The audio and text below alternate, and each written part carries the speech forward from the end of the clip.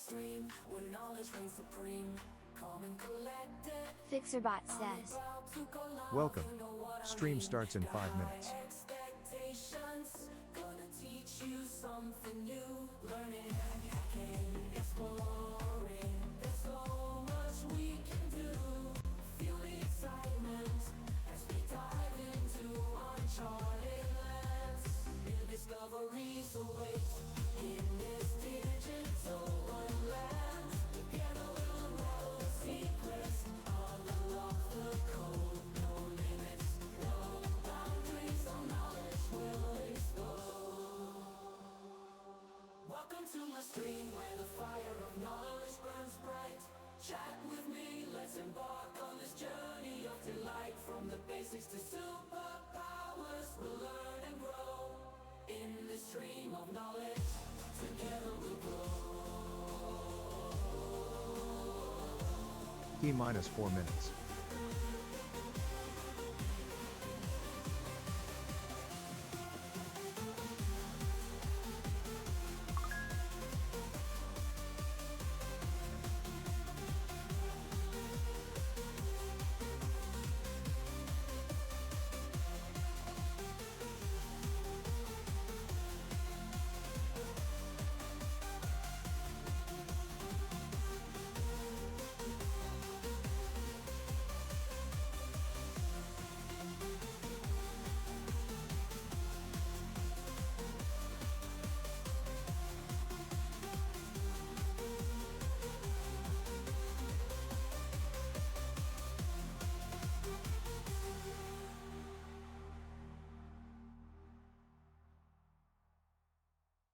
Welcome to my stream, where knowledge reigns supreme. Calm and collected, I'm about to go live, you know what I mean. Got high expectations, gonna teach you something new. Learning, hacking, exploring. There's so much we can do. Feel the excitement as we dive into uncharted lands. New discoveries await in this digital wonderland. Together we'll unravel the secrets, unlock the code. No limits, no boundaries, all knowledge will explode. Welcome to my stream, where the fire of knowledge burns bright. Chat with me, let's embark on this journey of delight. From the basics to superpowers, we'll learn and grow. In this stream of knowledge, together we'll grow.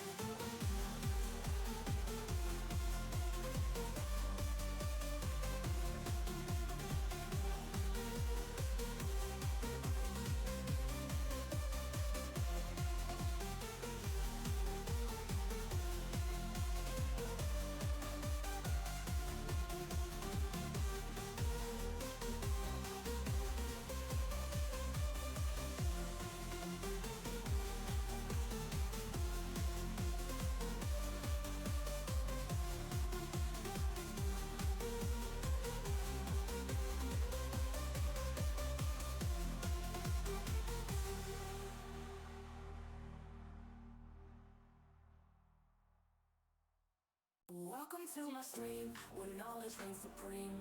Calm and collected, I'm about to go live, you know what I mean. Got high expectations, Stream about to start. 1 minute left. gonna teach you something new. Learning, hacking, exploring. There's so much we can do. Feel the excitement as we dive into uncharted lands. New discoveries await in this digital wonderland. Together we'll unravel the secrets, unlock the code. No limits, no boundaries, all knowledge will explode. Welcome to my stream, where the fire of knowledge burns bright. Chat with me, let's embark on this journey of delight. From the basics to superpowers, we'll learn and grow. In this stream of knowledge, together we'll grow.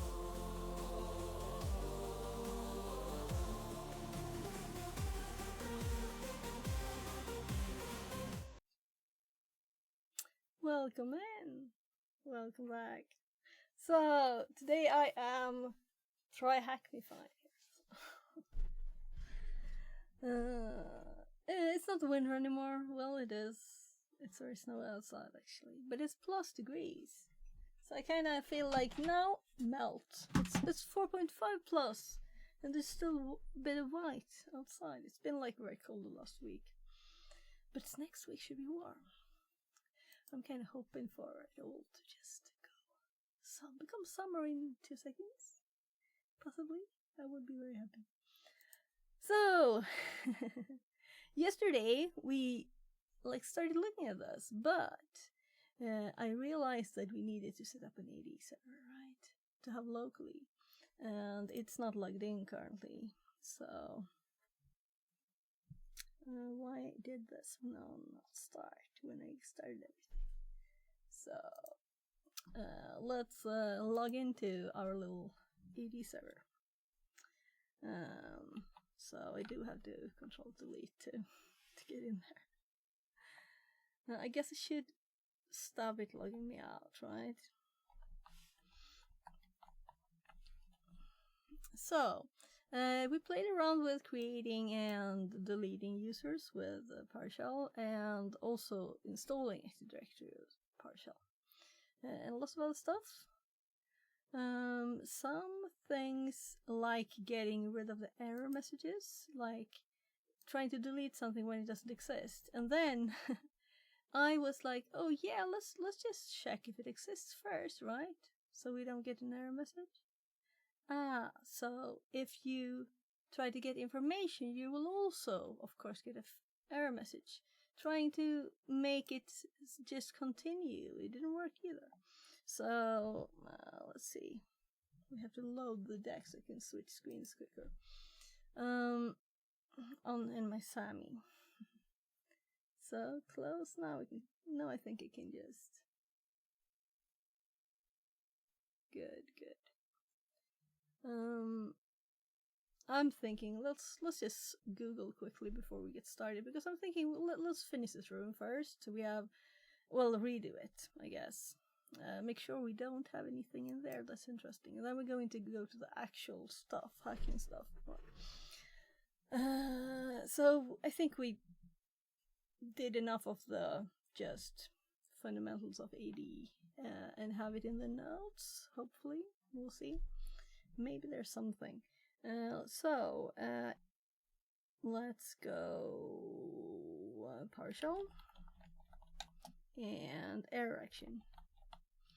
So this is silently continue, not working. Well, that's exactly what we have.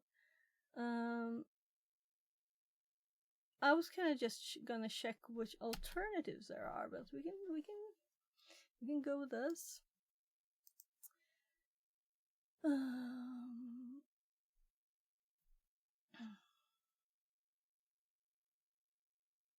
Add this first, yeah. So I think we have error action preference.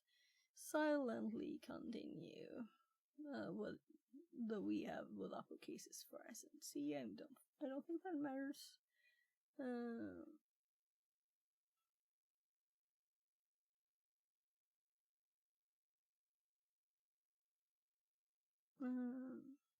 Yeah, I think we actually managed to get it not giving us error message at the very end. When I think about it, right? We did actually do it. So my brain just wasn't up refreshed. So we actually got it not giving us error message. If you look here, we don't have any error messages, though we're running the script after deleting. And I did make a to-do here. So we need to output now. We successfully made sure that this does not exist, right? So this is quite useless though to get the information because it still will error. So rather than doing it there, we're going to make an if afterwards and see if it exists, and then we can output some information. So that's the next step here. But let's not hop into PowerShell scripting today too, but actually continue. So yeah, gonna see that one. Gonna see that one. So I was on a talk when it was, and continuing uploading these because I have a little problem on Twitch. They made a new limit, 100-hour storage highlights uploads. And I have a lot of highlights. I had 832 hours, so it's going down quite quickly actually. Let's just delete some tabs from yesterday, right? So we opened a few things that I was like, yeah, maybe we'll look at these, but we didn't actually look at them.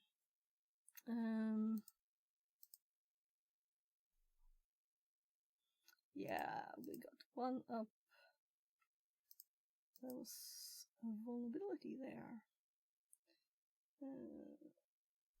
So this is possibly getting more information. So let's just throw a quick eye at it.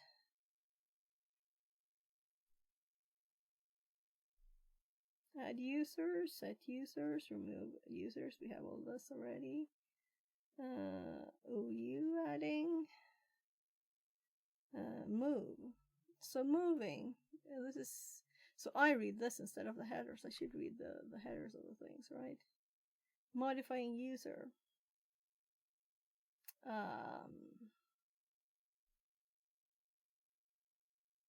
Yeah. Set AD user. So let's just make a slight comment in the script. Or maybe even in the notes. Yeah, let's go for the screen though. Let's just open up notes. Come on, Obsidian, you are quick, I know it. You can do it. So 80. Yeah, I rated someone that was doing hardware stuff. Was checking my notes. See if I could help. But also like basic electronic stuff. So that was a new streamer in the InfoSec. So that's great. We want new people, more people. 80. This is like the basic. What about auto setup 80? But generally PowerShell admin stuff. Let's go for it here. Modify user, right? And we're just gonna paste this because I'm assuming it's already in the right stuff. We already have this block. A little markdown. So what else would we need of this that we don't already have? It was the moving members from a group. Moving members you confirm false. I mean removing. Why did I read moving? I don't know. We already have removing, of course. Deleting a group, because I was actually thinking there might be something. I was looking for this one, and my eyes caught the word moving in removing. Don't trust your eyes. So this one, let's just copy from there. So, and I don't think it's very common admin of 80 here, but let's move an OU there. And identity Jane 80 object. So to an OU. Okay. Not move to. Yeah. I kind of thought so. Well, why would we move an OU? But it's odd when you say create and delete and move in the middle, but it's to. So it's their organization that's a bit odd. Managing 80 with scripts. I thought that was an odd name, calling it an OU Yane, and I was like, nah, that's not that's not right. So yeah, CSVs, we have done that. though that we found, I assume that as it's subject oriented, we could do this quicker, and I finally put a specific question to ChatGPT, and it spit out the right answer, which was here. My line that I just tested actually worked. The problem was that I had, in my CSV file, forgotten a field for one of the users. So it just worked. Very, very nice. You just have to use the right headers for the CSV data. So, very nice. Well, actually, let's make sure. I do think there's something more. Am I blind? No, it's just this. This is actual one we run when we Subversive Milk says, add cheap viewers on streamboo.com. Remove the space. Notice. Yeah, and I see that it works. My little remove works. It's just a TTS is a bit too quick to catch the new message before it's deleted. So I think Secure Live said he'd look at that, and we'll see when it's time to look at it. It's not that important. So we have that. In a better way, we have, disable users. Yeah, so we could of course use a list to disable users. I actually didn't disable them, I just deleted them. So maybe we should have disable in our little list. So I'm actually going to the notes now. Disable user, and let's add CSV import. And now we're going to get it from my stuff, because I googled quite a lot actually, and I was like, why doesn't let's run my test, and it didn't work, and I didn't read the error message that good, really, or rather I kind of hate their error messages. I don't know if it's the red that makes it so unreadable, but this bit is of course kind of obvious and standing out, but I don't know. Generally, PowerShell syntax is not very readable.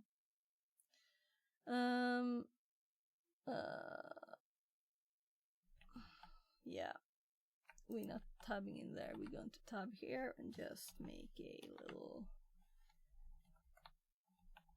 there, PowerShell even. So that's how easy it is. We can also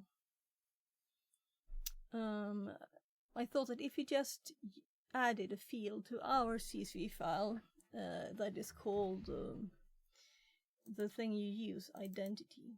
So if we had a field called identity in here too, with the same one name as the same account username, then we could have just deleted them all with the same file, because it's creating an object, from the CSV file with all the properties. So as long as it has the properties with the same names as your options, it works, and you don't have to mess about with whatever these people are doing here. Equals, and also user in user list, going through them. So I kind of assumed it would work. Yeah. So let's just double check, because I get like, did it really work? Let's check if the users were created, right? So we're gonna update this, and we have one user in sales here that was created, and one user, Sophia, in here. And now we're going to undo our modifications. And it says that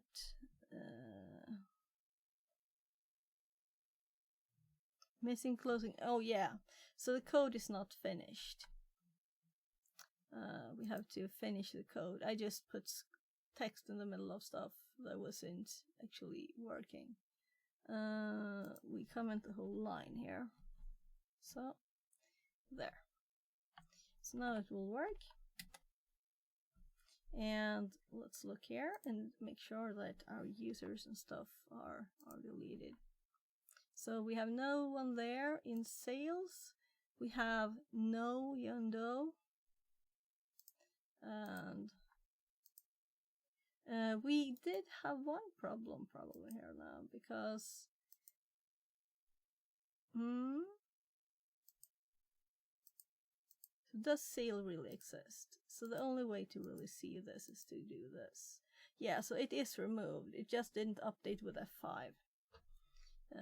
Now we see that sales is not there. That's why it had the error message. So we again generate the data, and we F5, nothing. Well, yeah, it hopped up the sales and users. So we're creating a group. We're creating an OU and 2 users automatically with a 8281 installs AD. So let's, before we get started, let's quick look at this one too.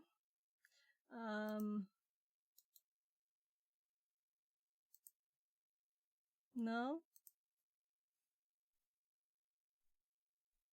So which one did I click? Did I click this one? So why? I'm curious now. I'm thinking PS1 should open with this, because that's what happened yesterday. Oh well, we'll open it here. And yeah, scrolling works. Oh, I've actually not seen this. It's on the side.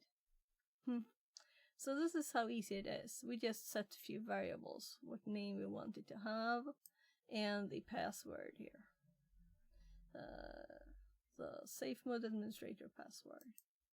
And then we run install Windows feature AD domain services, include management tools, install ADDS forest domain name, NetBIOS name using this data, and the password from there too. Forest, then this one doesn't work, so we could just delete that. Promote the server to the domain controller. And this is just the same, as you can see. Yeah, so why do we do it twice? That's very odd. So, well, as it's the same information, right? Well, I don't think we actually run this as a script. We did one line at a time. I'm not sure. Maybe don't have the output.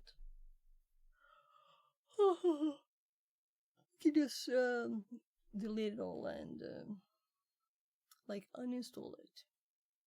Make it un for that one too. Oh, whatever. So we have that when we need testing. When we need to test stuff. We have that ready to go. So, generate reports. Of all users into a CSV file. Yeah, this one.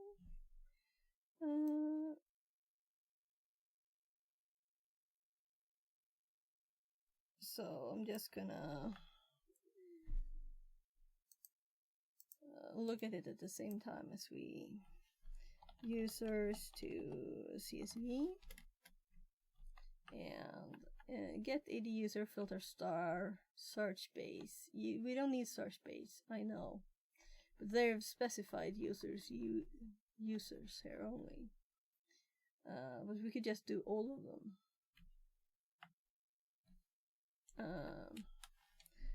Only for users OU. Remove search space. Option for all. So we get all the automatic accounts otherwise too, right? Or they're in there, right? Name, then select object, what data we want, and export to CSV. No type information. I don't think this will do anything. Well, we could run it, but not now. So let's close that. So let's just close these. I'm kind of thinking we will have the same thing very many times. And that was funny. You had to verify you're human to watch a post from Google, forum post.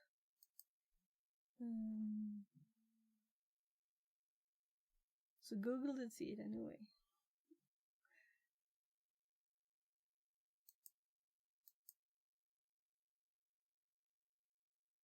So we did use PowerShell to edit things there. Yeah, so this is the article we started from. And it was kind of finished there too.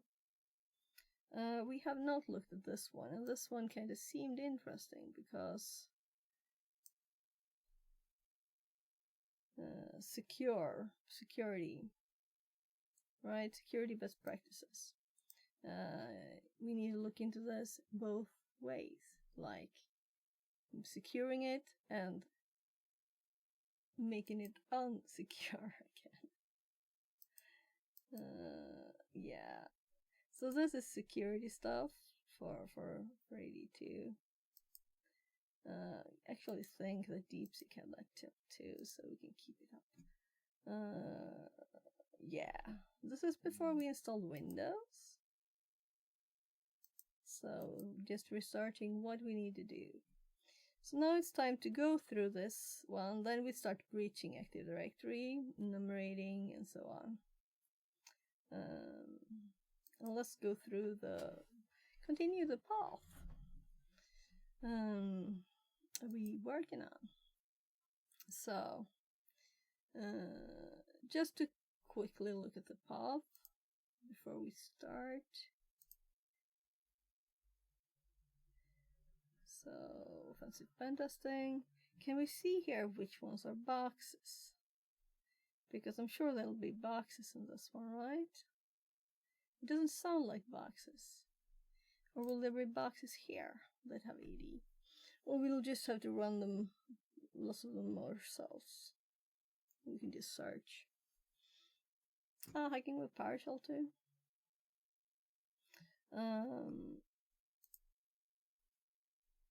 So it's kind of common right to use a PowerShell reverse shell, but not much else I've done, I think, with PowerShell and hacking. I still want to click this one, but let's finish this one first. So we're just going to go through. I think we at least checked that we had all the things from here in the notes. So let's see. We have up to delegation.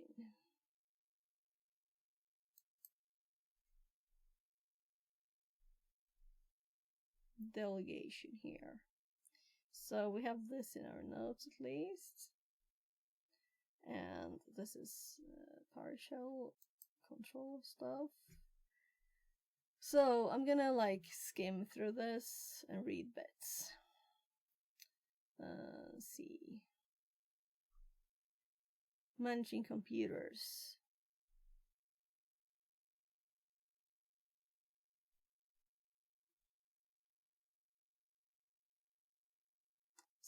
Most computers are workstations. Big surprise.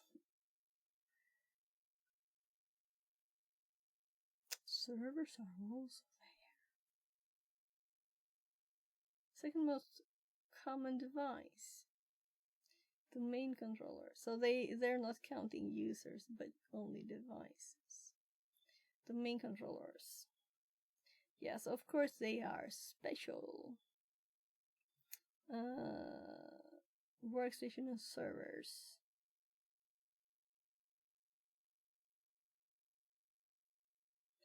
Instead of just computers there.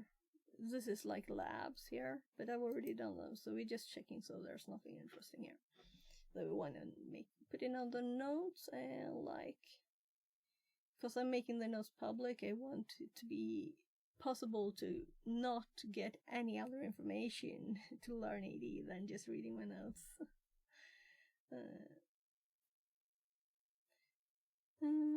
Group policies. GPOs? Yeah, so I wanted to make GPOs with PowerShell 2, and then it gave me registry edits. So I felt a bit like PowerShell edit GPO. My god, my letters don't want to play today. Edit existing GPOs. Set GPOs. Manage policies. So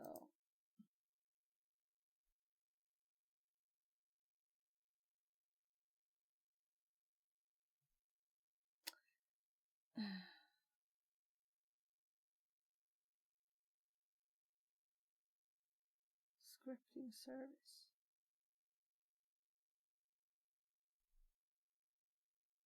So the page kind of said fairly easily the set GP registry value command. Yeah, so not editing the, well, it's just registry value there.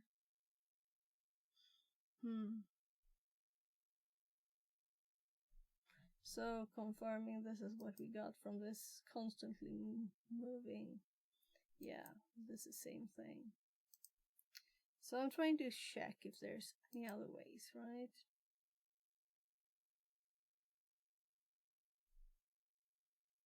Yeah, it's this is what other people doing. So confirming ChatGPT's stuff, it's kind of important. Then people don't always have the best answers either. So I wouldn't have thought about that quicker way of doing it in the adding of users from a CSV file if I didn't know programming, So it was just, this is an object, this is object oriented, this should work without doing all of the mess that everybody suggests I do. So, and it didn't work, and the reason was my CSV format. I missed the field, that was too funny. So it actually worked, and that I sent the data to ChatGPT and they said, oh, you actually did this. Okay, oh, thanks. It's useful. Partial module, group policy set, registry value. Again, policy file editor module. I am using policy file editor. So we're looking for the different ways to do this. Policy field or file. It's file. Lots of information about this here, right?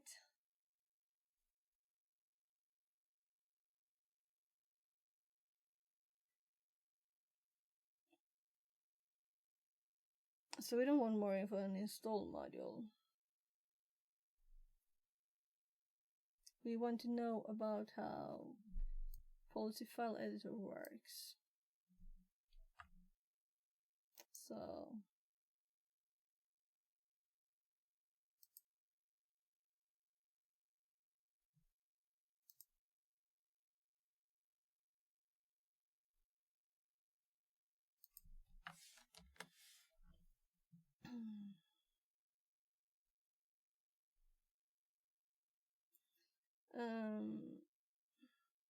If it's not Microsoft, do we trust it? And why would it be necessary to use something that Microsoft has not built for this?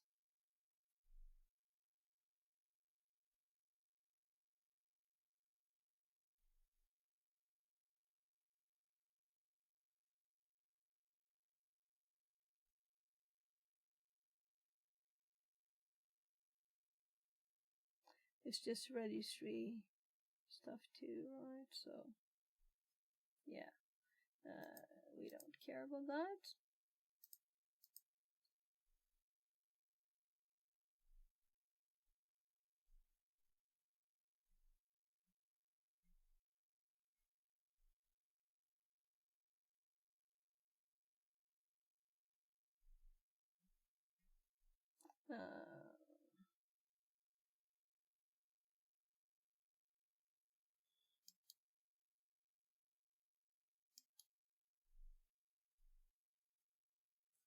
So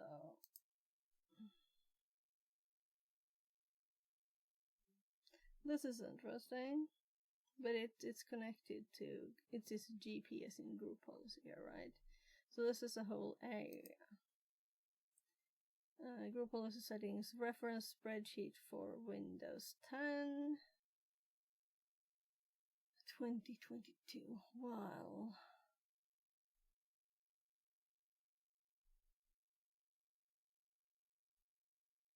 Why would we want a spreadsheet? But I do have Excel, but I'd never use it. That's why I have an old one. So let's open this, see what it looks like. See if we just delete it.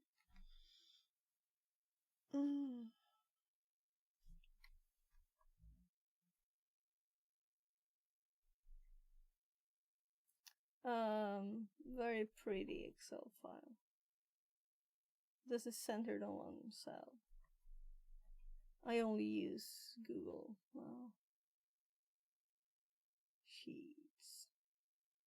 Even make my invoices in Google Sheets. And like time stuff. Well, this is just nothing.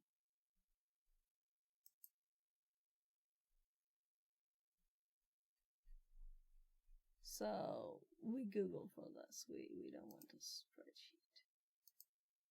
Let's delete that. So this though I like. Windows 11. It's more like the server here. That's interesting. I guess Windows 10 is like the thing I use, but still not new anymore.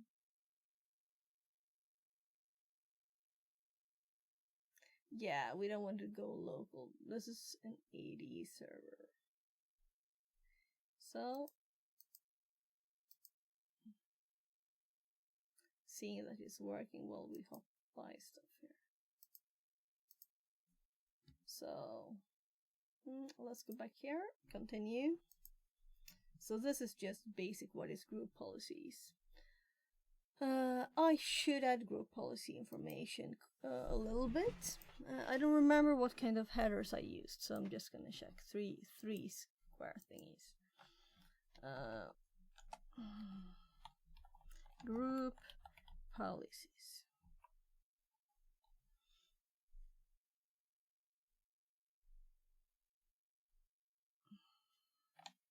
I was like, should I do group policy objects? No, group policies. That's what they use too.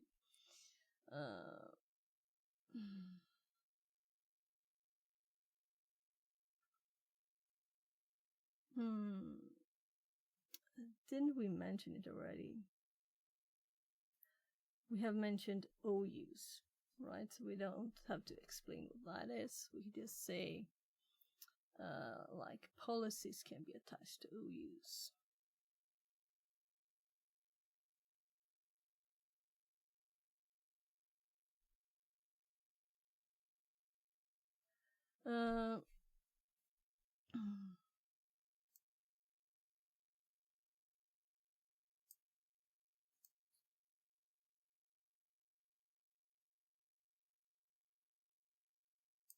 So this was a good text from there. We're gonna edit this. Group policy object GPO.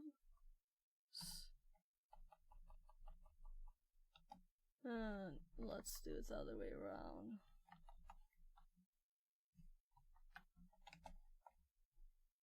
I did not delete the end parenthesis, it did that itself. Are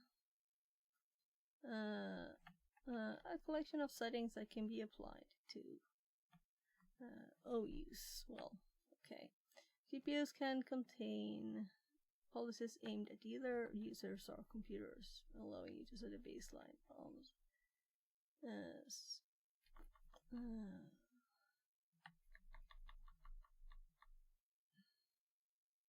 I don't like that.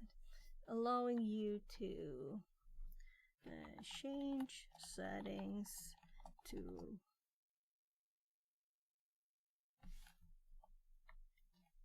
settings easily.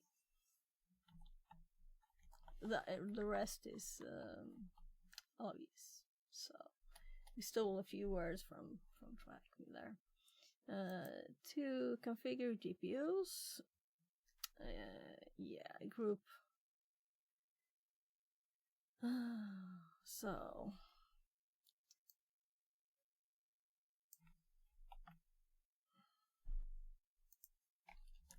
basic, never used it before.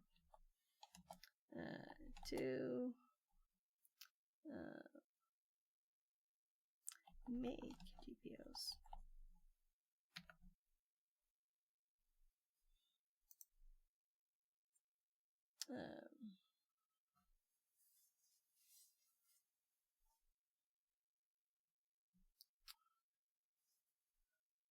I don't want to have too much info there.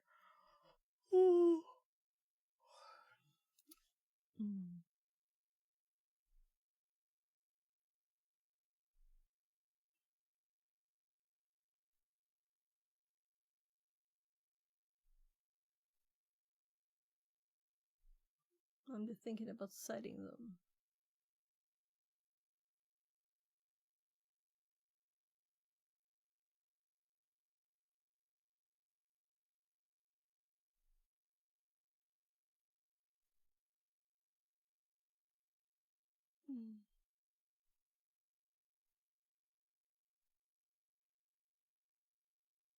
I'm not gonna read all of this. Also, my voice kind of wasn't that good yesterday, so I'm thinking I'll save it for when we get to the cool stuff. This is just skimming to make sure there's nothing I want to put in my notes for other people.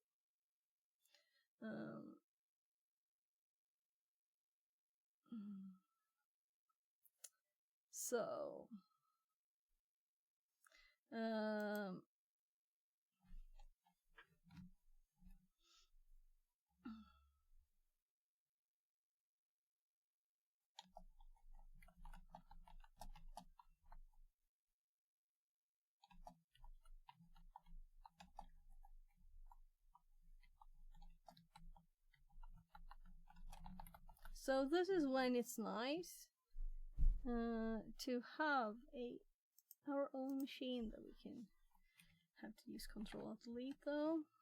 No, it didn't react. That's annoying.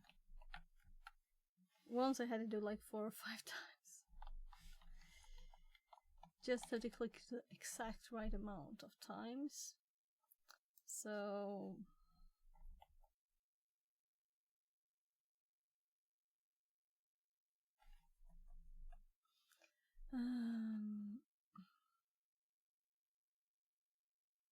we did this yesterday. Let's do it again using the start menu. I never use the start menu, but I think it's easiest way to. Come on, do I have to click? I did have to click. I'm thinking we'll add all of these, right?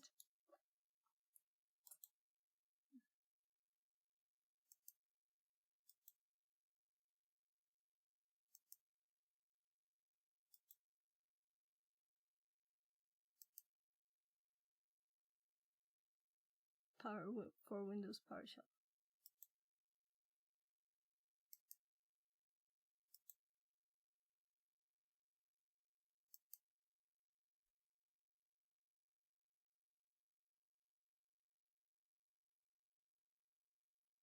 Here we have group policy management. Is there anything else we want?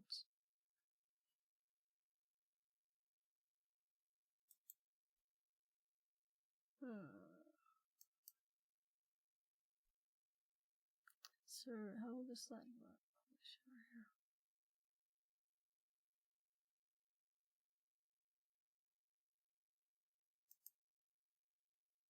Just normal PowerShell system. I'm never in the start menu. I'm like, oh, there's a start menu. How does it work? I haven't used it since Windows 97 or something. When did they start using this start menu? I stopped using it then.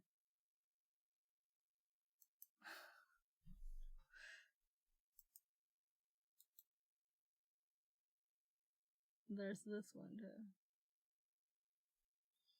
I was curious if there's popped up more stuff. Nah.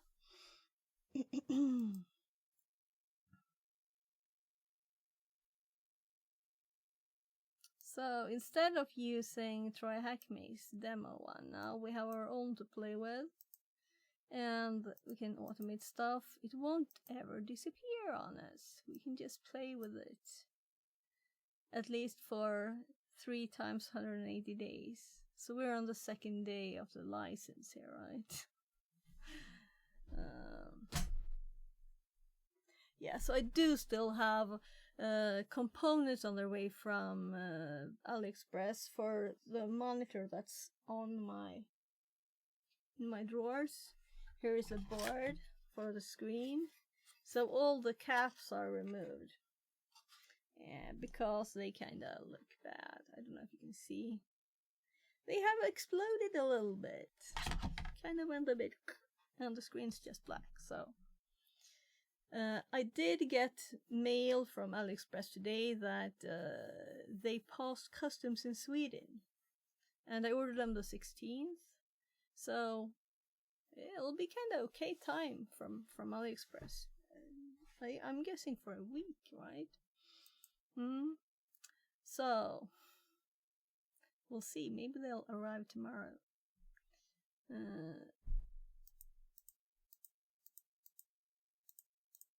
No, why am I doing that? So I'm thinking we'll make a screenshot of this, and we could also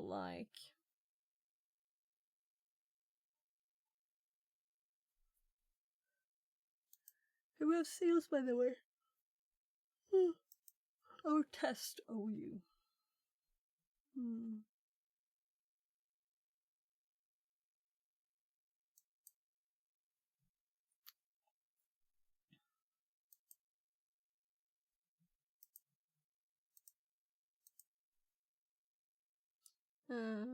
Select the link for accept changes. Alright, yeah, so why did I click here? Except for changes to the link, changes you make here are global to the GPL. So, of course, it's the same as this.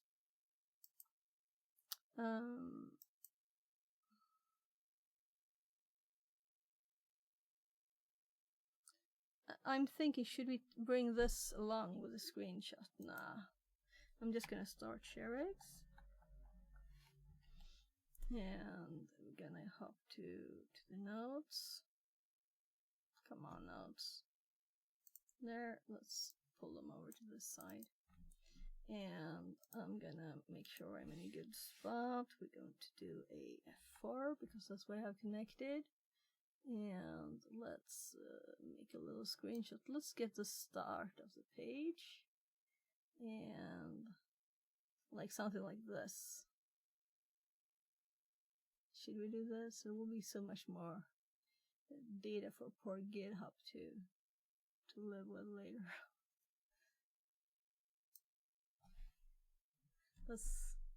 and also my server. So here we have a little screenshot. Not the prettiest edge there, but use group policy management. Oh, I didn't say the. To make GPOs, there are a few default policies or there. Well, few.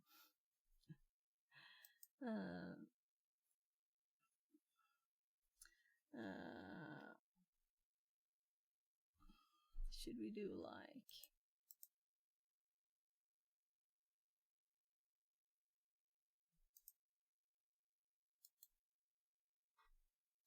I'm thinking, should we do screenshot 2 with like new and make a new one? I'm kind of thinking I don't want to do this even by clicking, you know, but automatically, but just as a basic thing. I think it's good enough. That's good enough. So maybe look at settings like this.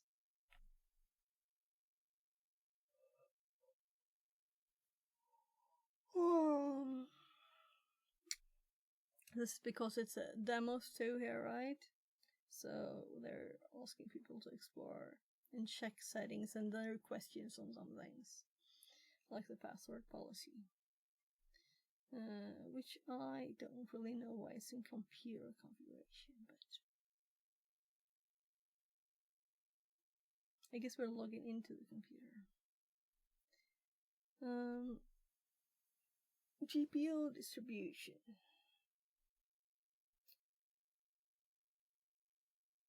Yeah, this is important for hacking.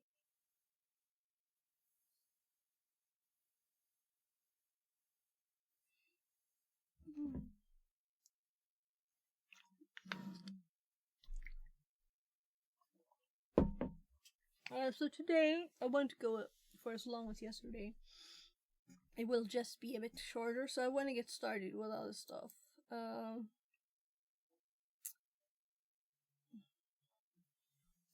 So GPUs are distributed to the network. I would say on the network. Yeah, so I'm gonna type my own text. I don't like the sentence. GPUs are distributed via the Sysvol share. So that it's on the network is obvious, right?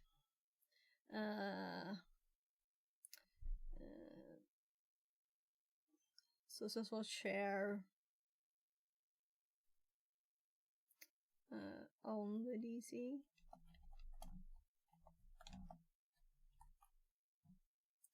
I'm gonna say all users in the domain should typically have access to this share.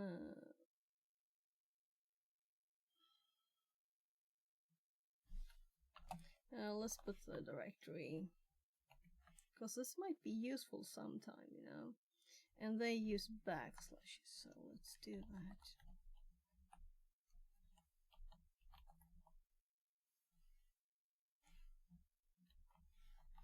And since we have our nice DC up here, we can just quickly click on it and confirm files, this PC.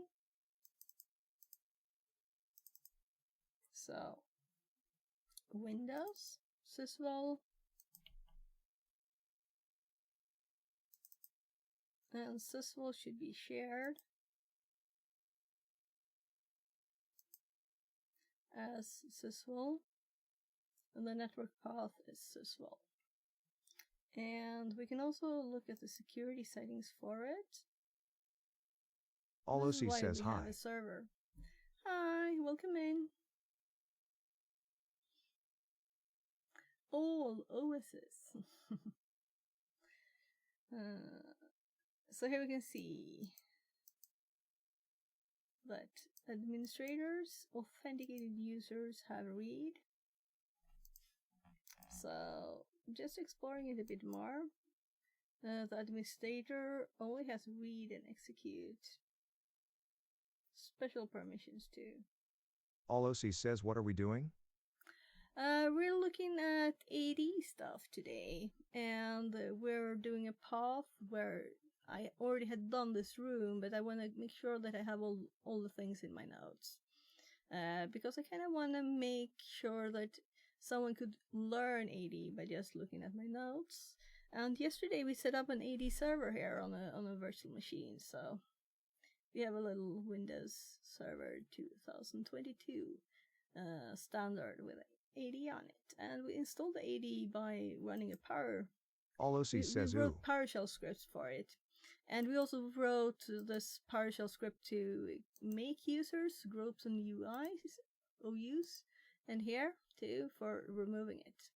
Yes, I should edit this.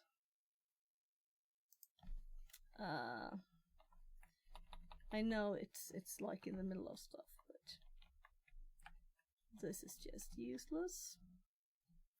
And actually, that's more like it. Olosi says, I made an app that makes modern fake errors. Okay. Nice. So what do you use it for?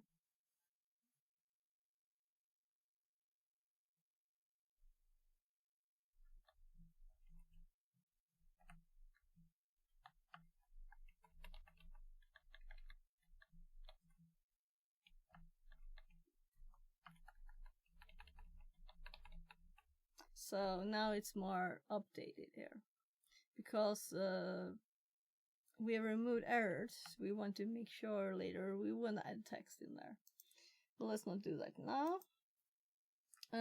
We were just looking at the sysvol share, where group policies are shared, among other things. So actually looking at the things. So here we only have test local with policies, scripts. So if we were to put a script Olosi says, do I send you a link? Yeah, you can send a link if you want to. I don't block links or anything, so it's okay. Then everybody knows that they should be careful with all links. So.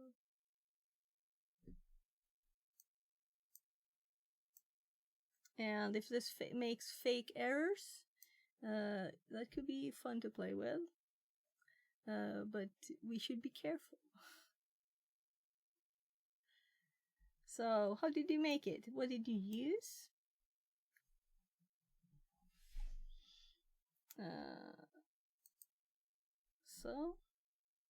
We have information about the sysvol. Olosi says, I used link shortener BTW. Don't do that. Because we want to see where the link goes, so we won't use it. It's not safe. So we want to see exactly what the link is. I don't click shorten links. This will share points by default to that. Once. Olosi says Windows App SDK.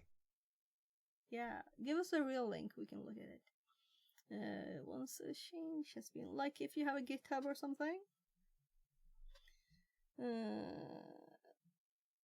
You can share your code and everything on GitHub and we can look at it. That would be nice. So, yeah, not instantly forced, but we can run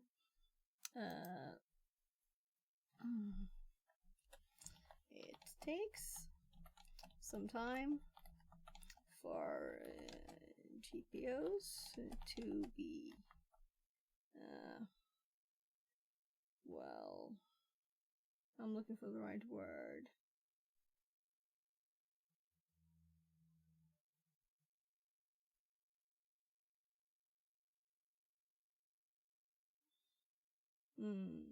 Well, let's just say run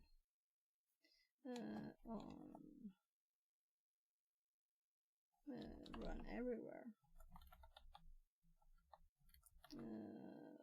But if you can run if you need it,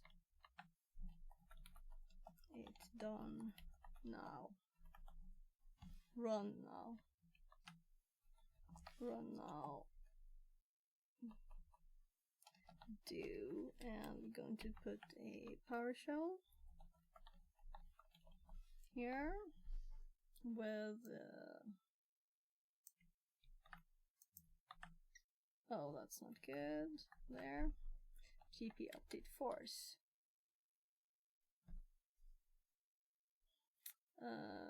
You can run now on a client. Do on a computer, on a client, whatever. It's not pretty, it's not the best, it works. And then they're creating a GPO. We don't need to do like everything in the notes.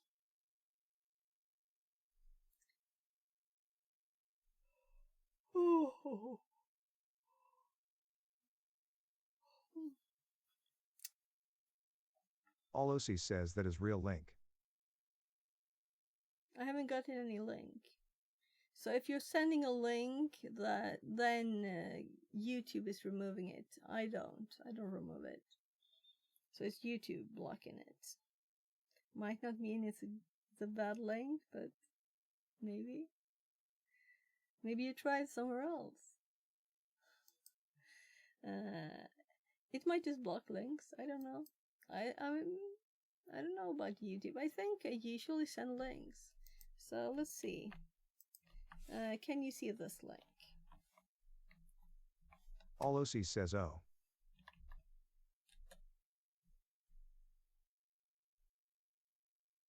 Can you see a link I sent for this page that we're looking at?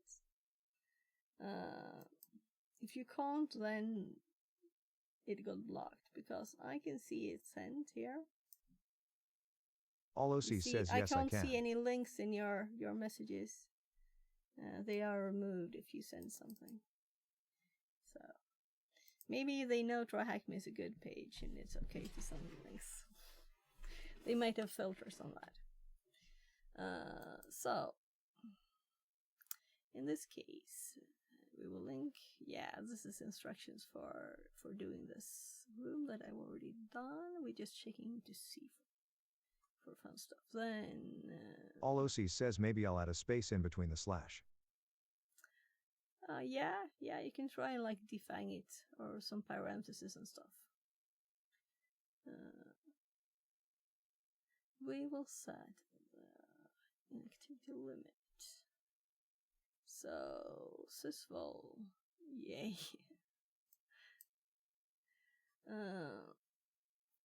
Authentication methods. This is interesting bit, right? Here we have details about how authentication works in AD, and that is very, very Olosi says interesting. I didn't want it anyway. Yeah, so you can always hop into my Discord and send stuff there. As long as you're serious. Meaning ethical.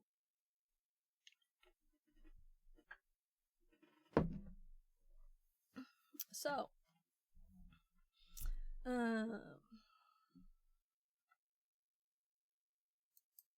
I'm thinking, should we put this data in here? I don't think so. So this is AD basics. The first start for someone who doesn't know AD. So now we're going to make one called AD permissions. And make sure I don't already have 3 of those. We have AD authentication, right? So we kind of have this already. Olosi says remove spaces. Yeah, so I didn't get anything still. Sorry, look. Nothing. Yeah, so if you're sending a link that might be malicious, then don't do it. If you're doing something that's actually like a GitHub or something, then it shouldn't be a problem to get the link, I think. Maybe it doesn't feel your link is safe. So this one we're gonna remove because I already had it. I call it AD authentication. And we're going to compare and make sure that we don't have anything. Yeah, so this is like the same data. So when I did this room, I made this note. And it also says here that it is from this room, right? Because I have used a lot of their things. And then this is like from this room. I have not edited this a lot. There's a few edits. Yeah, not a lot of edits. So I'm kind of thinking we will TTS this because I want to save my voice to the next room too, or to the rest of stream. We will actually TTS this. I know it could be a bit boring, but when using Windows domains, all credentials are stored in the domain controllers. Whenever a user tries to authenticate to a service using domain credentials, the service will need to ask the domain controller to verify if they are correct. Two protocols can be used for network authentication in Windows domains. Kerberos, used by any recent version of Windows. This is the default protocol in any recent domain. NetNTLM, legacy authentication protocol kept for compatibility purposes. While NetNTLM should be considered obsolete, most networks will have both protocols enabled. Let's take a deeper look at how each of these protocols works. Kerberos authentication. Kerberos authentication is the default All OC authentication says protocol okay, for I'm a any recent version of Trimedifier Windows. okay. Users who log into a service using Kerberos will be assigned tickets. Okay, but I Think of prefer tickets as proof GitHub. of a previous Okay, authentication. Users so with I can tickets see can the present them code to a service too. to demonstrate they have already I authenticated wouldn't into the just network run before and are anything, therefore enabled to use it. When Kerberos is used for authentication, the following process happens. The user sends their username and a timestamp encrypted using a key derived from their password to the Key Distribution Center, KDC, a service usually installed on the domain controller in charge of creating Kerberos tickets on the network. The KDC will create and send back a ticket granting ticket, TGT, which will allow the user to request All additional OC tickets says to okay. access specific services. The need for a ticket to get more tickets may sound a bit weird, but it allows users to request service tickets without passing their credentials every time they want to connect to a service. Along with the TGT, a session key is given to the user, All which they will OC need to says my generate the friend following made requests. BTW. Notice the TGT is encrypted using the KRBTGT Okay. account's password hash, and therefore the user can't access its contents. It is essential to know that the encrypted TGT includes a copy of the session key as part of its contents, and the KDC has no need to store the session key as it can recover a So copy I'm by kind of decrypting thinking the the TGT TTS if might needed. not be a good idea, Kerberos right? step 1. Because we're chatting at the same time. So I'm gonna like quickly read this anyway. So Kerberos authentication is the default. We get tickets assigned.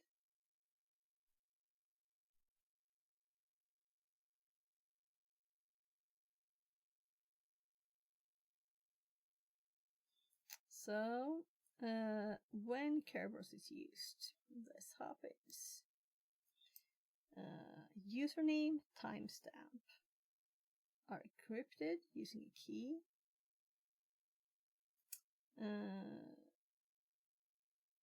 From their password to the Key Distribution Center is sent here. Let's see. Username and timestamp. I'm trying to understand their image here. I don't remember this in detail, so I guess we do this. We'll look at the image. And I have the text over here too. Maybe I shouldn't have zoomed so much. Zoom out a bit so we can see the text at the same time. Now we can do both. The user sends their username and a timestamp encrypted using a key derived from their password. So from their password, this is encrypted into the Key Distribution Center, KDC here. KDC, it sends it. And the service usually installed in a domain controller. So, and for in charge of creating Kerberos tickets on the network. The KDC. My god, I don't know why this was hard to say. KDC, it's not hard to say. will create and send back a ticket granting ticket, TGT. So I should read before I say it. So let's see. This All OC says made by my friend ThioGBTW. Okay. Yeah, so send a GitHub link. That will be good. Which will allow the user to request additional tickets to access specific services. So this is for granting tickets. The need for a ticket to get more tickets may sound a bit weird, but it allows users to request service tickets without passing their credentials every time they want to connect to a service. Along with the TGT, a session key is given to the users. So here we have the ticket going back, the TGT, ticket granting. All OC says okay, I need to go, so bye. Key. Okay, I didn't get any links though, but you don't have to. You're welcome to stay in even if you don't send us a link, you know. So ticket granting ticket and session key is given to the user, which they will need to generate the following requests. So the user now has the TGT and the session key. Notice that the TGT is encrypted using the KRB TGT accounts password hash. And when we enumerate on our server here what accounts exist, we can see this is one of the few. Oh gosh, not again. Yeah, we need to fix this. Let's do it now. I can't go black every time I log into this one, right? So I guess it's display settings. Is it still display settings?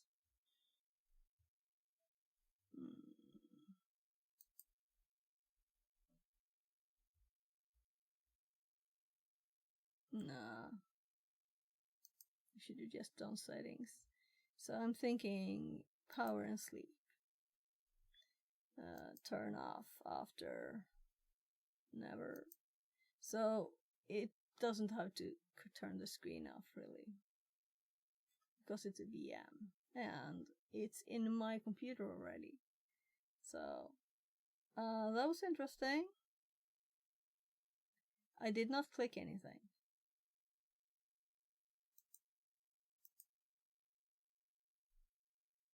So anything, power and sleep. Yeah, so let's close that now. It closed the window automatically. Let's see what it popped up here. You need some updates. It can do some updates. Some settings are managed by your organization.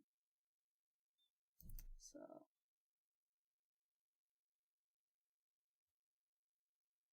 we're going to have it updated and then see what we can do with it later. So this is a very, very simple process. It's just a lot of text. So the only interesting thing here is really that the username and username is sent in clear text, it seems, right? And the timestamp is encrypted using a key from the password of the user, right? So it can get the username to decrypt, as it knows, like, what did it do? It said something? Oh, whatever. I'm gonna minimize that. So, we just got the TGT and the session key. That's what we have. Then, number 2, when a user wants to connect to a service on the network, like a shared website or database, they will use their TGT to ask the KDC, again, the same place, for a ticket granting service. TTS are tickets that allow connection to the specific service they were created for. To request a TTS, the user will send their username and a timestamp. username and timestamp encrypted with session key. So now both are encrypted. And they also send a session key, what they don't have in the list here. So then they know what user it is. So here we couldn't encrypt the username or it wouldn't know what user it is, right? Along with the TDT and the service name. So what service do we want to access? This one here. Which indicates the service name we intend to access. As a result, the KDC will send us a TDS along with the service session key. So TDS, what we requested, with a service session key, which we will need to authenticate to the service we want to access. The TDS is encrypted using a key derived from the service owner hash. The service owner is the user or machine account that the service runs under. The TDS contains a copy of the service session key on its encrypted contents. So, so that the service owner can access it by decrypting the TDS. Okay, good.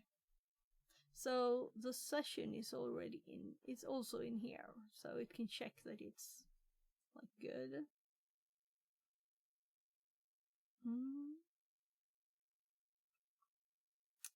Yeah. And they have a little lock, gray lock for a gray, or what? They have a blue lock there. So there's a blue key within this.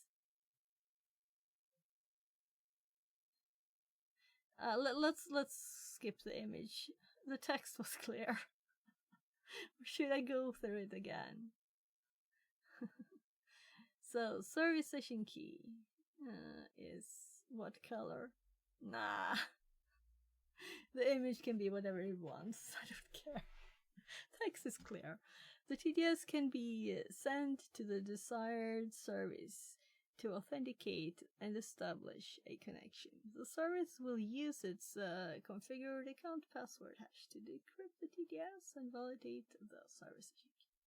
So it has its own key here. We can decrypt.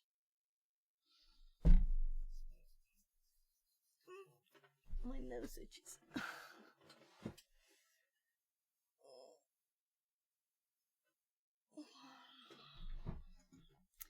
So then we have the other old stuff. NetNTLM authentication works using a challenge response mechanism. The entire process is as follows. Authentication request to the server responds with a NTLM challenge. Yeah, so this will have all of these, and it sends a response, and the challenge and the response is sent to the domain controller, and it can confirm that they are correct and work together. Well, is this response what it would have thought it would be, right? There's a little question mark here. Is it what it would expect from this NTLM hash and challenge? So they just, yeah, this plus this is this. Nice image. And then it sends it back to the server, which sends it back to the client. So now this will also be in text. So let's read it. Let's see if we can have it all on one screen. The client sent authentication. No, we don't have to do this too. It's just repeating. Note that the user's password or hash is never transmitted through the network for security.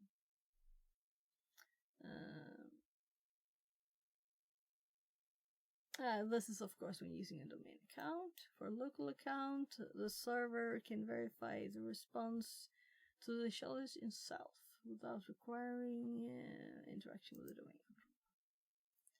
So, I don't think there's much in here that's very interesting. It's just like, oh, we can have trees, forests, and trust relationships. I was gonna say that before I scrolled up. Yeah. So we're done with this room again, or what you want to say. So compromising Active Directory module, I guess, is what we're doing right now. Yeah, this is what we're doing. So let's actually hop back to the dashboard and do what we were supposed to do. It was the same thing, right? Breaching. So we just resume learning now. New stuff. Let's join the room. So, breaching Active Directory. I'm gonna do a little thingy in the chat. I'm actually going to go. Oh my god, I'm gonna go check on my kid.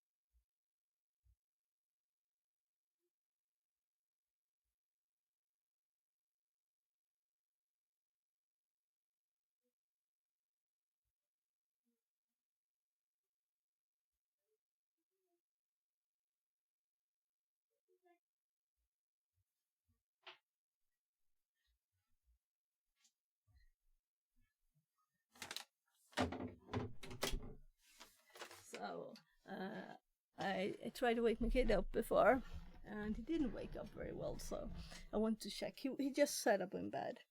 That's good. So he has a meeting in like 20 minutes.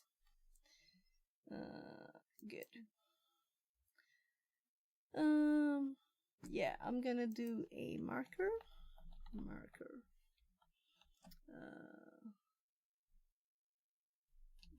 There. So, though I cannot highlight right now, I have to continue with this.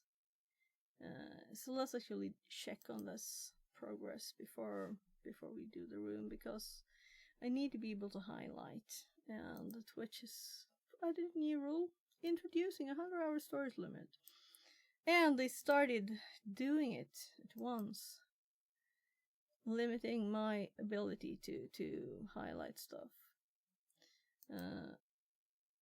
We're gonna update this, and we're going to start with the Track Me room. This won't take long. I'm just gonna confirm or compare. Actually, let's pull this to this window. It is quicker. So some videos didn't actually hop over. I'm gonna just confirm everything now. So Linux Prevask. Actually, let's do this way. Active Directory Basics. 1 of 2. It is now finished. So we can delete this. 49 minutes. Minute minus. Well. Now this one is finished. And then we have Prevask. 3 of 3. Yes. Looks very familiar. What's the top one? Basic pen testing. It is not finished, and it's going. It's uploading. Then we have Kenobi.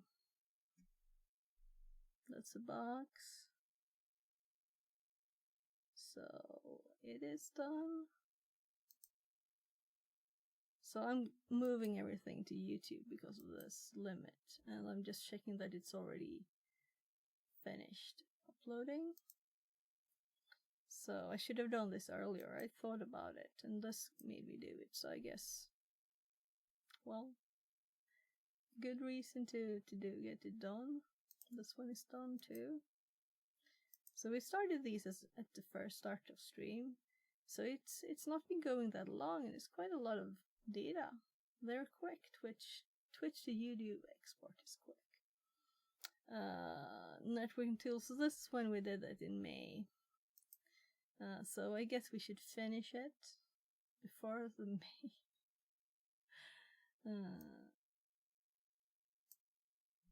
So just confirming that it actually says. So there's 3 still going. Ooh. We'll see. I think it deleted one of the ones that are still going.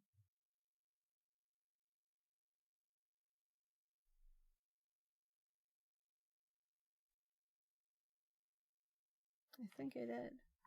That's very odd. Oh well. It keeps reminding me. So you can see I can't highlight anymore. It's impossible to highlight stuff.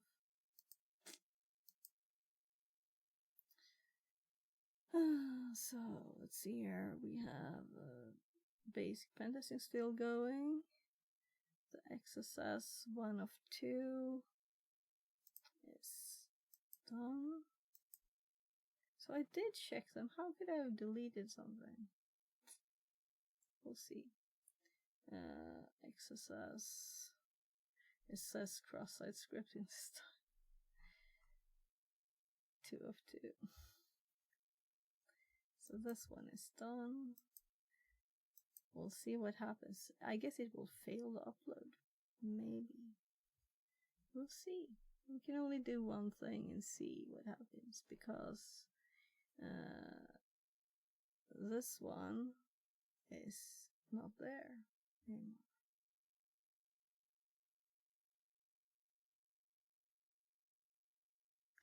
I guess I just searched for this and saw that it was here. And I didn't actually check if it was saying still pending, right? Well, not much we can do about that now. Then we have SSRF. That one is finished. So, there. So, have to do it on stream, but shouldn't do it on stream probably. Because last time I actually didn't delete them. I just added new ones. I should have done that. That's smarter. Because it is a bit stressed to do it like that.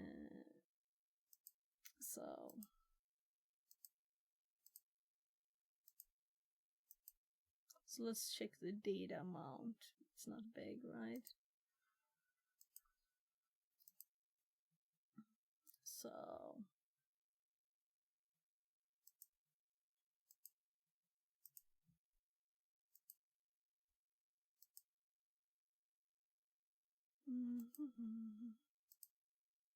I'm sure I would delete something too by mistake, right? Since they're like pretty close. And I don't know why they have a confirm on the unpublish. It's not like it's not easily reversed. 1 hour only. These are short, so we can do quite a few of them.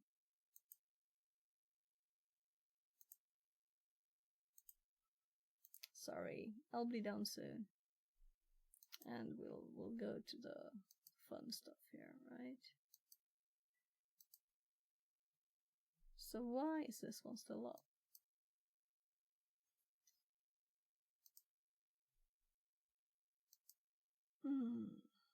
No, I don't know if that one was done or not. Whatever. We can check in on that in a bit and see what it looks like. So, it's time to start. I think I will go check on my kid once more and see if he wants something, because when we start this, I'm gonna cut this. I don't want to run back and forth as much, you know. The stuff before we probably not cutting out. Just making notes.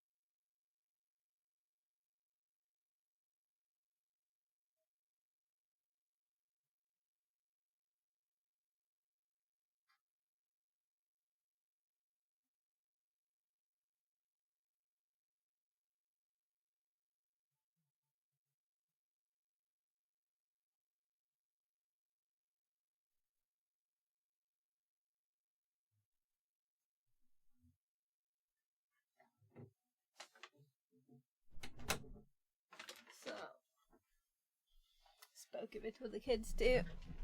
Yeah, so it's time to make a new marker. Undo the other one.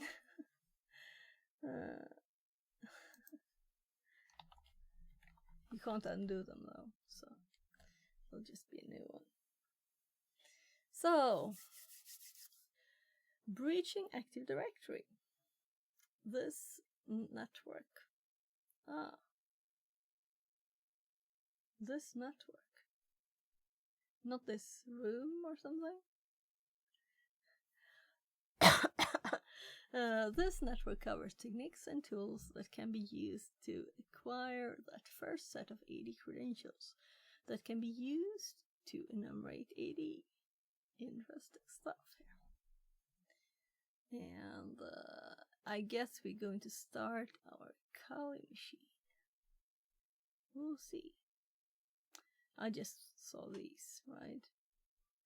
Network state stopped. Start. Okay. Start. Failed to start the network. Network uptime. It is what went from 57 to 58. Okay.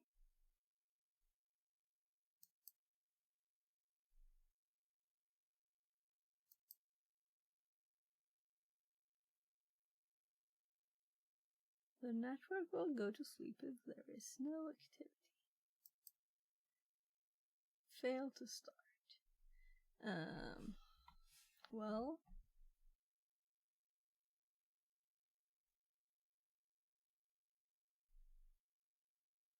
So.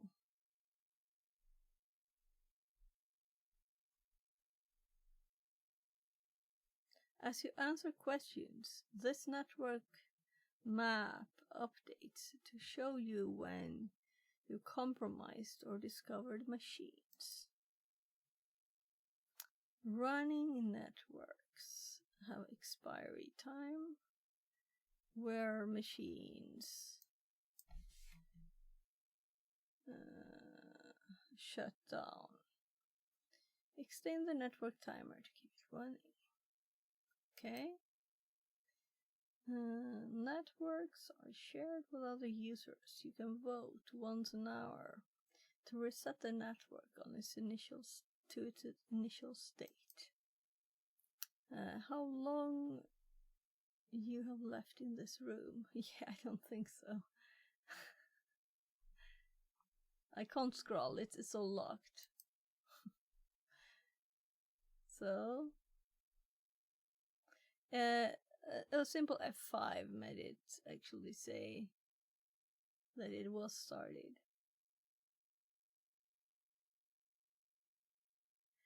Some people have asked to reset it.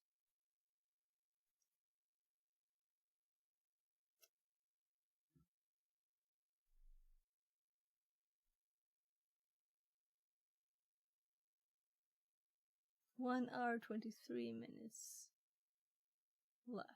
Let's not click that before we know anything about it, right? It will probably take some time to read this before we actually need to do anything. Or can do something. Well, I don't know yet how this works. Interesting with a new kind of thing here, right? Introduction to AD breaches. And we're gonna pop the notes up so they are ready to go here too.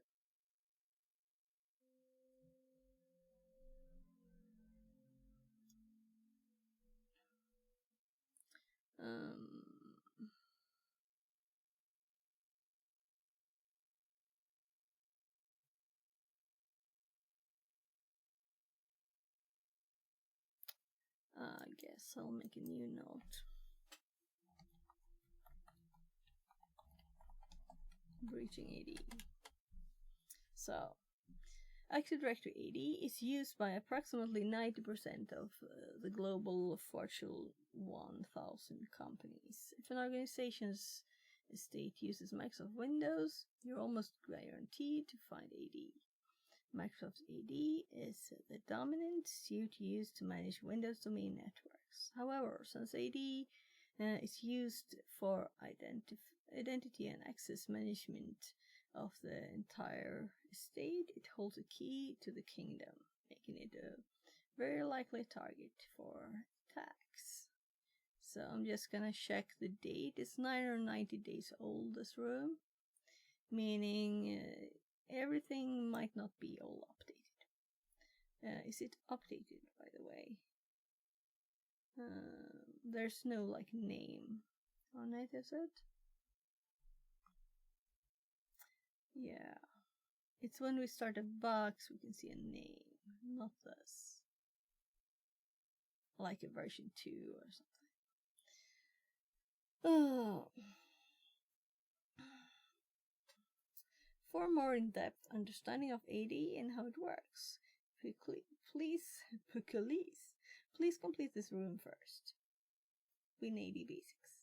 One we just checked to make sure, since it was a bit since I did it. Breaching Active Directory. Before we can exploit AD misconfigurations for privilege escalation, lateral movement, and goal execution, you need initial access first. You need to acquire an initial set of valid AD credentials. Due to the number of AD services and features, the attack surface for gaining an initial set of AD credentials is usually significant. In this room, we will discuss several avenues, but this is by no means an exhaustive list. When looking for the first set of credentials, we don't focus on the... Well, let's actually make it big again, right? Mostly to get shorter lines. It feels better when you read a lot to have shorter lines.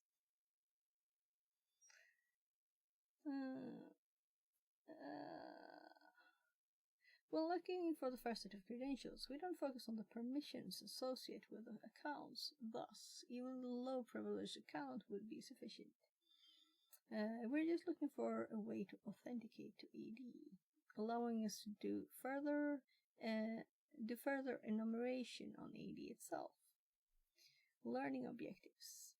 In this network, we will cover several methods that can be used to breach AD. This is by no means a complete list, as new methods and techniques are discovered every day. However, we will cover the following techniques to recover AD credentials in this network. So I'm actually going to copy this list. NTLM authenticated services, LDAP bind credentials, authentication relays, Microsoft Development Toolkit, configuration files.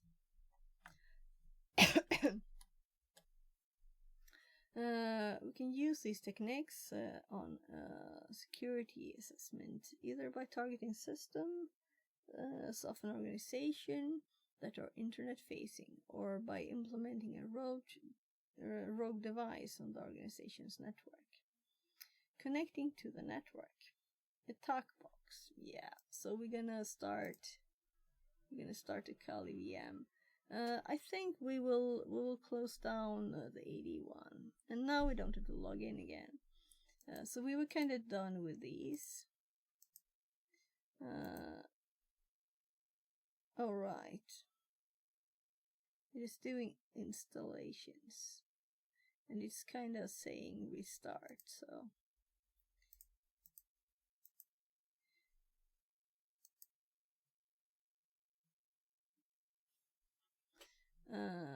Yeah, we don't need anything of this, do we?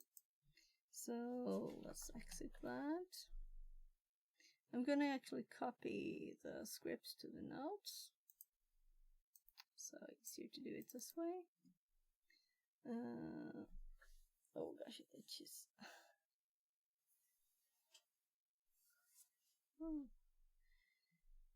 Must have scratched myself there. So,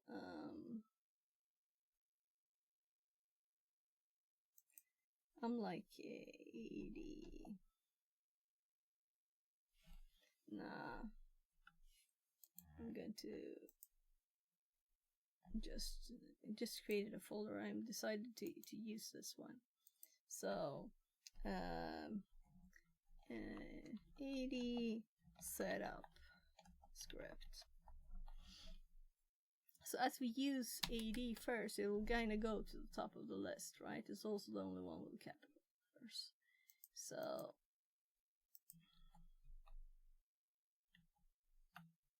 we going to PowerShell, paste the script, and there, and then we're going to do I'm going to call it 82, but even though it's not really sort of script 2 user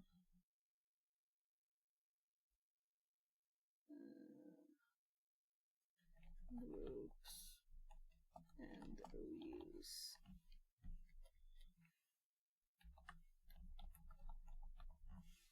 So I should have done this before, but now we're doing it at least.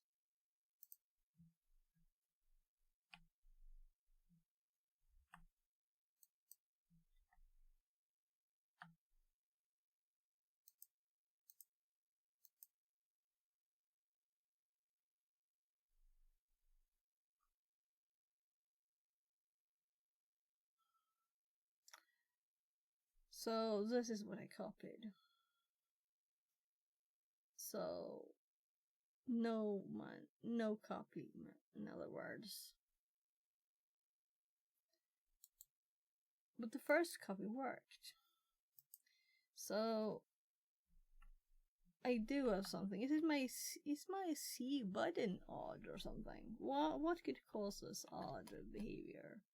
That it sometimes copies and sometimes it doesn't. And especially from this tool. So let's do let's actually clean up, undo. It's the same but reversed.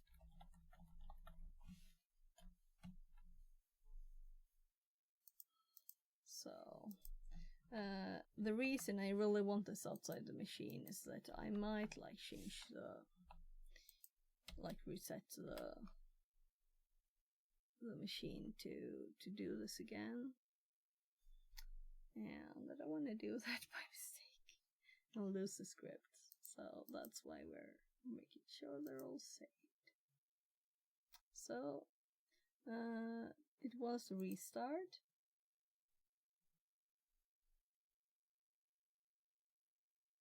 So we're going to shut it down the nice way.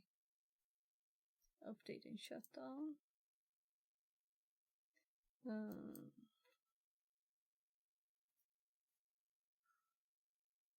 This will be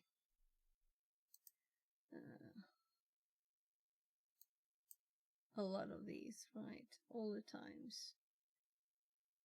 Didn't I get to type and comment? So I'm like, what did I do with my arm here? Ah, I like itched off.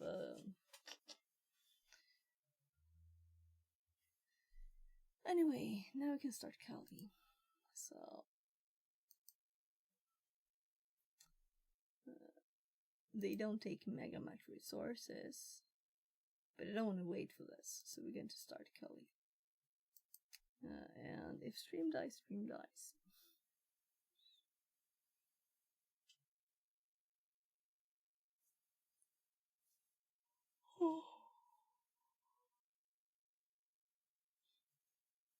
Yeah, right.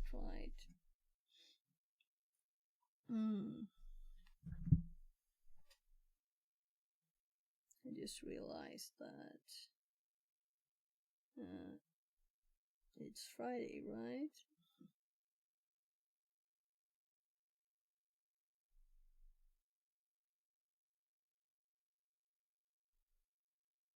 Why did I get my own stream up when I started Twitch?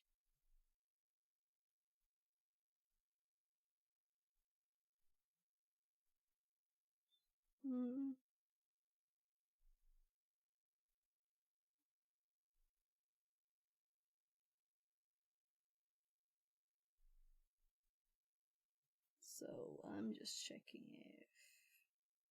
if cyber insecurity is on, but I don't see it. So let's see how this goes. 27%. So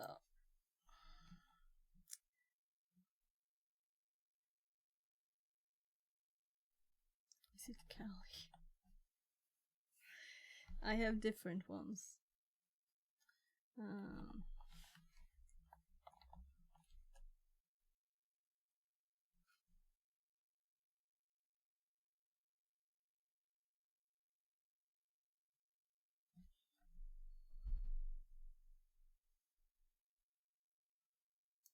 I didn't say shut down to this one, so I should just die when it's finished.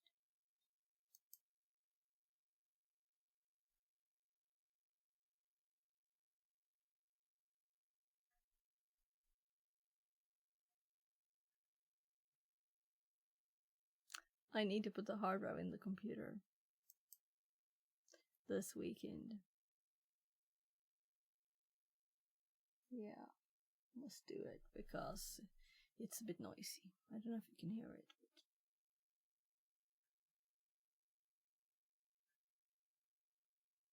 As I can see, if I put this mic on, it's going a bit. And the hard drive is going. And the metal, some metal is moving, definitely, because of it. Quite noisy.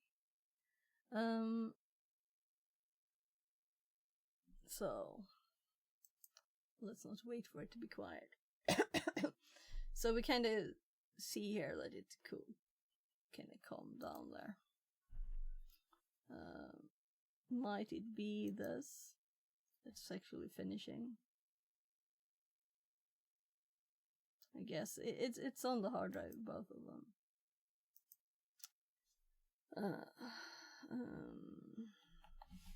So I do feel like it was a long time I started the VPN here. So let's hop over here. And now we're ready. I did start the right VPN. I have to check. Yeah, track me. Good. Goody.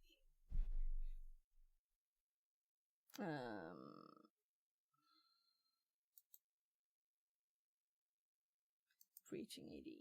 There. We're ready to start.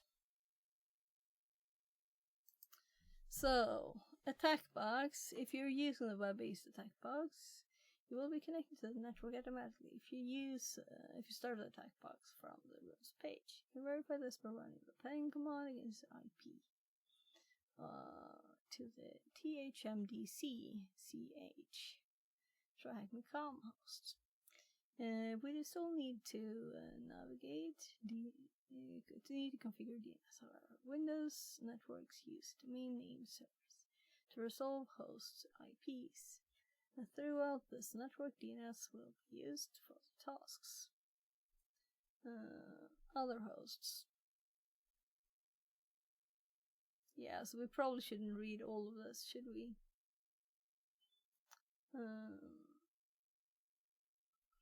I am a bit tired already.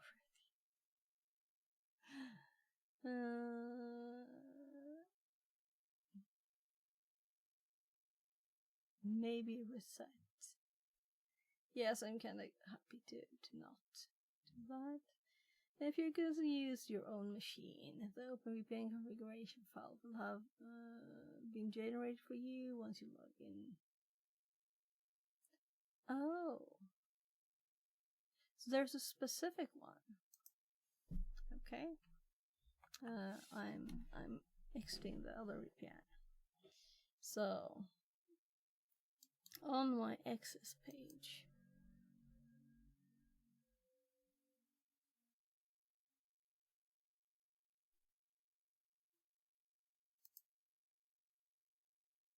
reaching 80.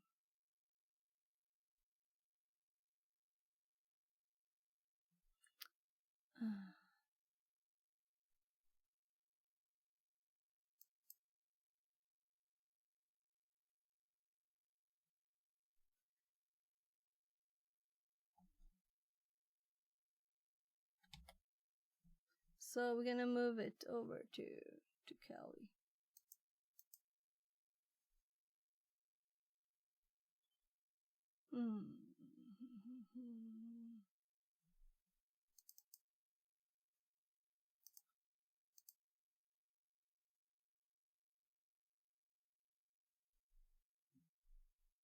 So I have a VPN folder.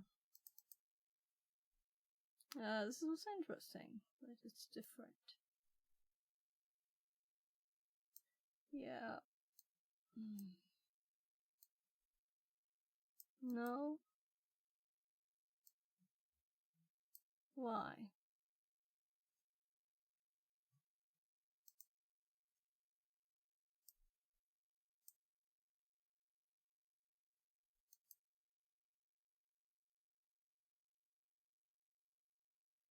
Oh, it wanted to install the driver. Yeah, we're not gonna do this on stream. So why?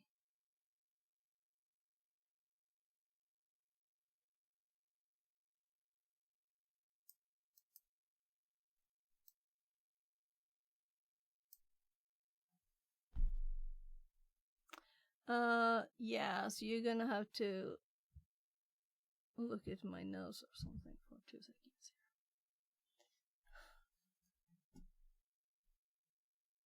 Because I'm gonna open it as a text file.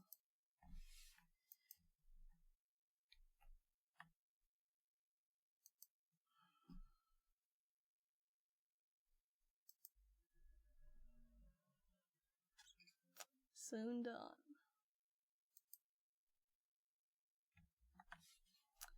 So Friday night.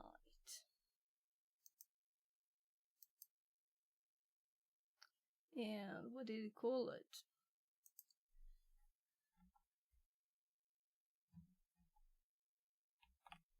There, name of file. And in VPN. And save. And close. And now you can come back and look at the screen. I want to show the old VPN file. It would be kind of annoying to have to regenerate it and do it again, right? So we have it here. The name, I already copied it when I did that, so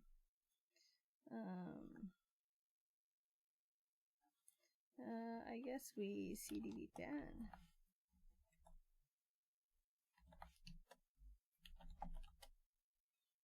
And at the top there.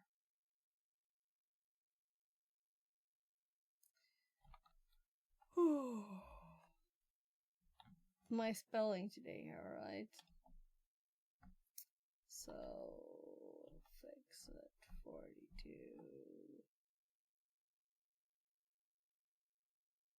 T. Oh no. It's only TH. That would have been stupid to cut that.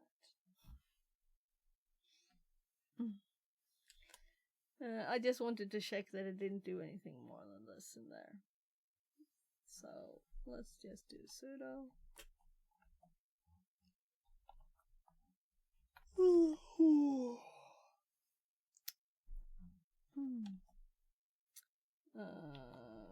Fix it 42.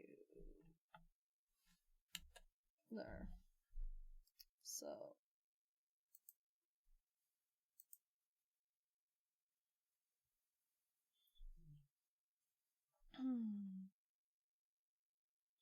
Installing a new graphics driver on stream, that would be like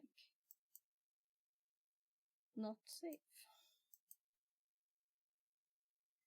So, what will it tell us to do more?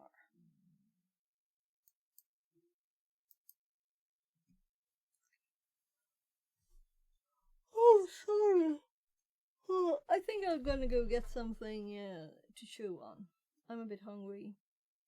And I kind of feel that it's a bit setting up left, but it shouldn't be long. I'm hungry.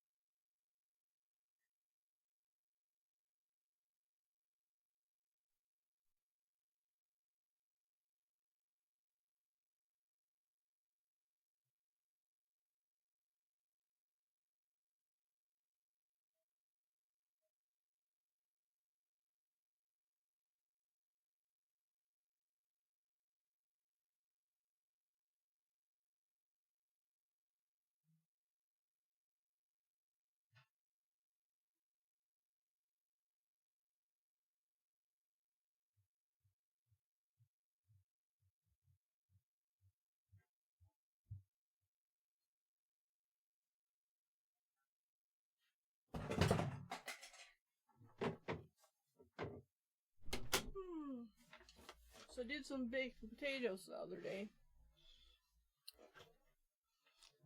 That'll have to do.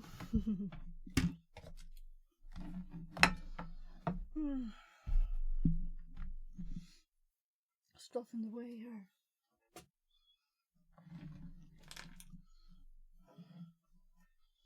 So the butter melted at once.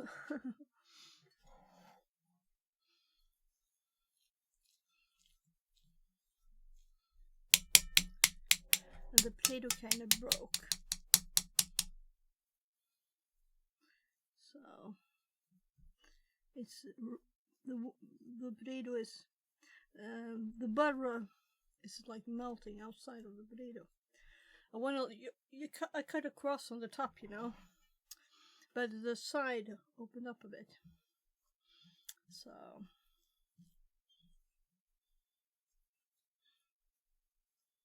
and I didn't bring the butter up. I kind of thought it was a little bit too much.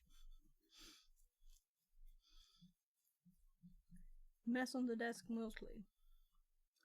So I'm just making like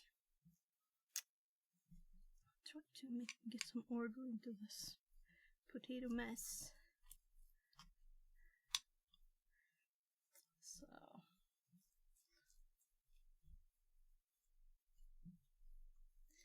almost done. We'll continue. Just have something to eat while we do it. We could actually TTS the other hosts bit here. Other hosts. If you are going to use your own attack machine, an OpenVPN configuration file will have been generated for you once you join the room. Go to your access page. Select Breaching AD from the VPN servers, under the Network tab, so we did and download your configuration file. Use an OpenVPN client to connect. This example is shown on a Linux machine. Similar guides to connect using Windows or Mac OS can be found at your access page. So, there, now we have lots of potato with melted butter here.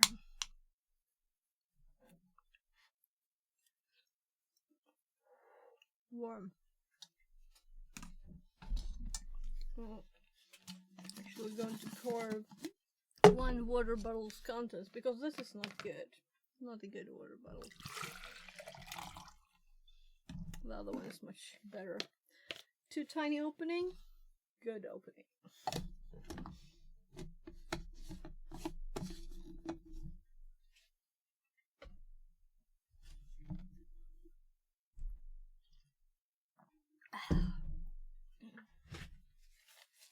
So let's go. We already did this. I didn't even check if we got a nice message.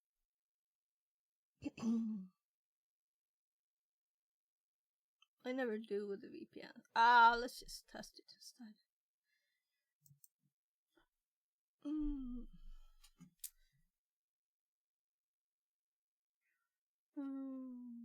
Tells you you're not connected to network.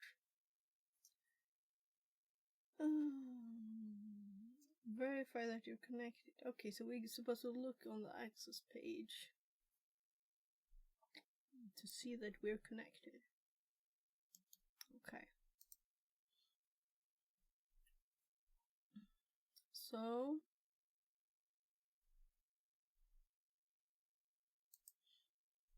networks.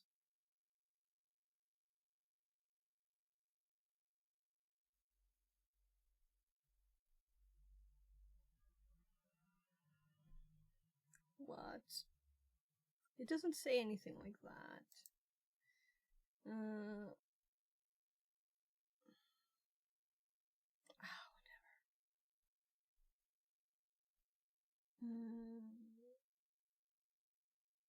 VPN server. So it's not the server, it's this. Oh, okay, so when we hop over here we can see that. Okay. Good.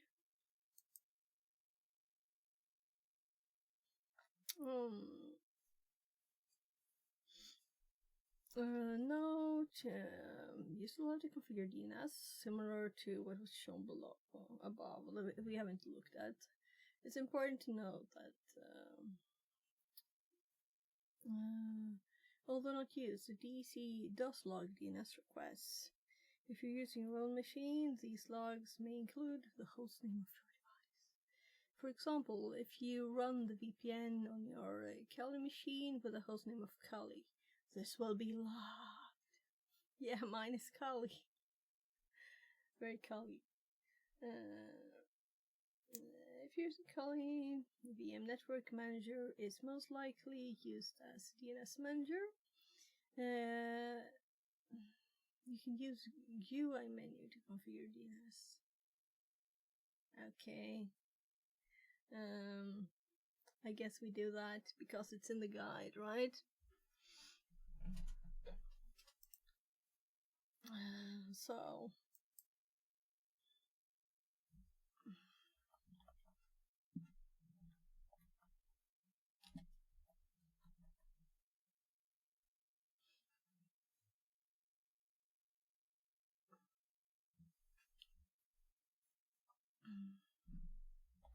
what? Nothing will happen from that, so let's just go again.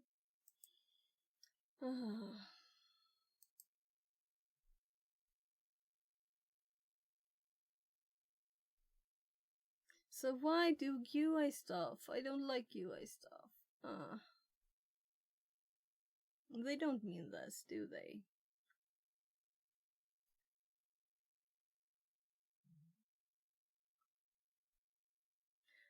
I just realized that the box is 999 days or something, right? 990.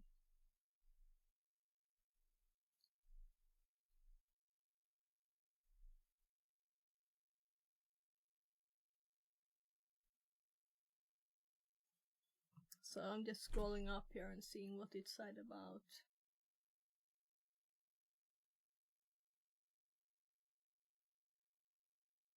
Yeah, so we want to be more careful with the Kali machine than the attack box. So we want to know what we're doing.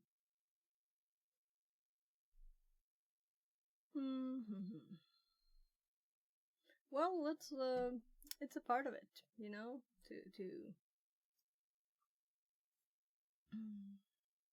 let's search for DNS instead. Still click Kali first. DNS.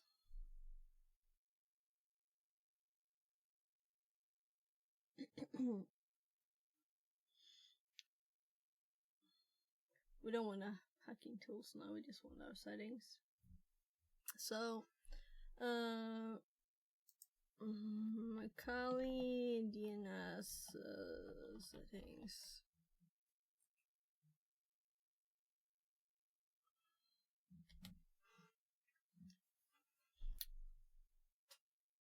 This is 2016.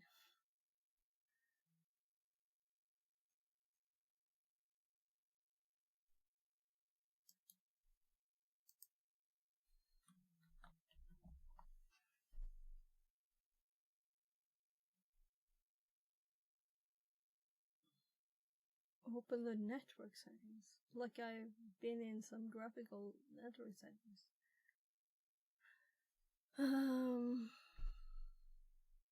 I guess we have this thing.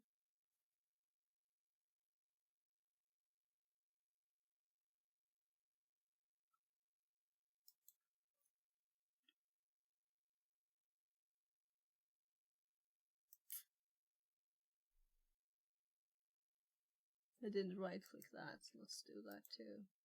Nothing happens. And in settings, what if we go here?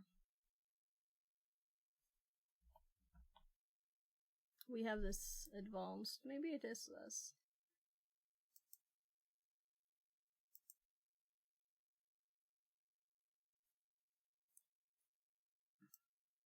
So nothing like the room.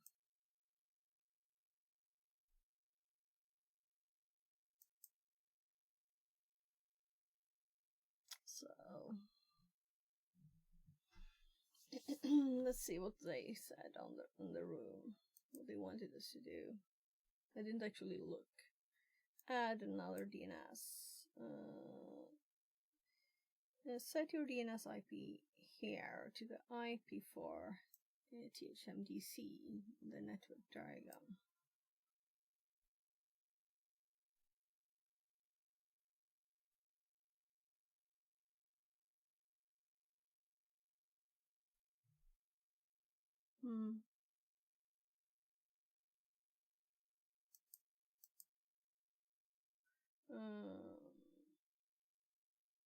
Yeah, I guess I'm kinda in the right place. I'm just checking out everything else here. Of course, nothing else. Yeah.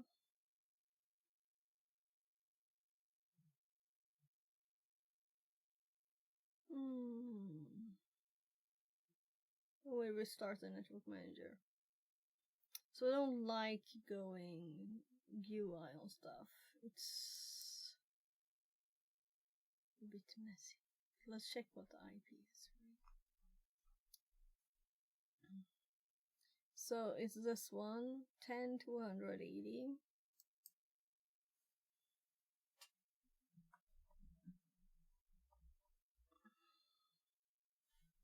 86 or 80?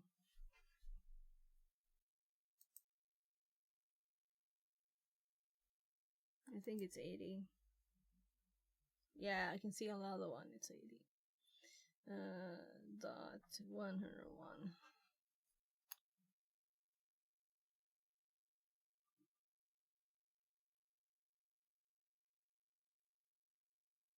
And let's do comma 8888. Oh, you're on the other screen. So we added this one and we added this one. And this says use commas to separate.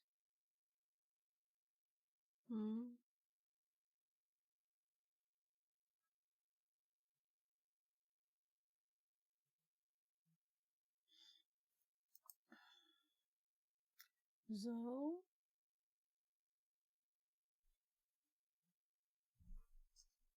see if I can eat this now.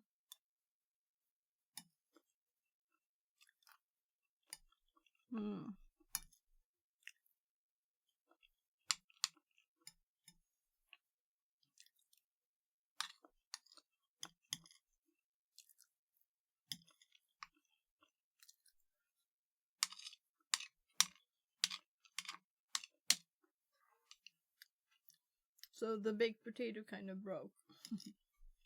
So it's mostly bits.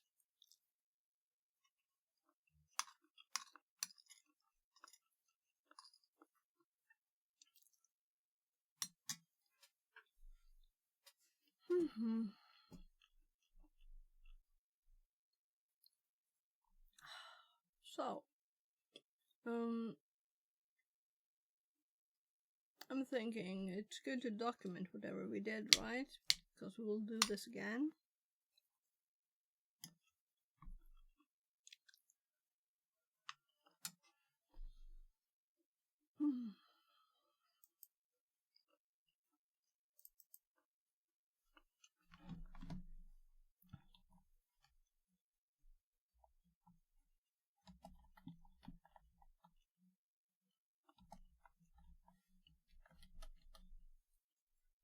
So I just wrote DNS settings Kali, and I'm gonna go screenshot it here.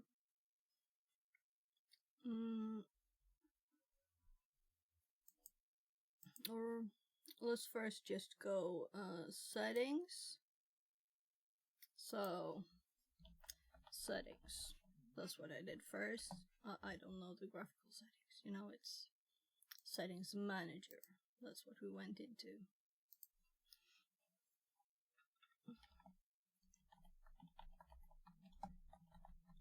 And in there,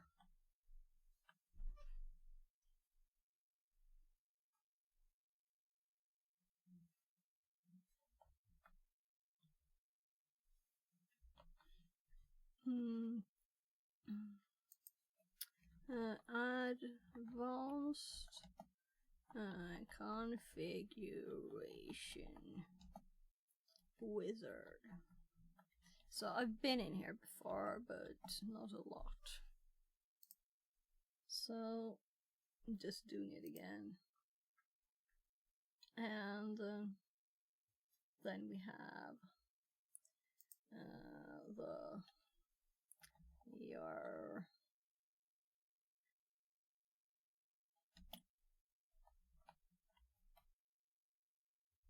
Wi-Fi.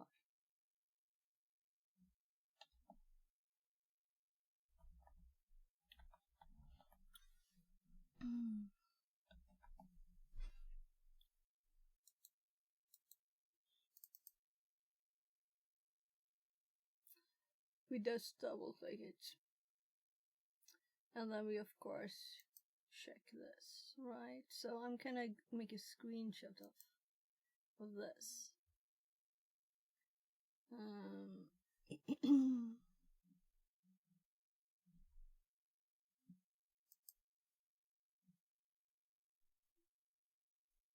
It'll be the wrong mouse thingy there, but it doesn't matter. So, like,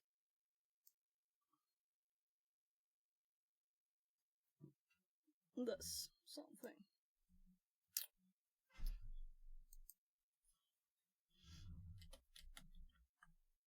And we're gonna go IPv4 settings. There. Now we have a modern one instead of their 990-day-old one. I'm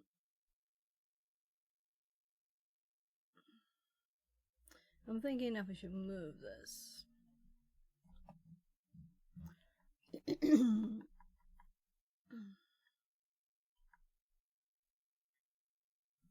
So it's the first time I had a network on track me.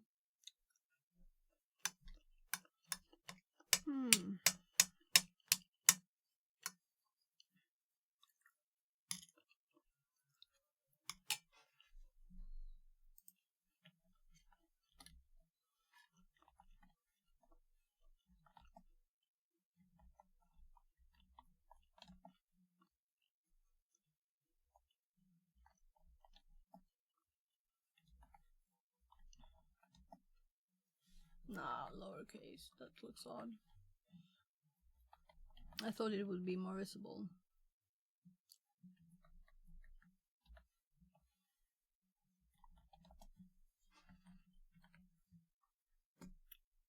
So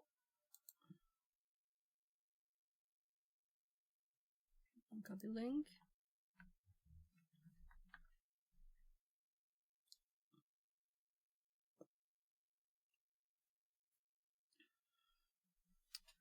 And update DNS settings in Kali.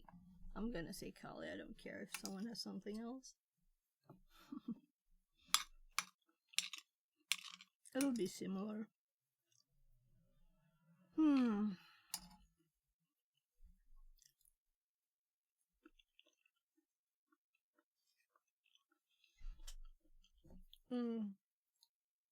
I had a lot of butter on the potatoes, it's good.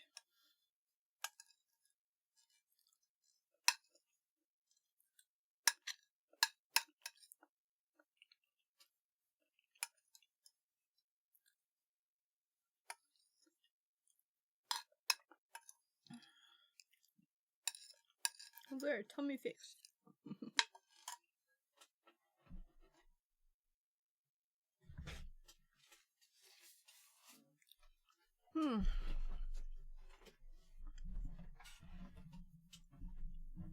Nice.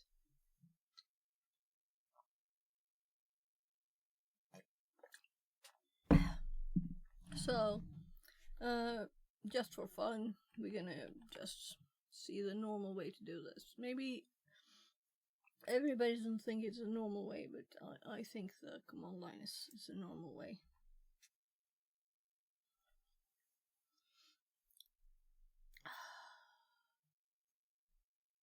Yeah, so have to check in on this, unfortunately. and these two files will probably be pending forever. But it's nice to remember that they need to be finished, because I deleted them. I did. I didn't keep track of stuff. So we need to do this because it's time limited. I need more space here so I can hopefully tonight highlight something, but I can't get rid of 525 hours of video in that short time, so I'll have to do manual stuff to fix it. So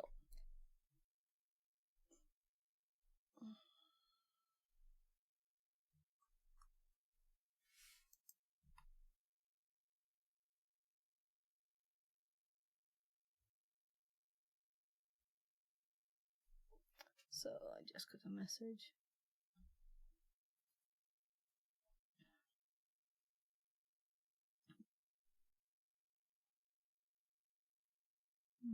Let's go back. I'll just check for a meeting time.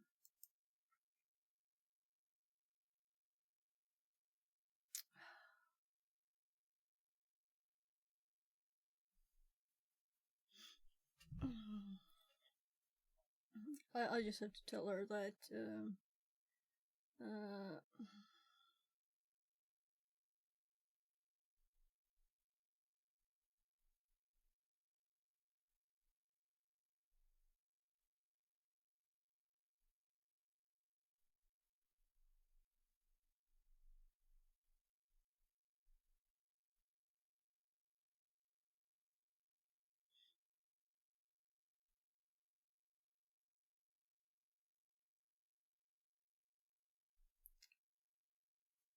so let's hope she comes back with the time I can actually have a meeting. It's about our kids. Let's see. I'm so sorry for this. Let's not actually do that, but just add stuff. Export, public, start export. See if it actually does anything. Yeah, this one is uploaded. I just wanted to make sure it's actually happening.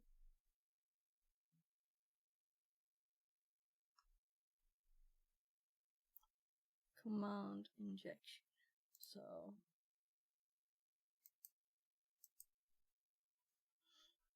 and then we have Steel Mountain 2.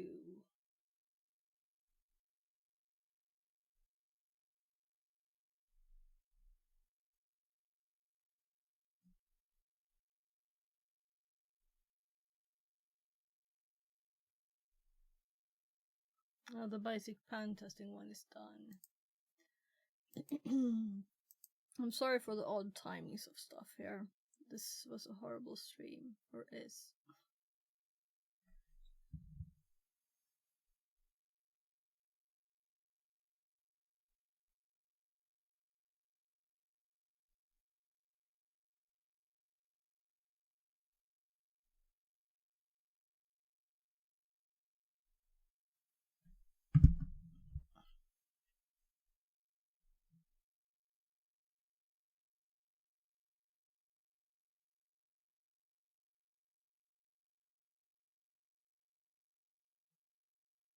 Opinion says. Welcome in. Hi, Fixit. So I have this problem I'm trying to fix a bit here, and I'm having messages. Sorry for the messy stream. So I'm just gonna click export on a few ones so it'll go on in the background. So sending them to YouTube. So how are you? Hope everything's good.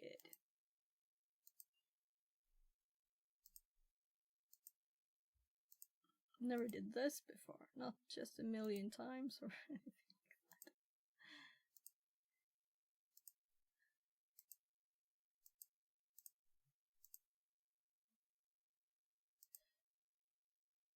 that. I finally came out of hiding, flushed face. Okay. Why were you hiding? And where?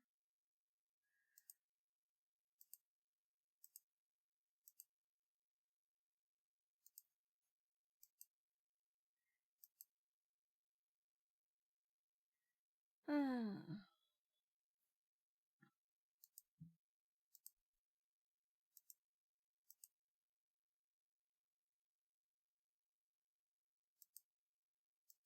Yeah, I'm kind of thinking that those will be enough for now, right? I had been writing awful poetry. Oh.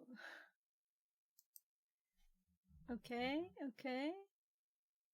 Tell me. I'm not the poetry person, but tell me all about it. Meaning I don't know anything about it.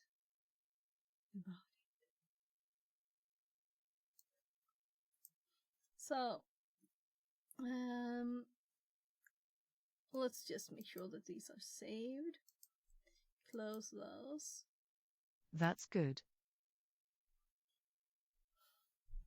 Okay, that's good. Nothing to see here then. Okay, so where can I see your poetry?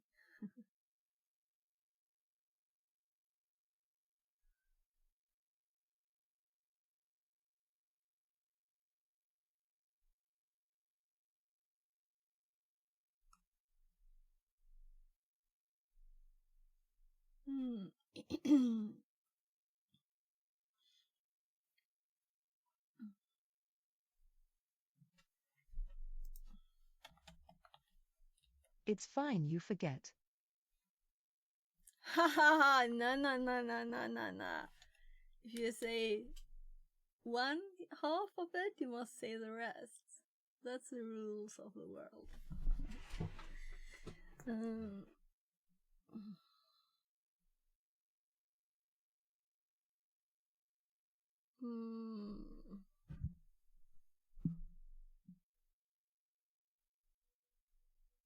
No.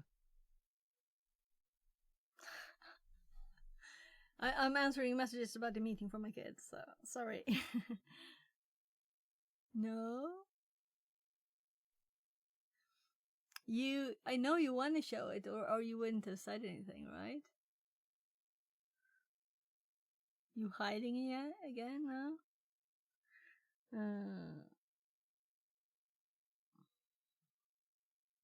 So I'm just gonna pull my calendar on I sent it to you already, lol. Oh, okay. So you sent it like on Discord or something? Oh. You forgot, which is cool.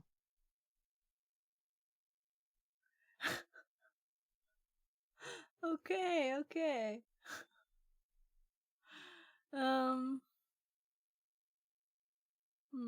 Maybe I wouldn't use. Maybe it's the wrong word, you know. So poetry for me is like some dusty old book from 200 years ago that no one ever read. That's poetry for me. So maybe you sent something and I thought it was nice, and then I wouldn't connect it to a dusty old book that's 200 years old. So maybe it's just words. Let's see here. I'm just gonna check the calendar for here. I'm gonna suggest a meeting to my hobby at this time. We'll see. So 10 on Wednesday.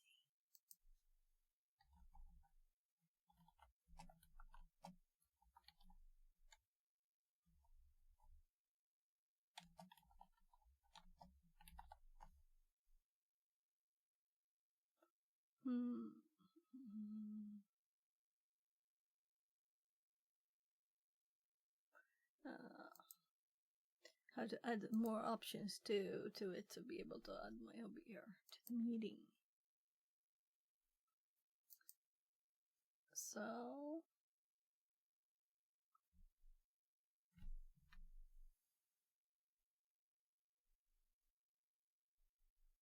she just said like have a nice weekend.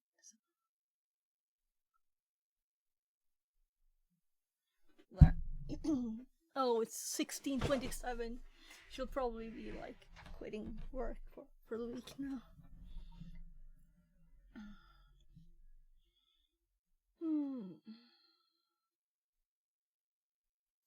So there. Done. And okay, so in 2 weeks I'm meeting for my kid again. Yeah, and those are the people holding that meeting. So good.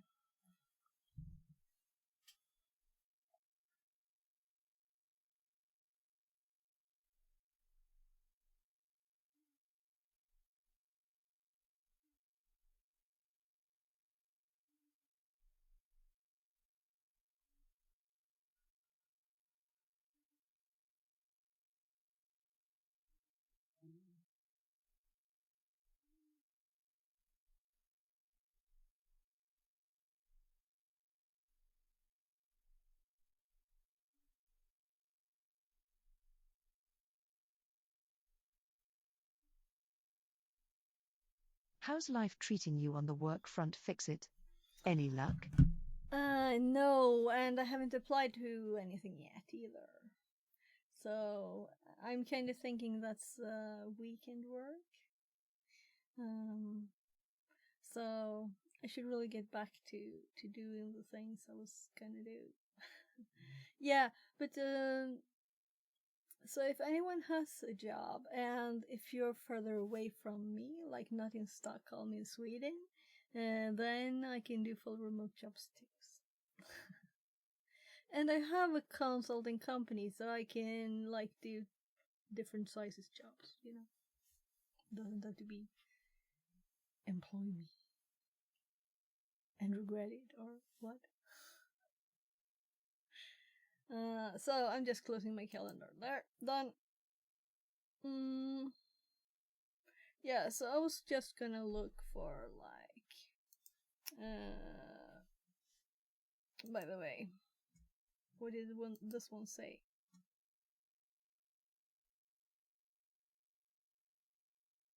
I didn't have anything. Oh, here. DNS port number.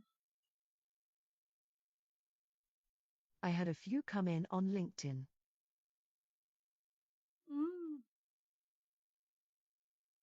Okay, so are you looking for jobs too? Not offers, but job postings. Oh, okay, okay. Also, send them to me. So I just got a AliExpress pop-up. Your order is in your country/region. So probably like later today or tomorrow we'll have Not the really, I was caps. thinking of having a look through and sending you some. Yeah, please do. If you see something like that you think would be good,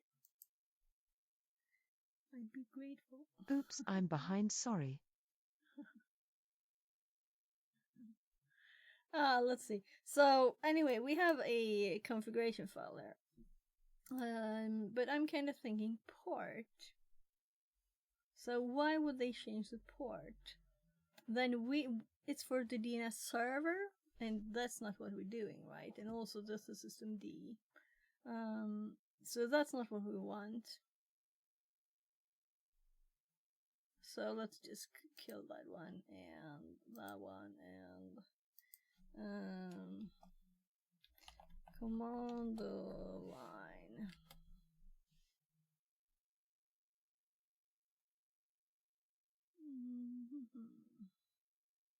We don't need to do this. I'm just curious.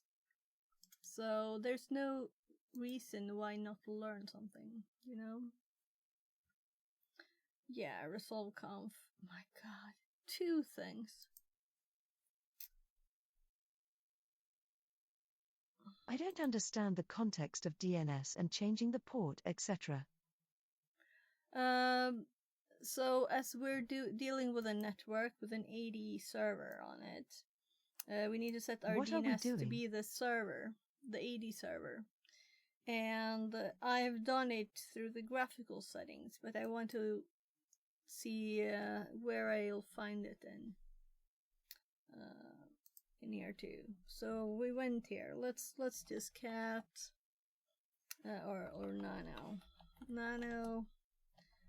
resol conf, and here we have a name server setting already.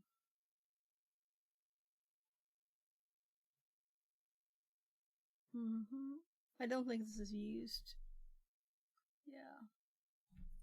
So let's just skip that. I was curious to see if the things we wrote into the graphical one was there, and they're not. So let's just go on with the room. The room that we're doing is old, so the settings were not If it's where they PowerShell, said. I'll break out the dictionary and thesaurus so we can work out the syntax eventually. Yeah, it's Linux, so I don't think so.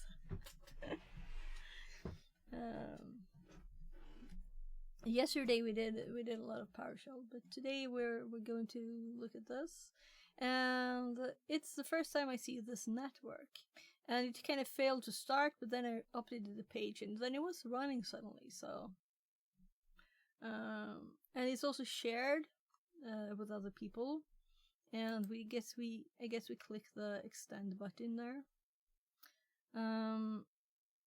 People have asked to reset it, so that's why I thought, well, maybe not.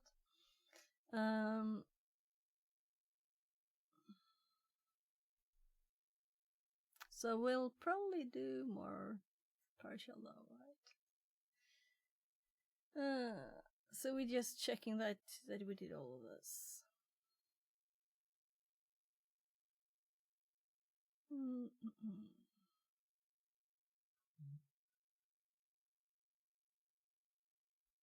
So, debugging DNS. DNS will be a part of Active Directory testing, whether you like it or not. This is because one of the two major AD authentication protocols, Kerberos, relies on DNS to create tickets. Tickets cannot be associated with IPs, so DNS is a must. This is why we're doing DNS. If you're going to test AD networks on a security assessment, you will have to equip yourselves with the skills required to solve DNS issues. Therefore, you usually have two options. You can hardcode DNS entries into your host file. Well, this may work well. It is infeasible when you will be testing networks that have more than 10,000 hosts. Entering 10,000 things into the host file. Yeah. You can spend the time required to debug the DNS issue to get it working. While this may be harder, in the long run, it will yield you better results. I'd say 100 is a bit of a host's file. Sheesh lol. Yeah. So they're just telling us here, don't put it in the host file. This is why. Because a lot of people will DNS, nah, I'll just put it in the host file, right? Because we got the 3 names up here. And maybe someone just put it in the host file and didn't want to mess with DNS.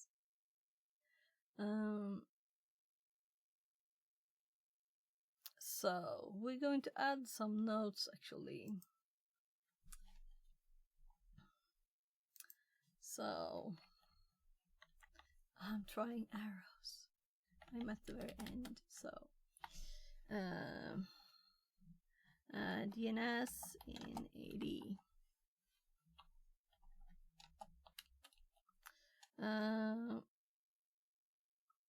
AD is totally dependent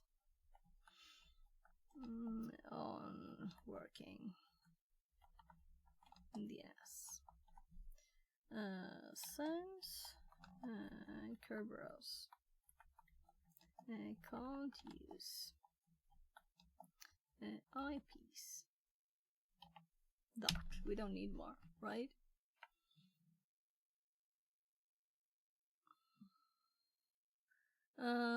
Whenever one of the tasks within this room is not working for you, your first thought should be, is my DNS working? From experience, I, the creator of this network, can tell you that I've wasted countless hours on assessments wondering why my tooling is not working, only to realize that my DNS has changed. Whenever you think that your DNS configuration might not be working as it should, follow these steps for debugging.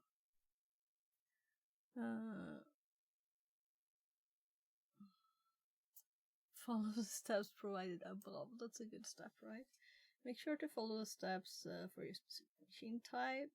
If you use a completely different OS, you will have to do the Googling to find the equivalent configuration. Or if the room is 990 days old and the options are not the same, run ping, and we're going to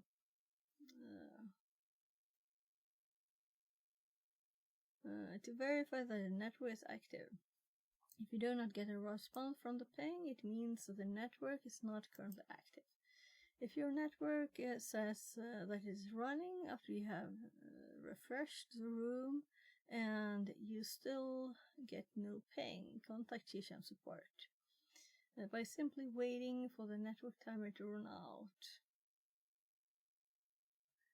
But simply waiting for it to run out before starting the network again will fix the issue. And that's why I didn't refresh it as a... Oh gosh, it's a lot of text for just this. As it says reset to, and I thought, well, maybe we should let it run out then. Someone keeps refreshing it, and the other people want it to die, right? And the other ones are not active and not messing with it. Maybe. So run nslookup THM DCIP. This will verify that the DNS server within the network is active. The domain controller has this functional role. If the ping command, let's do these things, right? So instead of just reading it, so what is THM DCIP? We have to scroll up. Let's put this information in the notes. So can I click this?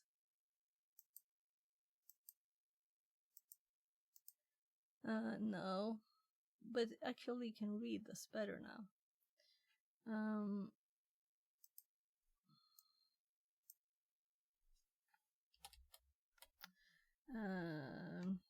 IPs.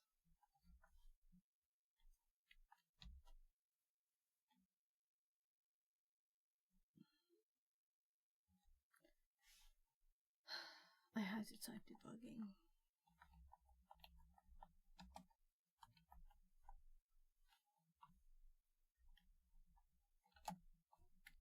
And we're going to make examples of this, right?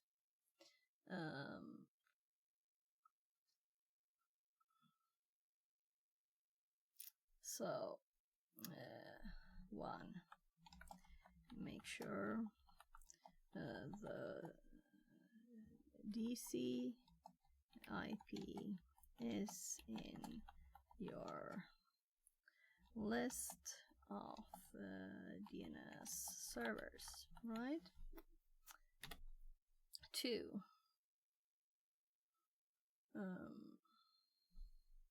I'm gonna type the IP. So we have THMDC, and it is 10.280.101, and then we have THM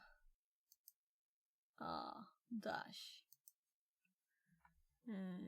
IIS 10.200.80.201,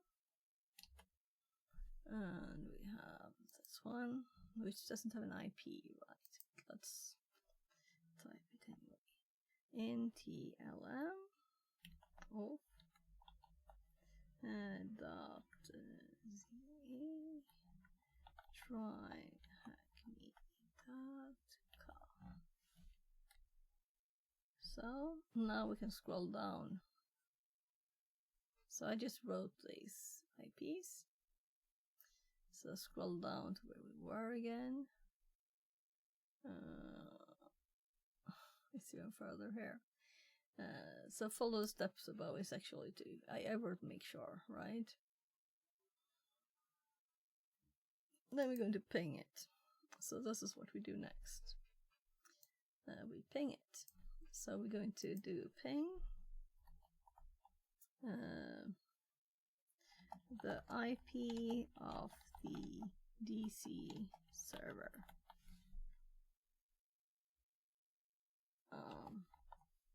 The DNS to make sure you're on the network. So VPN ... And actually, I guess we type ping 10.200.80.101 because public knows. Everybody might not know. Well, if they're doing this, they must know ping, right? So we're getting nice replies. So it might not have if we didn't extend the time there, right? I'm not gonna scroll to the top again. This will verify that the network is active. So I already read this, so I'm just scanning it. Run and just look up. So I'm gonna copy this time. This will verify that the DNS server within the network is active, as the domain controller has this functional role. If the ping command worked but this does not, time to contact support since there is something wrong. It is also suggested to hit the network reset button. Yeah, so now we're going specifics, right? Here we're gonna just put the IP, which we nicely have over there.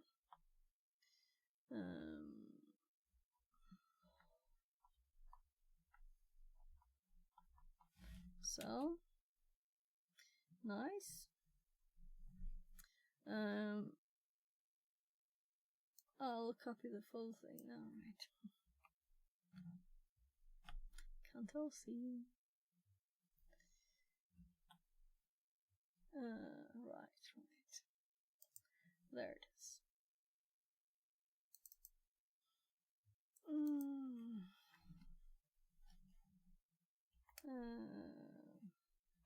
Run NS lookup.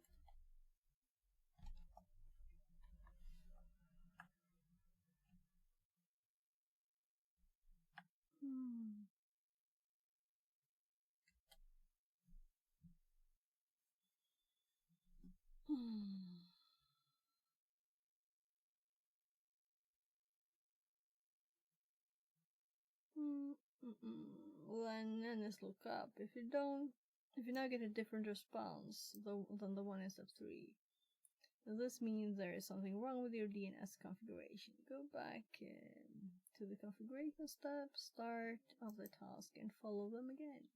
The common issue seen on CAL is that the DNS entry is placed on the second one in your etsresolve file.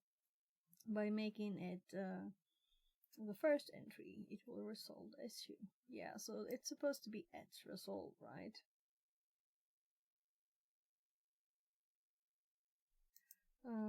So let's just copy this. And I'm gonna ChatGPT this because I don't want to try and Google this odd thing. And special characters, right? So does its resolve conf not get updated when changing DNS servers in I'm thinking like it might just override it too, but why? When changing DNS servers in GUI.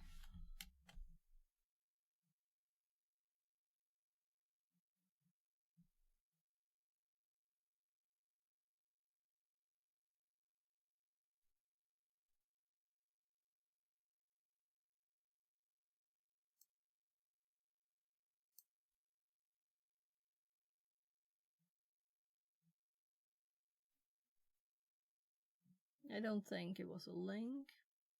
We can look. Let's just look at all the options, right? So Kali.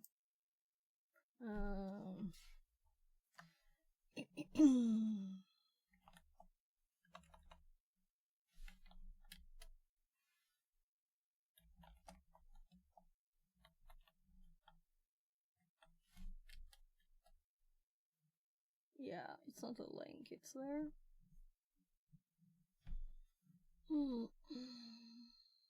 If resolve conf is manually set or managed by another tool, GUI changes may not affect it. Check with.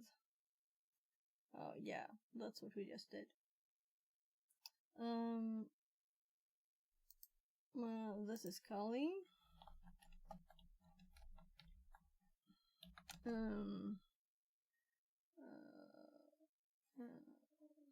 It's not a link.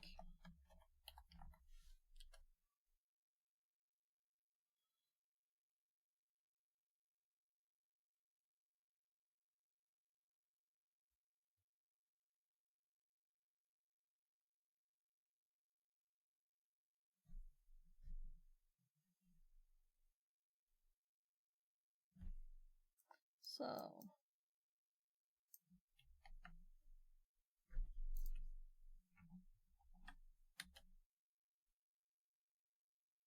yeah, that's the same one.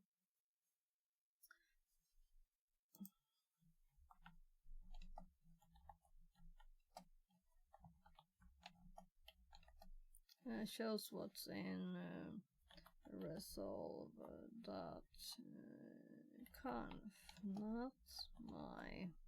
So we don't have any problems yet. We're just looking, right? Not my GUI setting.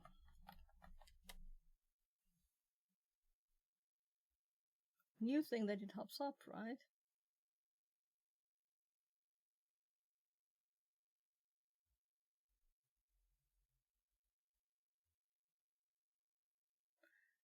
Oh, I know what we didn't do. We didn't restart it or anything. Maybe we need to restart it. But it's a GUI thing. I don't think it's supposed to be restarted by the command line when you do that, right? Let's see what they suggested up here. They had a different thing, but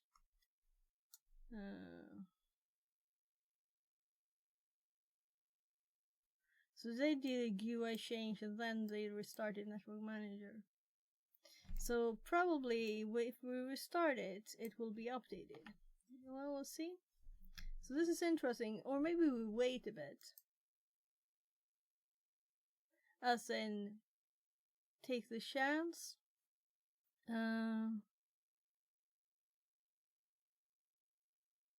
Take the chance to, like, have errors. Or we don't. We can just fix errors later, right?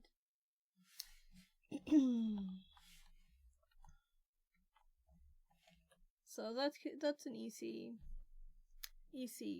error. So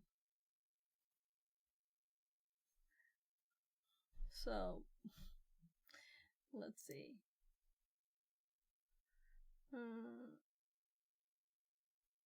Oh look, if we scroll down, it suggested that too. But that's a logical conclusion anyway.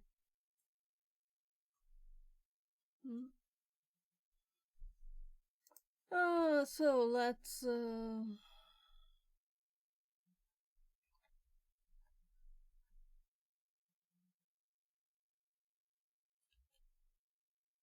yeah, it's here. And the one that was there before is at the last line now.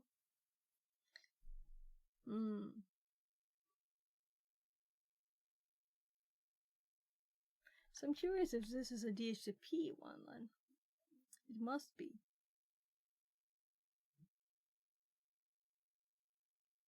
I've never used this one, you know. I kind of always set my own. So.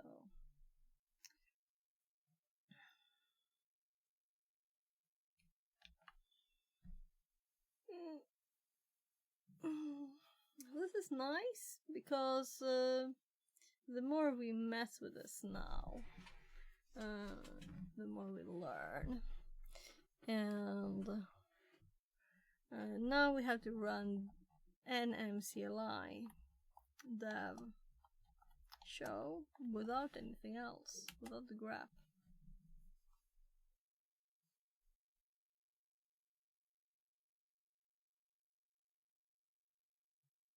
So we just discovered a new tool here that I didn't know about.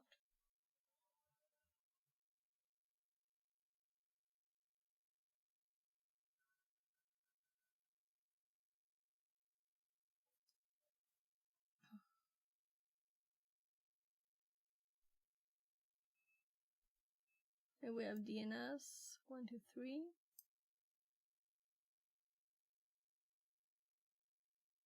DNS is the gateway.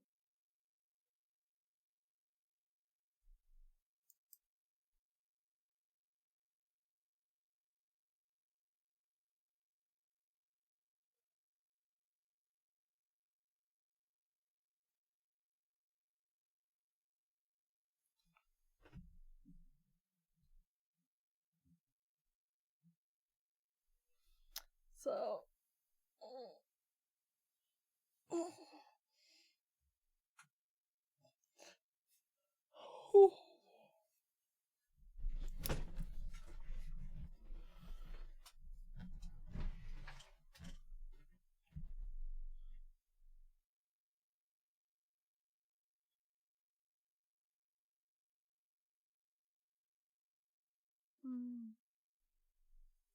so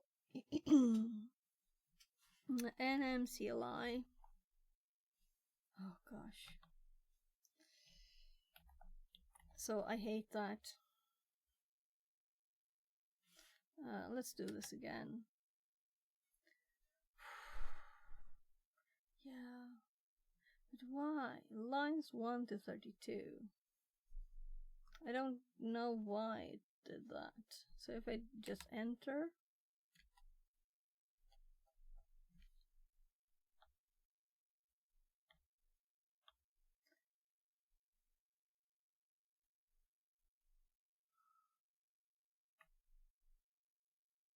This is like my totally worst thing ever.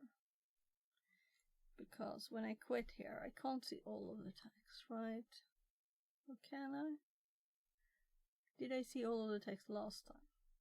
So this is the last line. And here it starts with IPv6 gateway, which is up here.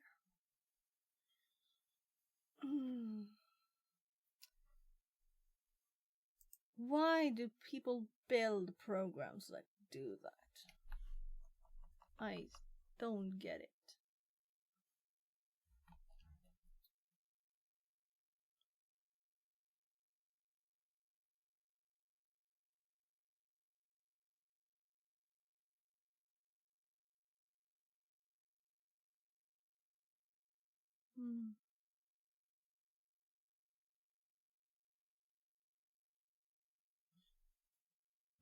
So let's check out nmcli because I'm thinking network manager CLI.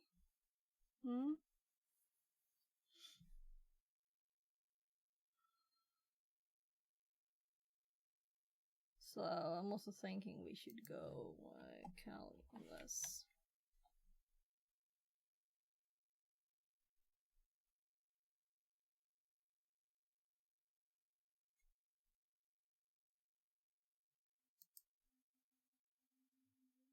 controller network manager, but details please.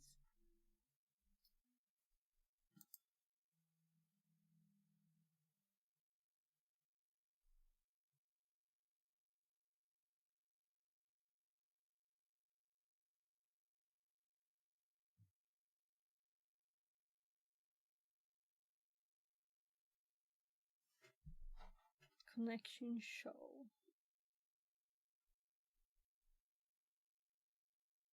So this is perfect. I don't like messing with the GUI. No, I don't have to. Right?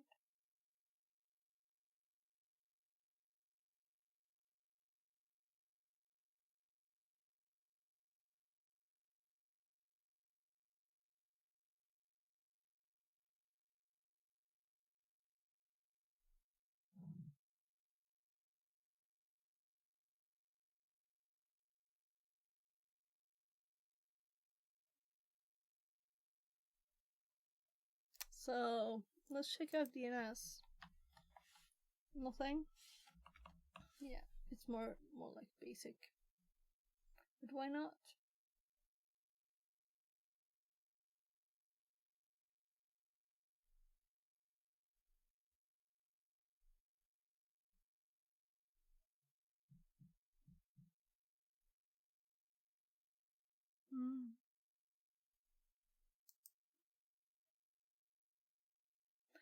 Did this say anything else useful that I didn't read?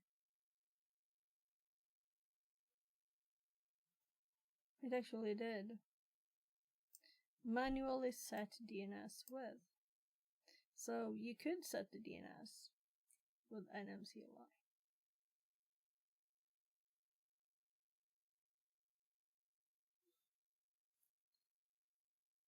Happy.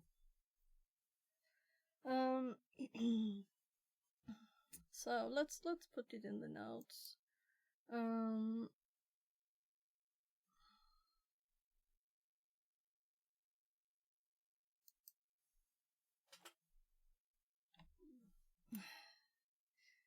Now we have a pretty command to put in the notes. That works on Kali. It is very common.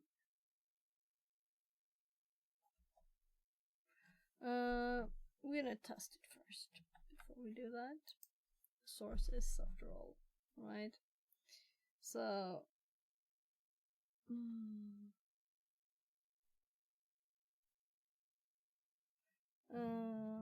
NMCLI connection.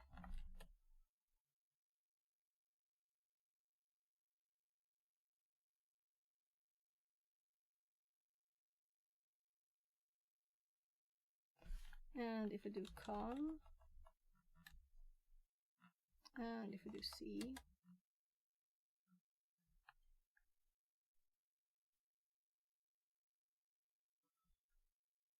and if we do W, not understood. So let's do help. It was just me trying to do something that doesn't exist. Let's see when that happens.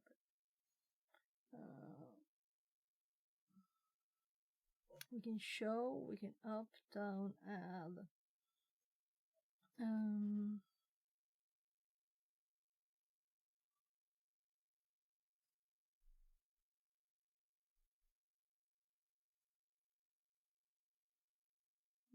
Modify. So when I do notes,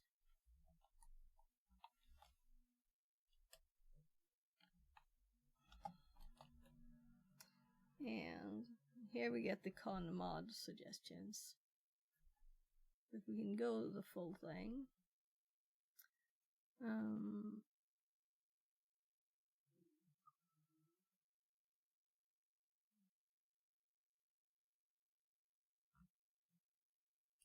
So, am I guessing right? No. Let's go help again. So, show, not list. So if you do S, we get that. So we can do CS2.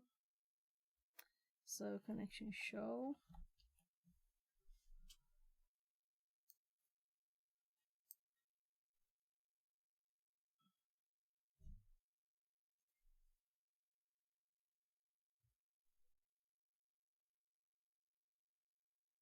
So we need the connection name, right? And this is a long name. Wired connection 1, but I guess... my god, my tummy. Modify. Wired. Let's be case sensitive. Connection 1.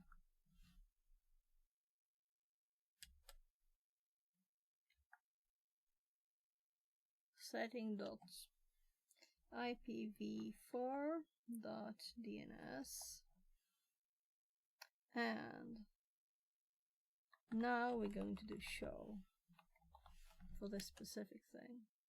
No?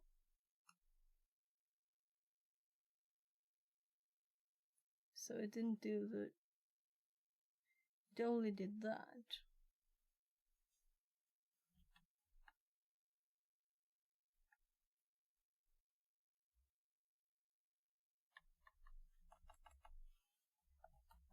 So this should like clear the DNS setting. Yeah. Nothing. And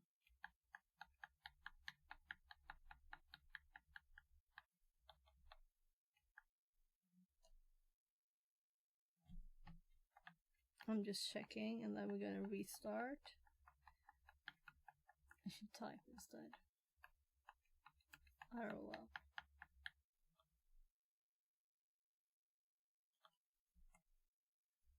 One S, and we didn't have to arrow up.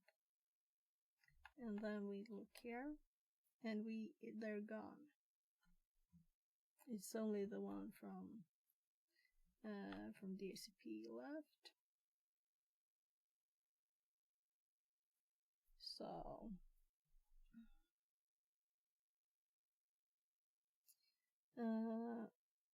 let's do this now with the ones we want. As if I would remember the IP address.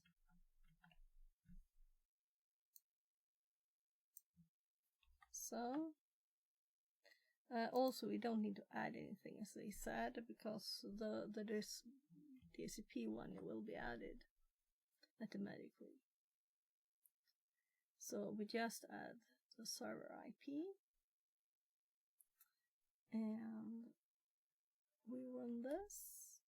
We go and check here that it is not there yet, but we need to restart Network Manager. And now it should be here. And that's what's used. And we have pretty ways to do it instead of messing with the UI. I don't know why I'm so against UI, but it's just not pretty. It's just not efficient. That's the thing. It's not efficient. Especially for a thing like this, right? Where we just wanna have, this is how this works quickly, right?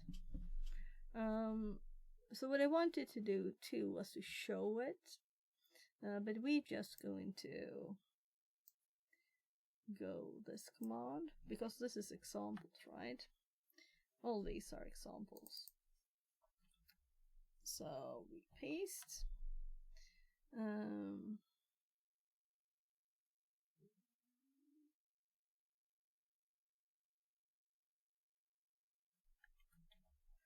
Make your the DCIP. Add web.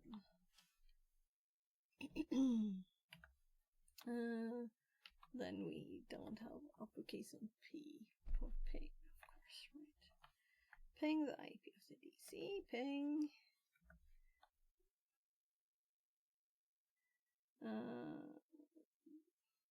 look up. And well, their test for THM.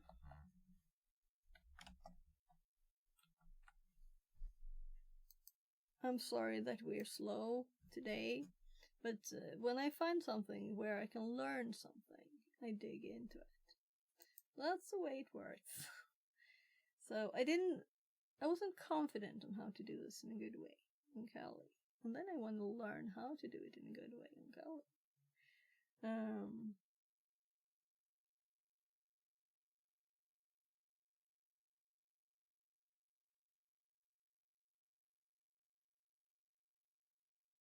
Why am I here? Because I scrolled up long ways. So we're going to go and let's look up Triquica.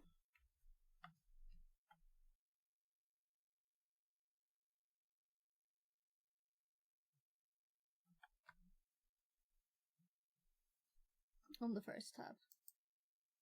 We're going to make more notes. We just want to confirm.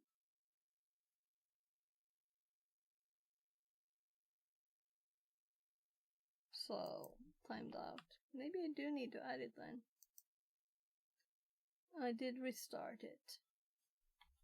Okay, so, comma, 8888, enter, restart.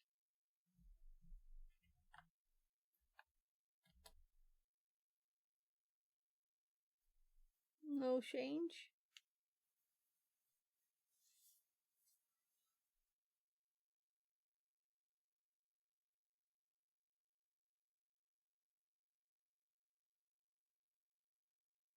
Oh, okay, of course.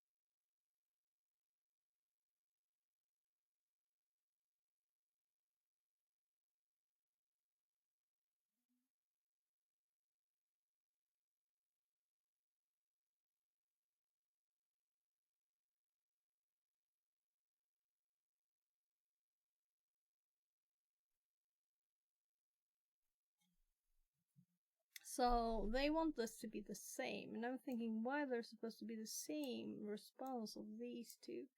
That's just odd.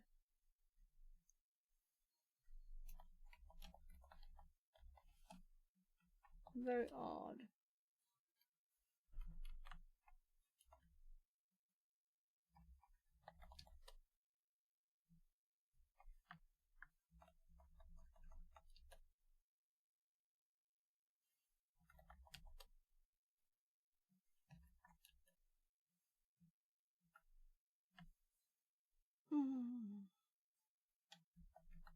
Oh, sorry guys.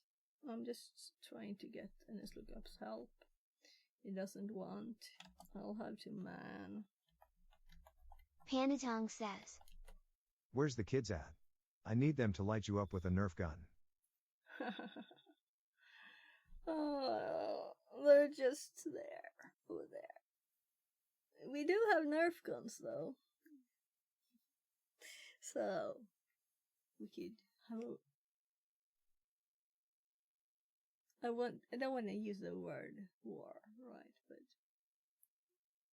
fun little fight with Nerf guns. So I've been wanting to get one that can shoot Nerf balls at me for channel redeems. ooh, that sounds painful.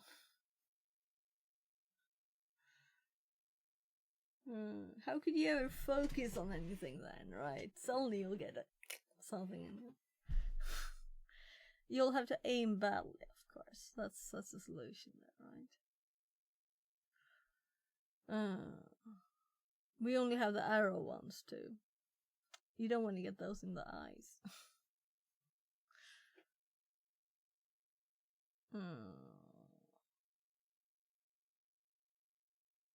Yeah, so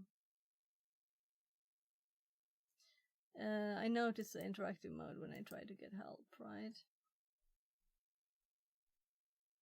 Help, this command is not implemented.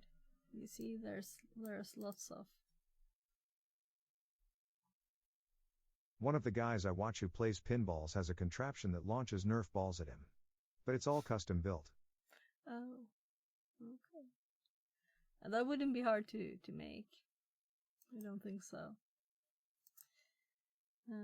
You'll just have to have something that can push or pull or whatever. The gun. Oh. Maybe even have like a motor that spins a little bit every time, and then one of the times the command is there, it will be enough pulled to do the shooting. So it's a bit random too.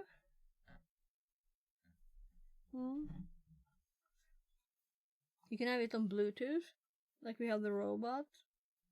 Chat gives me so much hell. They'd love it.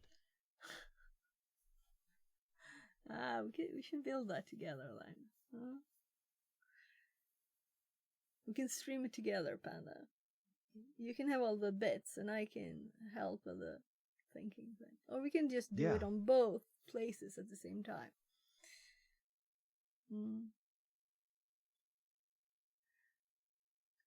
So, it's just... I'm thinking like a motor could just pull like some kind of string or band or whatever over the thing you're supposed to put your finger. But there's probably some smarter way. But that would make it not have to be in a special place, in a special position kind of thing. We'll have to think of something there. So, what you mean is that you want to shoot nerfs at me. Okay, I get it. We'll have to make something. So I was just generally looking here for the details of NS Lookup. Name server, right? So we put in the server after what we want to look up, I'm assuming. Let's scroll down to where it says. This command looks up information for host using the current default server or using server if specified. And this is why it should be the same. Because when we specify the IP address for the DC here,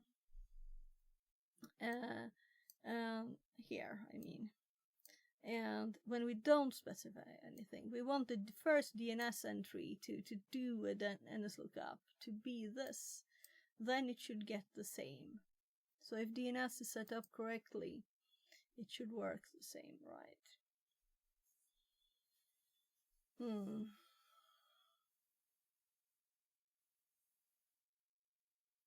A second one in your resolve conf file.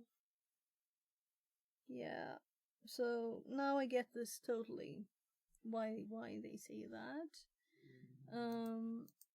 So let's again look at the resolve conf.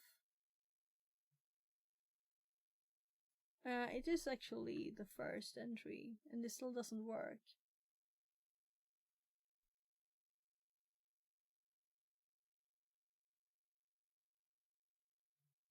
We didn't get a hit until it got to this one.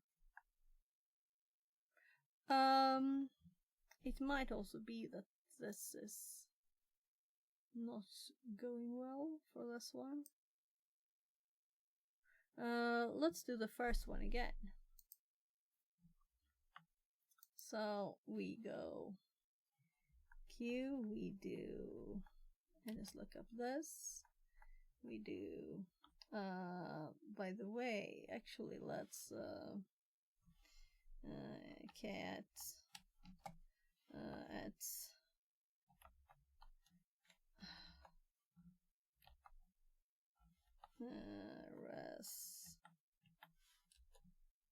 result conf,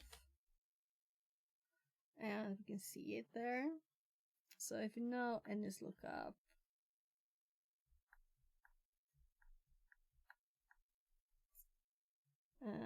and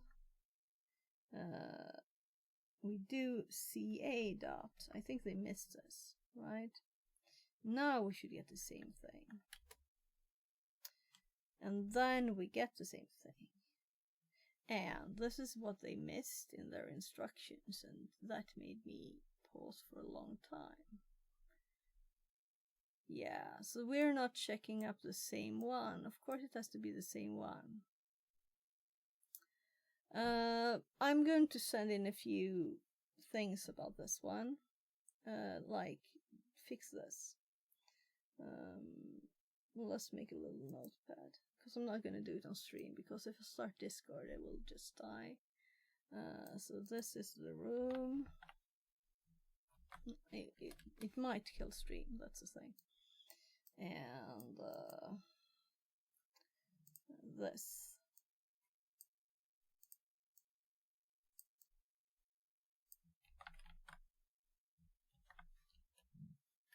There's one thing before this too. And then it says run and just look up TryHackMe. It shouldn't be TryHackMe because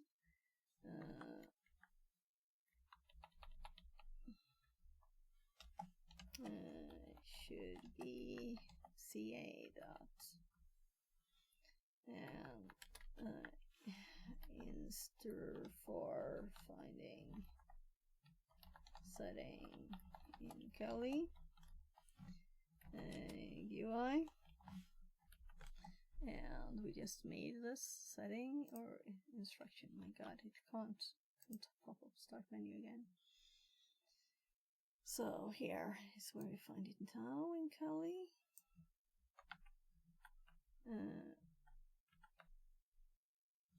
And for CLI, I guess we do that since it's called CLI, the tool. We do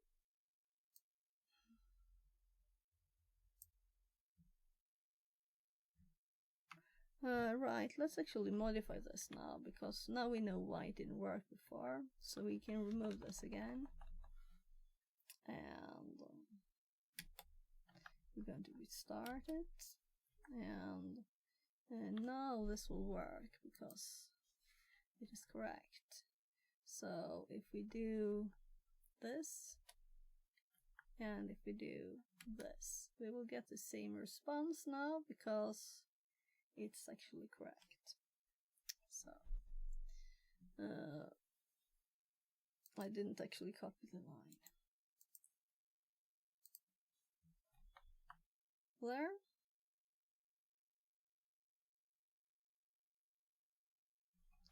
I copied it before I changed it there.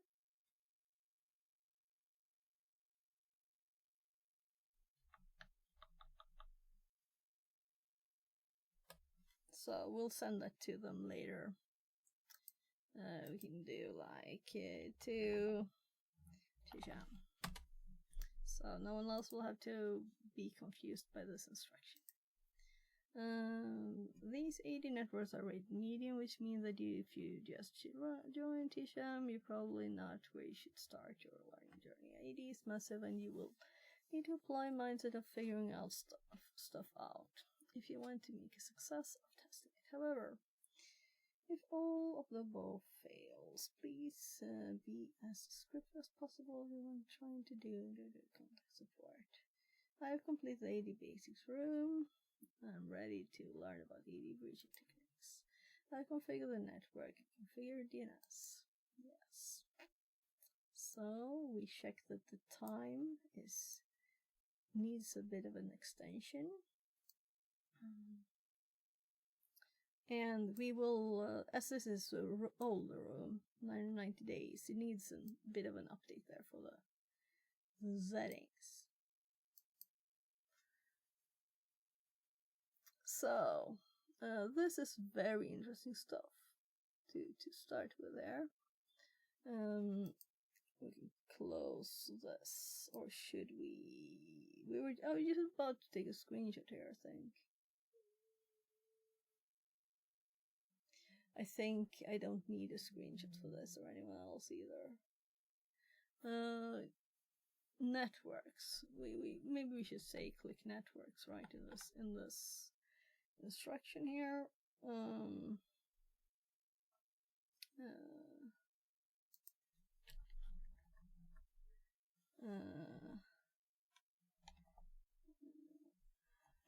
Click network to see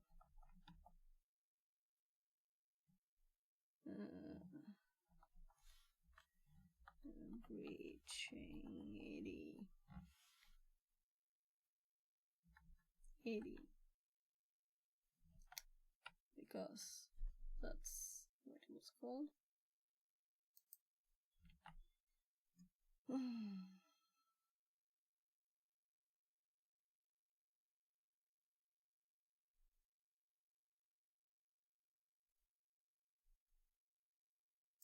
So part of this is generally this is not at all specific to TryHackMe.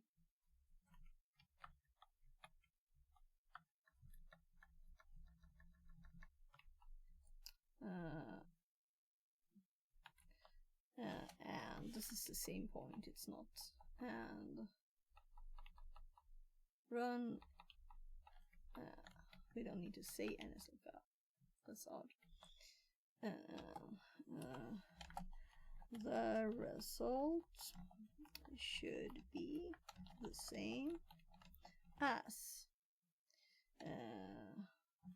10.20.200.80.101 should be your main DNS. The default one used by NSLookup, in other words. So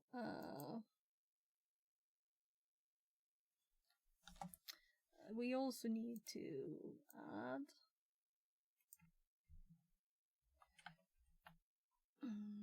let's put it here too. For both. So I don't see why we would want to do it in CLI if we still have to do command line restart of network manager. Can you GUI restart network manager? I must say I don't care if you can, because I'm not gonna do it. I kind of imagine that doing it in GUI would automatically make it work, because it's like the I need help way of doing it, don't you think? And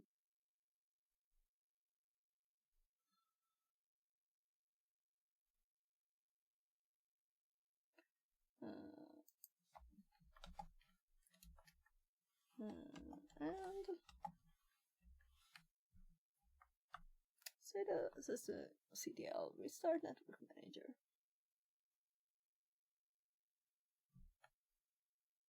And these are examples with the IPs we have right now, and of course they will be replaced. We don't need to say that.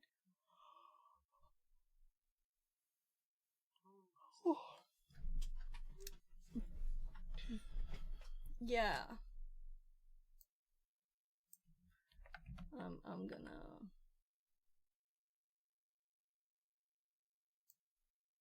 replace that with this.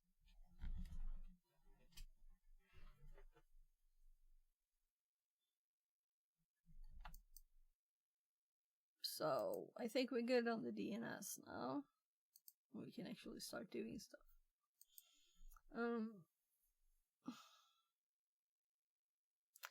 OSINT and phishing. Two popular methods for gaining access to that first set of AD credentials is open source intelligence, OSINT, and phishing. We will only briefly mention the two methods here, as they are already covered more in depth in other rules. OSINT is used to discover information that has been publicly disclosed. In terms of AD credentials, this can happen for several reasons, such as users who ask questions on public forums such as Stack Overflow but disclose sensitive information such as their credentials in the question. Developers that upload scripts to services such as GitHub with credentials included. Credentials being disclosed in post-breach since employees use their work accounts to sign up for other external websites, such as Have I Been Pwned and Dehashed, prove excellent platforms to determine if someone's information, such as work email, has ever been involved in publicly known data breach. So I actually have the at least pwned in mine. Kind of recently re-added here. So where is it? Hidden by the long thing there. There it is. So, Have I Been Pwned? What were their other one? Dehashed.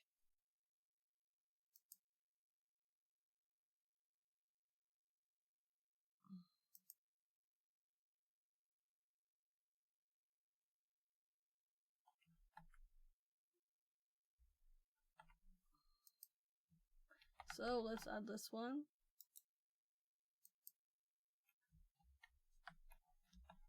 As this is a file name, that is not okay. And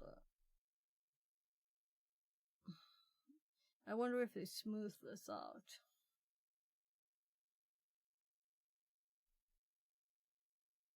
I've seen the site before, so I don't know why I didn't put it in the notes. Is it that you have to pay or something?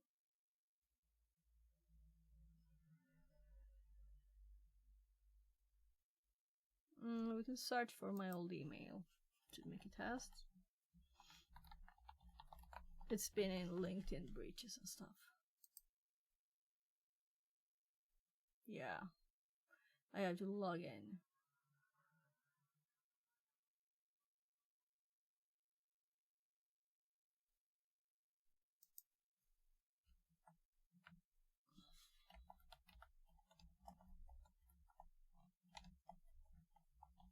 Hey. Oh, we don't know. So, but using OSINT techniques, I'm just checking it right now.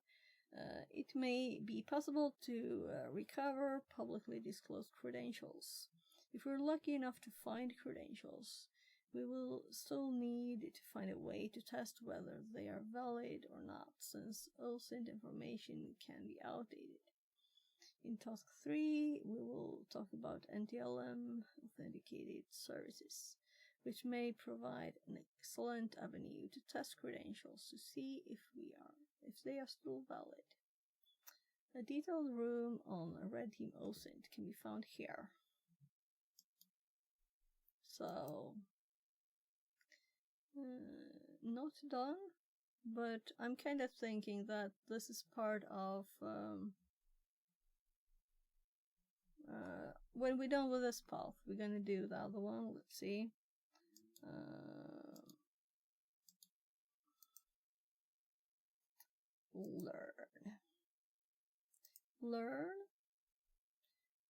Learning paths.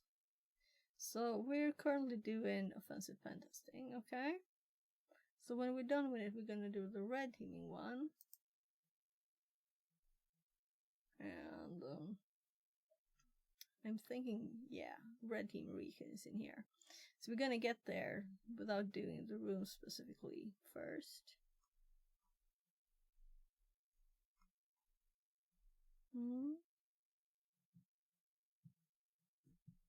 We're gonna do this one next. So we can close this. I'm thinking I'm gonna speed up a bit with doing the rooms on Track Me and not do so much else. And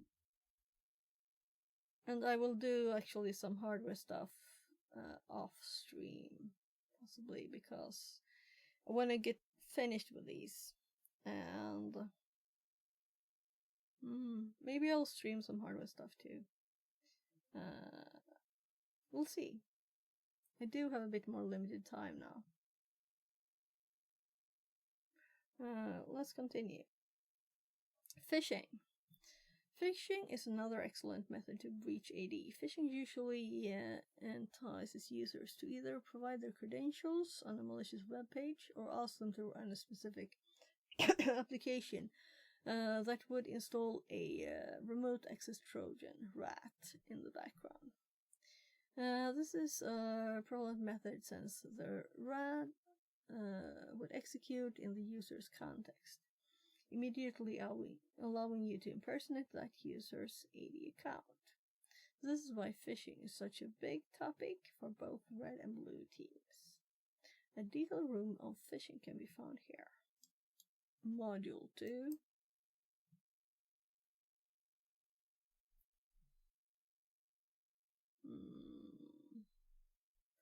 I'm curious to see whether this is part of something else. Like, is it also in the red team? Yeah, it's here too. Let's keep this one up, because there might be more from here, right?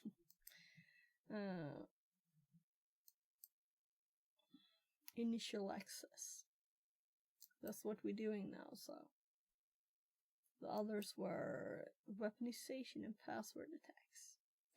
And I'm kind of doing something else on that too now. That's a paid course, so I can't do that on stream.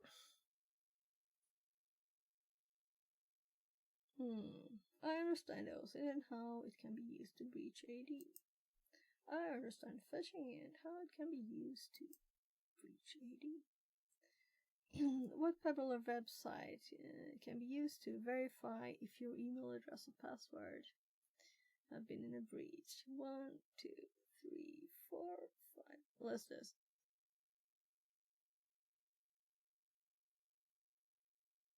It's Have I Been Pwned, I think. Let's just copy it because I'm lazy, right?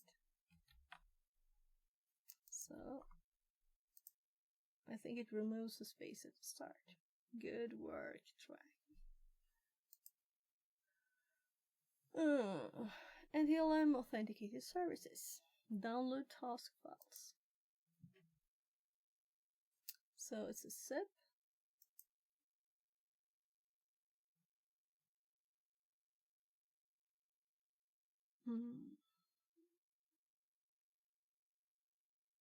So I don't know why, but my drag and drop didn't work from Windows.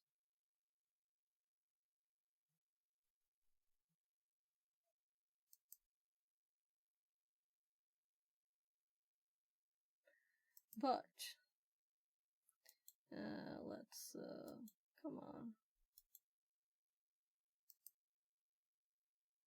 Seriously?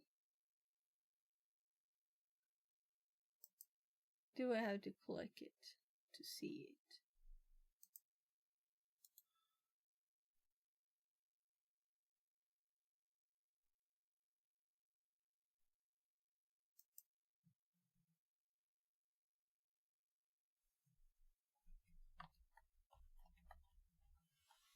Nothing like download in here. SRC.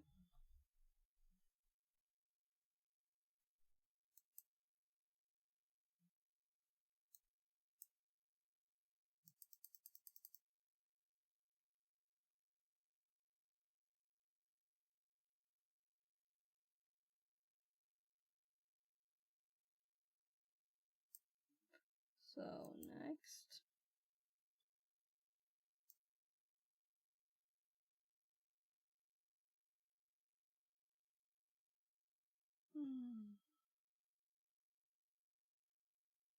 Yeah, it's nothing in here, not that simple.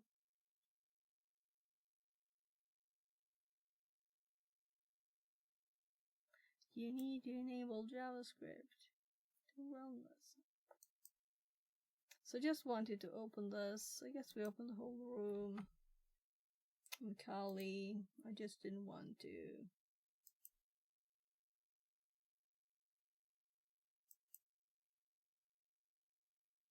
I'm kinda assuming we want the files over here.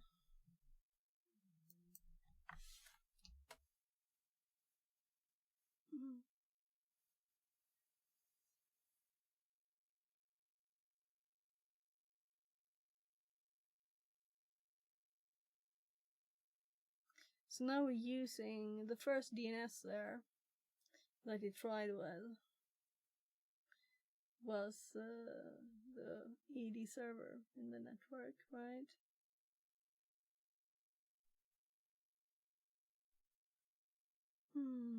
So I guess it's slower to do this with a bad DNS.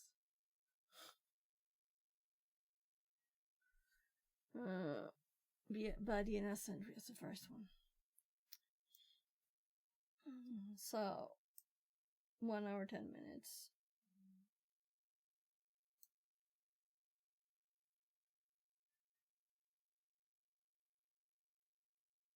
It's not really getting there. Now it's got the title of the page. So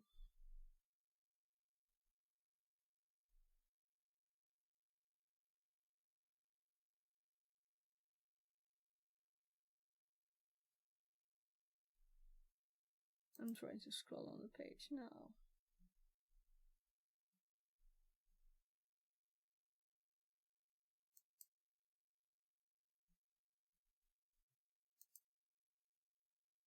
Yeah, I can't click the download. I'm not gonna log in on this machine. Well, we'll solve it some other way.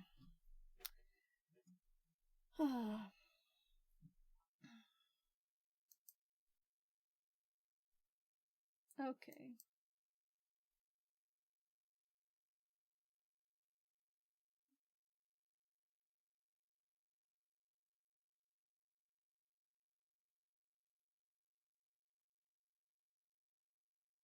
Why am I here?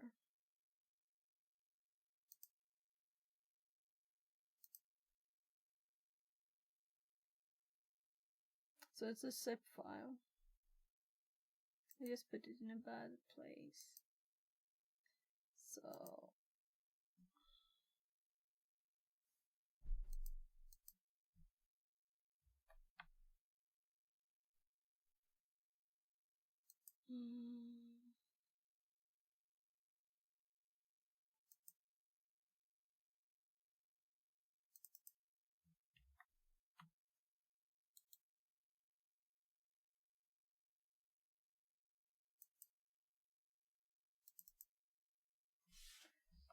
I extract it and I click the wrong one. So it's just 2 text files, we can just copy the contents.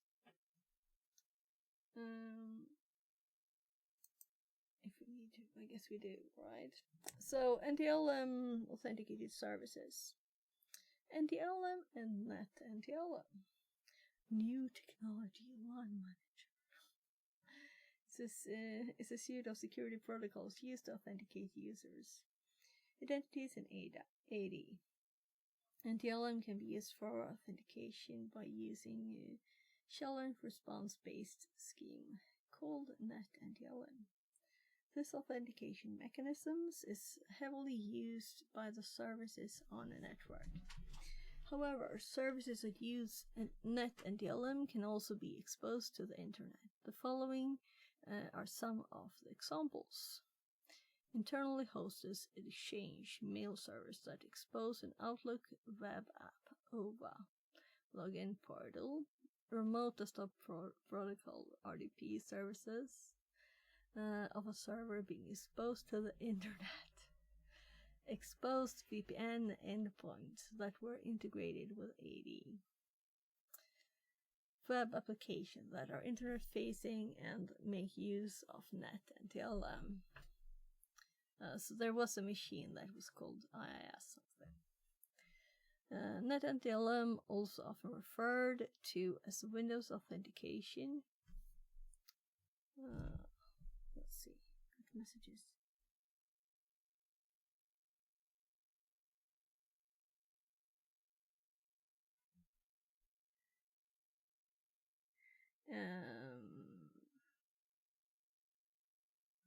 Yeah, I'll do that in a bit. So let's continue.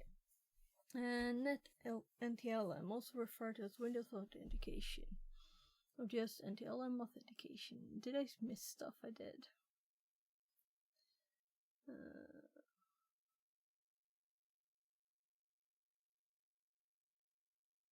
Whatever. I think I didn't. Let's go again. NetNTLM, also often referred to as Windows Authentication or just NTLM Authentication, allows the application to play a role of a middleman between the client and AD. All authentication material is forwarded to a domain controller in the form of a challenge, and if completed successfully, the application will authenticate the user. So we just looked at this in our notes and on the web page. But let's just open that note up again. Up on AD and authentication. So here's the challenges.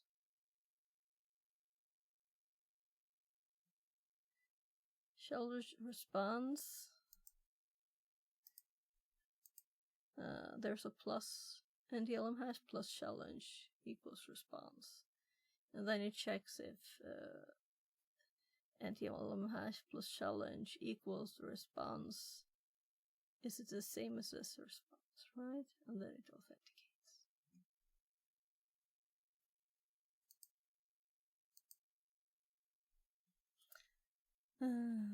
This means that the application is authenticating on behalf of the user and not authenticating the user directly on the application itself. This prevents the application from storing AD credentials, which should only be stored on a domain controller. This process is shown in the diagram below. DC compares, I guess it starts with the user, right? User requests access. Server sends challenge. Client sends response. The other image was much better. The server sends challenge and response to DC. DC compares challenge and response for authentication. The other one was much better. The server sends DC's response. Well, I'd assume it actually sends whatever the user requests. Brute force login attacks. As mentioned in task 2, these exposed services provide an excellent location to test credentials discovered using other means. However, these services can also be used directly in an attempt to recover an initial set of valid AI credentials. We should perhaps try to use these brute force attacks if we recovered information such as valid email addresses during our initial red team recon. Since most AD environments have account lockout configured, we won't be able to run a full brute force attack. Instead, we need to perform a password spraying attack. Instead of trying multiple different passwords, which may trigger the lockout mechanism, we chose to use one password and attempt to authenticate with all the usernames we have acquired.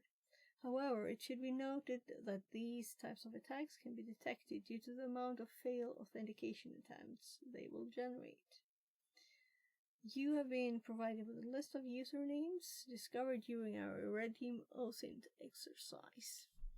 The OSINT exercise also indicates the organization's initial onboarding password, which seems to be change me 123. Although users should always change their initial passwords, we know that users often forget. We will be using a custom developed script to stage a password spraying against a web application hosted at this URL. So this is like users often forget. Like, yeah, they shouldn't be able to forget.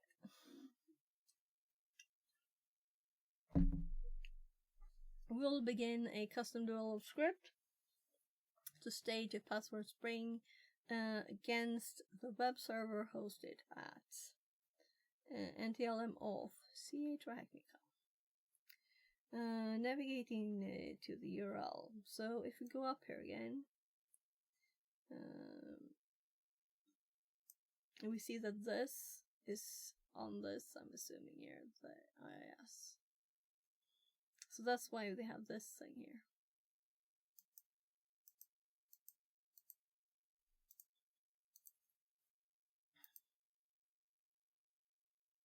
Or it's actually I don't think it's a different computer. They mean it to be just one of the sites on this IIS server.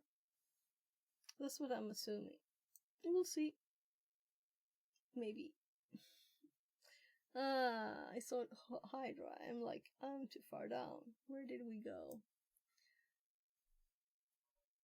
Oh.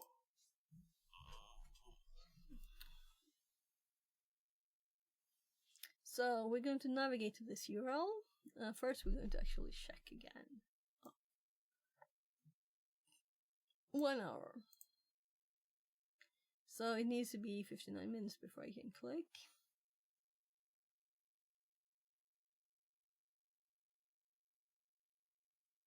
That's fun time. So let's copy the name as if we didn't already have it.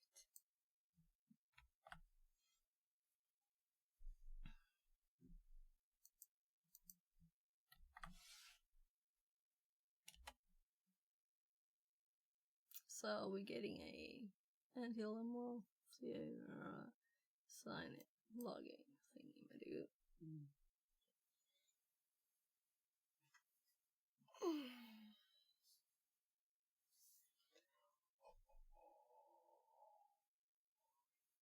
Note: Firefox's Windows authentication plugin is incredibly prone to failure. If you want to test credentials manually, Chrome is recommended. Oh, this was, though, 999 days ago. Recommend Chrome or Firefox. We could use such a tool as Hydra to assist with the password spraying attack. However, it's often better to script up these types of attacks yourself, which allow you to more control of the process. The base Python has been provided in the task files that can be used for password attack spraying. The following function is a main component of the script. So, def password spray.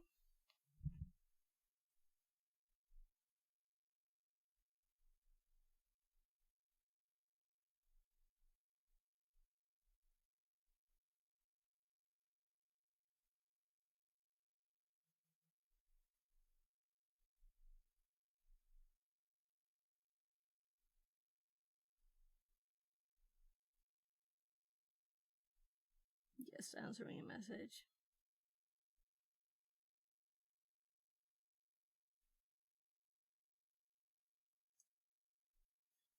So, saying that I will be calling in a bit.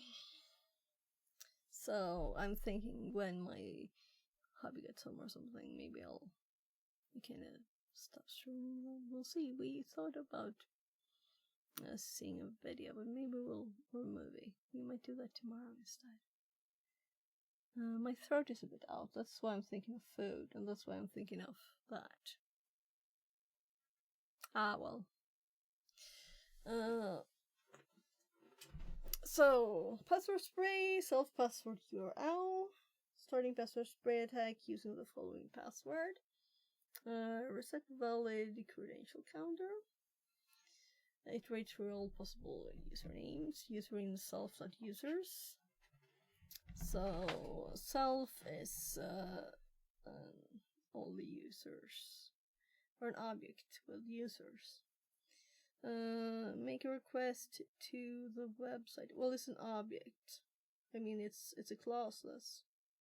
I'm curious to look at the whole full code. This is, guess, a property of it. Using the right words, right? Request get auth until move self fkdn plus user password. Read source code response. Auth success code, auth failed code. We have different things to do. Count 0. And count +1, so it's counting how many successes we have there. And it's also printing it. And with a plus and a minus, failed login attempts. Completed, and this is a count of valid credential pairs found. This function takes our suggested password and the URL that we're targeting as input and attempts to authenticate to the URL with each username in the text file. By monitoring the difference in HTTP response code from the application, we can determine if the credential pair is valid or not. That's almost like cheating. such a simple thing.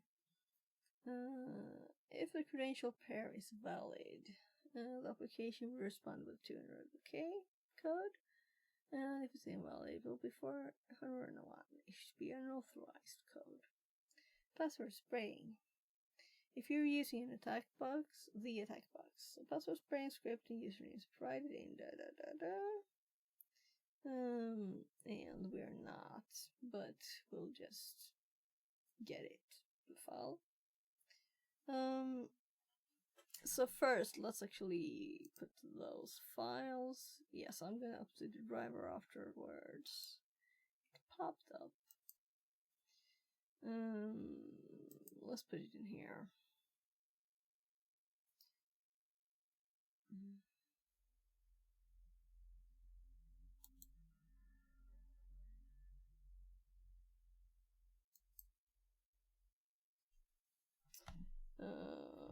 Password spray.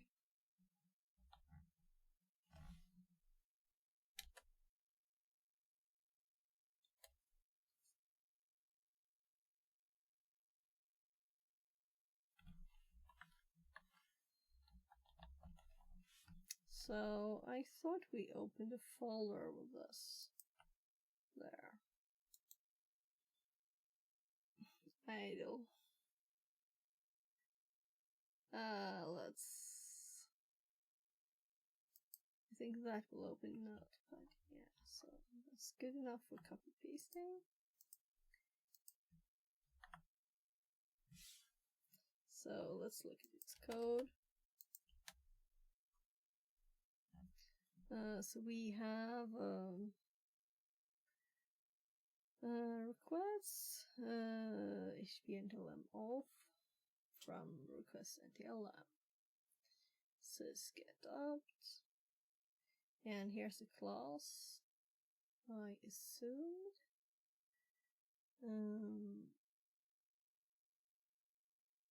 Load users. Self-user file. Let's go down to where it's actually running it, right? Main sysargv. So here's main is getting these things defined. Try opt args get opt. Okay. Print. Yeah.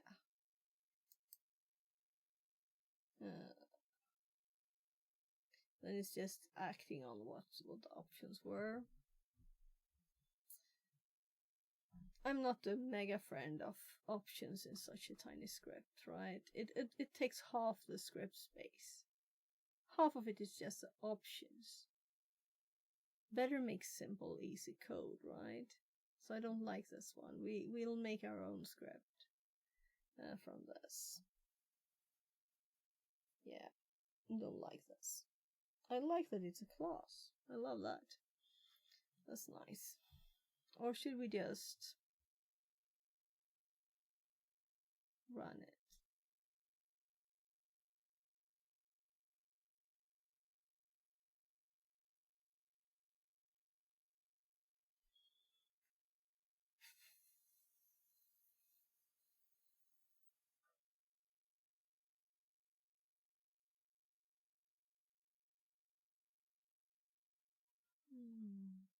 A little tired.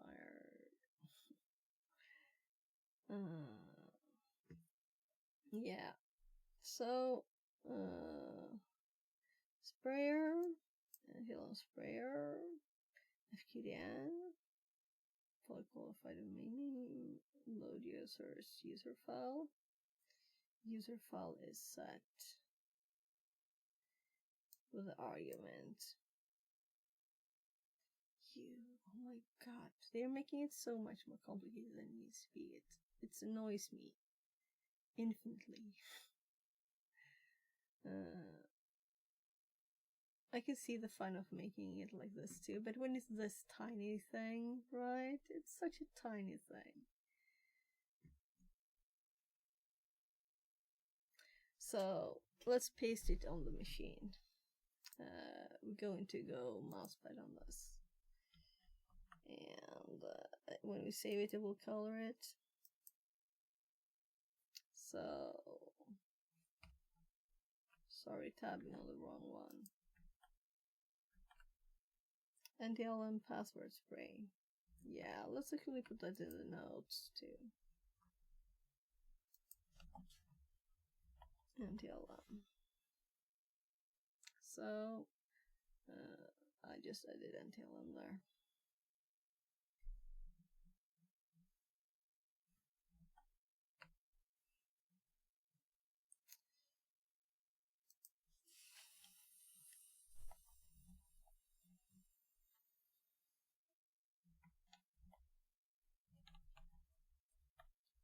They also have an underscore in the name of the script. I shouldn't complain.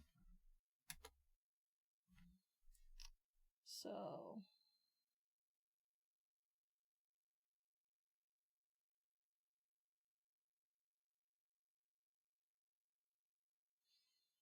I guess we use our script and fix it later.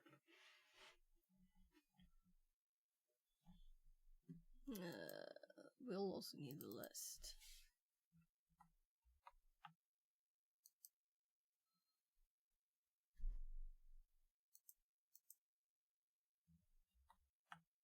Wasn't a long one.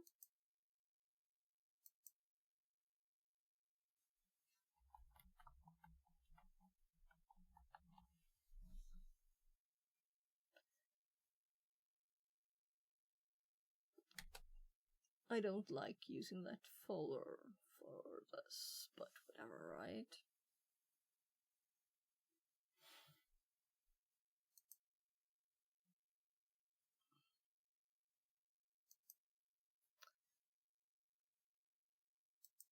So, if you're using attack bugs, but we're gonna use this instead, Python until password spray.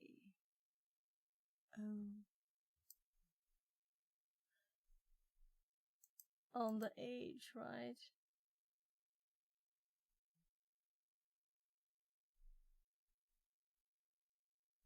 Python 3. Just wanted to check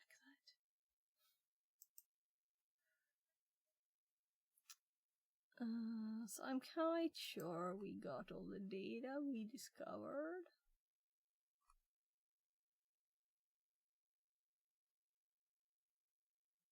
And it's mostly that we can use this tool generally, right?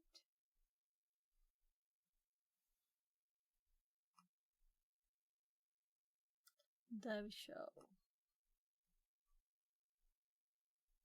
Yeah, let's just proof that. Let's reuse this one. There's no.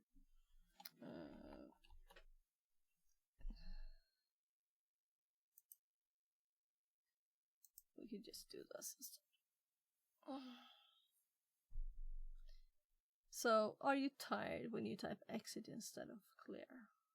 Yeah, I think so. So, in here, we should have the script.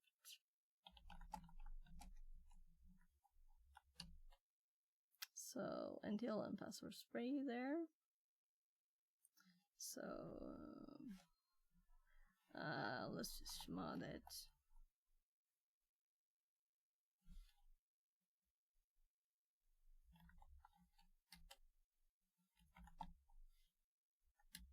So, why not, you know?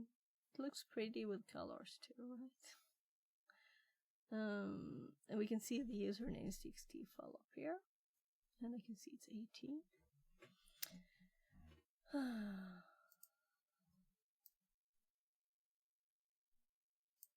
So, to copy the suggested command, why I did, I don't know, but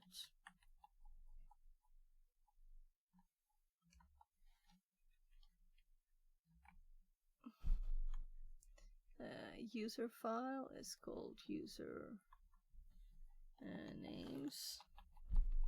So this is so much easier to just change variable names in the file for this kind of thing, because we're not running it on some server or something. That's not, we don't have our tools and things. Provide the following values for each of the parameters. FQDN. So they have supplied them nicely on the page here, so we don't have to type.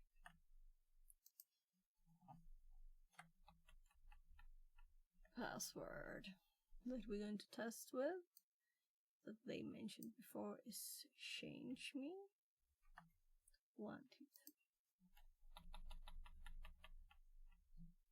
3. Where, and the URL is the one we just went into there to test. So also, I'm curious how it uses these. Why would we need to supply both?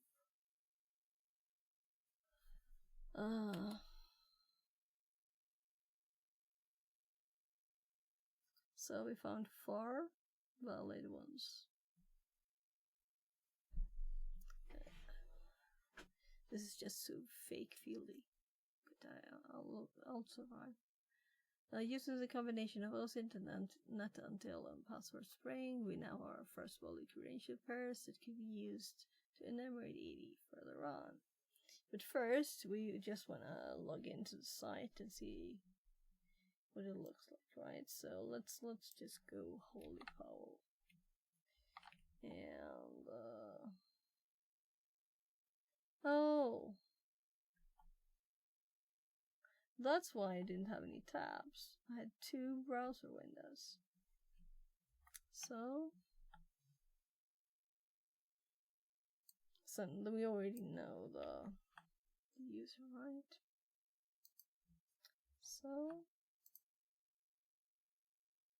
hello world. I was kind of assuming something like that.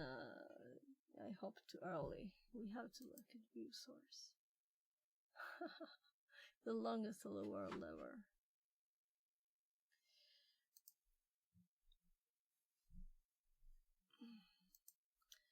What is the name of the challenge response authentication?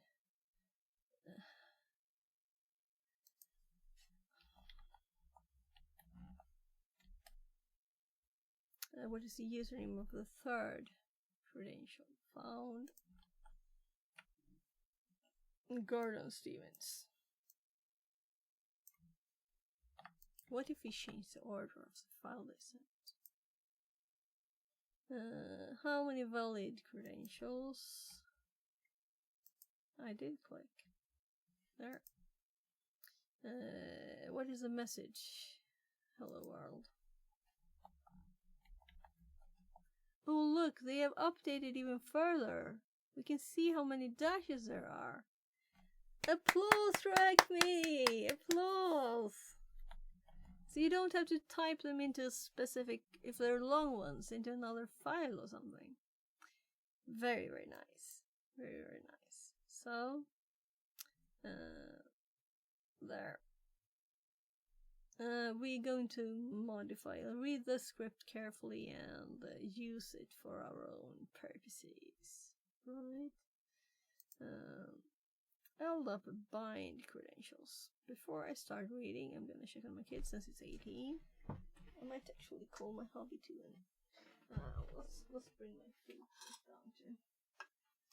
So I'm kind of thinking food again.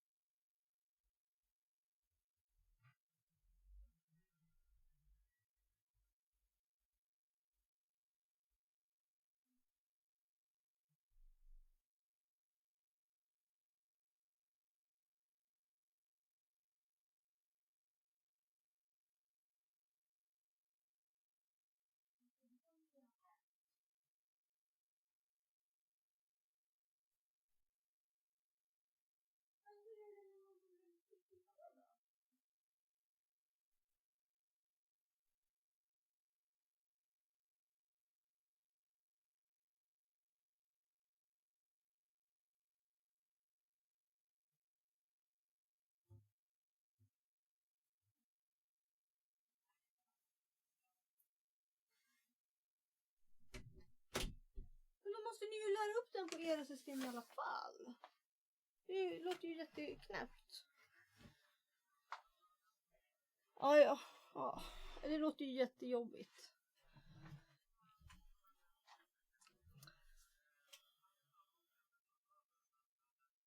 Men hon kommer ju hitta något nytt jobb. Hon verkar ju framåt och liksom, hon kommer ju inte vilja komma tillbaka till ert.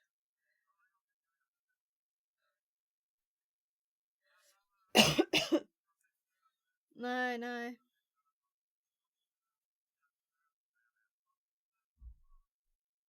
Hörs han liksom på möte?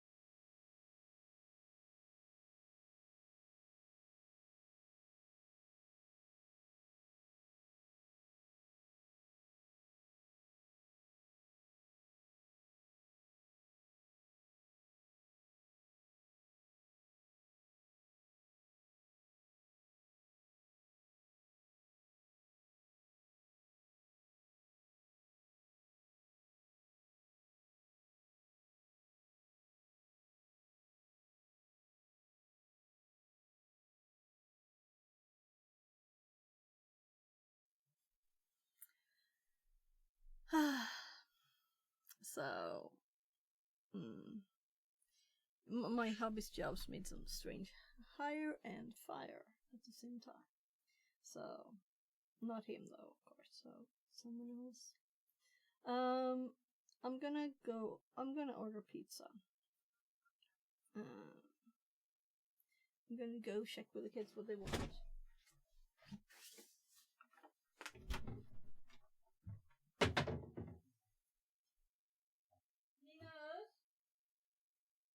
Linus, vad vill du ha för pizza?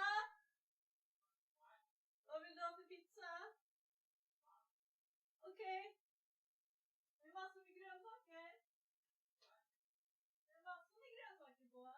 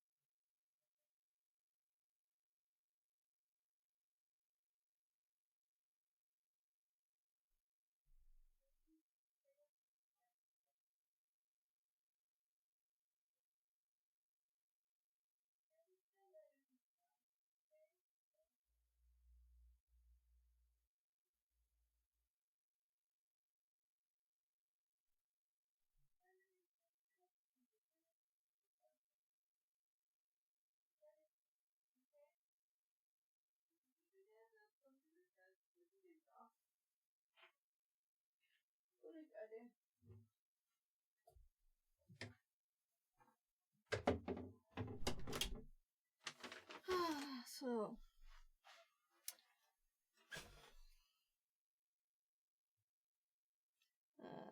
order pizza time.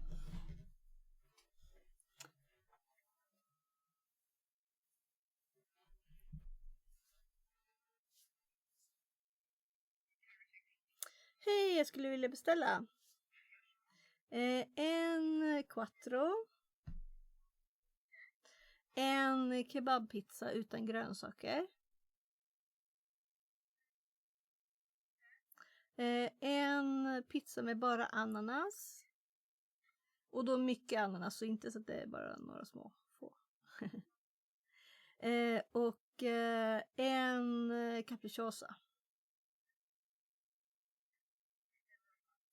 Ja, hemkörning tack. Holmbodavägen 95. Tack så mycket. Hej.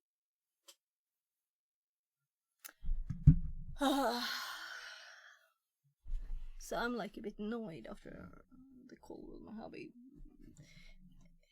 Some people do like odd stuff.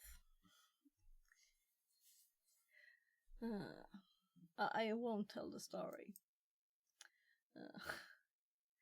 So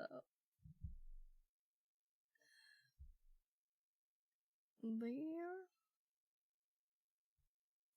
So what happened on my phone?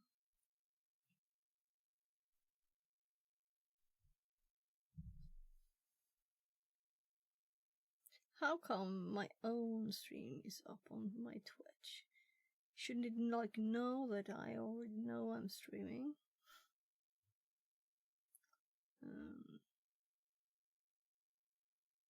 So closing everything.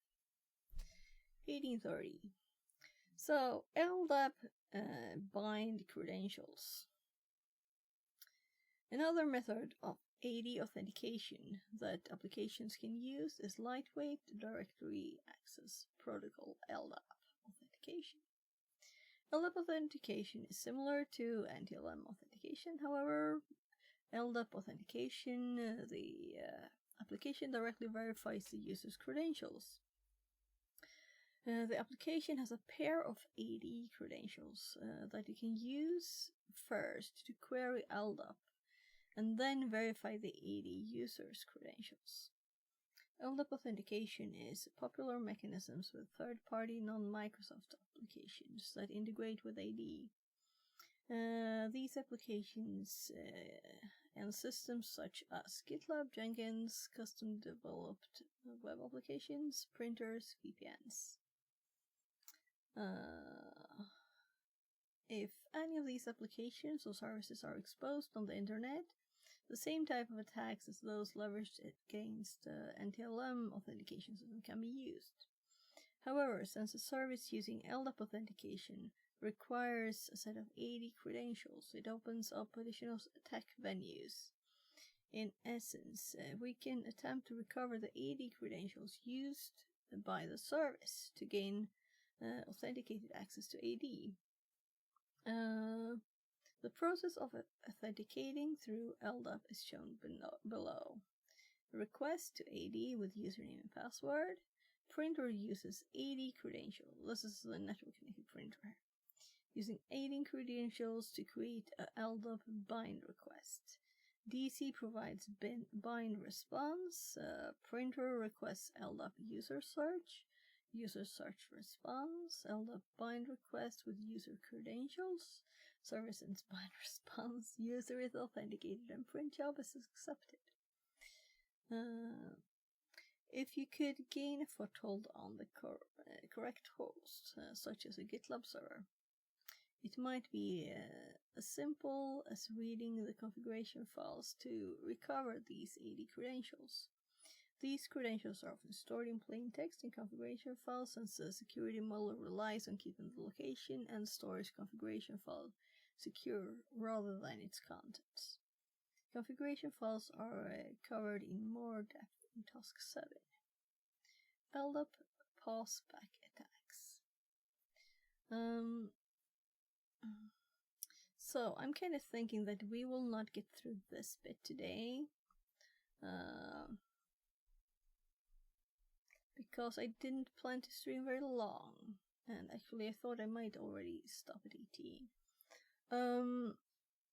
So let's just plan a bit. So we had this one mentioned and this one mentioned, and we realized they are in the next path, right? So we're going to do those when we get to the path.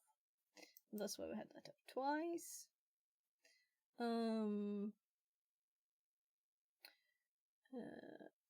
We have the script that we used, and this way of adding stuff into here is not nice in my mind, so it is not pretty. So we're going to change it to be easily used. And also this is repeated data here in the input, so it's much typing for not much work. And half of the script code is just about the options, which I don't like at all.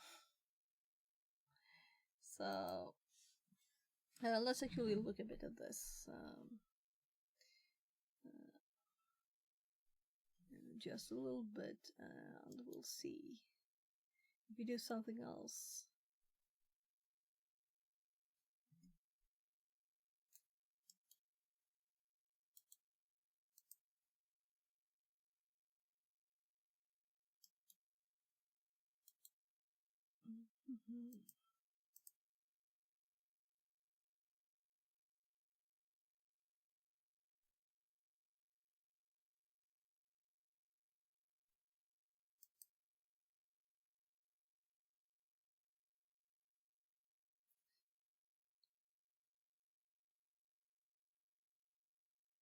So there's 2 cybersecurity streams on. I'm just checking out what it does. That Okay. I'm looking for in terms of bills and Does this one sort have of the audio? quality of background.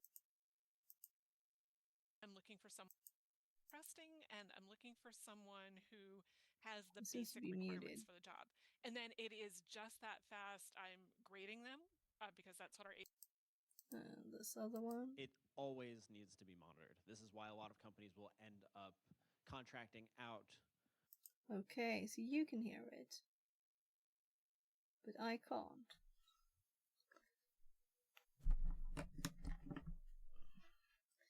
Let's all switch ears. This level SOC all the time.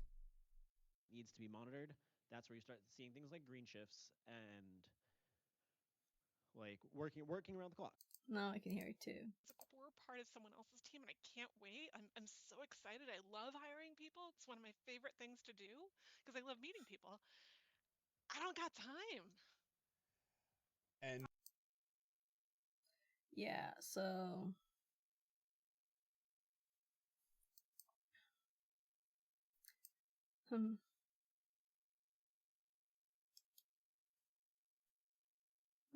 let's just check.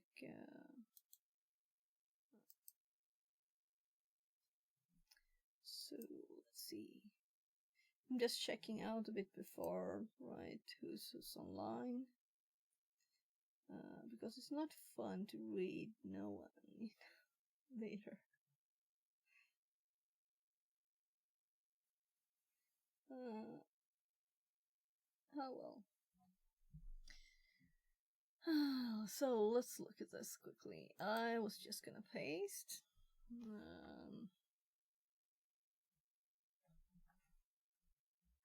That. And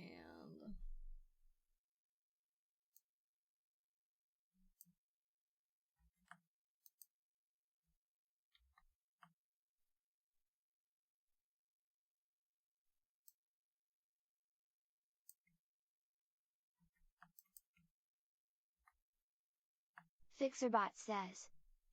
Time to move it, move it. 10 chair sit-ups redeemed. hi. Welcome back. So, share sit-ups. Cool. I'll do it. Let's just make this tiny script actually Zero big Day tiny. 3301 says. Just kidding, smile, That's smile. much tinier. No. I'm gonna do those sit-ups. So, the script was from the room. We'll read the actual stuff it does too, right? But I thought this was not pretty. So share sit-ups means I turn my share over to the side and try and make sit-ups because you can't see the floor, right? So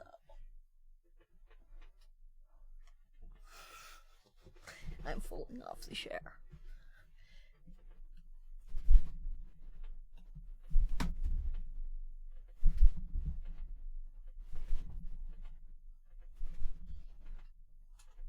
I don't dare to touch the mic here.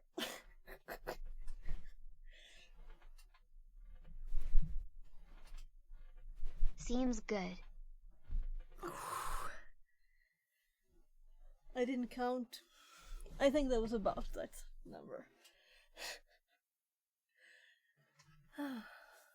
11. Good. Got an extra one. So of course you did them too, right? You can't ask me to do sit-ups without doing them yourself. Did you connect on LinkedIn, by the way? Was that you?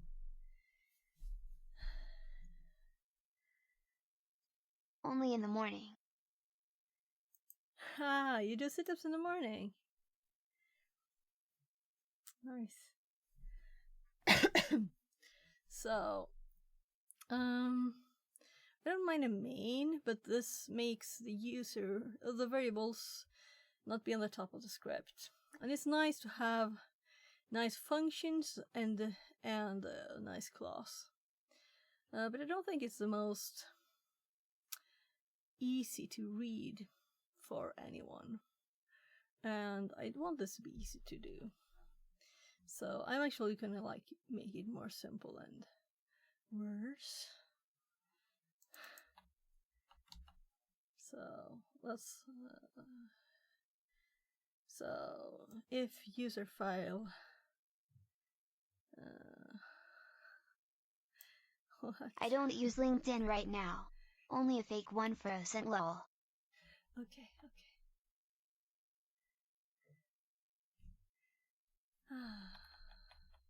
So there was even more stuff we could get rid of here. Let's see, can this one do like shift tab? It could. It just didn't do what I wanted. Actually, let's just do 2. 2 is better. And we don't need a commenting start tag.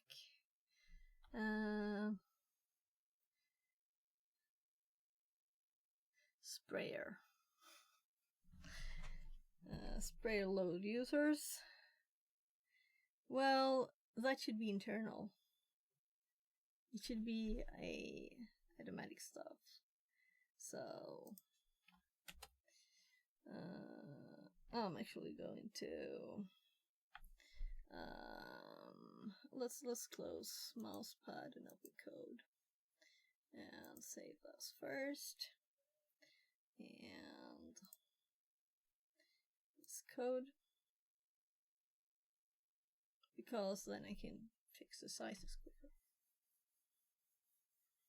Oh. Yeah, so at work today, there was this extremely perfumed soap.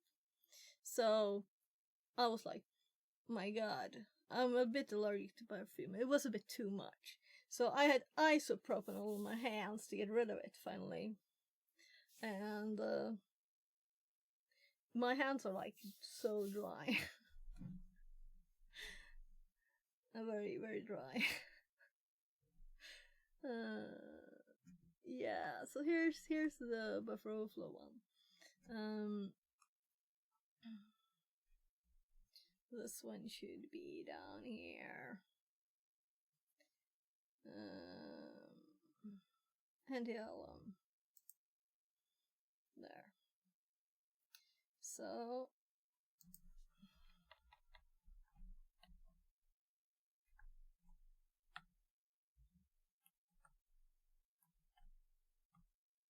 yeah, so it understands this. I'm just flattening it the whole thing. Let's just save and close this and see if it remembers it. Oh, this is a bit annoying.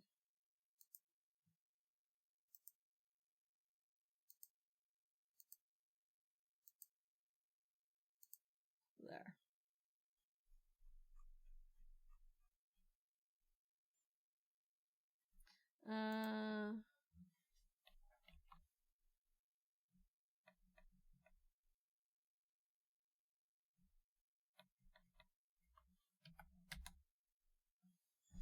And it is very broken now.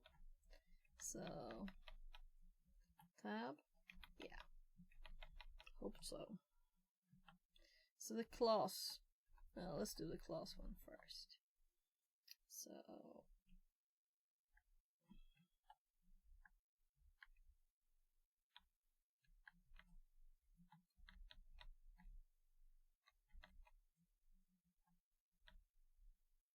and that one, it's very nice of it to indent for us, right?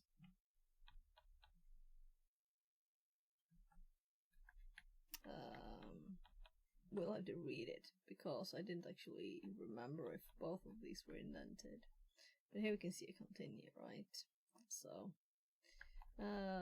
all of this should be within the F for within the 4, I'm assuming. So let's change how this works. So sys is used where?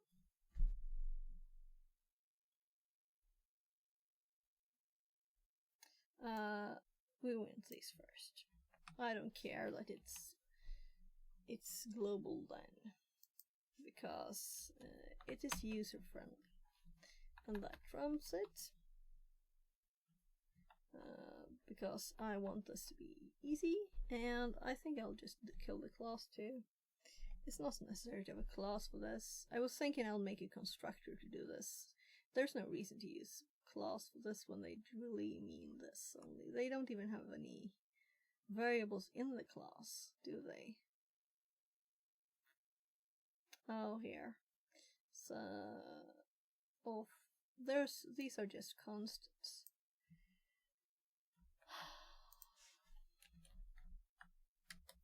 So I just don't think it's pretty, but it's what it is. It doesn't matter much.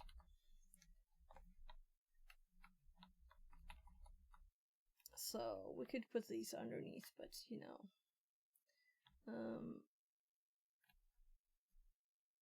easy read for someone who doesn't know this plan. Verbose true. Yeah, just skip verbose stuff. Where is it used? So we just double click this and we'll see, right? Self-verbose. Status code. So we're just gonna skip this one and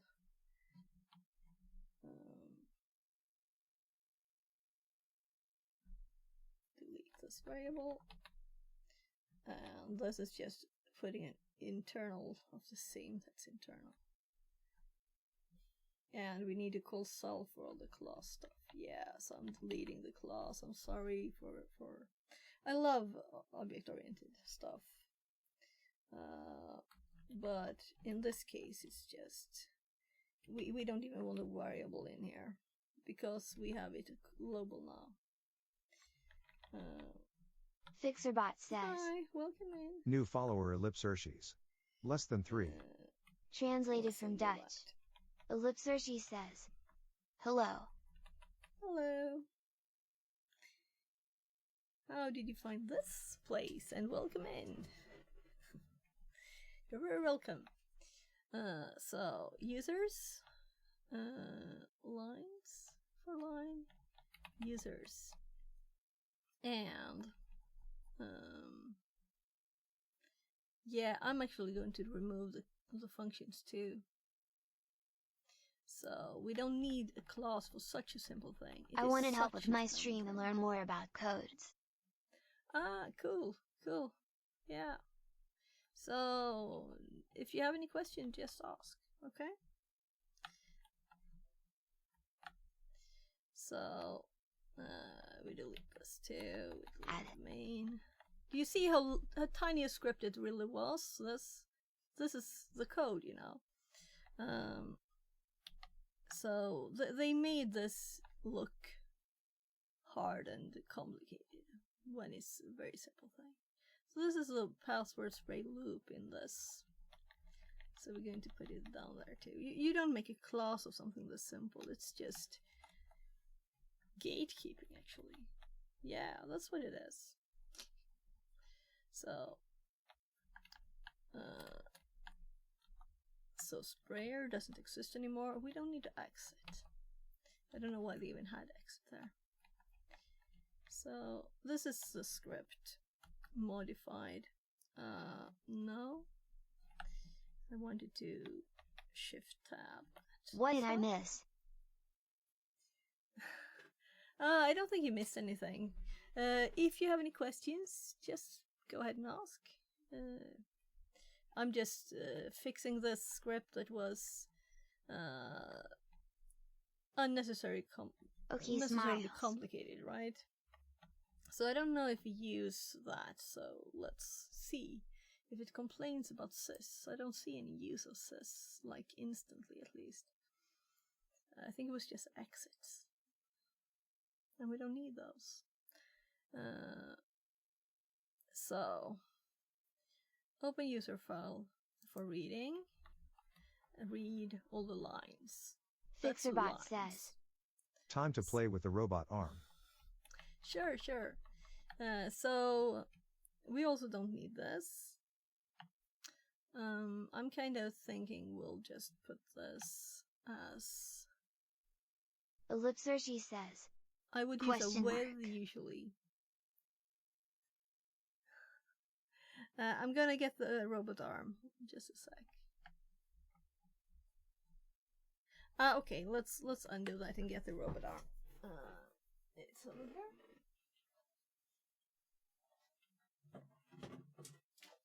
Wow, 0. Translated from Indonesian.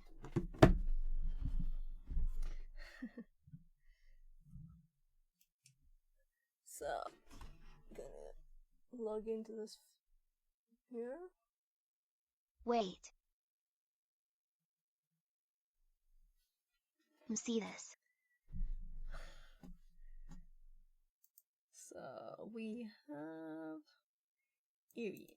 We need to start Eerie. Fury. Translated from German.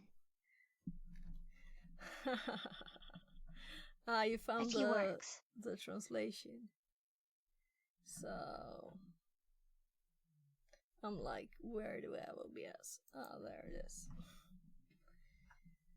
No. Translated from German. Ha ha ha. Translated from Tagalog.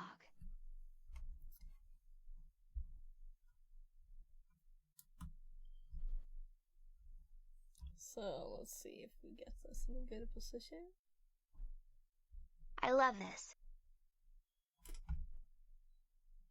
I think that's a pizza arriving.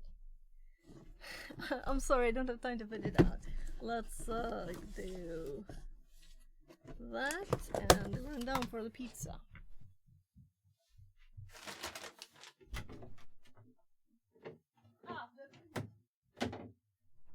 TTS chat and translation.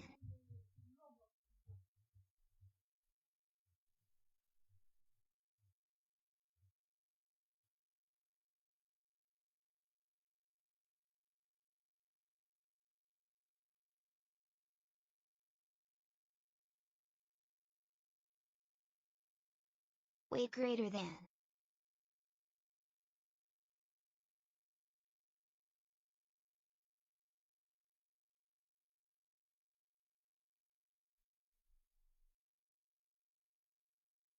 Skibidi. Translated from Tagalog. LOL.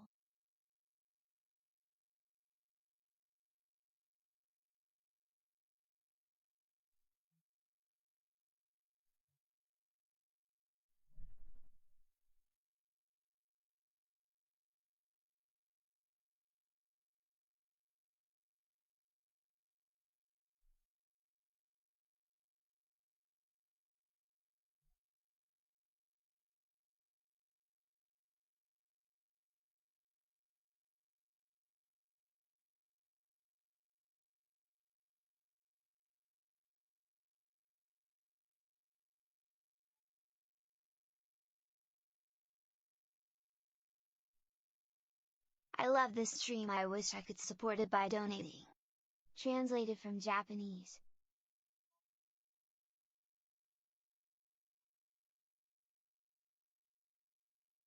Smart.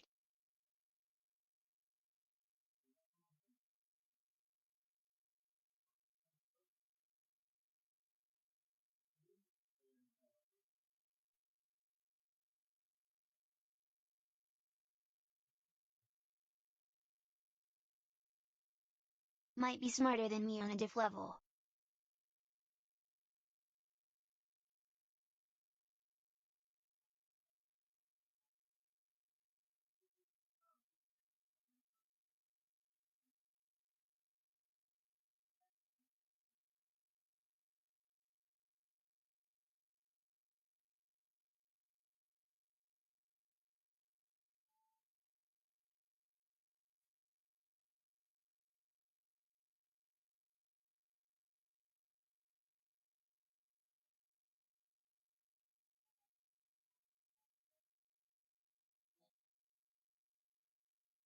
I can't be live. I was outcoded by a streamer.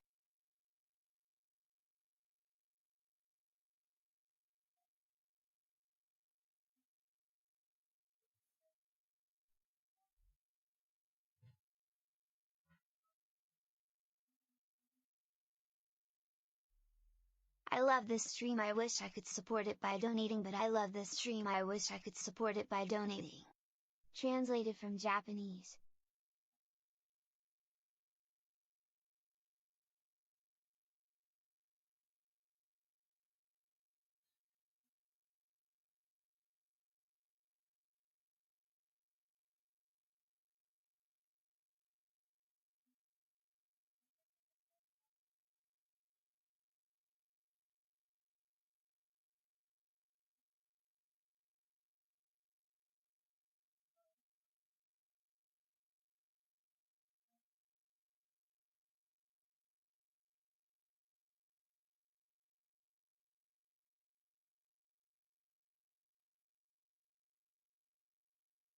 Ice cream. Translated from Japanese.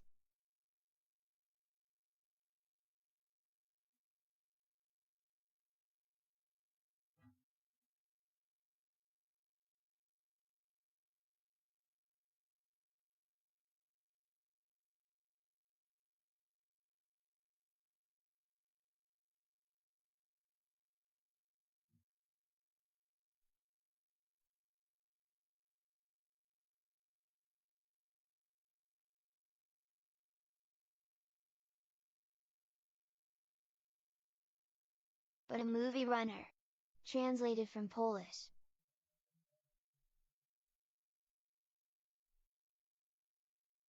Mbe.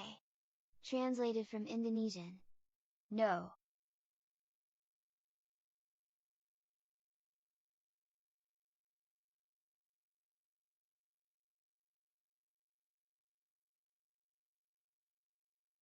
It's Uganda.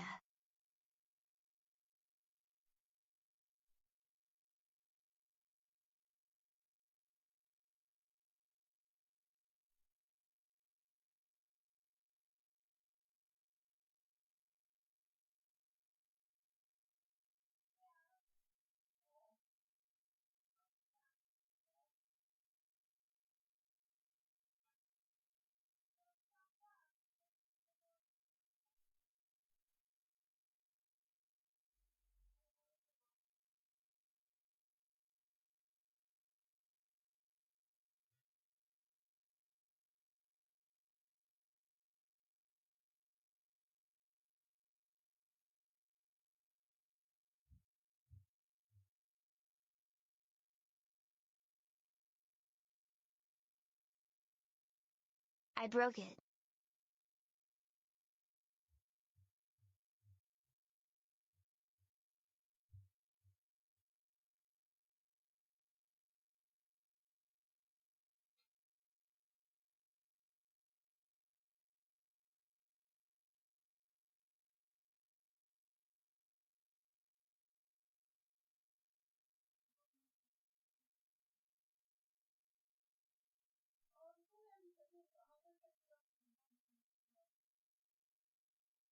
I'm heavy from TF2 Lowell. Translated from Russian.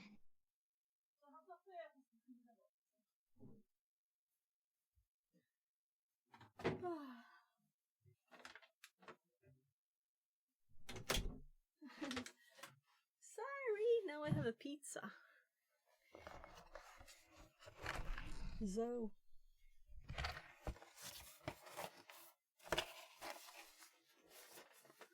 Oh, I had a let's little do fun this. with chat. Yeah, you know, I can hear you. I can hear you. Just in different languages, see what happens. So it's Google. So you can all the languages that Google can do.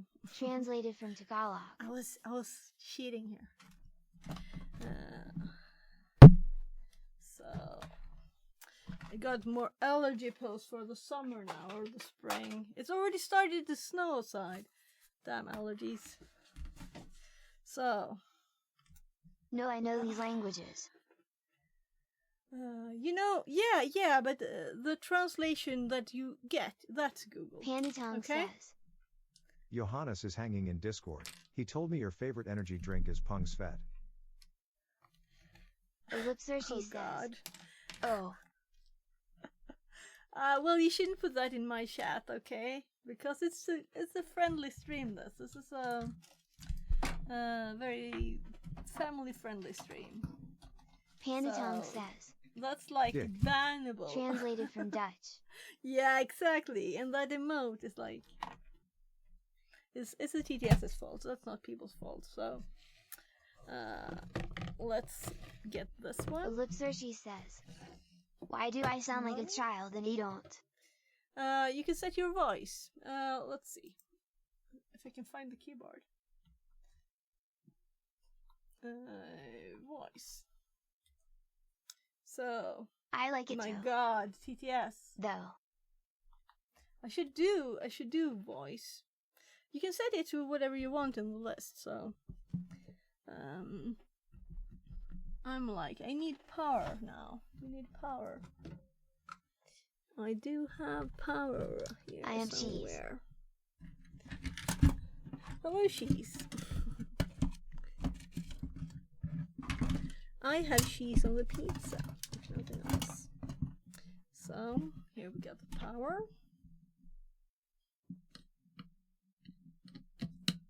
So, this communicates with Bluetooth Don't eat my to the family. computer. Oh my God, yeah. That's not nice of me, is it? Eating people. Johannes says, I'm Sri Panda Tongue exists.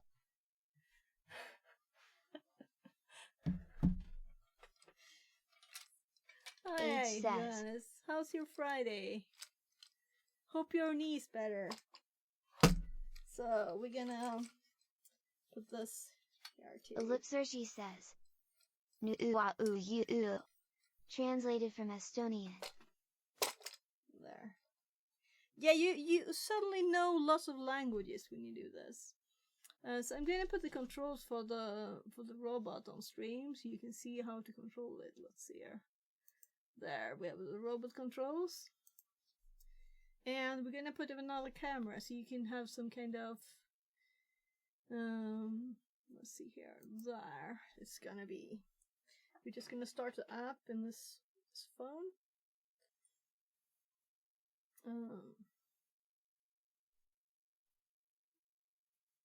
Yo, I knew. Translated from Spanish. It.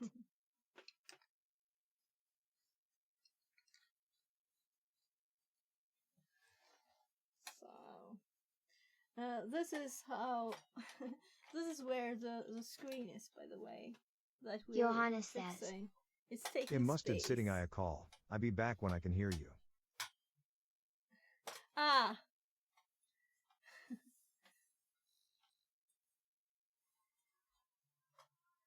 Oh, right.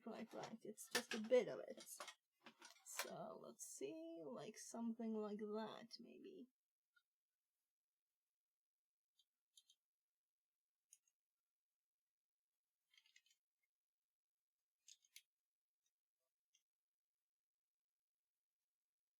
So, you're allowed to try and pick this thing up, right? We can put it on this side today so we get some Ellipsershi different says. challenges. Ha ha ha ha. Translated from Tagalog. So I can lower this a bit. I'm gonna put up something green in between their back on the back so you can see better. Let's see, something with color. It's all black, right? So something like that. See if we can get the audio cable too behind it.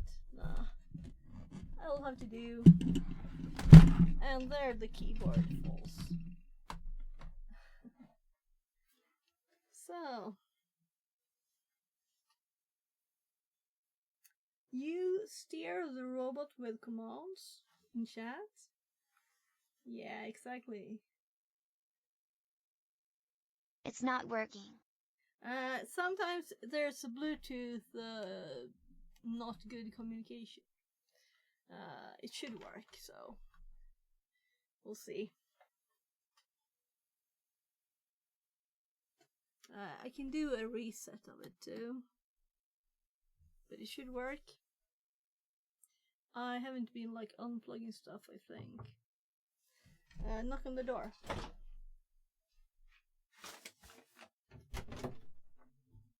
Yes, hello, man.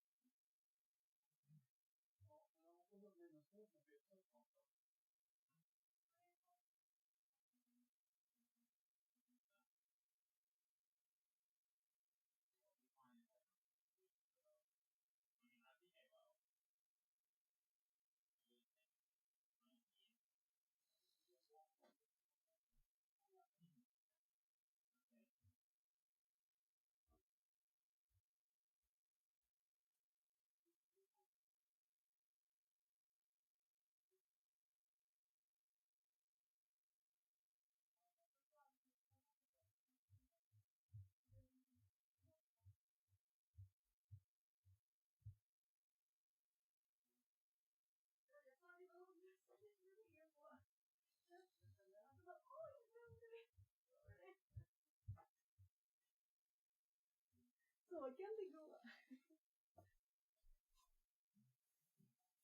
So no success. Yeah, it has moved. Good. I saw that it has moved. This is perfect. I can eat my pizza without stress. Hehe. Translated from Tagalog. So, pizza time.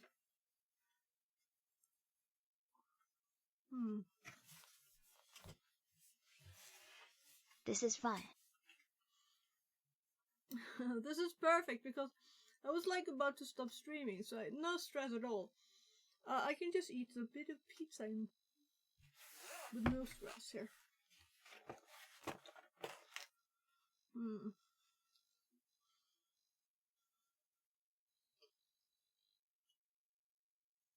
You can do a number too, you know?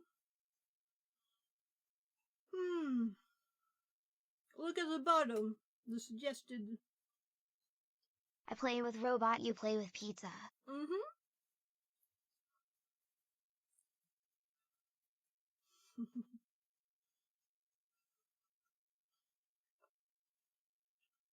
Yippee. You're getting there. You can do it.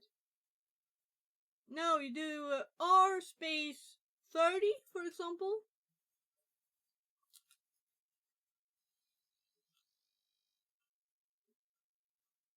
Oh.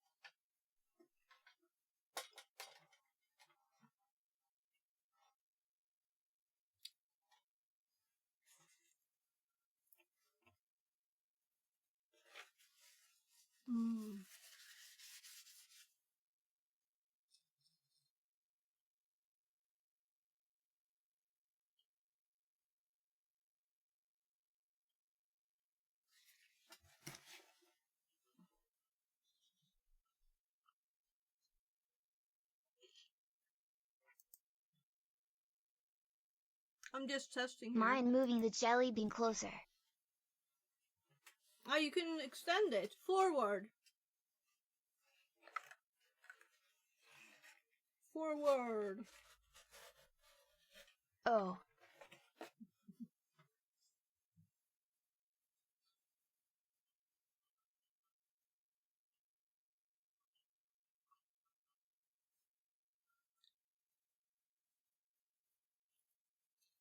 Hiya.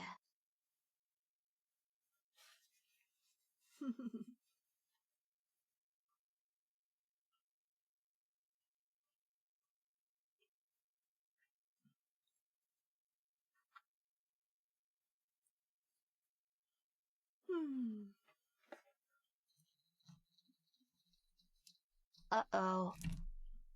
Uh-oh.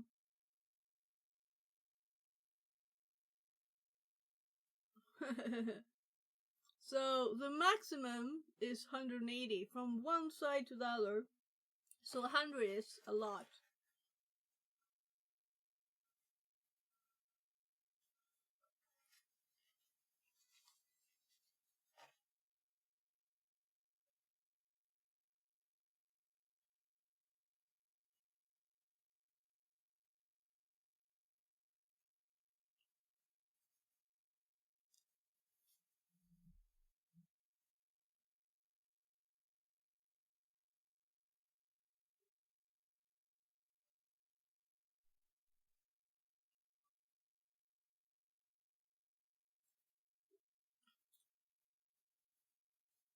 just to be sure. Mm-mm.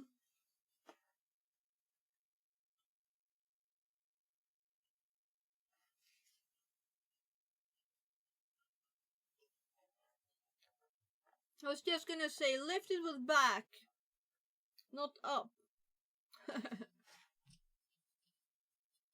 Here, hey. I think it'll be too Translated from heavy for it Tagalog. when it's fully extended. So it might reset, and you'll have to redo it. Sorry.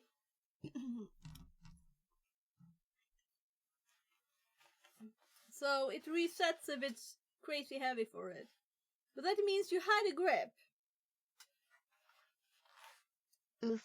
Practice, practice makes perfect, right?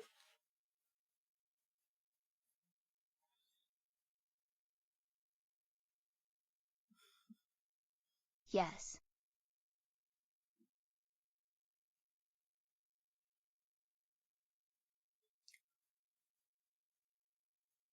Revenge time.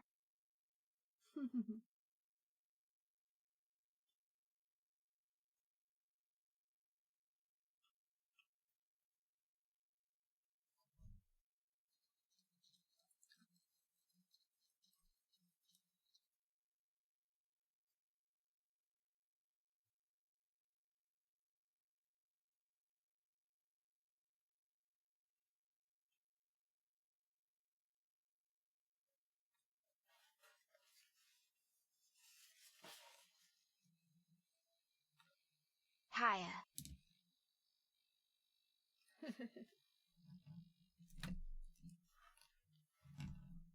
So now you can't reach it. Does that mean the robot won?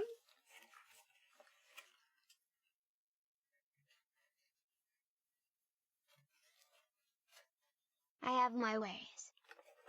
Yeah. Just tell me when you're done. Do you want to try again? I can reset it for you.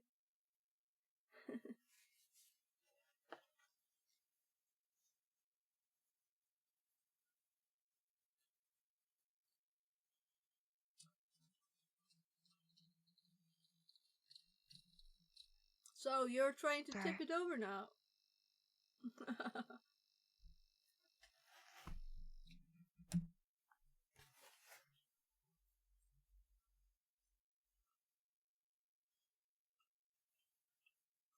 No, I want to throw it.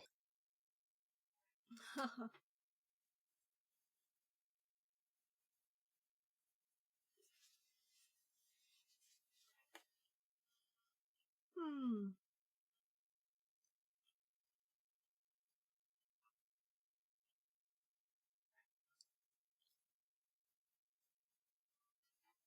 Oh, mind resetting it.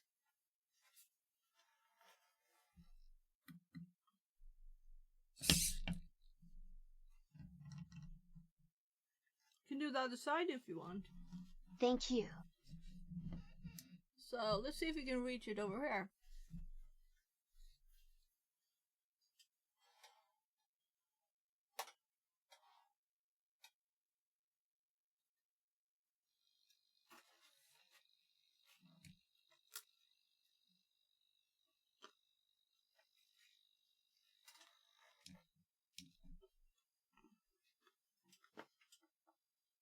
Hmm.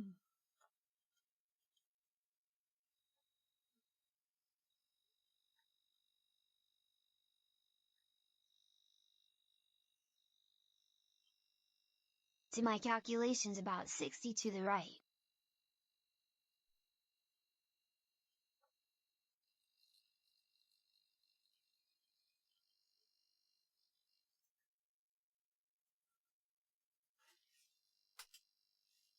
$40.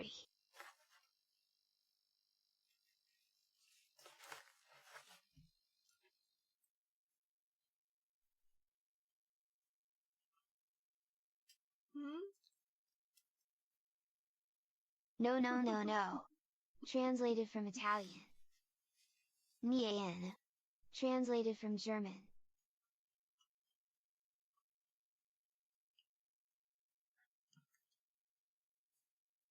No. Translated from German.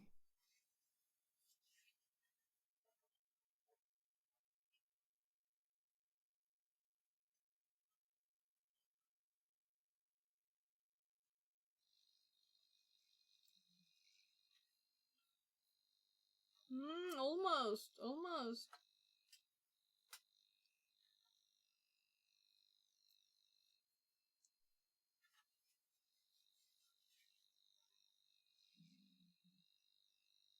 FBH. Uatidiki TTT. Translated from Polish. So.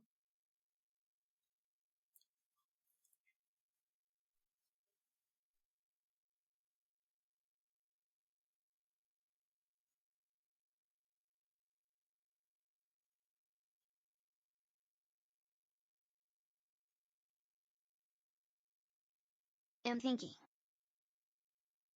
It's okay to think. I'm eating. Take your time.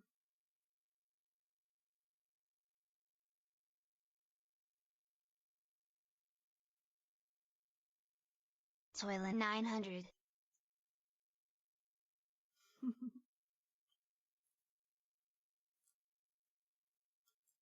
Murahe.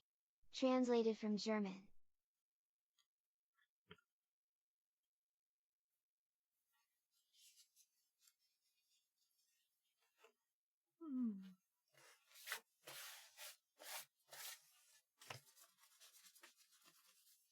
No.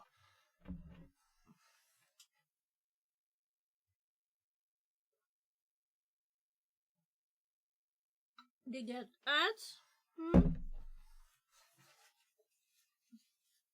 I was doing something. I am mad at ads. Oh. Damn, Twitch. Ads.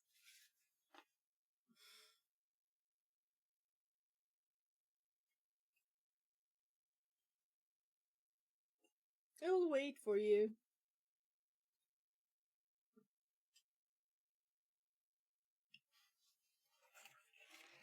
So, do I eat a fourth one?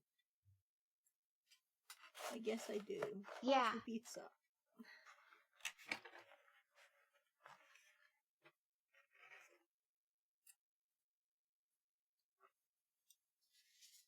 Eat you all you want.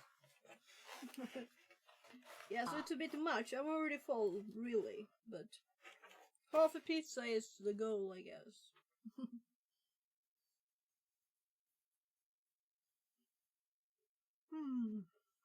Let's eat, Grandma.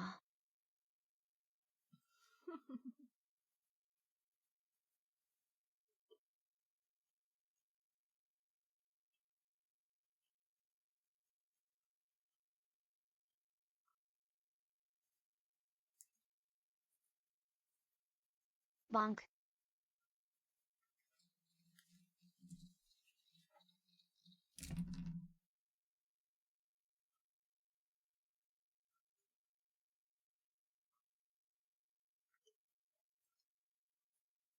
Hmm?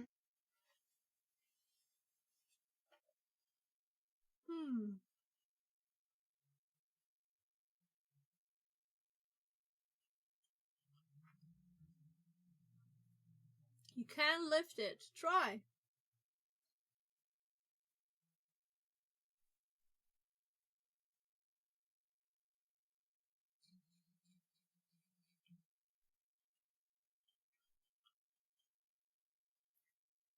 Yeah, that might not be too bad, actually.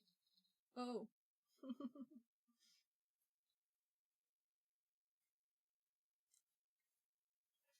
Back to lift. Remember? Back.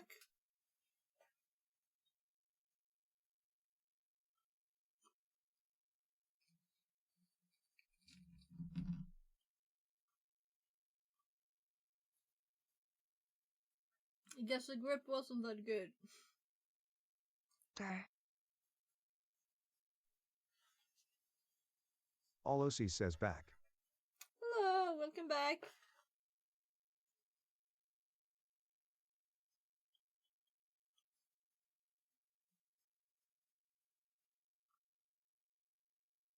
Hmm.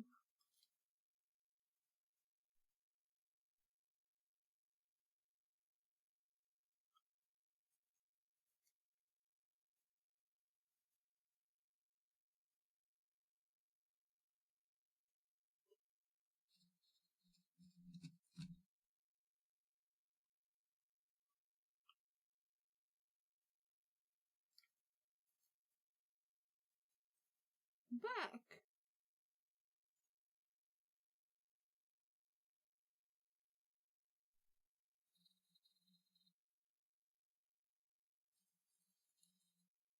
Whew.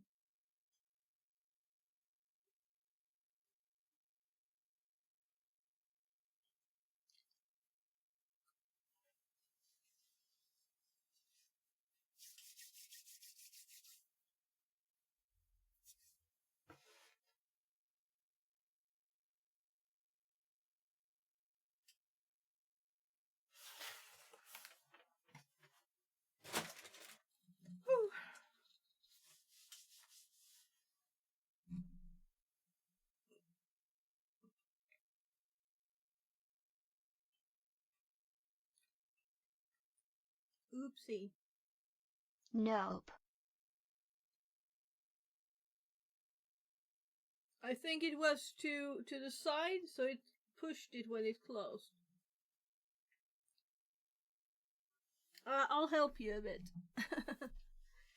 I Can don't I know have if a you can little grip help? it like that. Yeah. So go back a bit too. Thanks.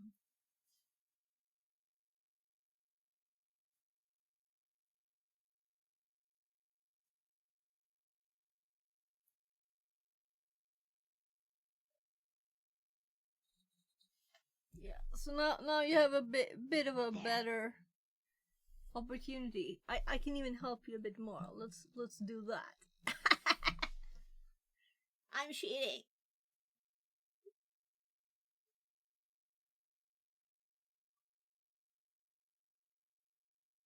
Oh, 150. It might be too much for a Mahahaha. robot. Translated from Tagalog. We'll see. Then back to left, remember? Back. Back to lift it up.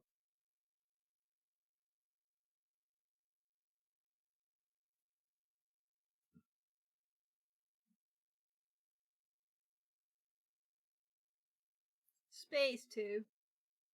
Oh, yeah. You're going left.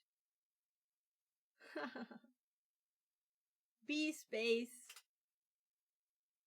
Oh. I'll help it. It's kind of locked there. So. Oh no, not the right 100. I'll help you because it's dragging it now. There.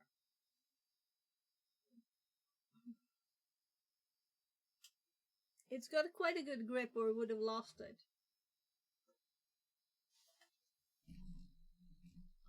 It's like stuck to the ground there.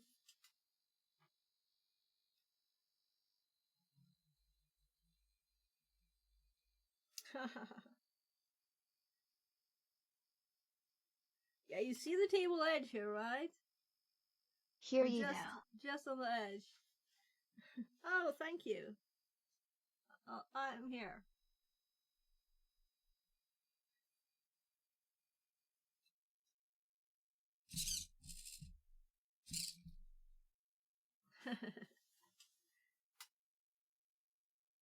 That's a new way to lift it up on the reset.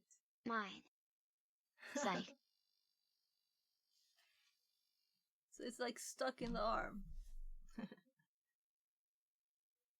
That was because I cheated, right?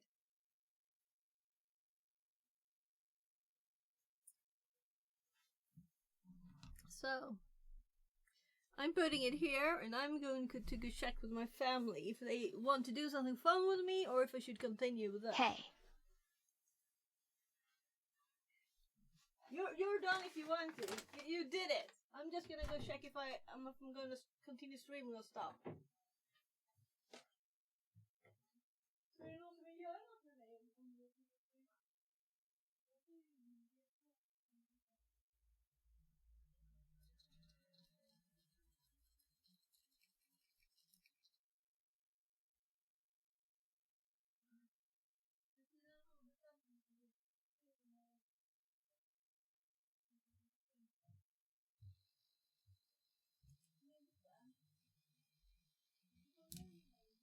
The Marshmallow Ghost. Translated from German.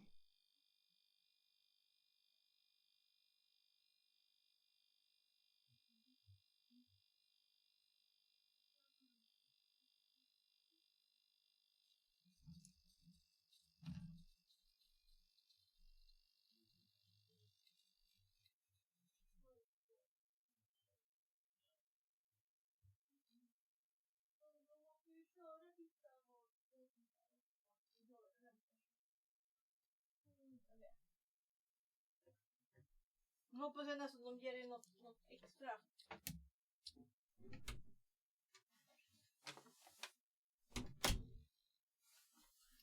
Yeah, so no one's doing anything yet.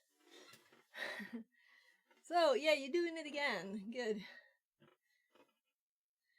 So I'm thinking we'll at least finish that script. So I'm just gonna check.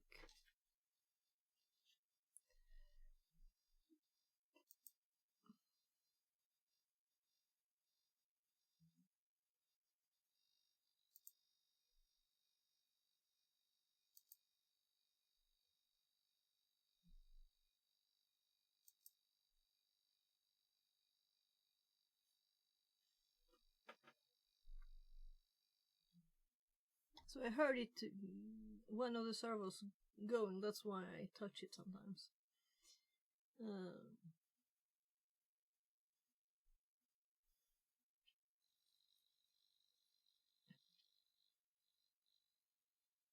So I can see like a pattern here.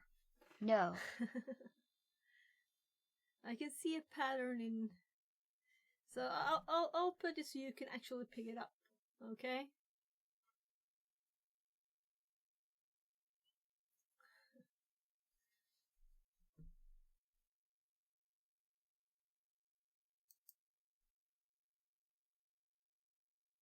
Something like that. Yeah.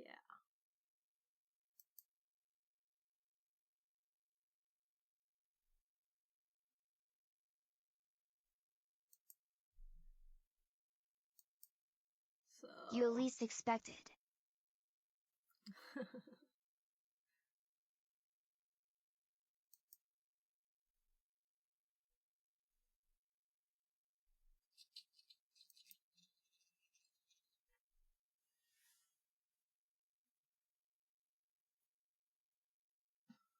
Testing the limits of the robot. Like no one else.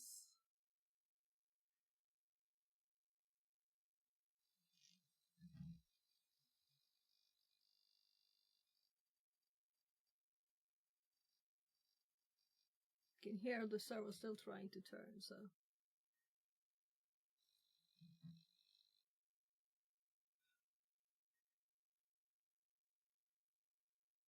If you just halve it, go that other direction. Like halve it, go the other direction. Then you'll probably get to the right spot eventually.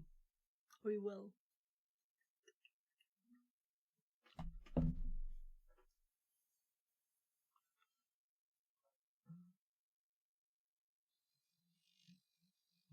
No, I meant 30.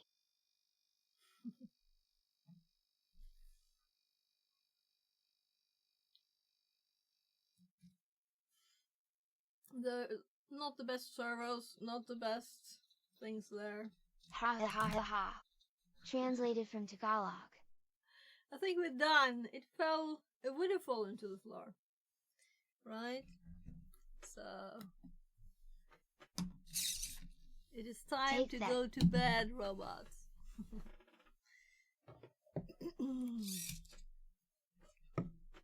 Okay.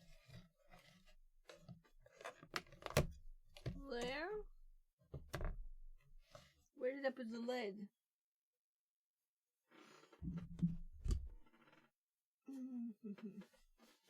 Ah, I see it. So. Bed.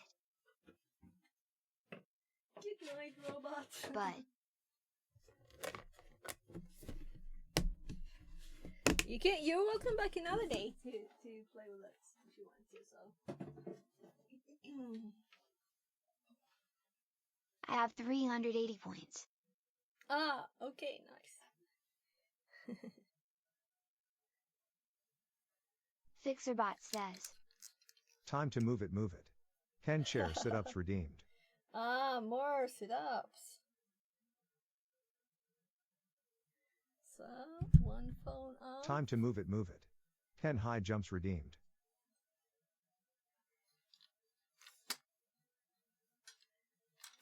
Better get this Time out to of move the it, way move if it. there's move 15 it squats redeems. redeemed. I know what we can do. We can set up some movies, videos for those redeems. Let's do that. Let's do a bit of like. Oh. Okay. So I just saw the camera. Hello there, camera. Ellipsergy says. Sweet, it was a dare. No problem. I'll do it, you know. So sit-ups and high jumps and squats. Right? Don't. Why not? Do it. Yeah. So I'm gonna see if I can fix the camera first. So that is No. activate toggle. Activate toggle. So instead of doing this, I've started like just turning it on and off instead. So this should work. TWASADARE. Yes, you mean I'm not allowed to do the training that I want?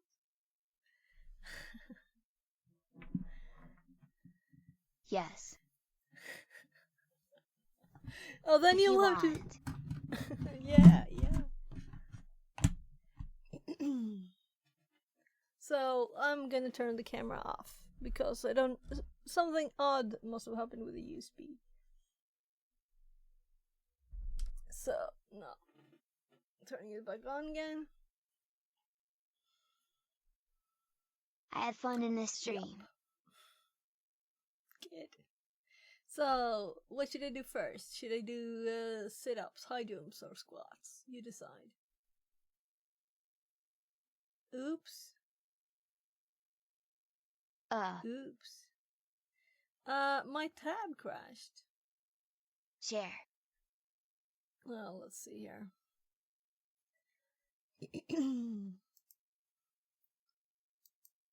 I think my computer is a bit exhausted.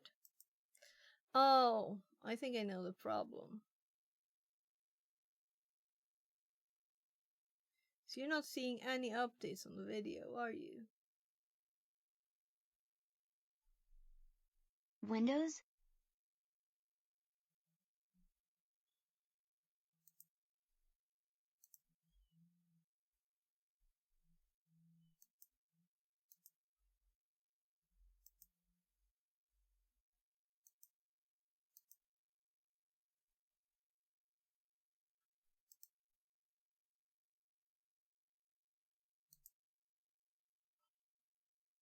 Yeah.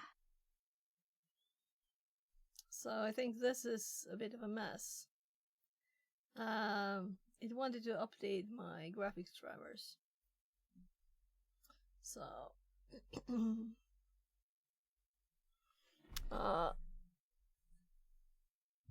oh, pizza dude again. I'm going down and checking the pizza.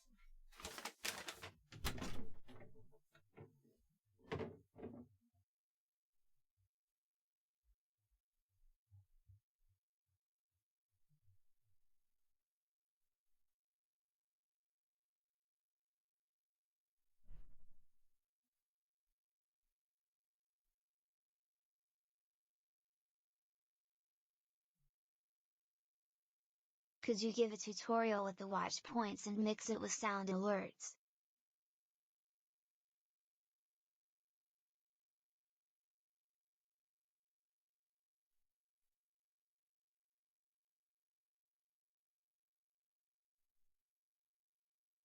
So I can up my streams.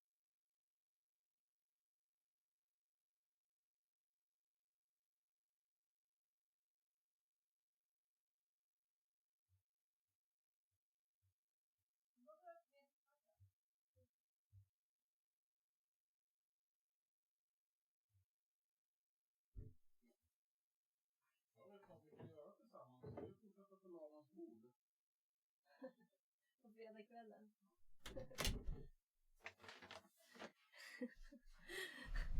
So my hubby said, well, as a Friday entertainment, let's fix, like, continue building a desk. Yeah, well, okay. Kind of fun. But it's like watching actually paint dry. Or What's I'll have to today? paint quickly first. So, right, let's see if we can fix the camera now. So I closed Kelly. And we're gonna close NVIDIA. Because, yeah, and we have this crash tab. It's not like we care about it. Let's see if we can recover. Yeah, that's a good sign. So,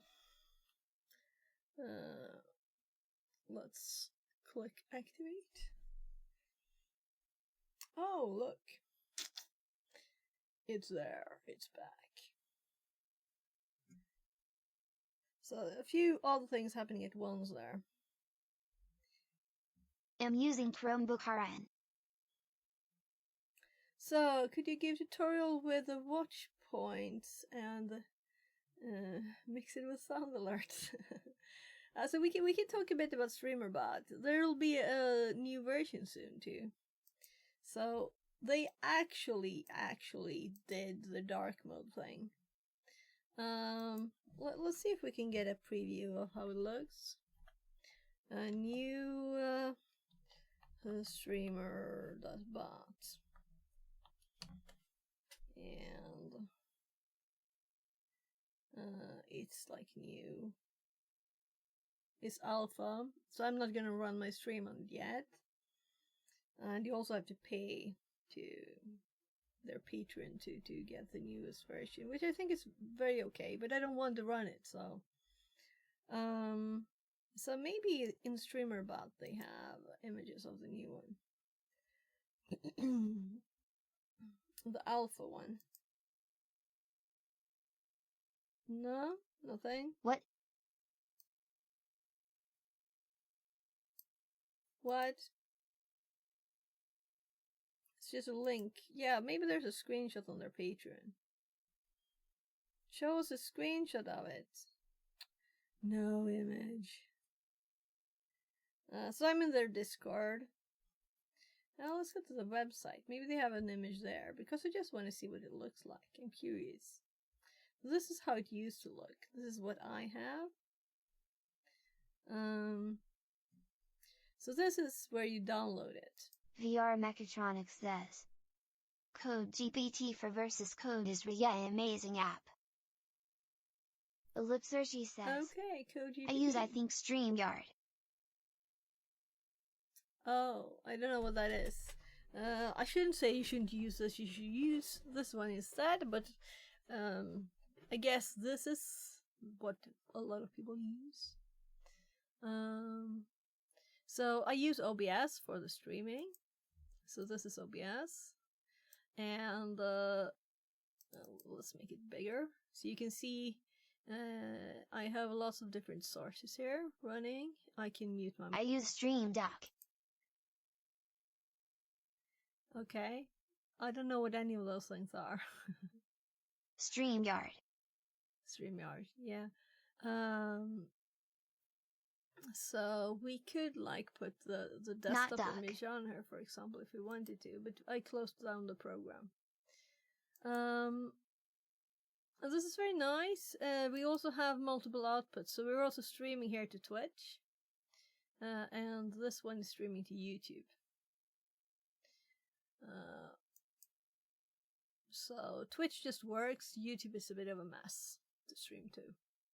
It's a simplified OBS. I can like set up a new stream on Twitch before I stream here. What is this? To get started, click the button and select stream. We use Sami too.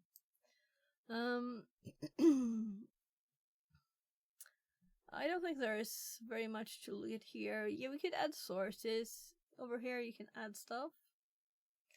How to add alerts with channel points. Yeah, so channel points. Let me show you how I do the channel points, and then we'll actually do My main. the movies once you did. So, streamer bot here, which is bright light. I know it will so not be. I'm very curious to see how it looks, but we have platforms here. On platforms we have Twitch. On Twitch we have channel points. And here we have the move it redeems. So we have a Go IRL stream running for 5,000, only it's too cold. So not now.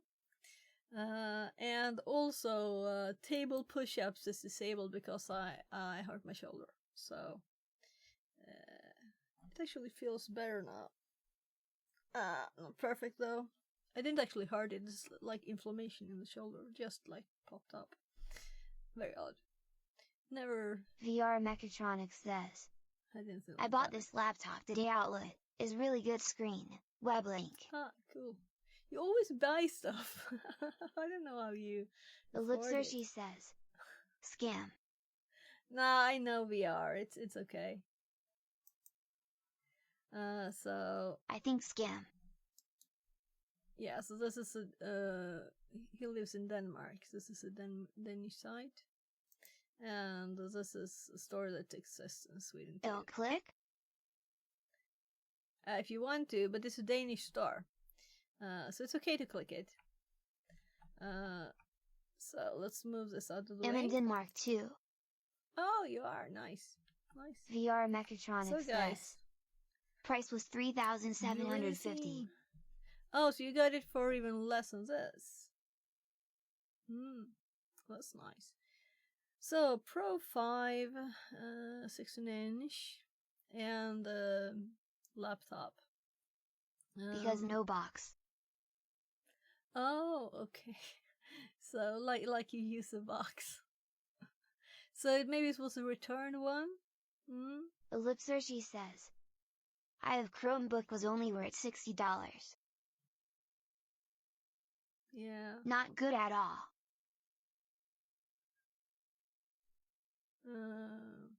So for me, these S look very odd because All I'm I could Swedish. buy.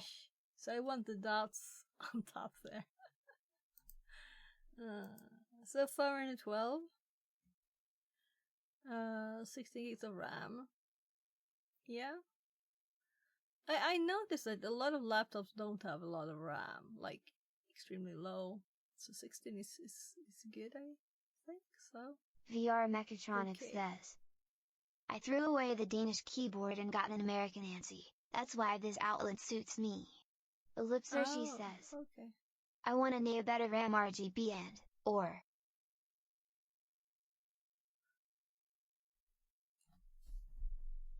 So if someone in here is And here more. for the 80s stuff, we might get back to a little of But it. I'm But clear. it's more like a Friday fun now.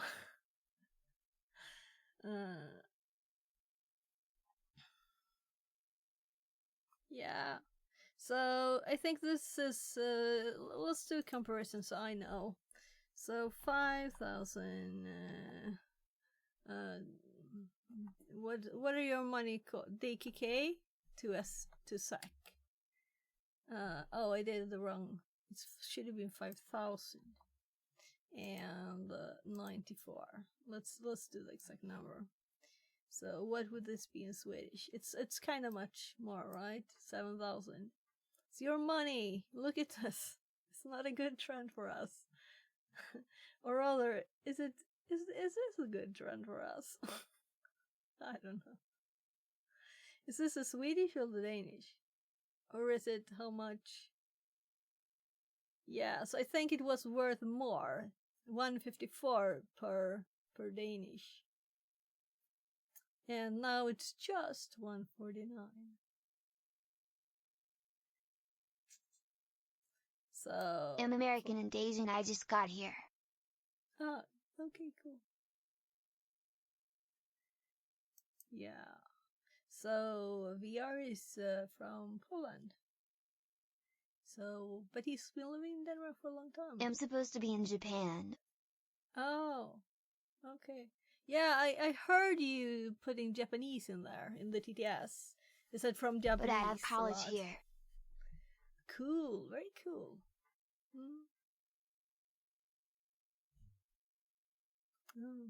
So you have a connection to Japan then? You going there? Maybe one of your parents? So Yeah. I've been doing martial arts, so I'm a bit interested in Japan because of that. So know this tiny little bit of Japanese. Like almost nothing.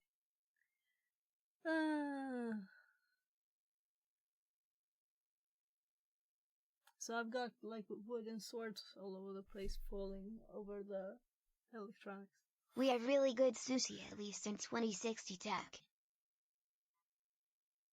Ad. Plaza help. Okay. Yeah, I can't do anything about the ad. Sorry.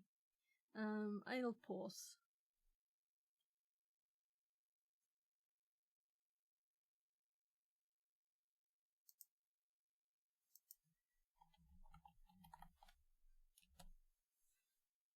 Okay, Back. you're back. Fix-It says. Yeah. Pausing. And then I said pause. So you're not gonna miss anything if you tell me you got ads. I'll just pause. So maybe you should have like some people have like a pause mode when they get ads. Ellipsershi says. Tie. Yeah. So, but I have a note saying if you want me to pause, I'll do it. Because sometimes people don't get ads, and some people have blockers, and sometimes everything is not extremely interesting, and you might just don't mind missing like 30 seconds or whatever it is. So this is how I make the redeems. And you can also make polls and predictions there. I've never done that so far. I hacked my Oh, there's sister's also phone to YouTube call stuff. her. Okay. So there's also commands. As the commands for the robot, right? Here's the BC, robot I forgot my phone. Oh, okay. So you hacked your sister's phone to call her on that phone because your phone wasn't there. So Yes. how could you call her if she had her phone? I don't get it. Maybe she had someone else's I wanted phone. my phone. Okay, so you called your phone, maybe.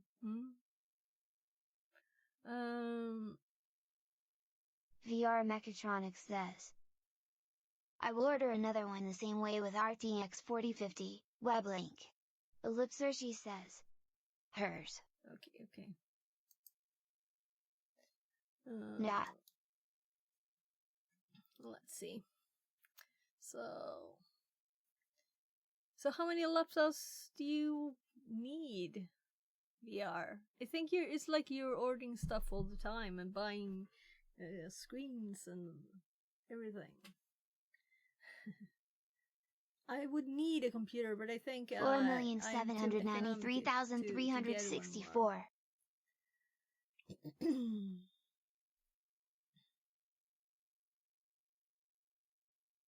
Is his laptop count? Ah, okay. Yeah, it seems like it. Up to Windows 11.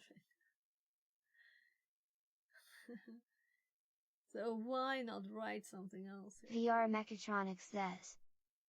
The letters are sharp, and twice as much text fits 2,560 by 1,616 tenths. Ellipsershi says. Okay. SSD. Translated from Romanian. Drooling. Drooling. Whoa. Translated from German. Yeah. So doesn't have this are the most normal images. Yeah. So Yeah, go buy computers. But don't buy computers for all the money, you know. There are VR other things in the Mechatronics world. says. And have 4-channel memory. Okay, nice. So we didn't find an image. Let's go images. See if we can see the new streamer bot. I don't think there's any images yet. Maybe. We'll have to wait. It was like today it arrived, I think. Hello, why is this up? Yeah, I was kind of thinking of rating. We can keep it. We'll be on for a bit more, but group policies with partial. Yeah, so we already have this up here. Ellipsergy says. Oops. Well, let's make an 80 one here, right? So all the 80 stuff. For our research on hacking 80. So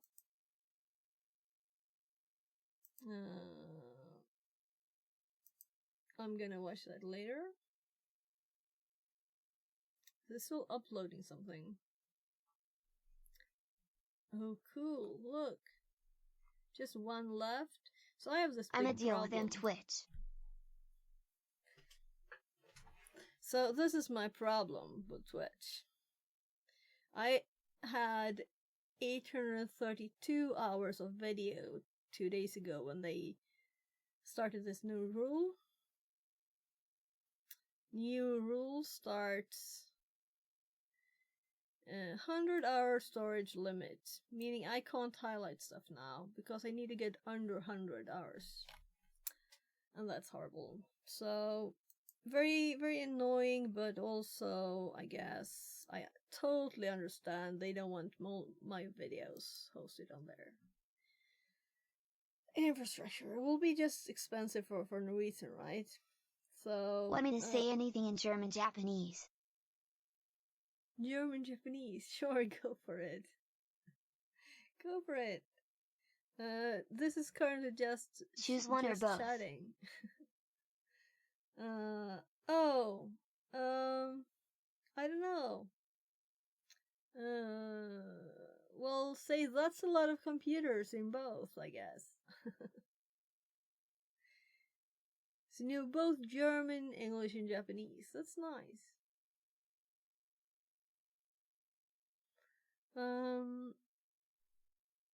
Making a file copy tool with C++. Where is that one? Here. That seems to be the only video that's not actually finished uploading. I'm just gonna check the second page just to make sure. So nothing not fully uploaded on the second page. Lots of computers. Translated from Japanese. Alright.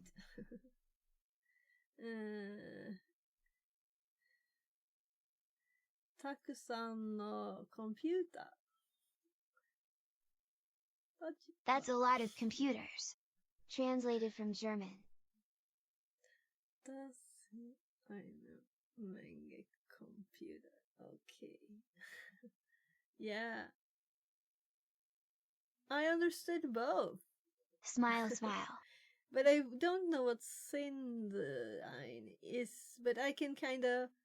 In Swedish, många is the same as mange, probably. There, right? So in Swedish it would be det är många datorer. So I do Swedish too. Okay, VR so I speak Swedish says, and you understand me? What do you think about this? Web link. Okay, let's see. Oh, it opened another one. Oh, you're going VR again. So I have used VR headsets like twice. And once it was at my kid's school to calibrate it because they thought it was hard. And then I played the game with the saber thingies once. That's all I've ever done with one of those. So you shouldn't ask me. I'm not the right person. It sounds very cool, and one of the reasons we didn't Which get lenses one. did you have? Fresnel or Pancake?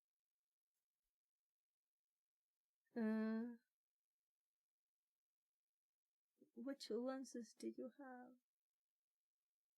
I don't know what those words mean. It was something In VR. in VR. I don't know what those words mean. Frenzel or pancake? Sorry, VR. I don't know that much about VR stuff, so. Ellipsershi says. Hold up, I'ma go to Google Translate so I speak better.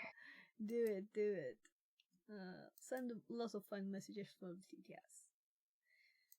See if you can find some cryptic language it can't VR translate, Mechatronics says. Fresnel are older, pancakes are newer. Okay. Pancake sounds much tastier, at least.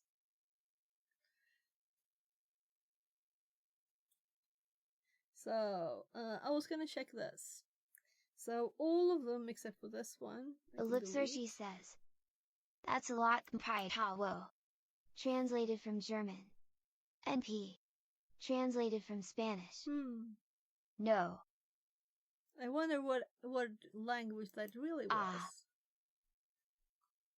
So sometimes, maybe if you have loan words in there, maybe it's harder for it to understand what language it is. So I'm just gonna delete the ones that you already uploaded. So burp suit, other modules. I was gonna check everything right. Let's actually do it. So I'm gonna on the other screen. U is a language. Oh, it's a language. Where do people speak this language? I'm searching for other. Yeah, other modules and it's in there. And it's fully uploaded. So delete. And see. And passive recon. It's in there. It's uploaded. Delete.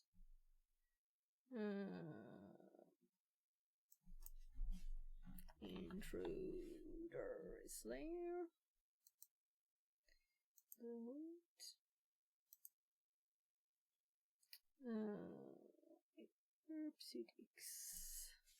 U is a language of Ghana. Roughly 11% of the population there speak it as a first language. U is spoken by roughly 3.7 million people, mostly in a contiguous region stretching over southeast Ghana, the southern half of Togo, and a small part of southwest Benin. Cool!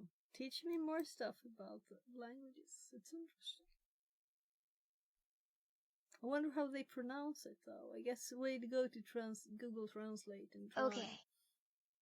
Okay. You got a job now. So, delete this one too. And this is the one we're not removing, right? Oh, 1 and 2. 1 and 2. I've seen people speak this.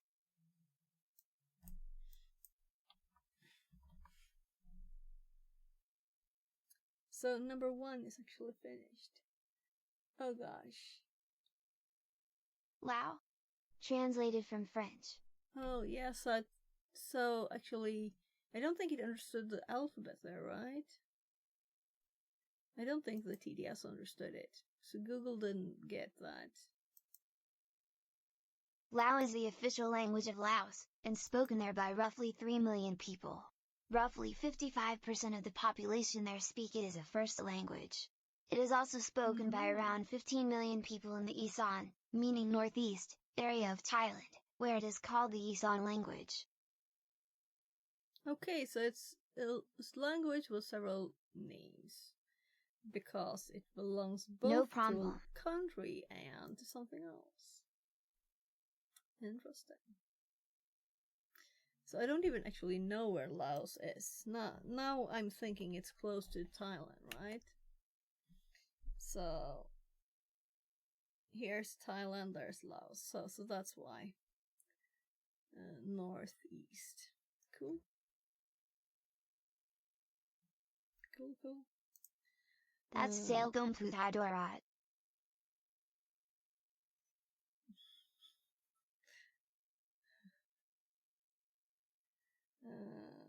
This one is finished. Making a Zapotec. solid copy tool.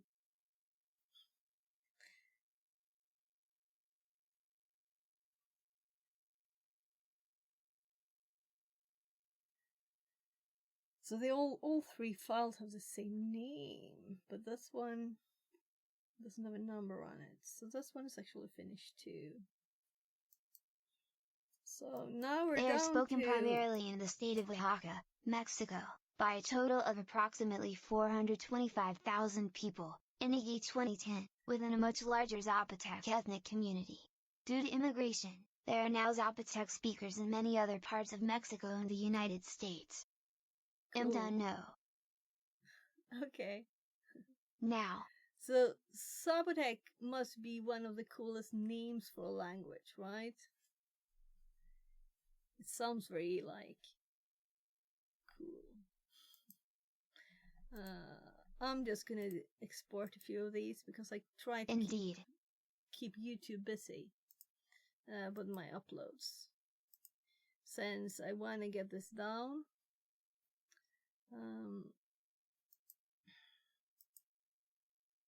So I'm sorry for clicking a lot.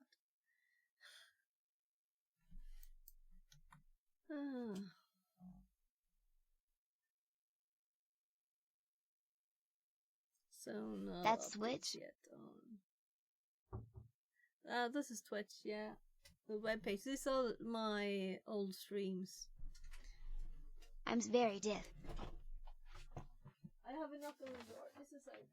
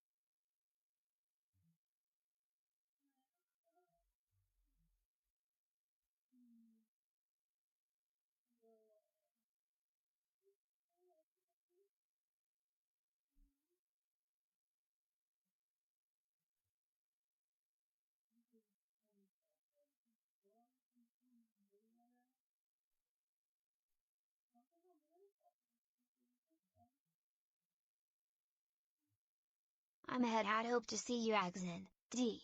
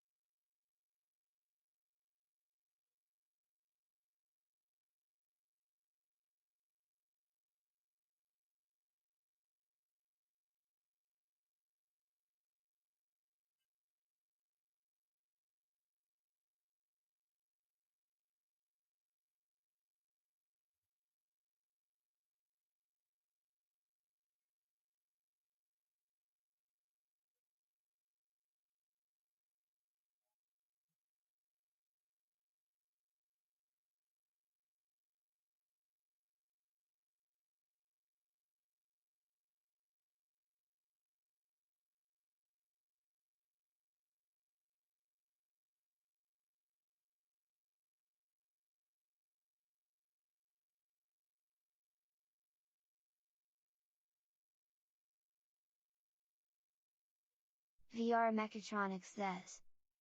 Over 12 hours battery time working this laptop is amazing.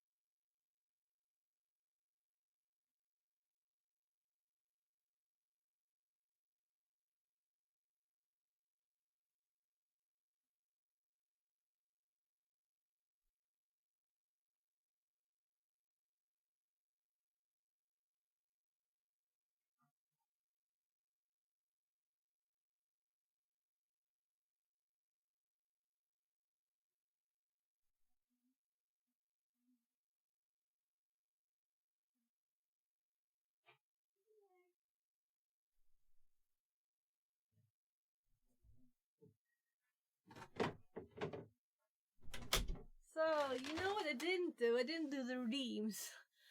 12 hours sounds nice. Yeah. Sounds nice. Oh gosh. I didn't do the redeems, right? You still there?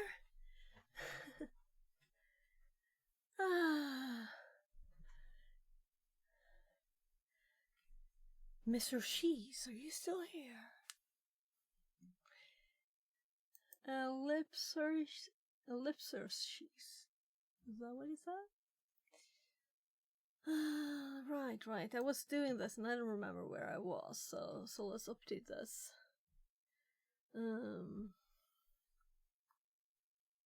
So this one is already done uploading. I didn't even get to set it to unpublish. We'll just delete it at once.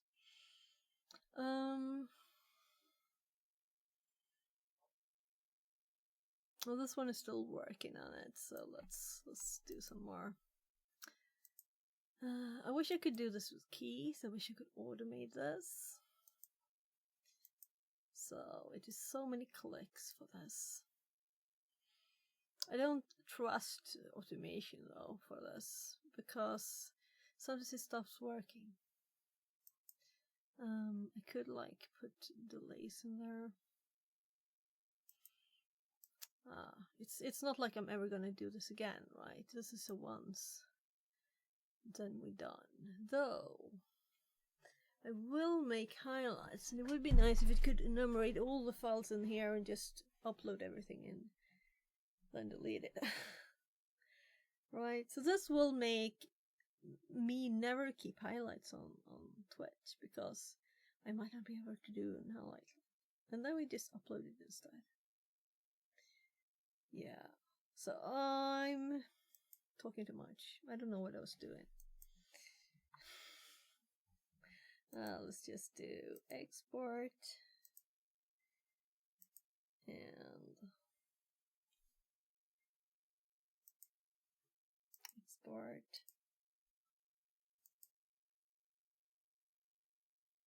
Yeah, this one is actually going, so Then we just gonna go and to get more here. Oh. To get more here, we're just going to switch to descending and then back to ascending. I think that's quicker than to F5 it. So as we're going from the back, this is the oldest one that's left. I had 2023 here. So all of those are already on YouTube now. But look, here we're programming the robot arm. Starting it, part 1. So in May, it's almost 1 year old. I guess the robot is older because it was like building it before that.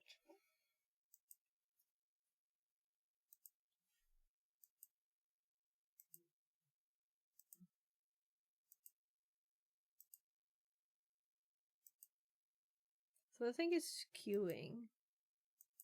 And finally, if you do too much, it will just like stop accepting them. And that's why I'm actually checking that they're actually done, even though I clicked to do it, right? So, oopsie. So these are 2-3 hours. Oh god, this won't work. This one is 15 hours. I can't upload. Will fail.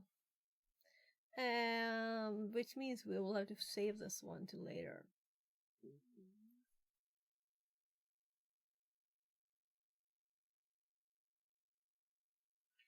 Or download it and split it manually. But we will have 100 hours left, right? So depending on how many of these we have, if it's too many, you know, it doesn't have to be very many to get up to 100 hours. It's almost 16 hours. And this is a cut from a stream. Hide.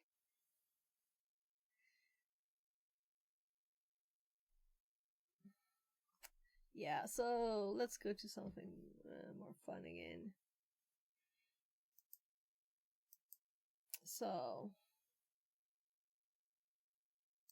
we can check this up a bit.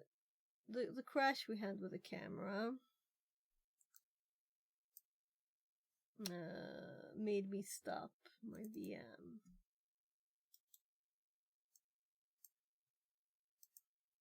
So we're gonna start Kali again, because when I finished fixing that script, I was like 3-4 times longer than it needed to be, because it was a very simple thing it was doing, and they had made a clause and they had made arguments for it. I mean, it doesn't need that when it's such a tiny thing. It's just messy. You don't want to like write it on the command line all the time, right? I prefer to just start the thing. So, Kelly. So I thought I would have stopped streaming at like 8:18. I'm gonna take a quick calling my mom, because I haven't called her today, and it's starting to get late. So I'm gonna just mute for a second, do that while we start code.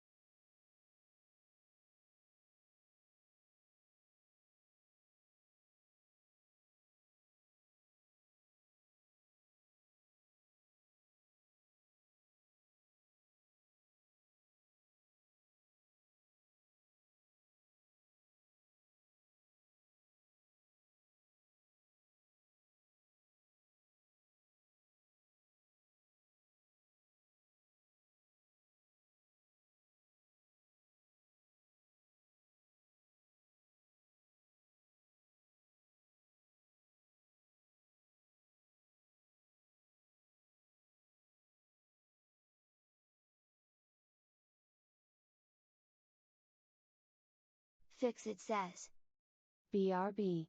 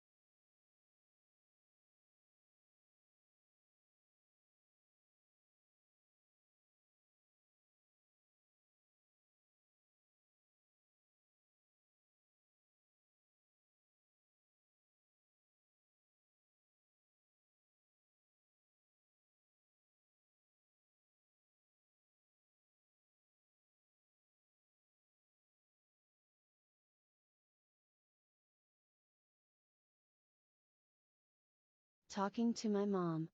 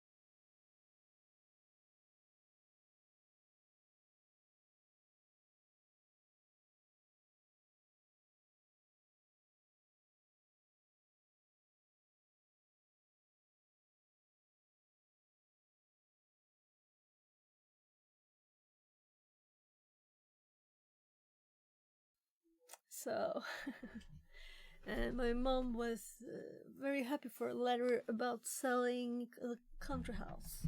And she's getting a bit old, so she keeps repeating the same thing. So But I don't want to like bore her when she's happy about it. And at the same time, she's a bit sad about it. So it's like, so I'm going over there tomorrow. So we will talk about it and make stuff happen. Bring some Thai food to eat and stuff, you know. And my hair is really like sticking to my head now. Yeah, I think I'll get some. So I can't use my drawers because the screen we're fixing is in the way. Maybe this will become a hardware stream now. What do you think? Should we hardwareify this? This is like plans. I'm thinking we'll add a password file, and this one should really be file, right? And or we do a dash there or something. So, but I think this is the thing, right? Naming conventions.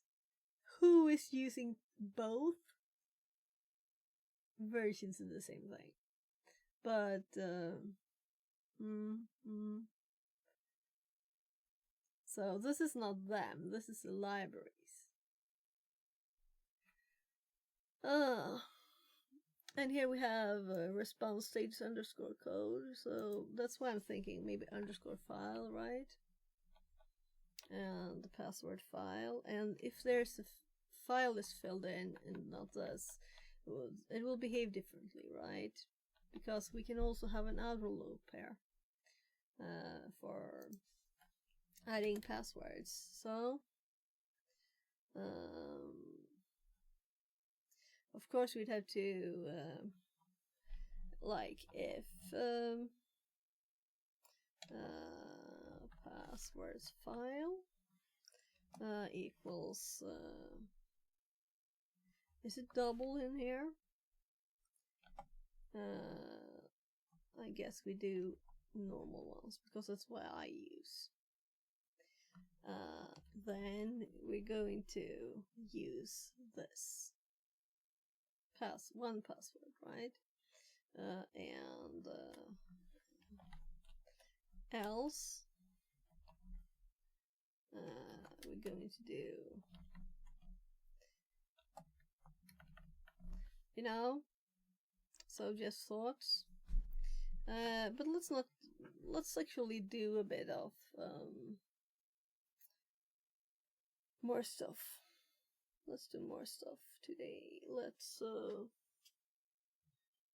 I am tired though, but that's the part of why I'm thinking hardware is better.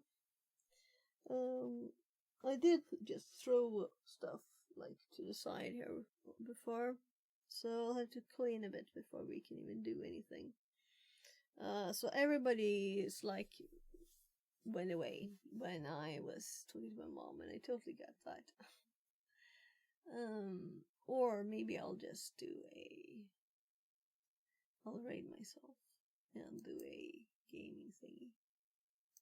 Should I do a gaming thingy?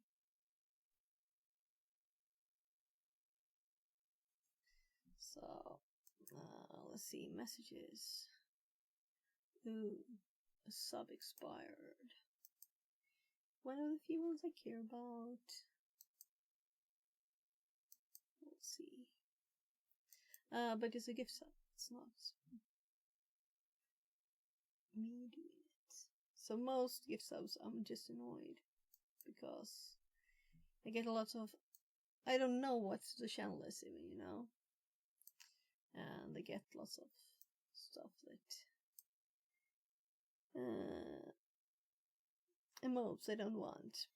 So maybe we should send a message here to these guys. Let's open Discord and see what happens.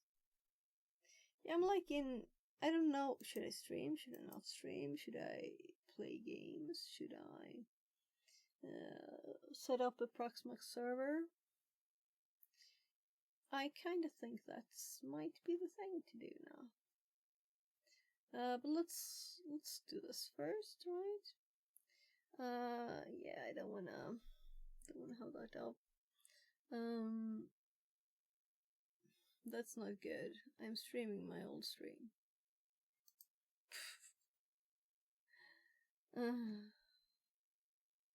So.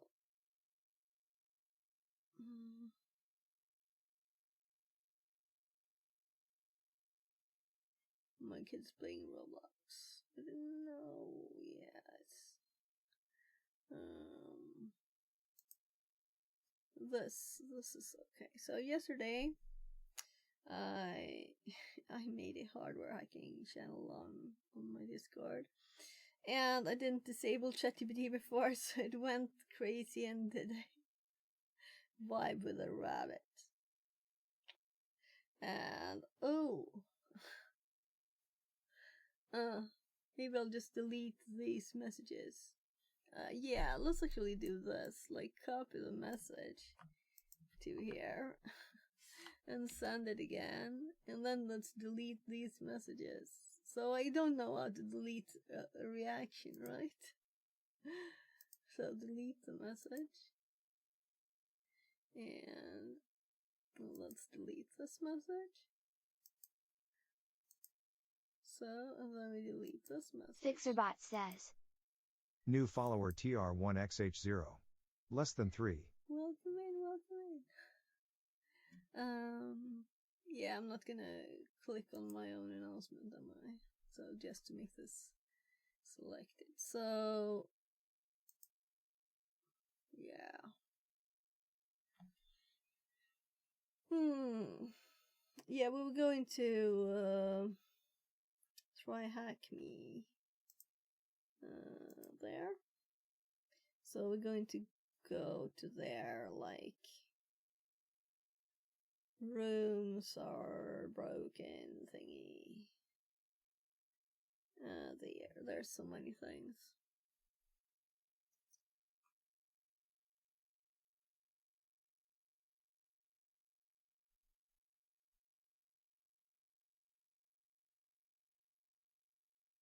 Bugs here.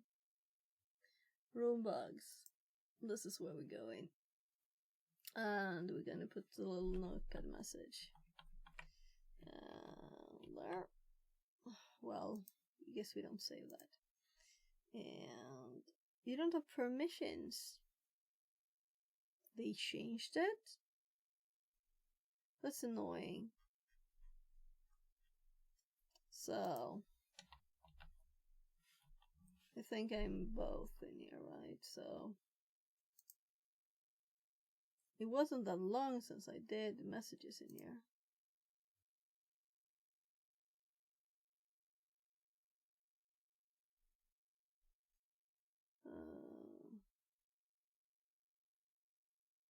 So this is what day? What happened?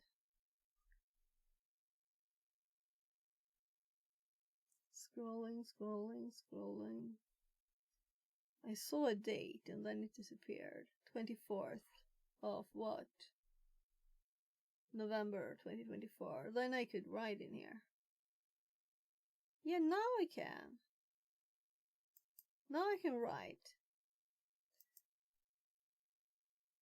So why couldn't I suddenly write? Now I'm in site support. Okay. Oh, they renamed it. Okay.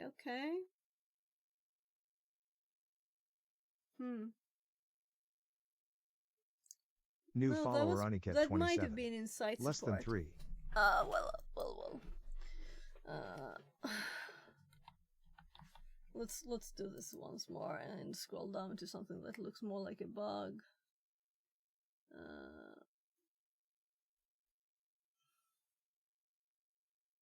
Here it's a bug, right?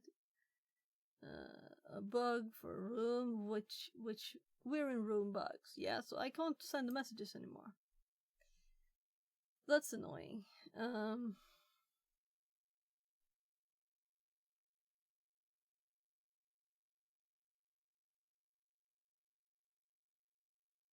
Well, let's put that in site support then.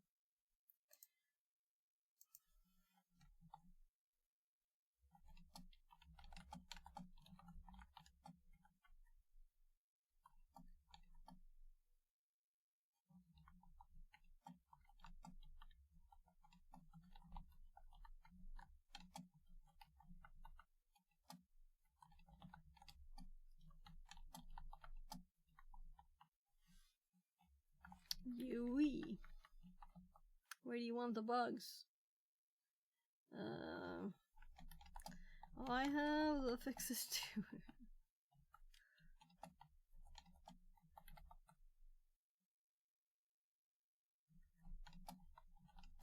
Just tell me where.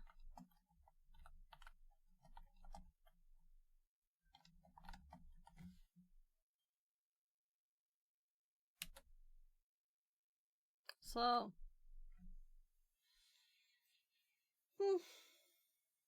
well, that's why I hopped into Discord, so let's close it back down. And welcome in new people. Thank you very much for joining the stream. What do you want to do? Aniket27 says, hello, what room are you doing?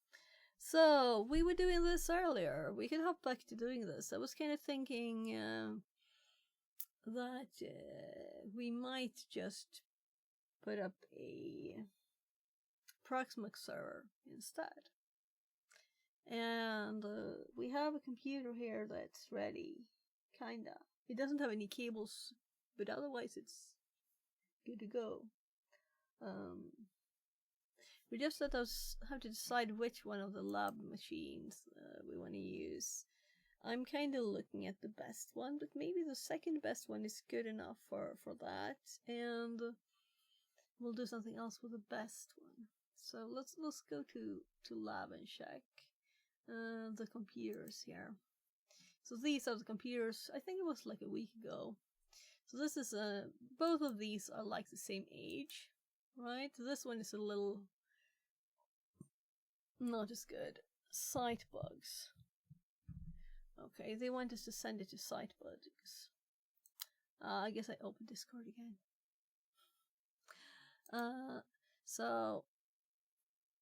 This one has, I'm thinking, for using it as Proxmox server with not very complex things, right?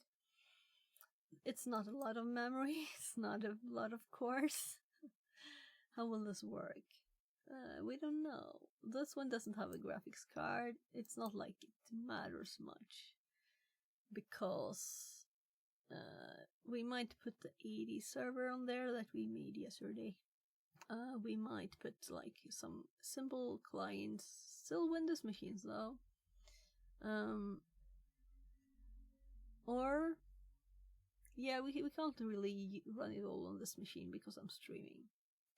So we can't use it all at the same time. So I think my mom has I'd forgotten that we talked. Are you building some spaceship? Hand over mouth. Spaceship, yeah, right. That would be cool. Yeah, so we have a broken power button too. Yeah, let's fix the power button first before we install stuff. Not that we need to shut it down a lot, but I will probably not want them running all the time. So yeah, it'll be too warm in here. I need to be able to start it quickly. I'm just hopping back to the Track Me page because they answered quickly, right?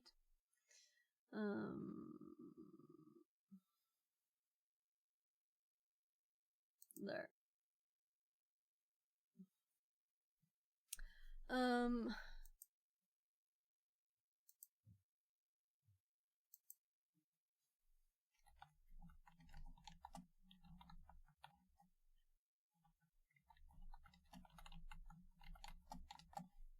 So I can't in room bugs. That's the problem. I'm asking for help. Well.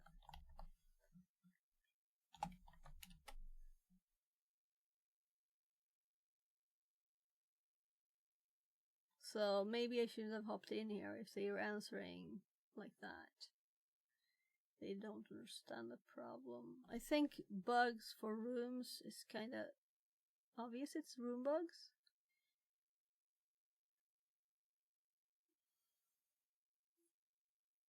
Yeah.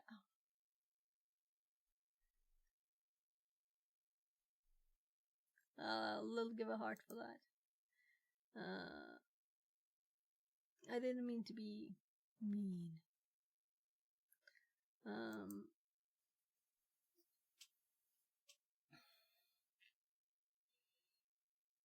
I'm kind of thinking maybe we should play a game. But maybe we should do something else. I don't know. Or maybe we should do Track Me.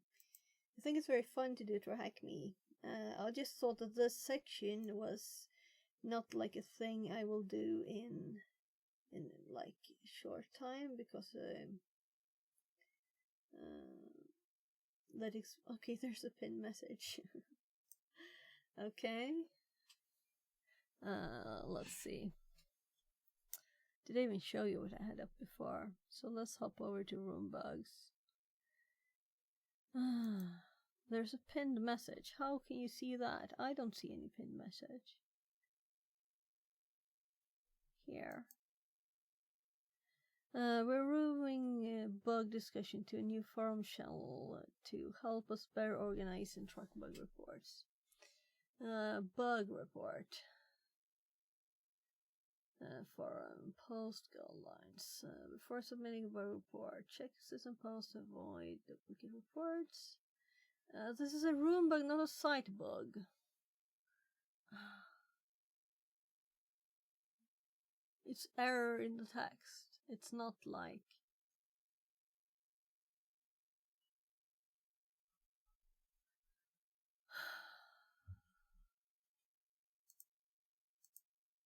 So, announcement. Yes, kind of thought so.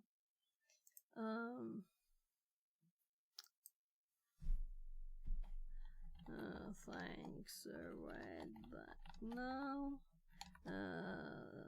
Still, this is not a bug, really. Just text that is part outdated and in part wrong.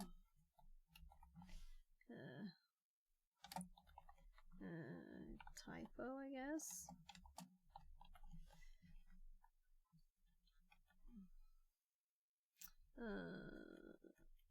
That is in part of it, in part. Should I really make a bug report for this kind of thing? That sounds too much. Yeah.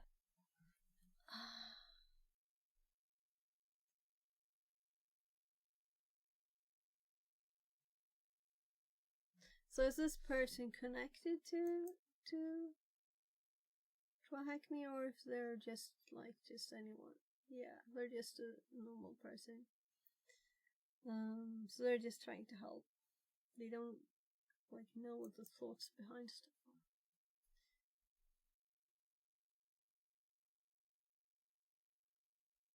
are. I'm thinking someone that wants some rep here, right?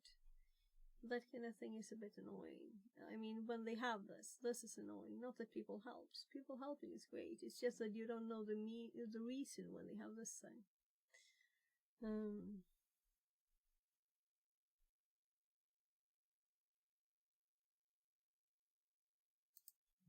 So I'm kind of guessing the same message here.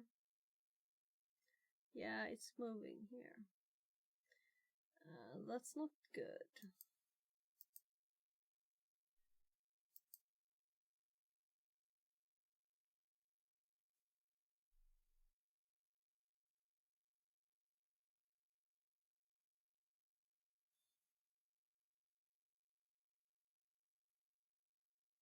So, yeah, this is a admin. I recognize the name. Just a sec. Open the door. Hi, Gaban. Okay, we're not there. va?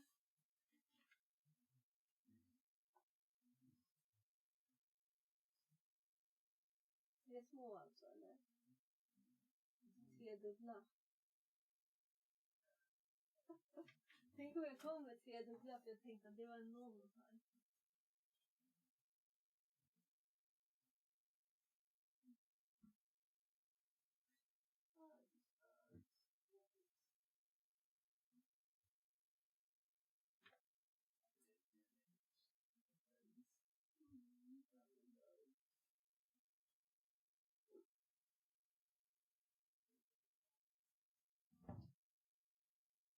Baby. Baby.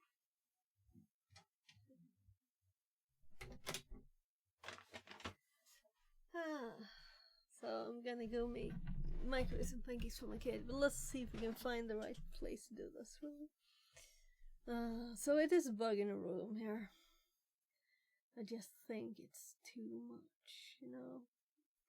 Making a bug report for it. There's another bug in the breaching AD one. So that's partly why I was waiting.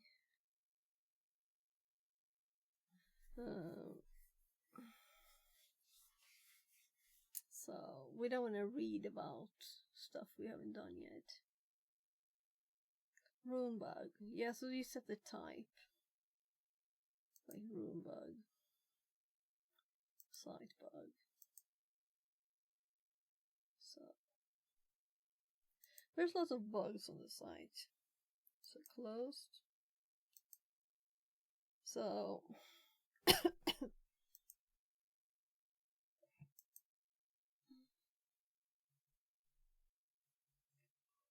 yeah, these are closed. So I was like, how do I get not the closed ones? There's no way. There's no open.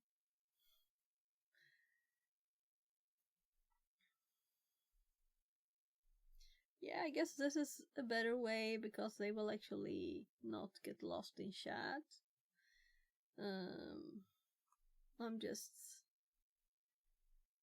It was just so easy to just send a message. This is too much.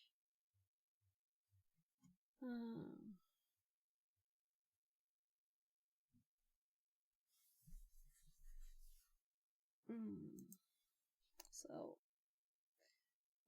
we have the file saved, you know, we don't need to do anything right now. This is what I was looking at here. So the network would have expired. Can we extend it from nothing? Yeah, it is sleeping, I think. Update. So I couldn't start. There was no start button. Yeah, now we can start it, right?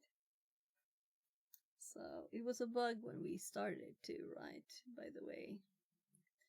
When we clicked the start button 3 times, both like died, and then I updated the page and it was started, so.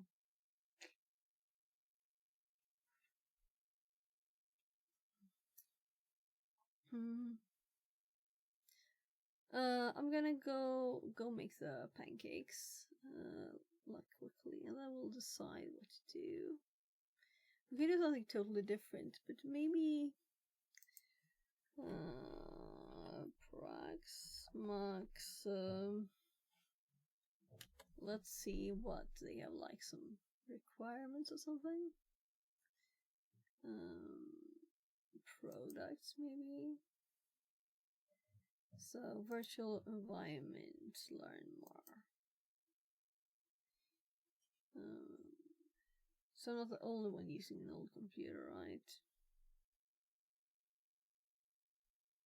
So what I want is specs. Specs for this.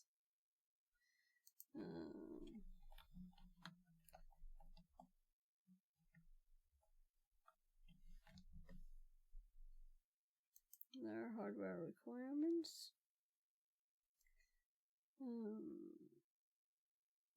2 gig for OS.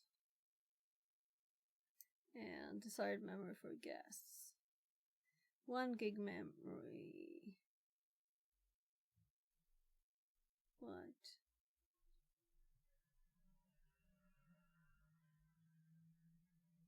Oh, yeah, that's something else.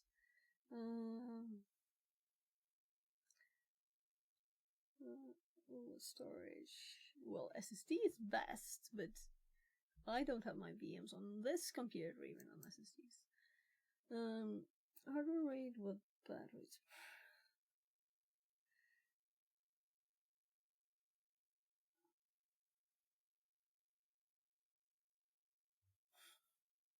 Yeah. So we're not gonna use any RAIDs or any stuff. This is just for some VMs.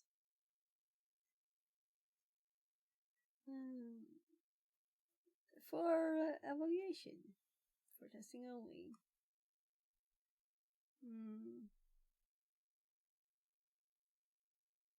Minimum 1 gig.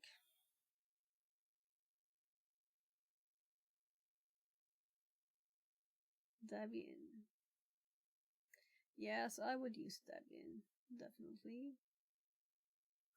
So, let's do ChatGPT. And let's say, I want to install Proxmox on. And then we're going to give it its specs, so it knows as much as possible. So, let's say this here. I think we already asked it. This is how I know which computer is which. This is the blue one. It is actually connected. The blue one is connected to a screen and stuff. With keyboard and mouse.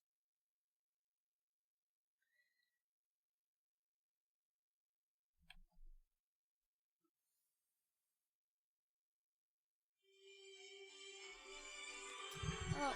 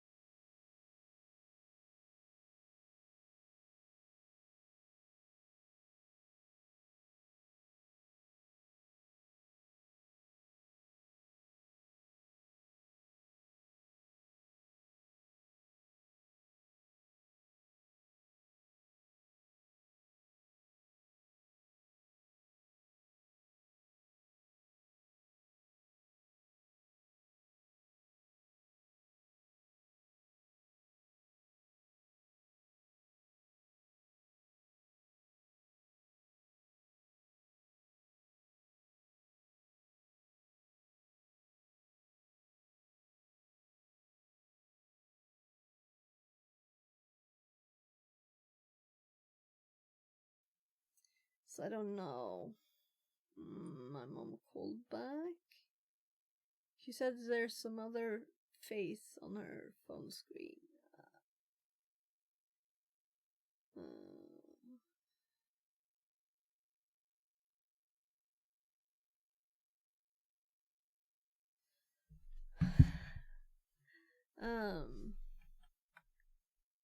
So yeah, right, we covered that. So I think we already asked this question, by the way. So let's actually see, like Proxmox here, 7 days ago. So we already asked it what to do, right? Like with the little specs. Download Proxmox VE ISO from Proxmox. So I didn't have any more tabs up. And this is like the guide we found here for VA, which is virtual environment, of course, right? So let's see what it suggests.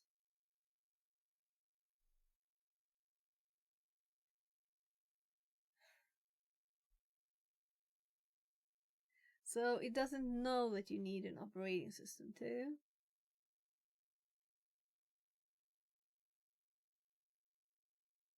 Or don't you? It sounded like here that you need Debian first, right? It's based on Debian.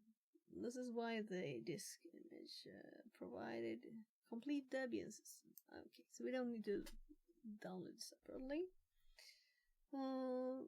That's nice. So actually, let's put this page on TTS and see if it's like compatible while I go and get the pancakes. Installation. Contents. So. Proxmix VE is based on Debian.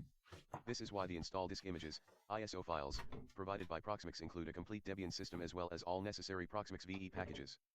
See the support table in the FAQ for the relationship between Proxmix VE releases and Debian releases.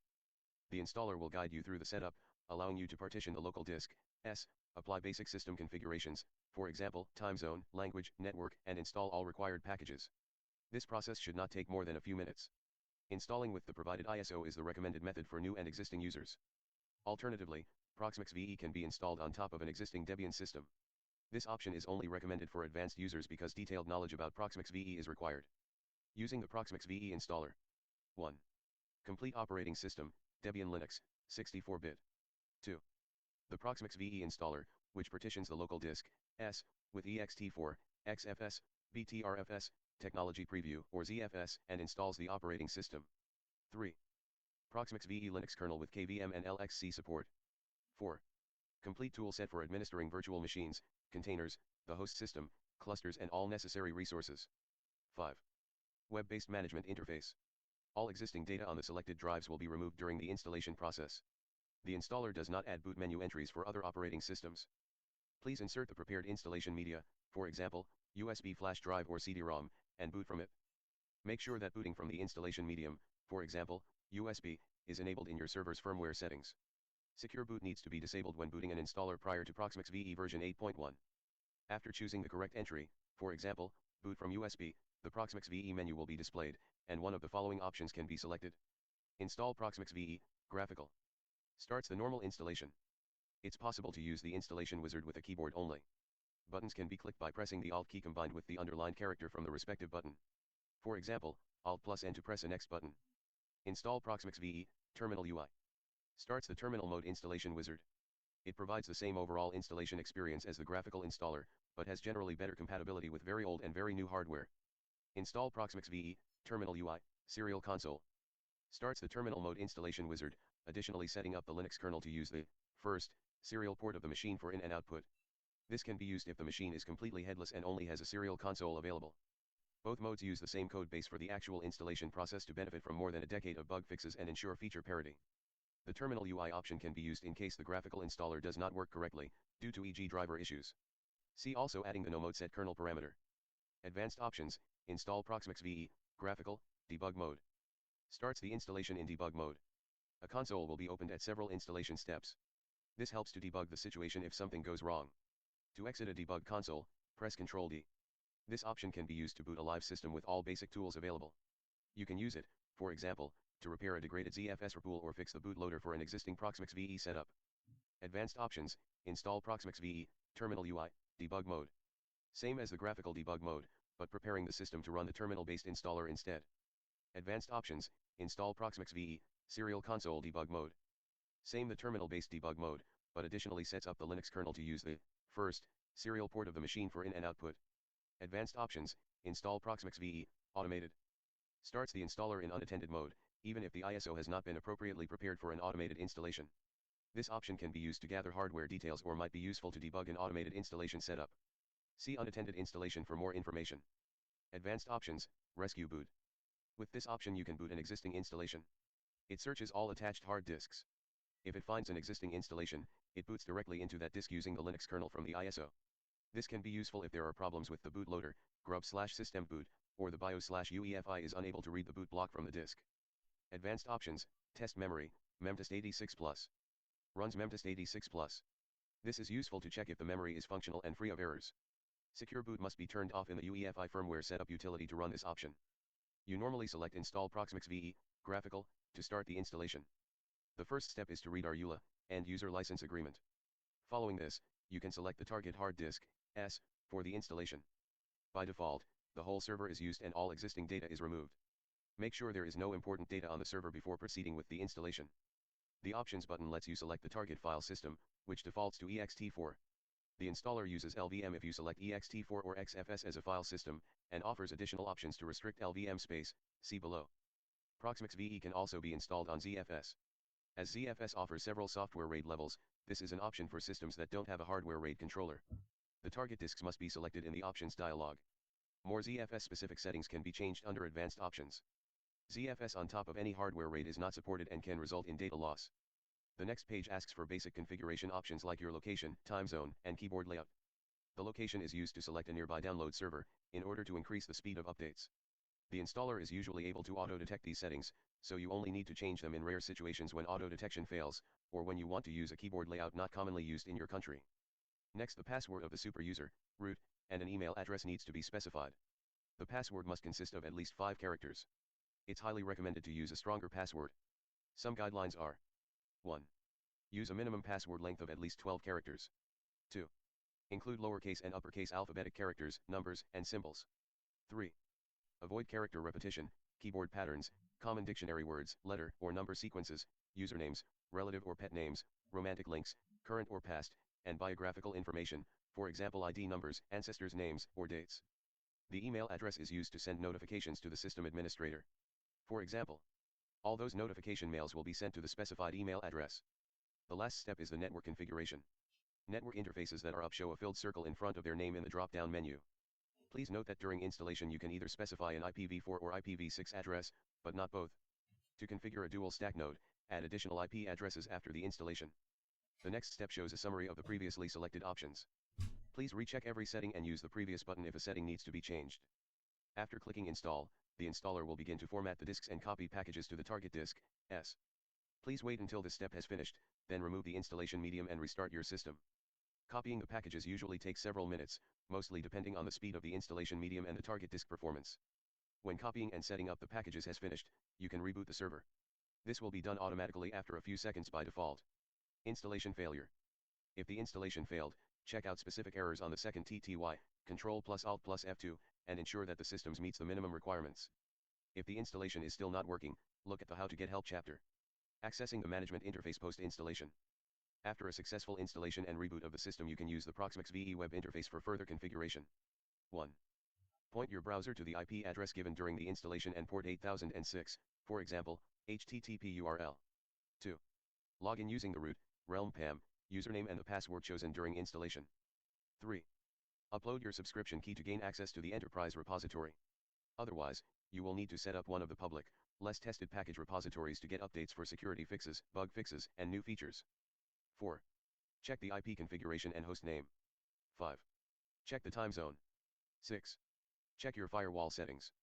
Advanced LVM configuration options.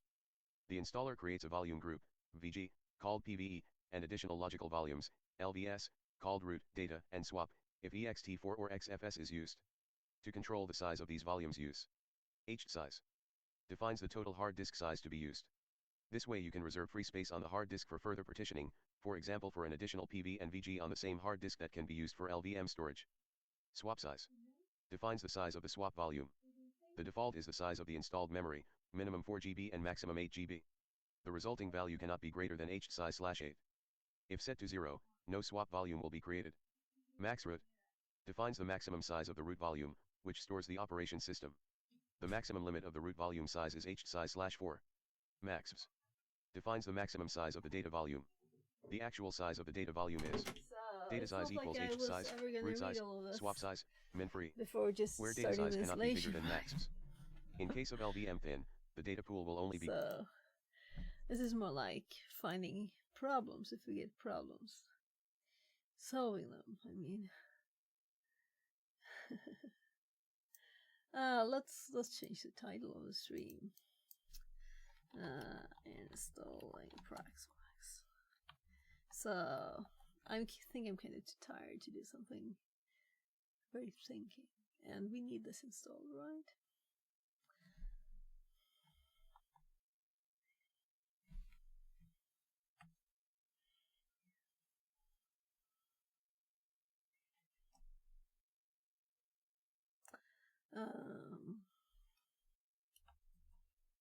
Proxmox. Let's go crazy with the name.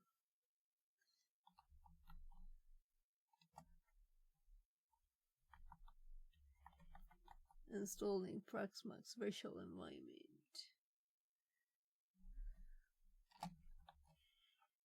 That's my Friday fun.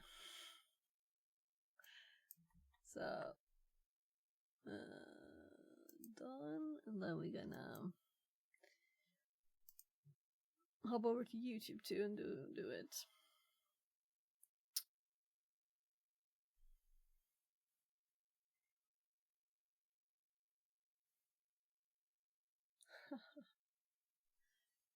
Oh gosh, this again. So I sent a message to someone earlier.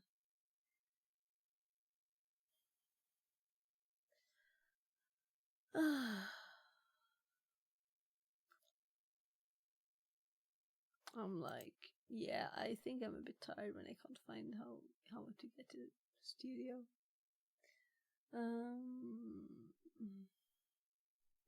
Content live.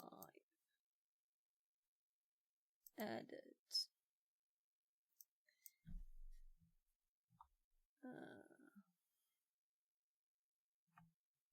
So I guess I should start a new YouTube one.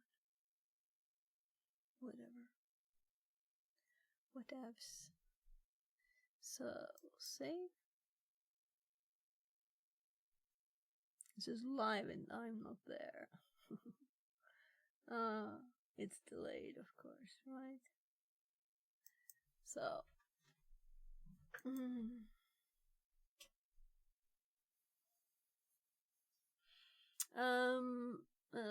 let's grab a USB. So I had one with Linux just there, yeah. So this one was actually a Debian, so it says Linux. Now it's going to be Proxmox instead. And let's unplug that from the computer. So, from yesterday.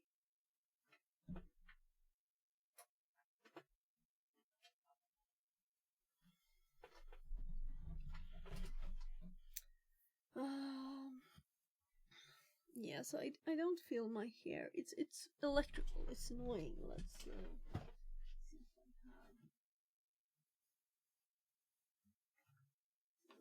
I use all my rubber bands for electrical stuff.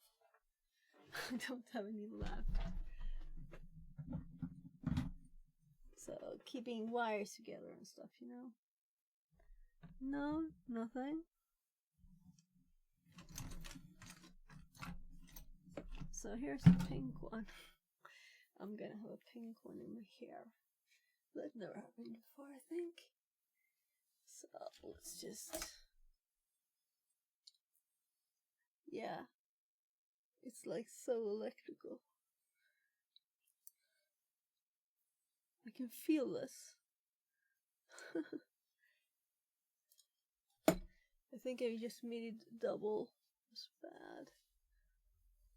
I didn't wash my hair today, so I don't know why it's so bad. There, pink. Maybe this is good too if I'm going to be inside a computer with dropping hairs everywhere.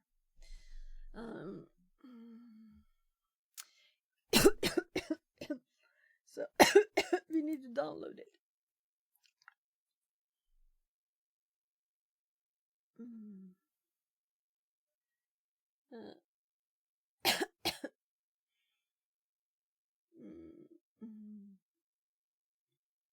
So I need to download.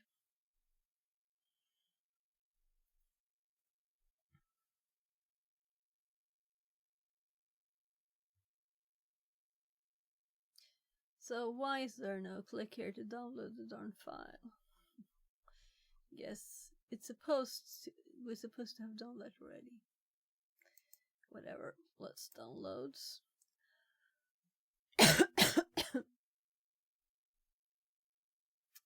Backup server, mail gateway.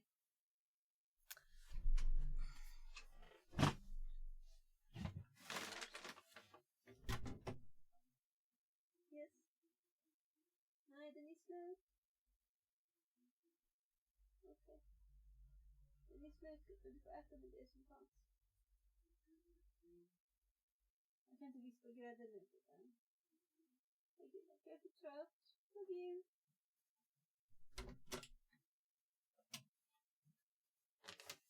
So, yeah, I should have told my kid that that was the last spray cream. I'm too tired to do whipped cream for one pancake, like, right? He's almost finished with the food. They were out. Oh, last time we shipped food.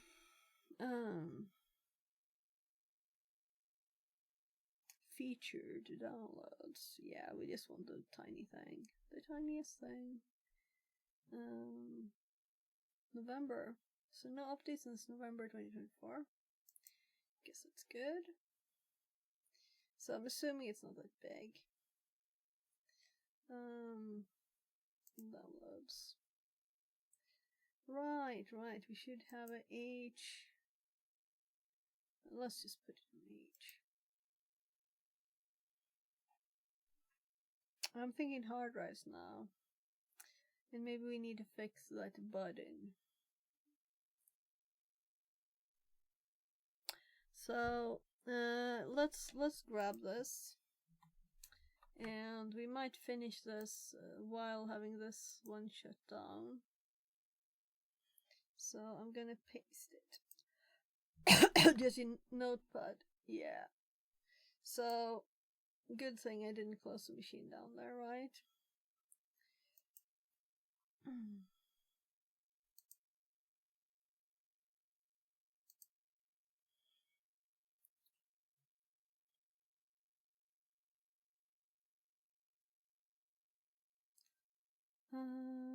Why am I in this folder? No, this is not a folder. Why? I hate recent. I don't want recent. Gah. I just want to hop into the home folder. So there, I changed the name so we couldn't open recent. So copy, and let's open this one, and let's paste this. I did update the YouTube title, right? Yeah. So it did paste. Let's shut this down. We don't need it anymore. We're gonna be installing stuff, not hacking stuff, right? Yeah. Let's not do that either. So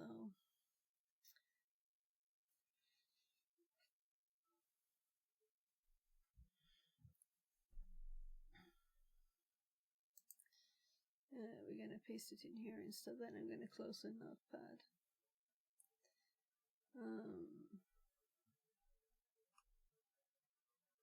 Breaching 80. And we made a new one.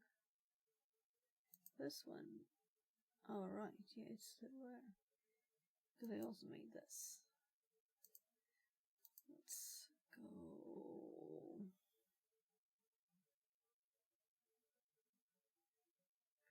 Yay, did I put it in here? I don't think so. Didn't I put it anywhere yet? I guess I didn't, right? Whatever. I think I did. There. It's here. So, my version. So, no Python. I've been doing too much PowerShell. Nothing. Good thing we put it in Notepad. So, it's mostly variables here and the temporary stuff that we're gonna make later. But this is how long it was here. And then this is not included, you know. It's just this. This is the only code. And they made it this long.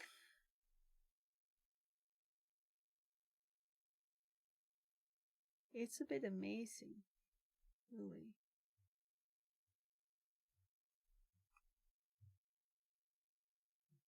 This is the only real, this is a password spray. Loading of the file. The rest is just useless, really. Well. It's because they want options. Who want to type all of this in? Not me. Who wants to make it easy to understand for a noob? I want that. So I'm going to change it. It might not be what everybody would want, but that's what I want. What I want to do. There. We can like close this too. No, we're gonna of course make Proxmox now, right? So this is part of the lab. So Proxmox, nothing in here. Installing Proxmox.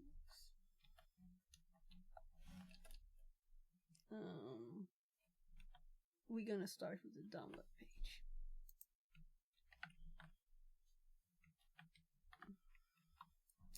And download.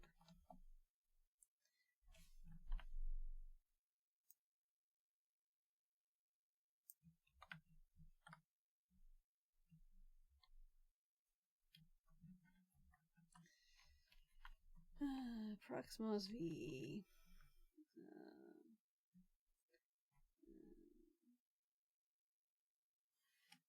Latest ISO installer from there.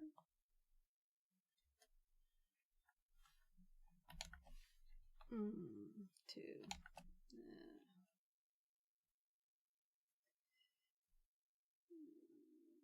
my brain has so many words. Flash burn. Download.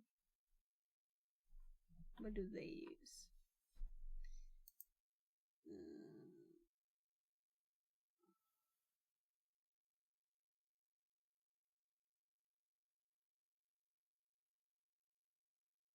I don't care really what they do.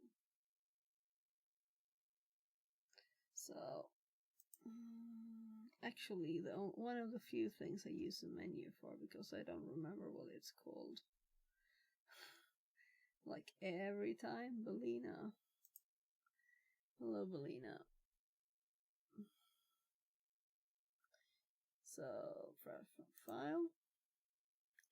And it should be downloaded long ago. 1.3 gigs.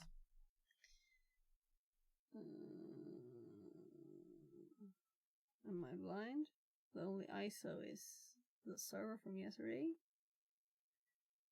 Downloads. And we put it on H. Yeah, I was trying to be smart. So let's actually go to downloads and move this one to H2 because it's a bit big, right? This hard drive is going full. And this is only a big file, so there. Just moving it.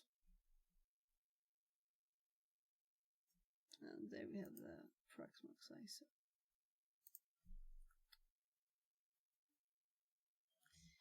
So, Balina, there you are. H.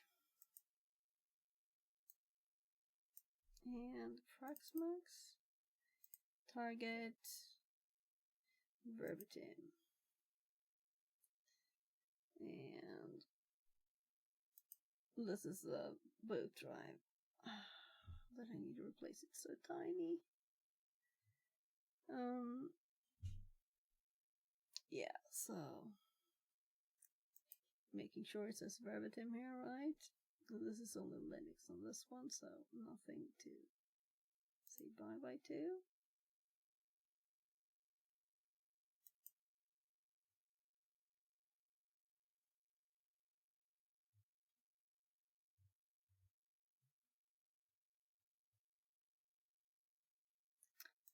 So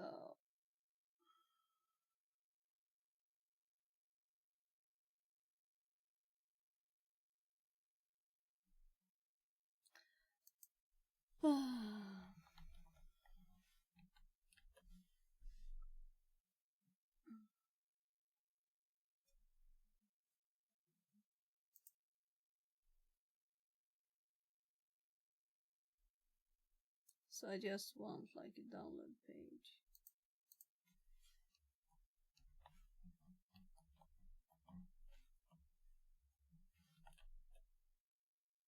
Nah.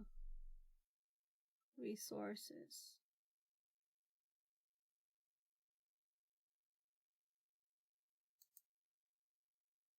Products. Yeah, that's not what we want. Etcher. Download. So, Etcher Balina. That's why it was no download. So, what does it use? Flash. Flash the ISO to a USB drive. No one else would use anything else. With, for example, what? Oopsie.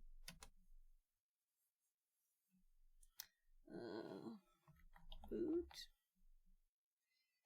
Oh, the USB. Do.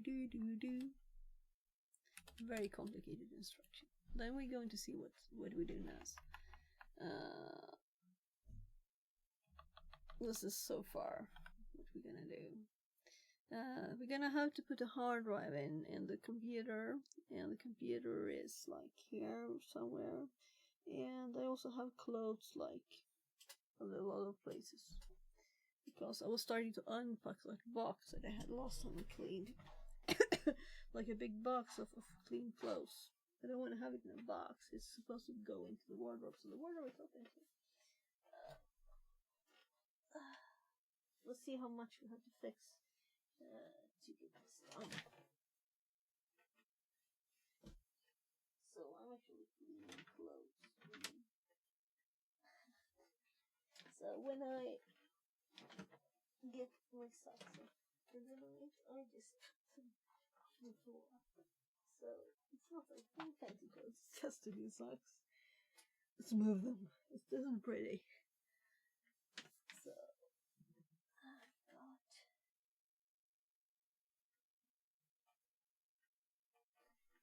6 socks.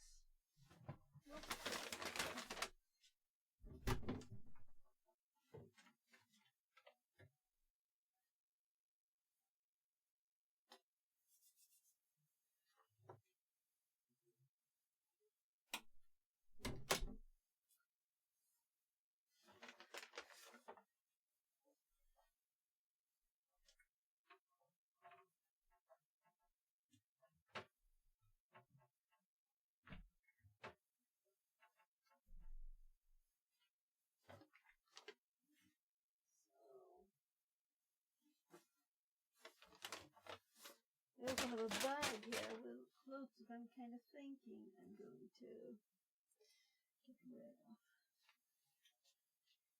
here. Here. So this is my Kali laptop.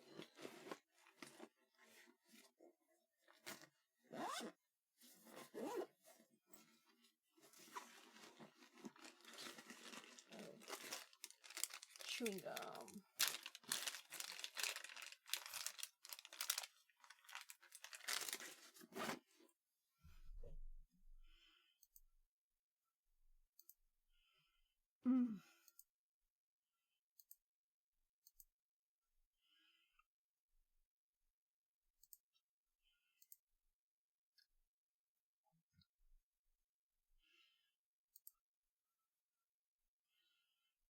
So, I and G and F.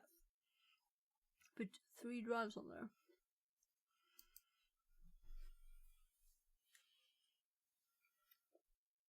So, I'm going to put this in the door.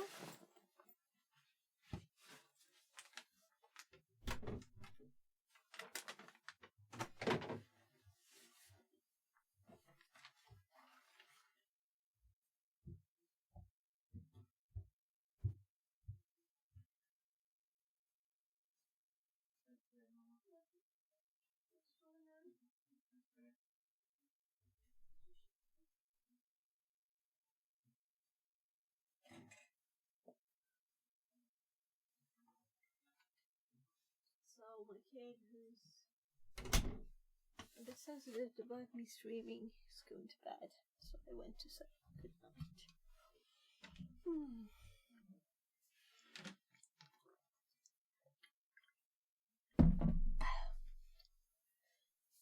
So we do have the screen here, is still in the way, and I couldn't even put in the multimeter in this drawer. So where do you put this? Right?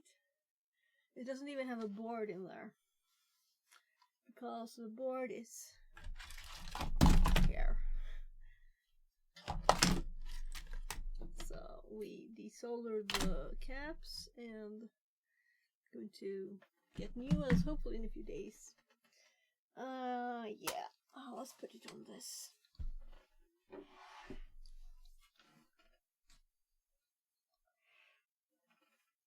So I can close the drawer. I can even get the multimeter back where it's supposed to be. Ta-da! Nice.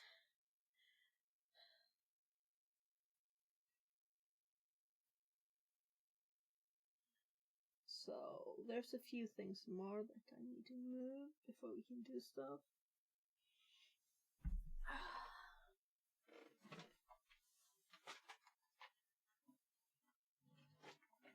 And I'm kind of thinking we'll put more hard drives in there. So maybe we'll even make a tiny.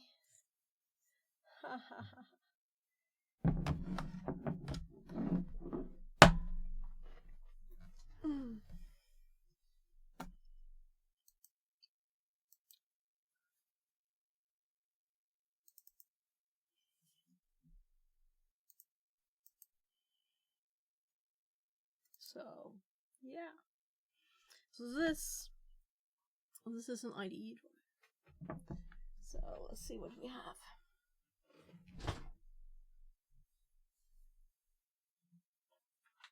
So I have so many rotor parts everywhere now. Maybe I should remove these. This cupboard is like filled with them. And this is where I use where I have my hard drives. So when we cleaned with a lot of empty boxes over. Let's grab one of these. And let's put the rotor part in there instead.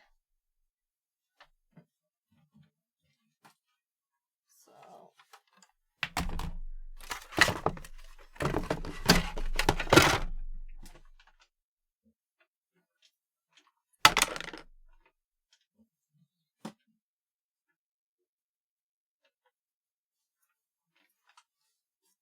what's in this? This is actually what it says. Yeah. So this is my kid's old headphones. So if we don't use those,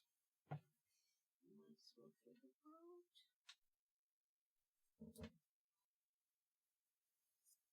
This is also an IDE drive that might be broken. And this is a definitely pair of broken headphones.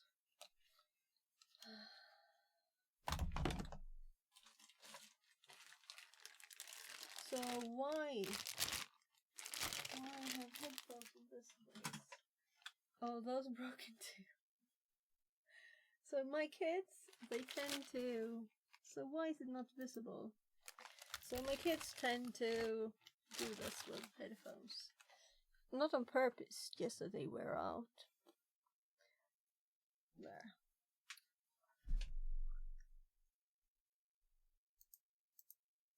So... So these should go somewhere else.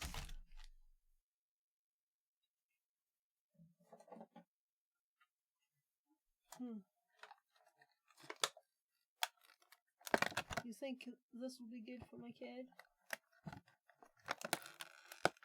They're like fipping thingies. What's the plan?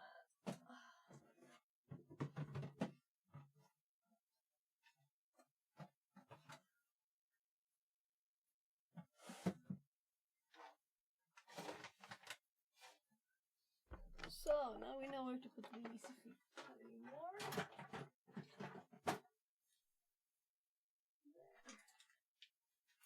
Ha! Hard drive parts. Aluminium. What else do we have in here? Let's take the opportunity to clean out a bit, because I'm sure there's stuff I don't use. Like this is just trash. Let's throw this out too. Sketchy Terminator. So now we can reach all the hard drives.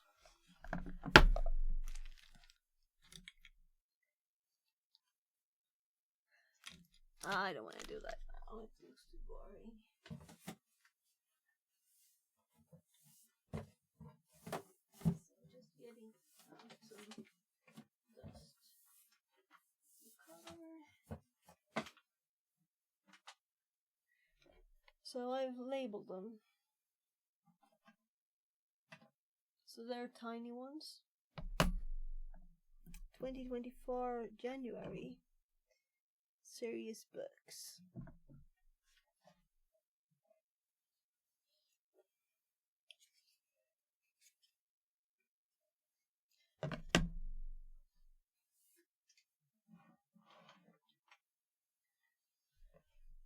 So it was some time since I checked all the hard drives.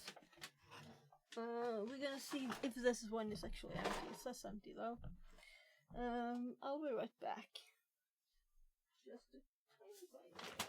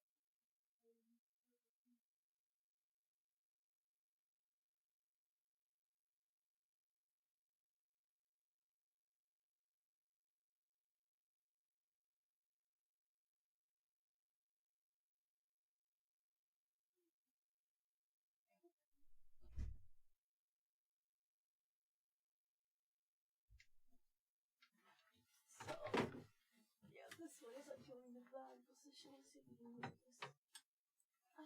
Backpack is like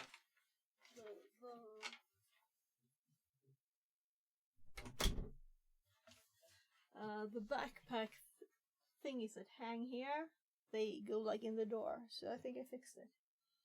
So we have two things in the trash. Like this full. So this, I got the money back for, but I guess I should just throw it out. It's silicone mat, but it's very static electricity. It's like sparkling. Oh, this is the one with a broken connector. So this fits well to put in a computer that's not like important, like this one. So there's no plastic on this connector. It works fine though. There's just no plastic. So this one is already a backup of C. This one is X and then okayed. Oh, PlayStation drive. So I'm kind of assuming this one we can throw out too. These three are backups. This one is PlayStation. This one is empty. That one is marked empty. These are tiny. So the biggest one is 250 gigs. So they're like microscopic drives. So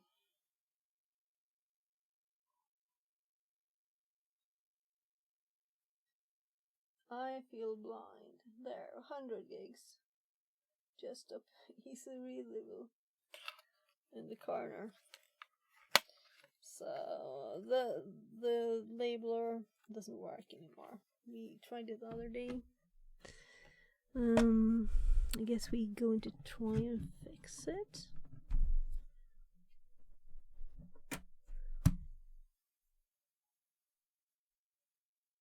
So I actually have my left ear thingy in the left ear instead of it the right one twisted.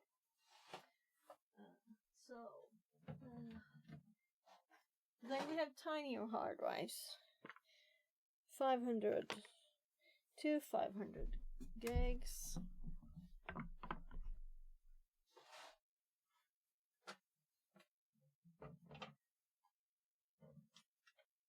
And just to check, another 500. Then we have 320. So how many?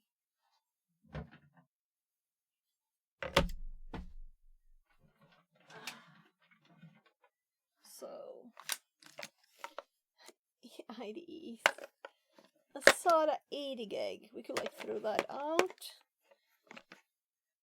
160. 250. What's this one? Let's check it. I think they are in size order then.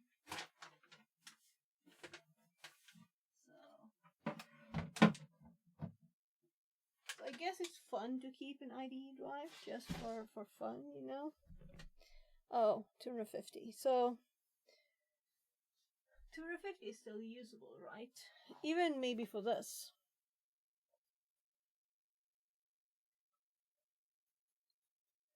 To be serious here, let's put a 250 drive for the system in this one. That's very, very okay.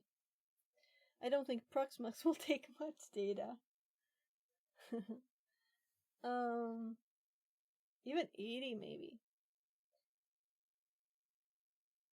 I like separating the boot stuff with the VM stuff, and maybe like 500 is enough.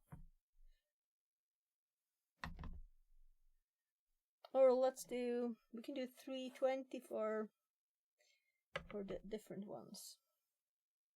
So the virtual ones in this computer, I guess they have 60 gigs, right? But if we think of sound and heat,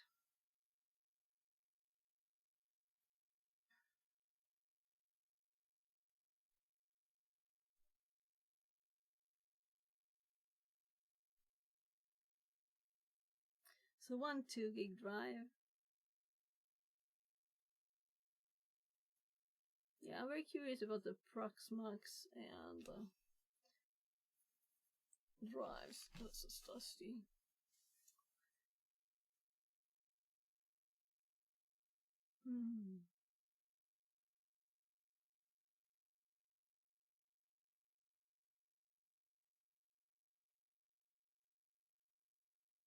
So 250 as system drive and what as the main drive?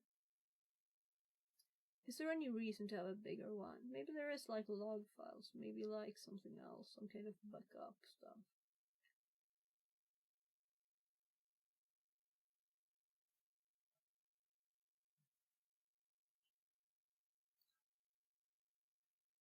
I'm thinking we have a lot of 500 gigs ones. We could just use one of those as a main drive. And then we'll put these just away, the tiny ones. So this one is definitely empty with a sensitive connection. The connector is like broken, like actually broken off. I don't know who managed to do this, but there's no problem with the drive. It works like good, as long as you don't fit it with these slots, right? So if it's in a computer, it won't be moved around the connectors. So I guess someone dropped this, right? This was from my hubby's old company. So I'm thinking one of the 500s. Samsung, and Western Digital.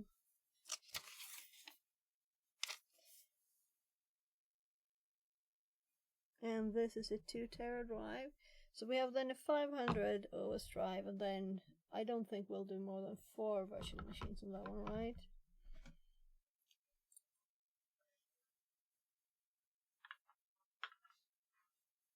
So we have 2 320, 1 250, and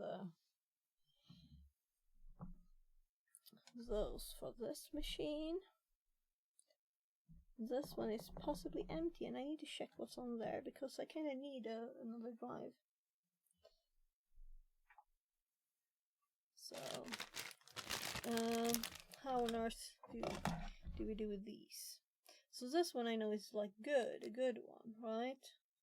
I got this for my kids, and then one of my kids, this happens. I don't know how he does it. ADHD possibly. So maybe I'll just rescue the Bluetooth bits of them in some way. So this is the drive that is also should be in the bottom there. So IDE.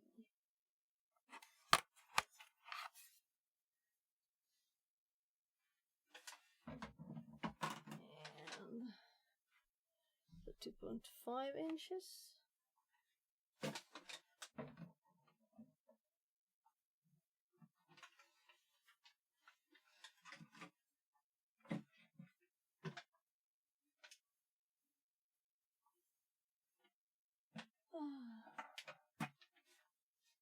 These are backups, and I noticed this is from January. It's like a year ago.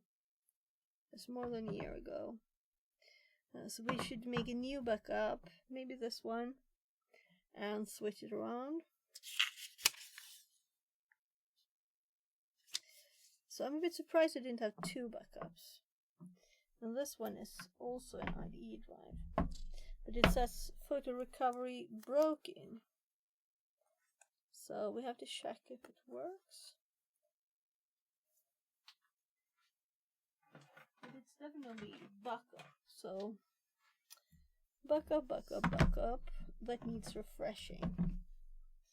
And possibly not that one, but I'll check what's on that too, but not now. So I need to like give those some kind of attention. And this is PlayStation. and empty for use and working with an actual connector on it. These we will use.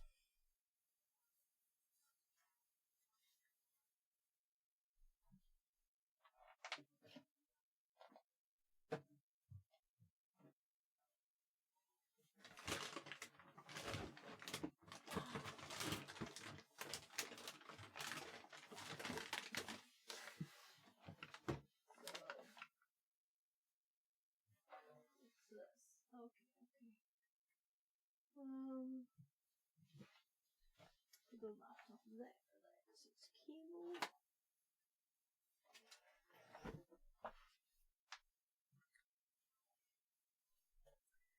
So the screen that's waiting for repair parts is like annoying. It's all over the place.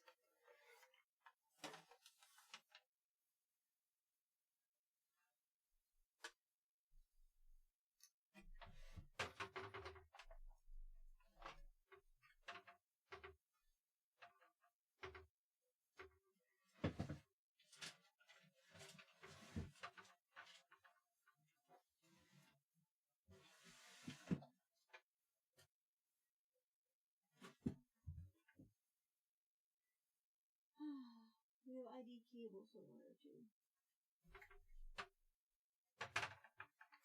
So, this isn't really a computer. Yeah. I got it. So I'm kind of thinking we'll do it here. So this is a demo that didn't work very well.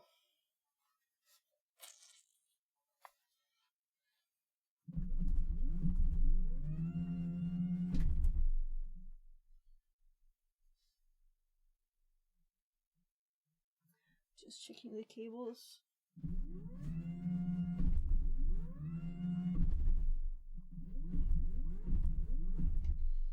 So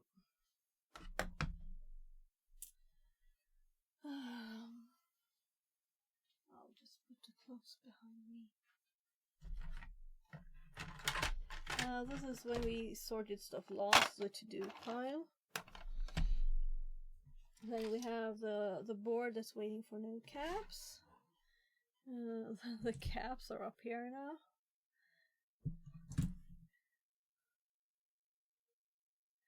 Let's put it in my rotors and stuff. So it's out of the way. This is just like, will it fit there? No. There. And that back where it's supposed to be. And this one we don't need right now.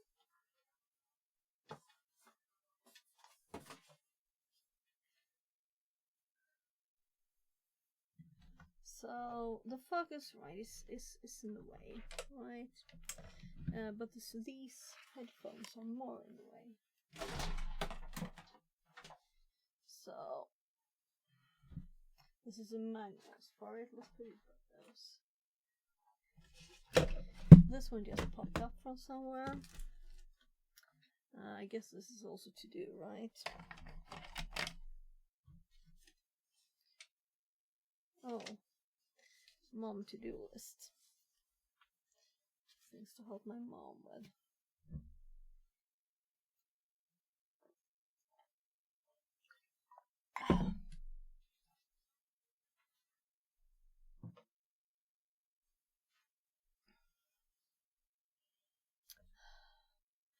Well, I guess it's working by a bit of fixing. That's the question. It's nice to have one of those, actually, to be able to make those little thingies. Well, let's get rid of some stuff that's in the way. So these are good with...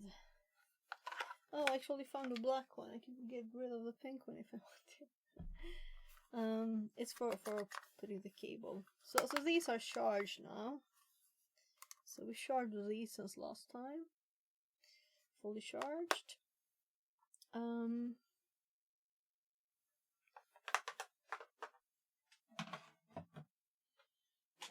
These need charging, that's why they're here. So the charging cord is connected over there inside. So how do we get this one to be less in the way? So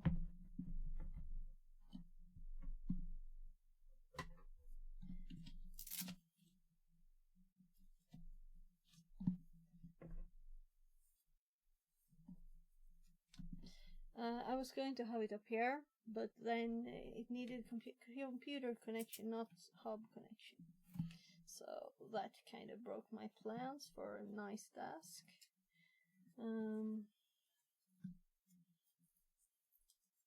So it is very nice to have some power here, you know. So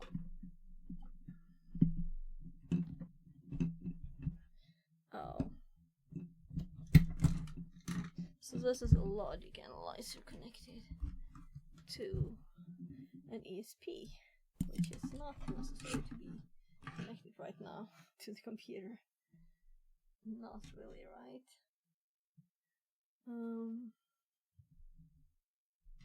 Those belong to this monitor. Let's start charging one of these. So I can just do that. It's okay. Maybe that's nicer.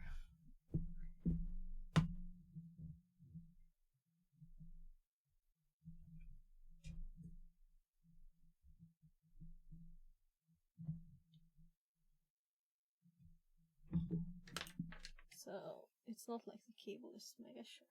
I'll move it.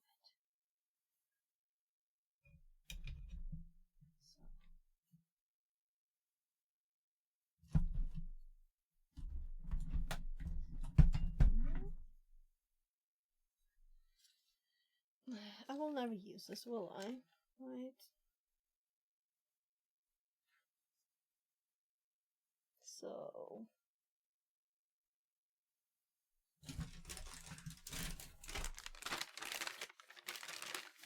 it's all dried. It doesn't matter much for dust. So this can't be the one I used last, can it? I'm thinking we'll put the computer up here. That hard drive we will use later. These are the ones we're using now. We don't really need the keyboard, do we? Let's move it up the way a bit.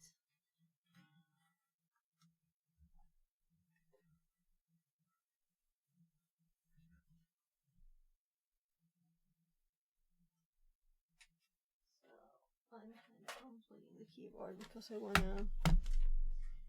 move the placement here.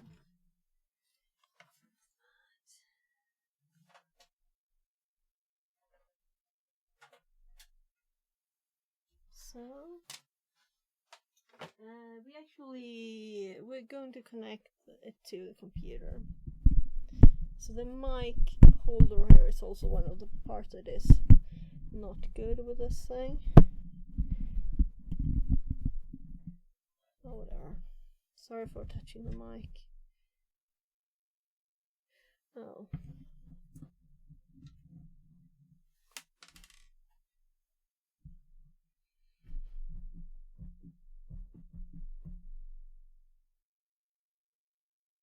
Tiny box or zip bag? No.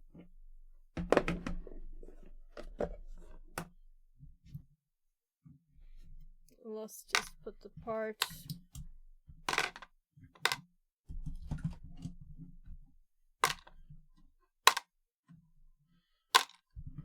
So I don't want to lose the screws, and then we can just as well put the other parts together, so we don't lose that.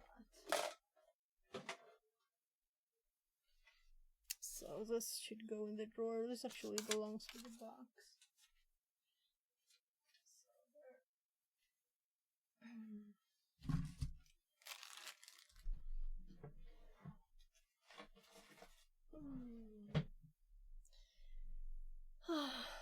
So much nicer.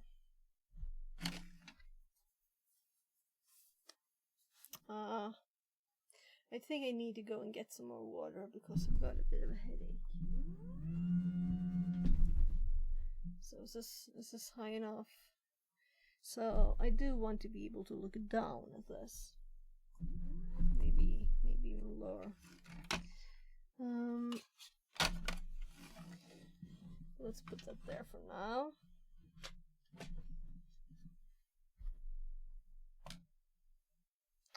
So now we can fit a computer here.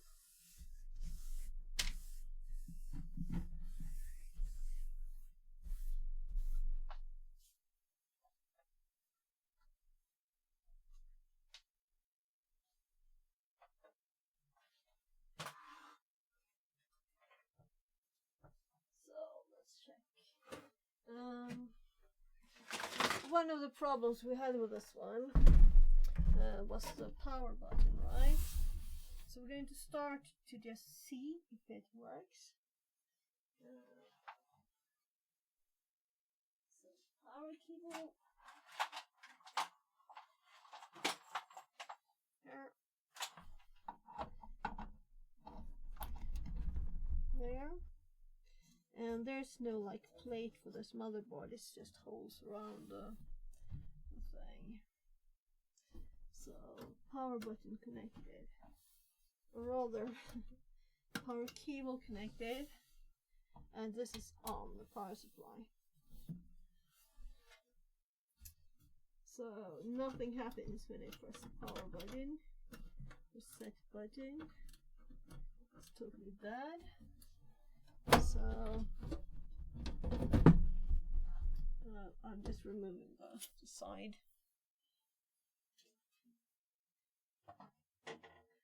So the side is off. This is the back, but I want to see both sides because this is. I guess I can move it off with the power supply. So. Let's actually get the microscope too, because I can angle stuff. Then, oh, it's not on. Let's fix that.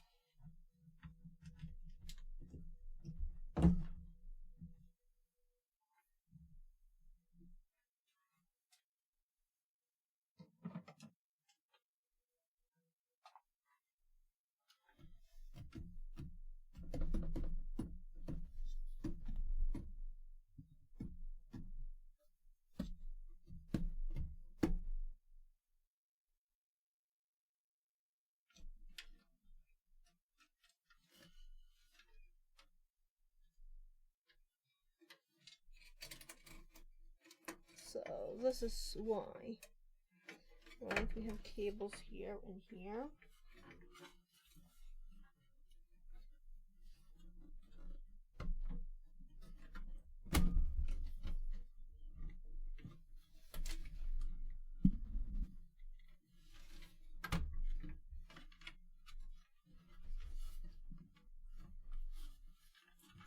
So this would be easier on the floor. I hold it with my head. It worked. So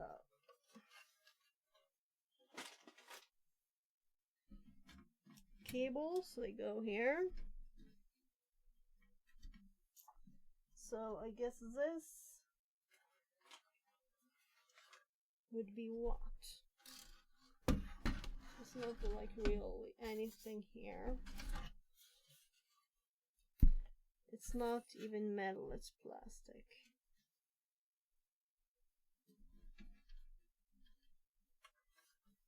Now I'm curious, what is the black and red cable? You can't see, can you?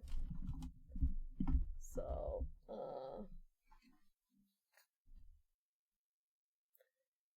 this is the first time ever I've had this problem, but the mic is in the way now.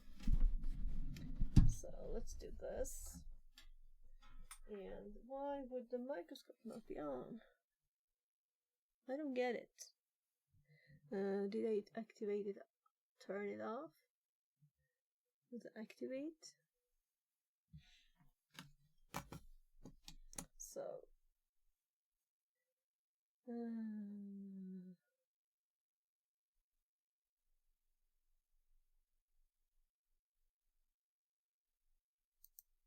that's the microscope source.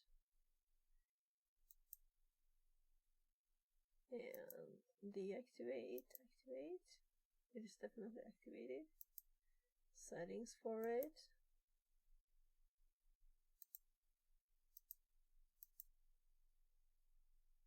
It is definitely seems to be okay. So let me check the physical thing here.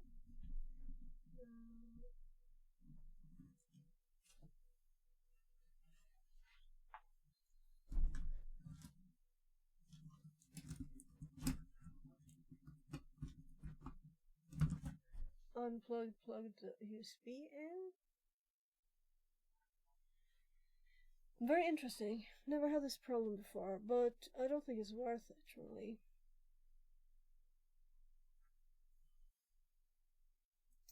For now, because we're mostly not gonna look at tiny stuff.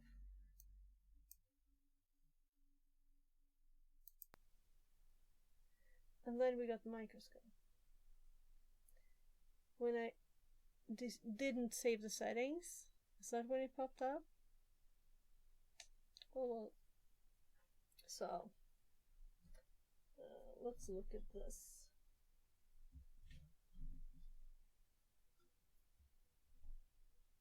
So, not that angle. So that's where we have the yellow cables going.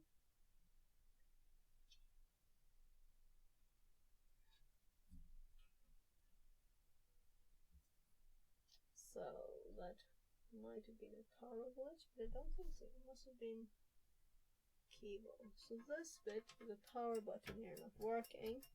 I'm going to turn this over. All of these cables, they don't look like they're like off or anything, at least.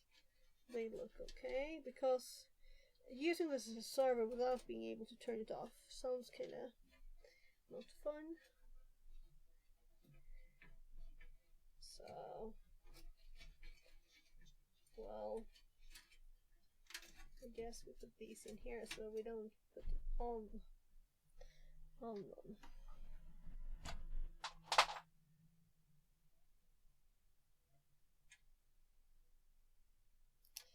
So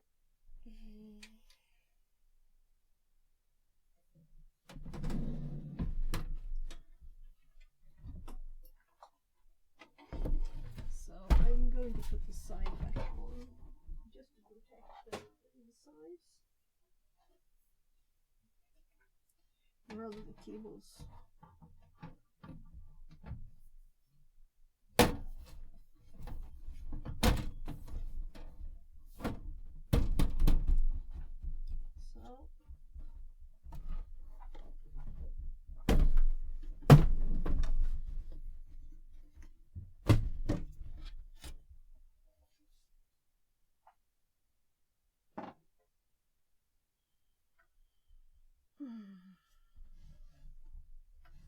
So I'm like, this is the front, this is the button. Let's put the power cable back in. And it is off. Then I turn the power supply on and we will see the light turn on. Can you see the power button there? So if I press that power button, it will start. So nothing with these, right?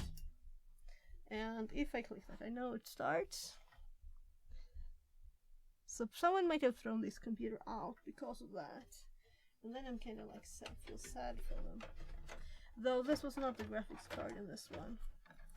I think it was another one. So it's currently got an SSD. So we're gonna remove the SSD. I'm kind of thinking we should, but maybe we should keep it in here. Maybe we already have an OS drive. The 256 is just so tiny. So tiny. It could be for one VM in my main PC instead. Making my main VM, if I have one still, work a bit quicker. So we have several SATA cables here, right? And here's another power cable.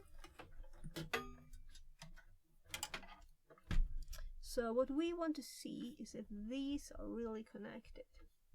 So the power button, let's see, can I like, yeah.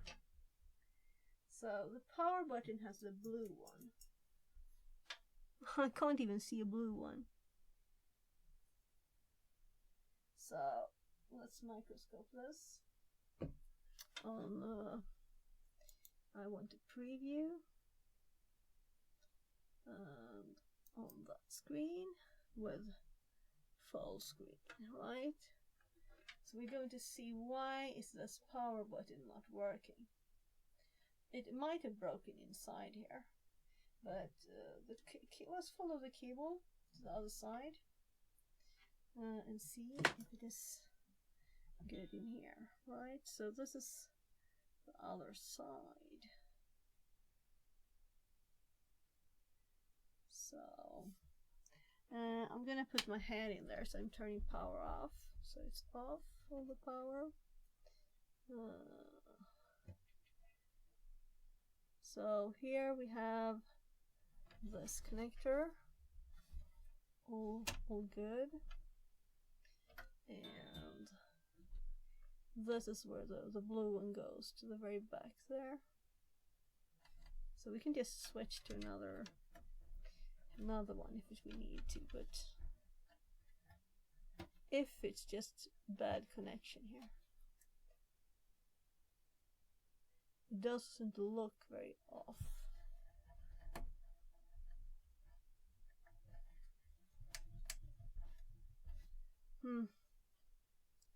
So I'm kind of feeling like maybe we should switch the box, but one of the others had a bad power button too.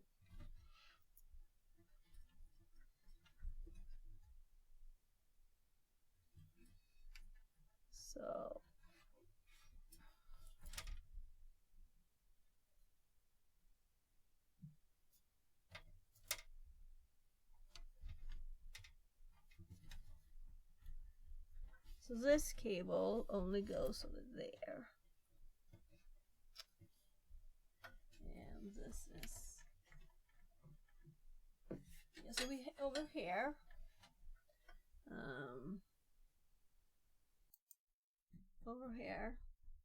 this is two USB ports, audio, and what on earth that is. So I guess this is probably one of those.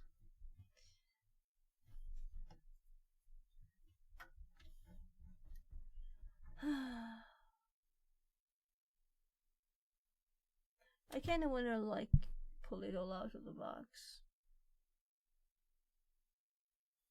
Make sure it's in the right place. Because let's just pull this connector up, because it has one of these things. So let's see, two there, two there, two there, two there. I'm sorry for the microscope being in the way. Let's actually switch.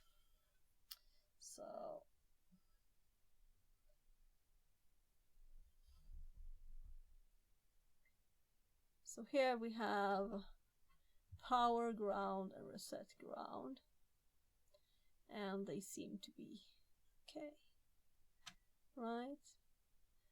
So let's instead put them on the motherboard without this thingy in the middle.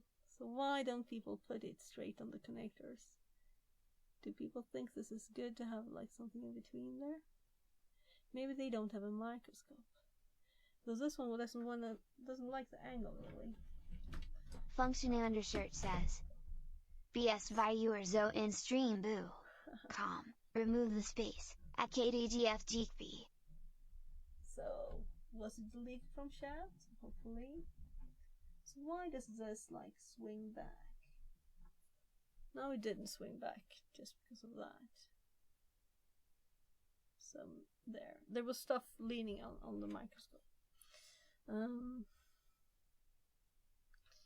So let's put some stuff on there.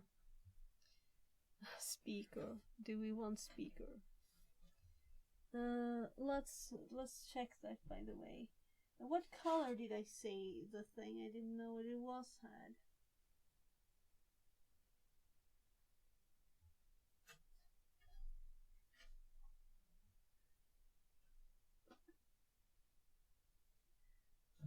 It must be the green one. So the green one is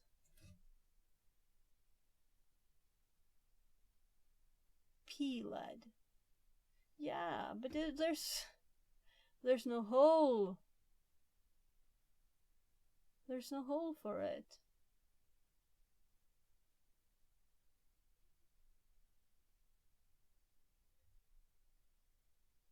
HDD LED. I don't care about those LEDs. Seriously. I just want the power to work. So we're going to try and short the pins for the power to see if it starts.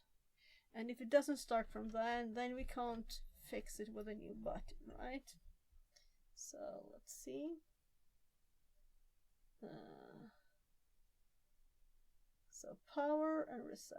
We can kind of clearly see them, though I'm like moving stuff to see that. There. So let's get a flat screwdriver. And this one is bad enough to work. Right? It's not like it's not really pink on there where it's might have once been. So I'm turning the power supply power on. And this should light up, right? So we could start it by just pressing here, but we're going to go with a microscope and see and if I can turn it on by shorting these. No problem. So there's no functional error on the motherboard. So now we're going to see if it is the button.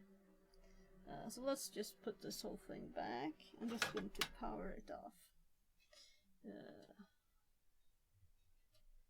So I used to switch on the power supply.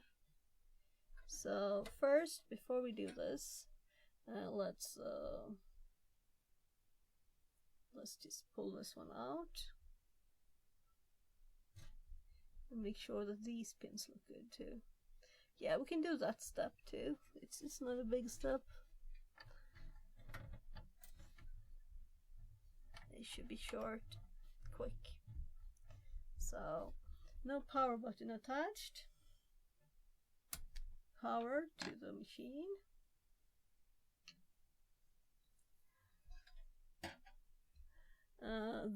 Those LEDs are lit and everything. So, over there, lit up. So now we're going to short the pins over here instead. So see if we can. That should be focus. This doesn't turn. Why is it turning?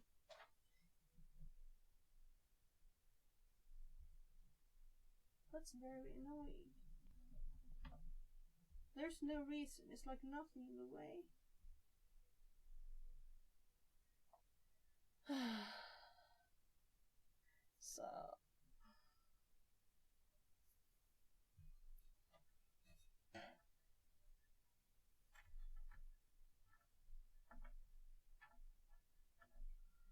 So the top of these shorted also starts the computer. So somewhere between here and the power button, but just not to do something stupid like changing the power button. It was just like this had been on so long, so it was so much dust in there or whatever. So I'm going to put this back.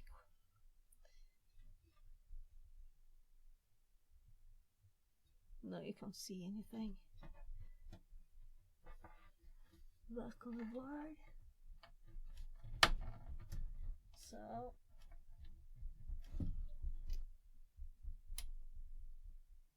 it is on. Lights are on, and now we're going to focus on this side instead. So this is the other end of the blue cables, right? So when we short it the other side, this will start, right? So if we click the button, ha! It works now. So what happened? Someone pulled it out. So here we have the green one, by the way. So green is here. Yeah. So we didn't have to mess with the button itself. The computer is starting with the button. So what if someone threw this computer out because the power button didn't work, and it was just that they pulled this out for too much? But it was actually attached. It wasn't pulled out. Oh yeah, my camera didn't update itself.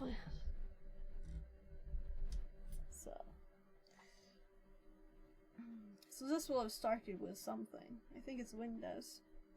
I guess we check. So it has a lot of apps. But one is HDMI. So HDMI keyboard, please. So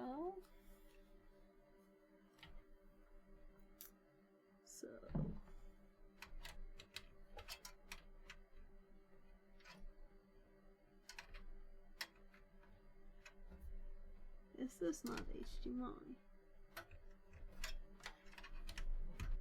Yeah, it is. There. So I'm going to put this cable in.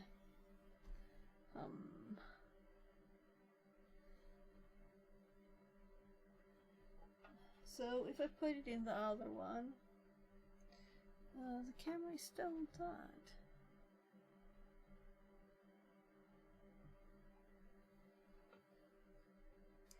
I'll fix the camera.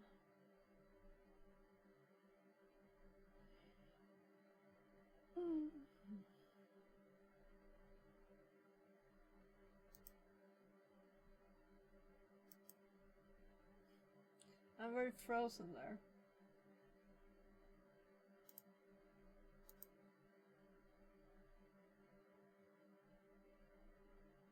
So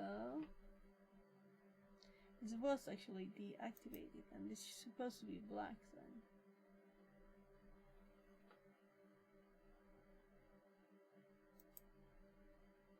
So now it's actually black.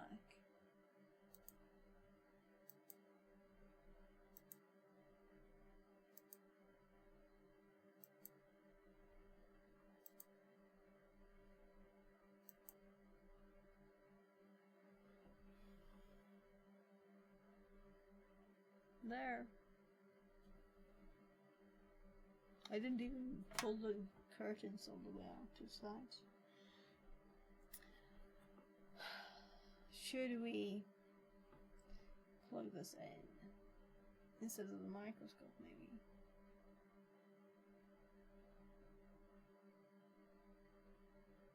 Or should we fix the computer first? Yeah, let's just kill it and do the installation when we're like done with the hardware. So we want to put two fat drives in here. We don't have any special holding thingy, so I don't think so. So these would just like lay here and rumble a bit, right? So maybe we should just go with this drive, which is not like noticeable. So maybe we have these two. And those actually have like, so this is for 2 drives. And I think, let's actually remove the graphics card. So I don't like this thing. It's not really stable. There's the screw holes too, so we should probably use those. So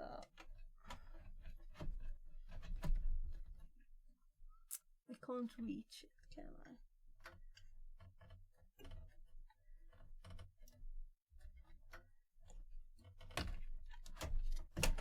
There.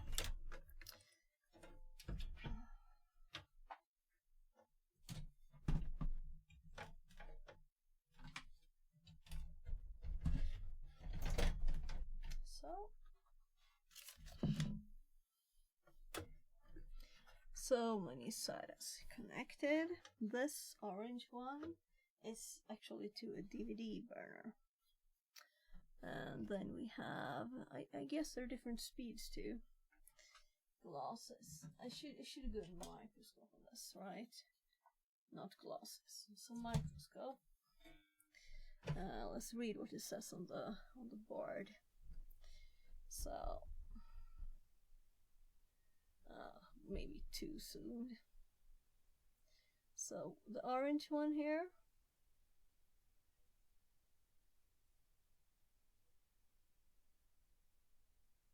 Then we have 3 and 4. SATA 6G. So the faster ones are this direction. So E1, E2, 1, 2.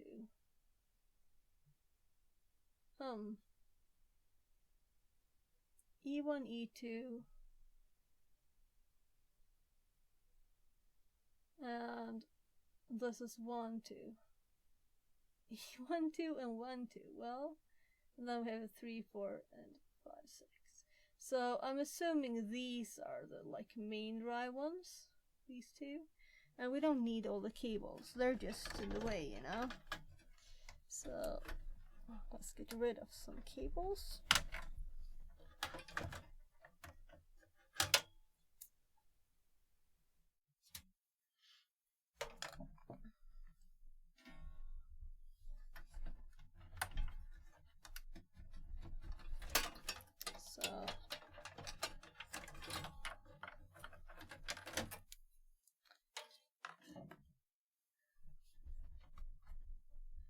So this one, let's disconnect it for now.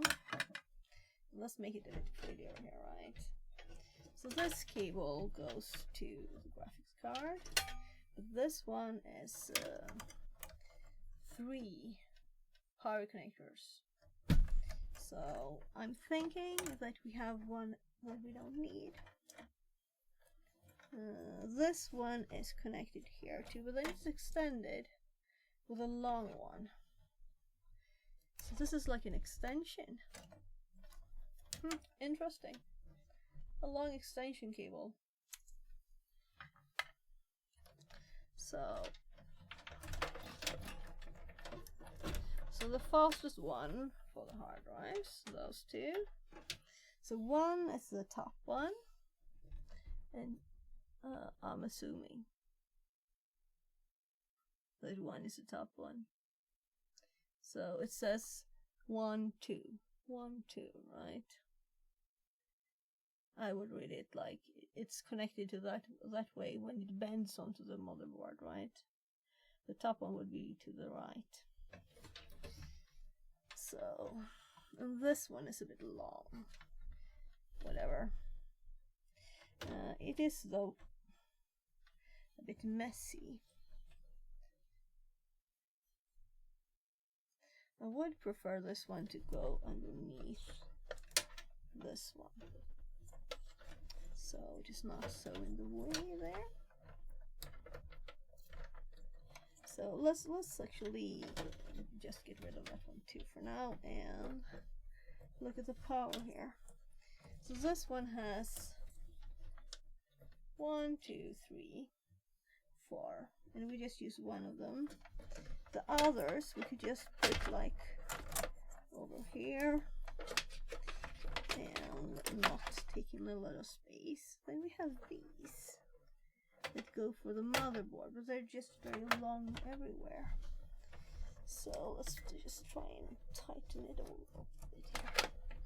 So you can't see that far, can you?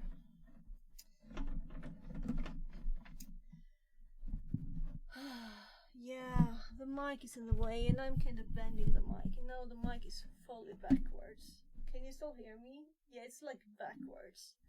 Let's see, can I rotate the mic? Yeah, that worked. So now the mic is the opposite direction. So we can actually fit a bit more of this. And I could also go there. So, a bit better.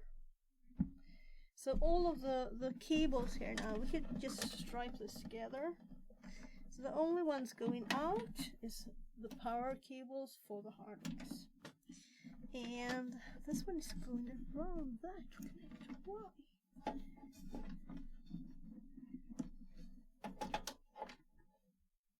That's just odd.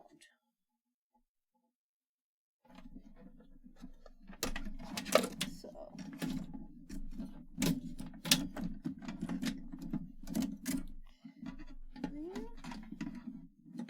so one very long one, right? And another very long one. And this one has 3 and this one has 4.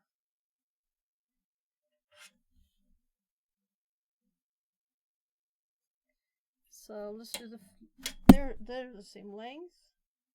Oh, the 4 one is actually longer. So let's use that for the ones that are further away.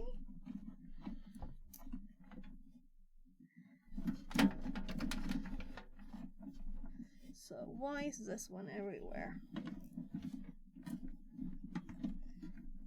So we can also keep it nice and tight over here.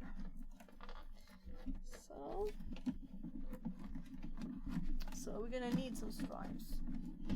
One big one. So the one here with the shortest distance, I'm going to attach this one back here.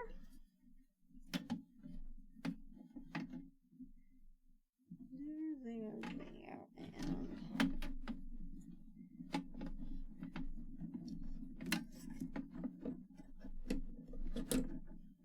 I can't see a thing.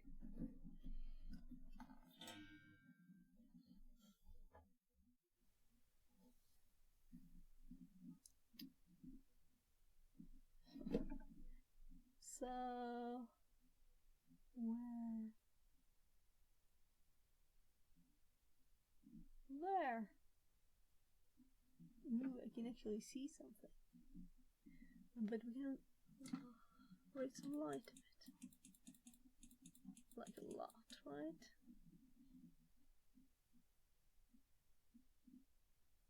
We can actually see the connector. Isn't that nice? And we can look at this one. So I have it upside down, meaning this way. There. Now I can see it with my eyes too because it's light.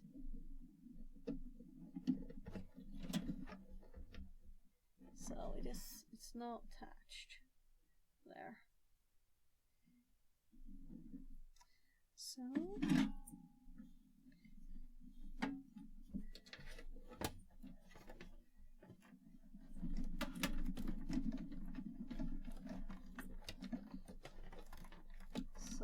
I'm kind of thinking, part of me wants to grab a stripe now, but it wouldn't be helpful since we have another one.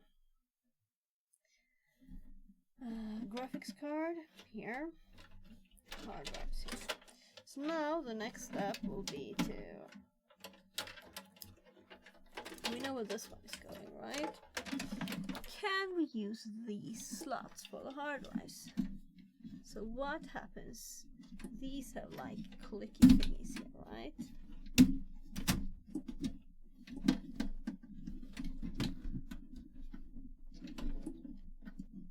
So one of the other computers,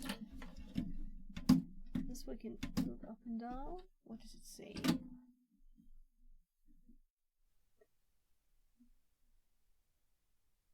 Lock is down. So this one is locked now. Now it's unlocked. And I can't move it. Why? Because it's just stuck.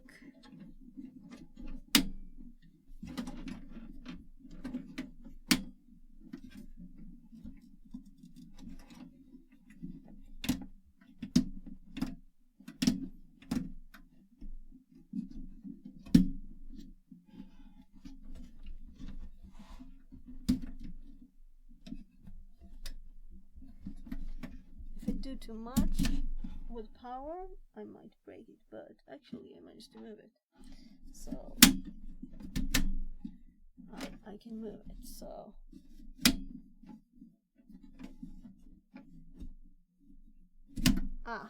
so when I move it that way, tiny pigs hop down and lock the hard drive in place there. So no, that's an English word, so I just invented one maybe. So the problem here is we have this connector that is broken. So before we put them there, we really want to attach them and make sure that the connector is okay. And I guess that fortunately it's a power connector that's broken. But let's look now when we have the microscope up. You can see how it looks, because it's not mega pretty. So here, you can see it's all there. It is just no plastic, so no protection. But the data bit, the data side of it, it's all good. So it's a power side that is sensitive. So I guess it's less problems. I haven't had any problems with this hard drive. I just wouldn't like want to do anything sensitive with it, like run my Proxmox server on it, which is what we're doing. So I'm thinking this will not be moved a lot. It will be like kind of stationary, not be out on walks.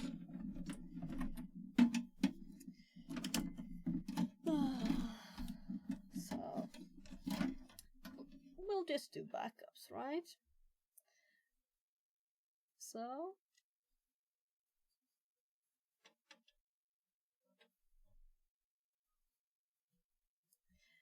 I'm just interested in seeing what happens when we put the hard drives. And this is why we removed the graphics card, right?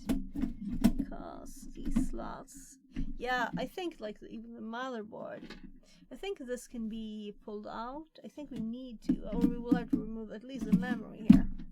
Yeah.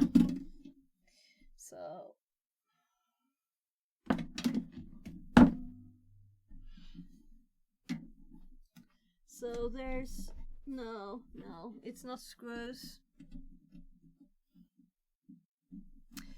So the 500 hard drive first. Empty. No, currently not. Won't be empty anymore. So I think this will work if we're careful. So this one, no like things in the way.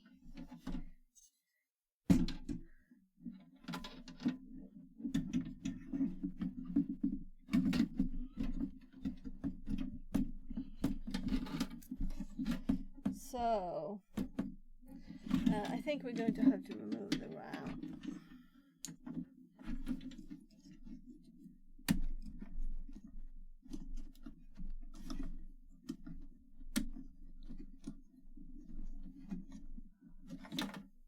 Just one more.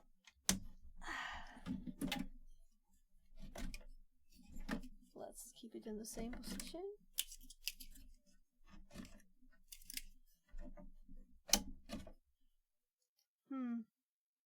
This one was a bit not perfect, and it's because this pushed it, I think. So this actually is out over here. Well. So it shouldn't matter which one is which, they're the same, right? So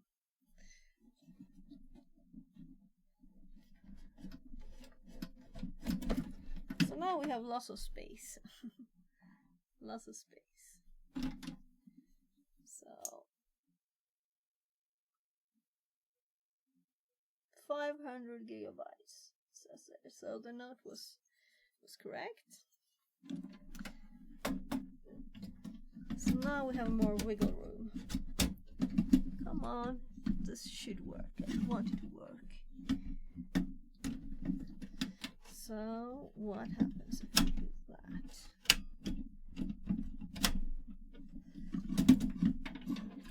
So if I try this spot, what's in the way?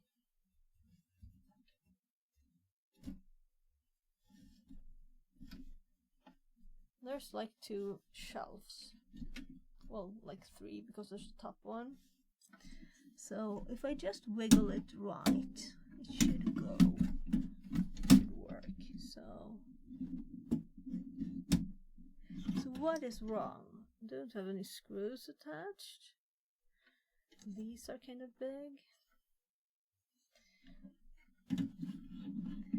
So this one I can like more see. Oh, okay, I got it. I have to wiggle this direction up and down.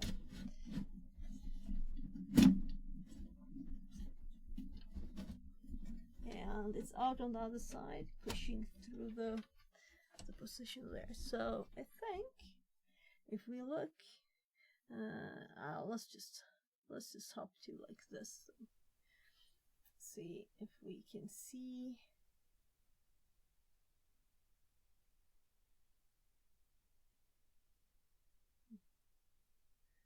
That's not the right place. 1, 2. There we can see the hard drive, right? So that metal underneath there. There we can see it, right?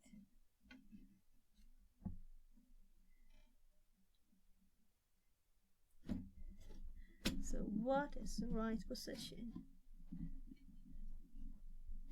I can't have just managed to put it in the right spot by mistake, no.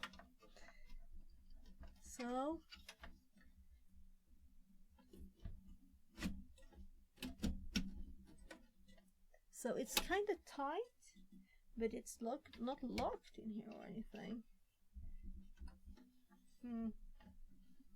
Well, it won't really move, will it? I have to use like all my power. So now we have the one we have to be a bit more careful with.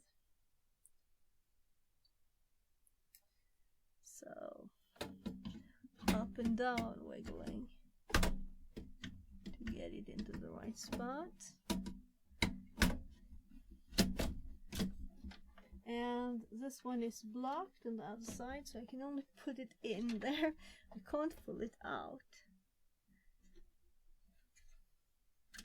So it is like, so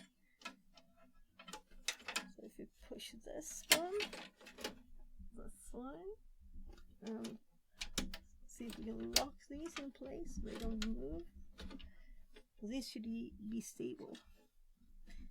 Yeah, they're like pushed to the bottom now of what that one can do. So let's put the outer ones, because I can't imagine us putting another hard drive. Well, we could fit like this one in here though, right?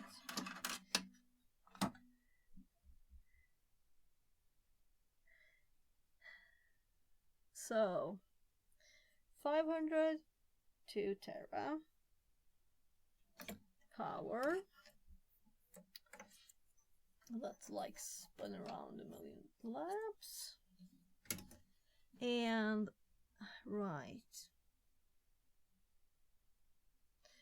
There's something I didn't think of that makes this not work as well. Because where I have put this hard drive, there has been one connector for the full thing, right? And here we have a separate one. And this won't be stable unless I like glue it there. Which we can do if we like use this one. Yeah, we could like glue this to the drive. I don't know. Is there anything stabilizing around this at all? It would just not work. It works very fine in the pull out ones. Yeah, I can't get it further, so let's unlock. There. Yeah, why didn't I think of that? So when I put this into my USB, push the hard drive down, it works perfect. But we can't put something on just one side if it's connected to both sides at once. I don't think I have anything that could do that, like, obvious. Then we have a hard drive problem. Or we use my last one. I guess we do, because we can't stop now, right? So this one should be empty. Let's confirm. So let's confirm that this is empty first. So there's stuff in the way on my desk. I don't know if you've noticed.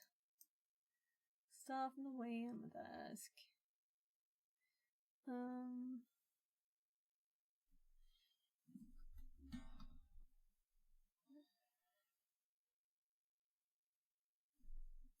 So I don't need the keyboard. Well, I don't need...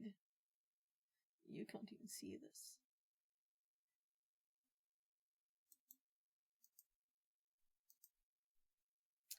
So, what hard drive is in there?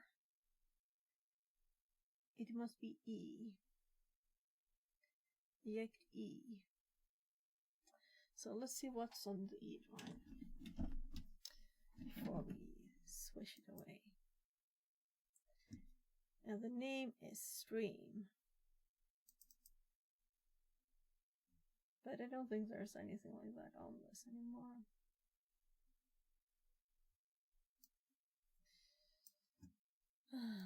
Two. Oh, so this is just a scrap file. So the thing is that this is data that has been copied to my H drive. So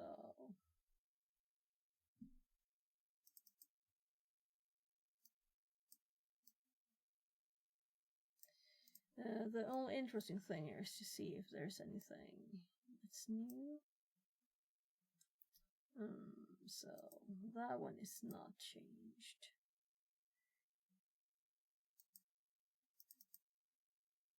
Yeah, that's old.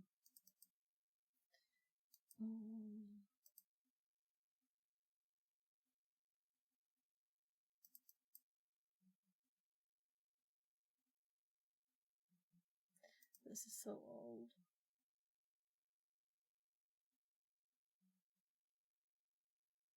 So it is only the virtual machines that might be active.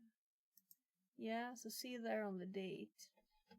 This is being used today, which means that we need to actually move this directory over to there. And when it goes like, my God, where's my files? We know where they are, right? So just one virtual machine here. And it's actually just the 23 directory. The zip is long since it was extracted. So it should have moved over to the new place here. So this is a hard drive that's just pushed into a temporary thing. So that's not the best way to run a VM, right? Let's actually go inside the directory. And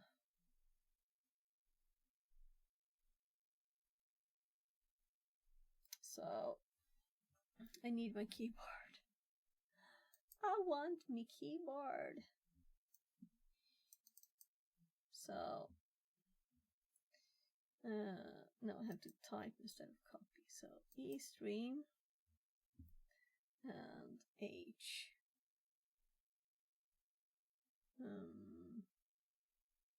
Just H. Virtual machines. Virtual machines. Now you'll see this in action here. The nice tool commander. So this one. Yeah, we'll go into it, and then we don't have to select anything. Did I go into the wrong one?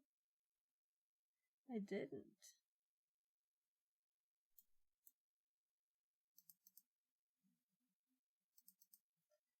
So when I copied this one, it was totally different. It had directories. So VMware is not running.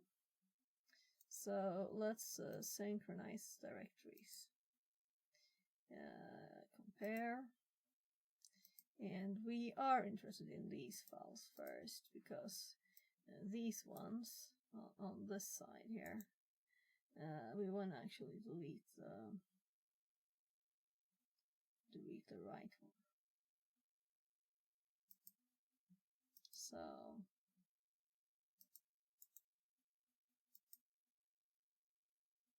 because those are the H, the ones that were not updated.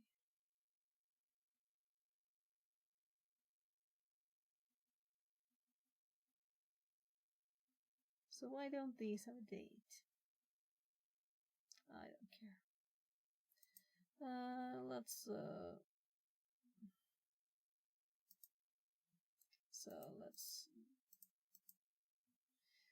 do that.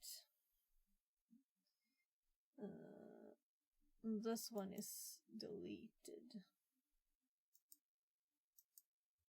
And wait a sec here. TXT.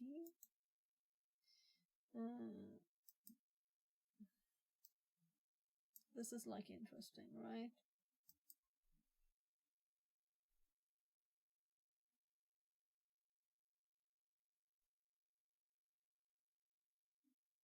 This is anyway something else. So there's just one unique right now. So let's just synchronize. We could have said delete here too, right? When there were 4 files. So no, 3 files, right to left, 3 files. So we're going to have to set a few ones.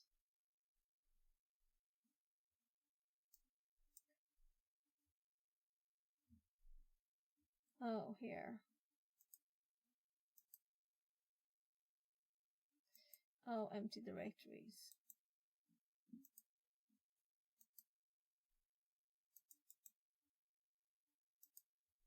So that's why it was files, because they were empty directories. 3. And this one too.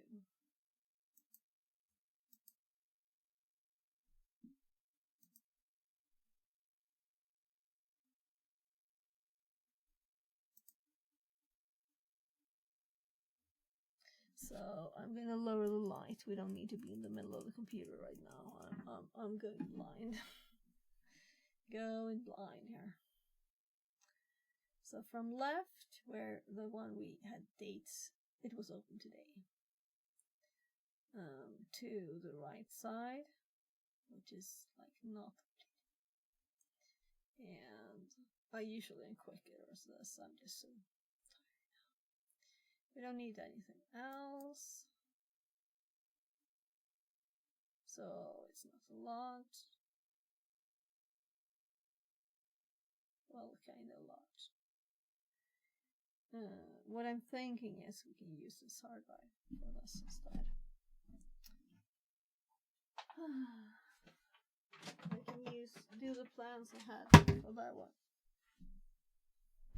So that's why we're emptying it and not just putting it out and looking at that one. Making sure it's empty.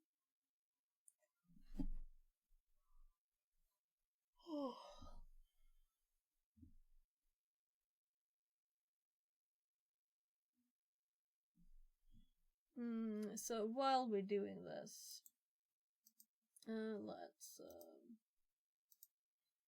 let's open VMware and change the path to this one.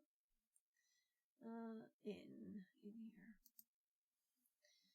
So this is the one. Edit.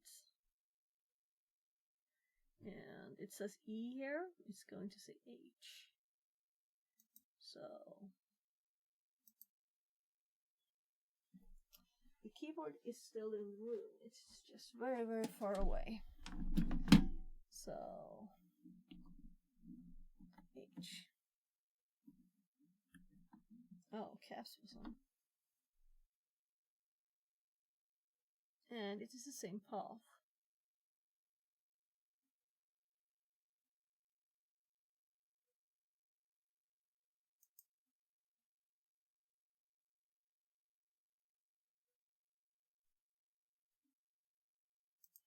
Okay.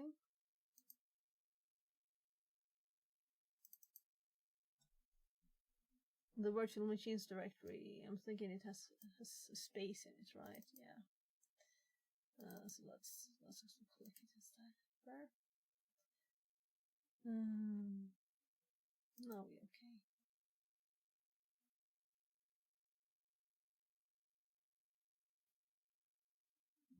So I don't know if this is, when you like move or copy, it will usually say something when you start it. So this one is actually done. So let's close the program and let's compare again. Okay, I thought so. The lock file disappeared, and let's move.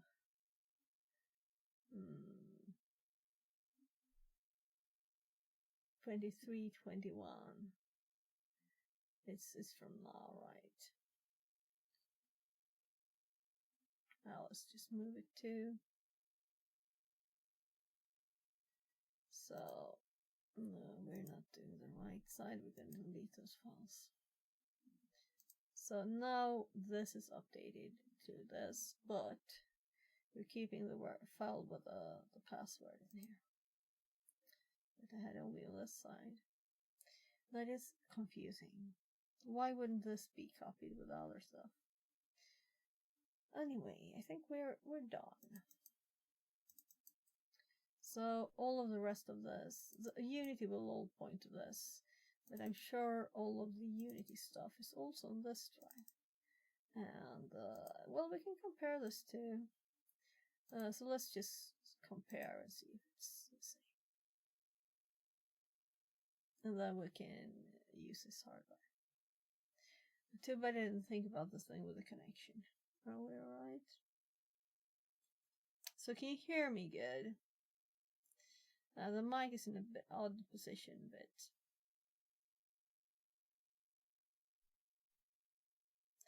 a bit odd position. Testing. No, I can't. Testing. Yeah, it's going up to the yellow.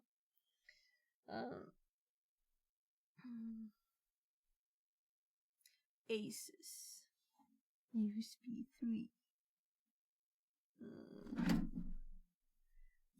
Get rid of the keyboard again.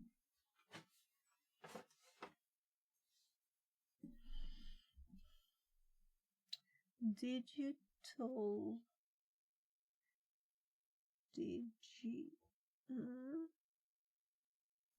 So let's play with the microscope. Oh, it's already done.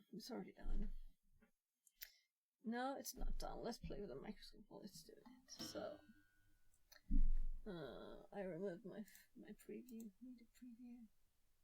Oh, it's tiny. Hello there, Screws. So we know we want to look at the motherboard. So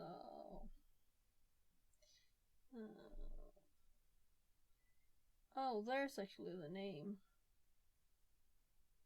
That's P8P67.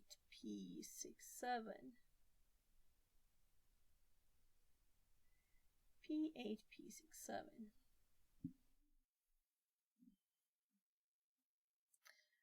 Files found 0. They're all the same. All the files are the same. That's good. I kind of thought so, but this means that the E drive is ready for becoming a Proxmox drive. So E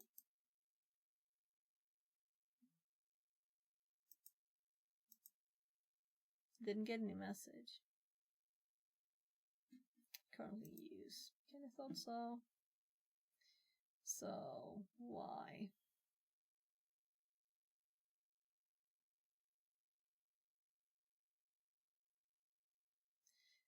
VMware is closed. Nothing else uses that drive. I assume. An easy way would be to delete everything, right? Or just format it. So we're still going to delete the data anyway. It's so full. All my drives were this full. So I've moved stuff from deleted stuff. It's all moved to here.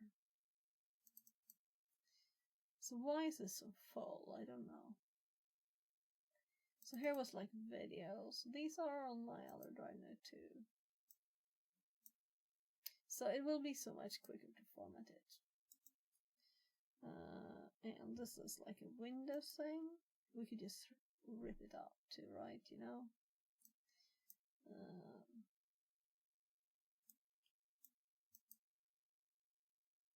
Let's just rip it out.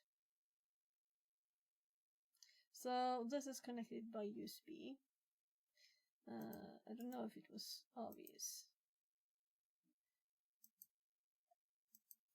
Hardware.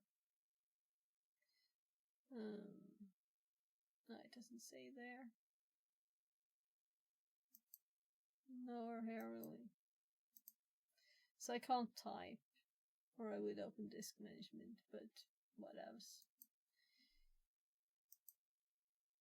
Let's try once more, and then we just get rid of it.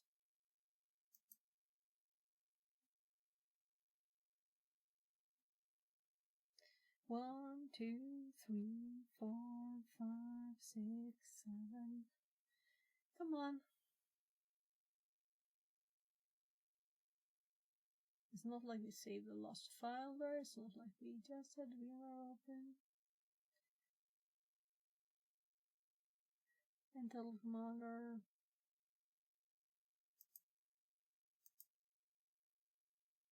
I think it worked this time. Good. And here, by the way, we're supposed to eject this one too. So now we only have the internal hard drives inside the computer. Well, on cables, this one is actually on the floor. Don't step on the wrong place here.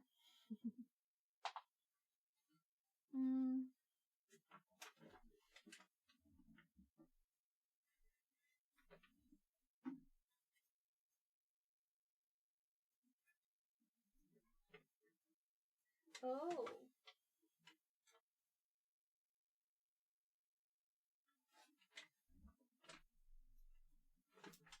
I don't think it was so hard as I thought of. I think that was actually maybe... That's odd though. Yeah, I think that is one of the internal drives. Let's see what happens now. So this is very odd for me to just have 3 hard drives. And this one says it needs formatting. Yeah. Yeah. So that's the one connected to USB. It wasn't on. I thought it was on.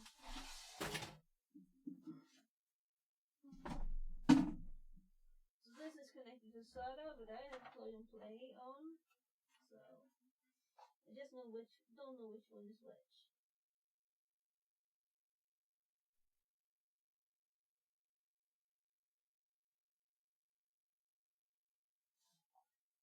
I guess I won't be doing that right now. Well. That's too bad. Anyway, we'll do this. So.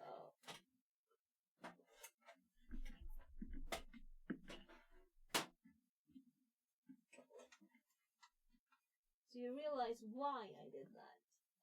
Because I wanted to access the USB thingy. And now it wasn't even on. So I could have just put the hard drive in there that I wanted to check. Come on. There.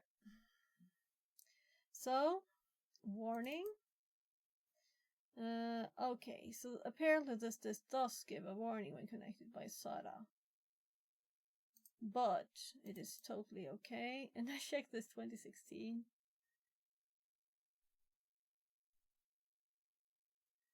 So check disk says nothing off with it. But it gives a error. Let's test it, right?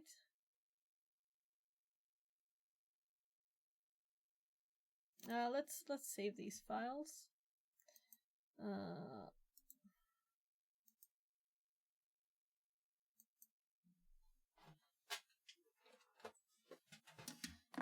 So Proxmox 2 TB drive. I could do breed name too, right? So there, and I will close it down. We could actually do the same with D as we did with E. And then we can pull both drives out. Ah, right, we can see which one is which by the size. So I can actually see which is this is.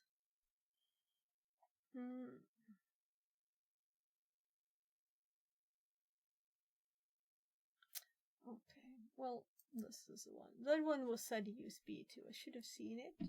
I was like, why doesn't it say USB? Why doesn't it say USB? Because it wasn't connected by USB. So,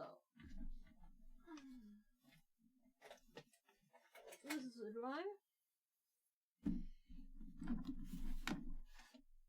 And then we just checked with a file that said that it gives an error. So it's not really empty anymore, is it? It's not going to be empty. I'm kind of glad we're doing this right now, because the data on this computer, it will just be virtual lab environment, right? Like with the thoughts of making it easy to set up, easy to just change stuff. And this is a data drive. So if there would be some kind of problems, but if it would constantly give us smart errors, so we would go crazy, that wouldn't be fun, but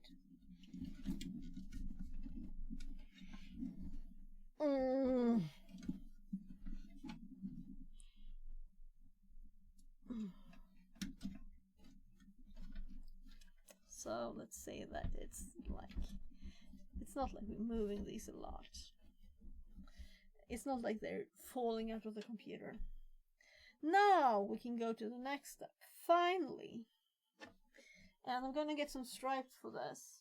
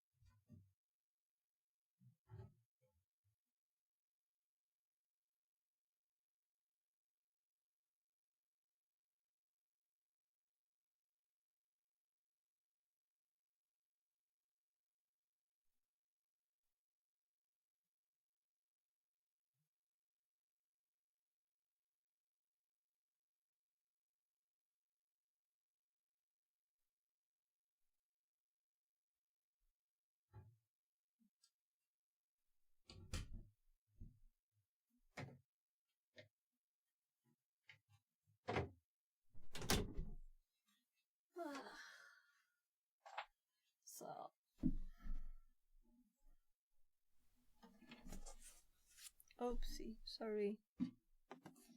Wrong one. Like, nowhere to put this? Oh, shit. So, by the way, this one has 2 holes and 1 drive, so maybe we should find something to put here.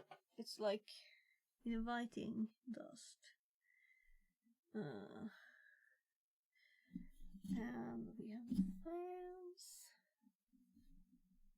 I didn't check if they spun, but it should. It's not extremely dirty. There's no stuff with a. There should be here.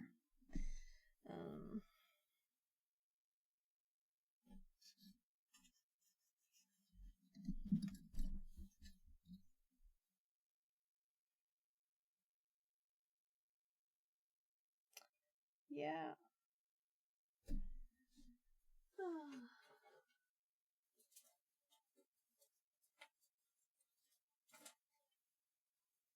Got some long ones ready.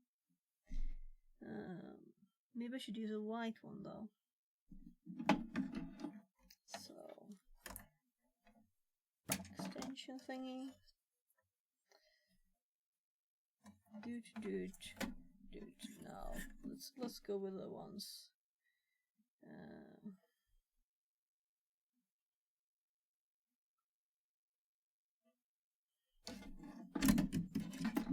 So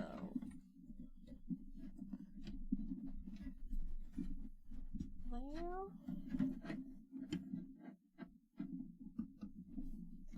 And like just a little bit further. This is, you know, kind of tough. So then this.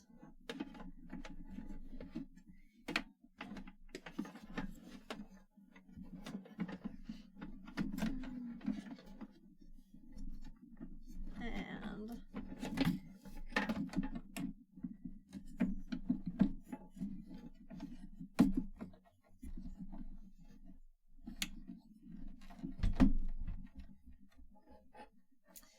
imagine I found this in the trash.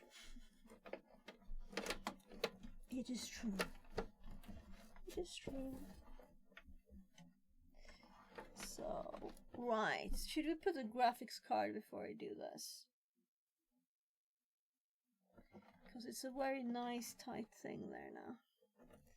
But when we put this back...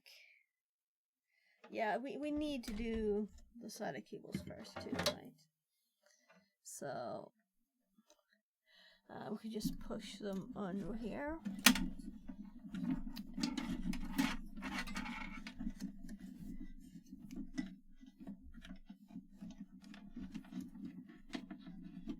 So, and like up here.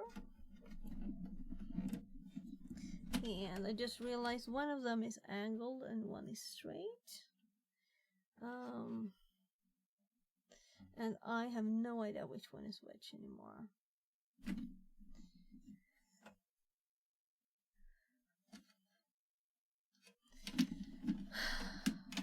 Annoying, but there's only one thing to do.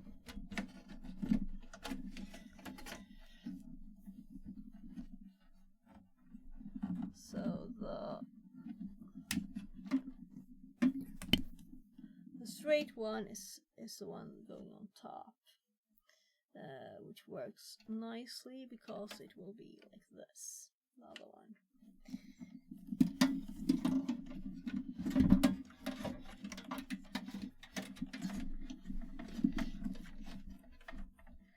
So who thought it was only software setting up the server, right?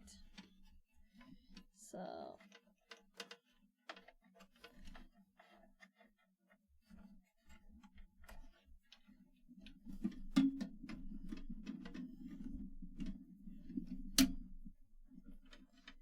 there, and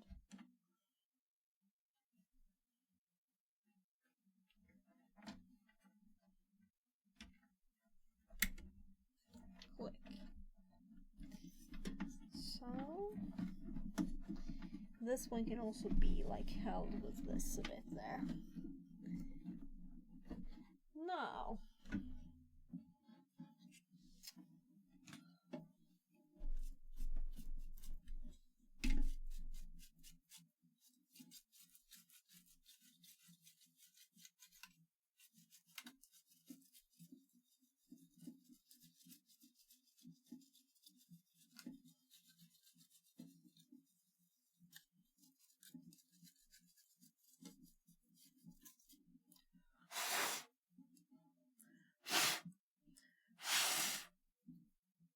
so now it's not white anymore.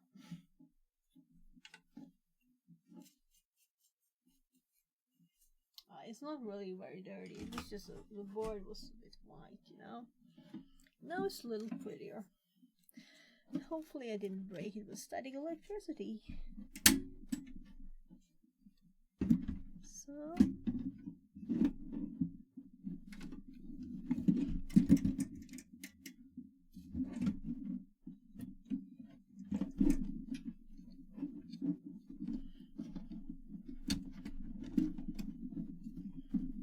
So it's quite obvious why we moved this board, right?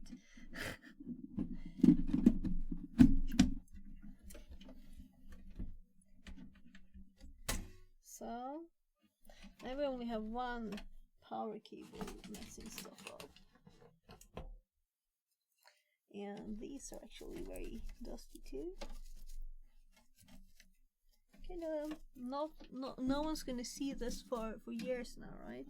So better clean it.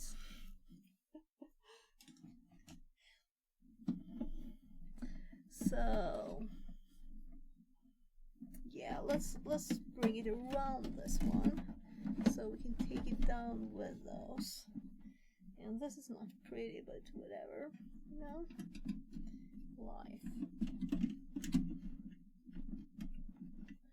So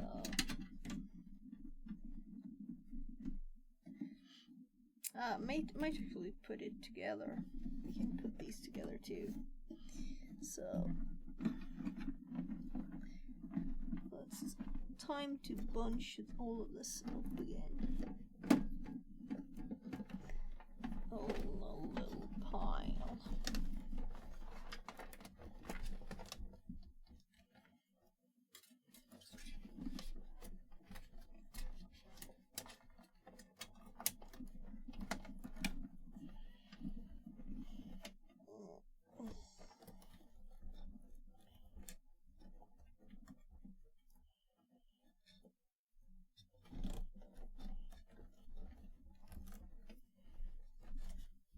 So, it doesn't have to be tight, you know, it's just not all over the place.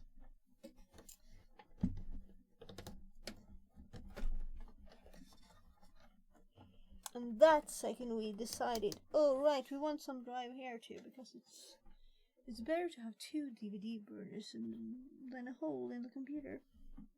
So, let's put the memory back. So I know that I will need to push this because it was pushed before, so a bit finicky.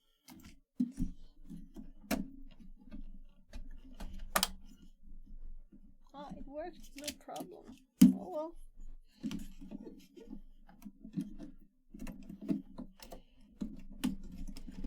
So it's much nicer with these that are like stable, you know. So I wish it was more memory though than 16.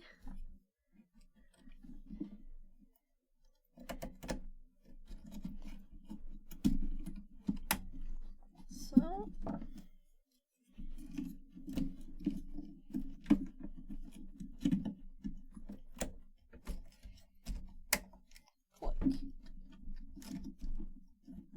So before this one wasn't totally tight. Now it is. So we're leaving this as it is. Yeah, what do you think? The button is still loose. Let's put this back. Here.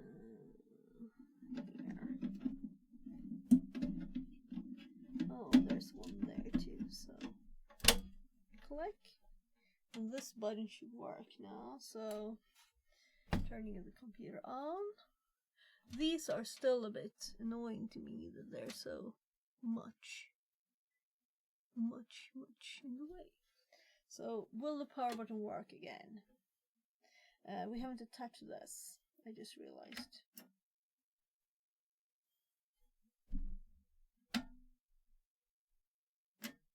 No power.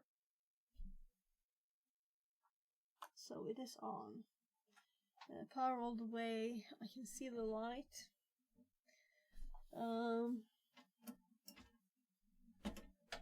Pulling this out.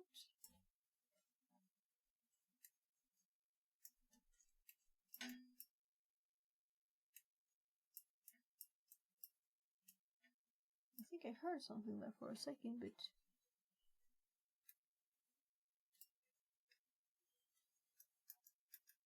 yeah, so let's short the pins.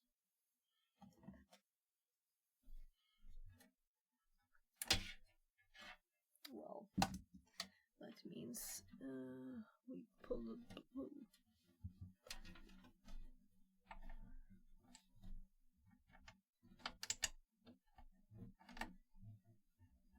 So I'm on my toes because this is high up. So I'm thinking of just getting rid of the white thing. So let's short those pins again. Where's the screwdriver? So if this works. No, of course I powered it off. So it doesn't help shorting them then. No problem.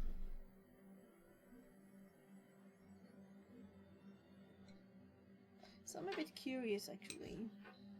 So this doesn't have the data only. So we can just put this here. Who cares, right? Maybe we should put it underneath though.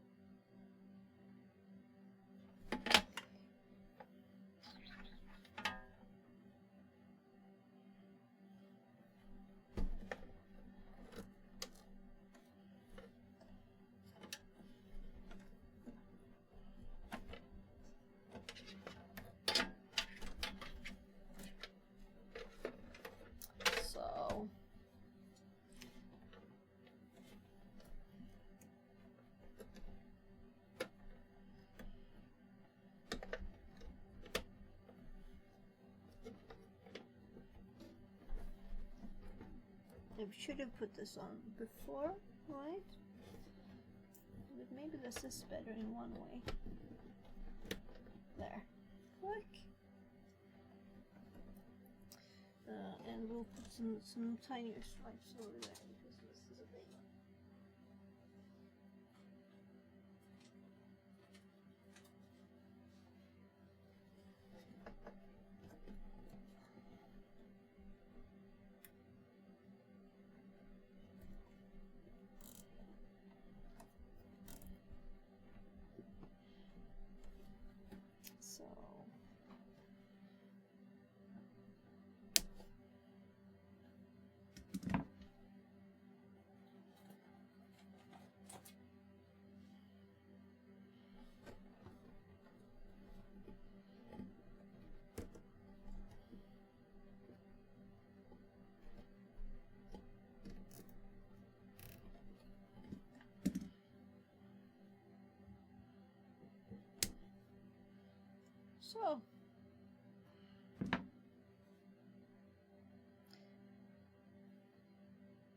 So what I'm thinking is it because it just started that it didn't work? Why didn't it work?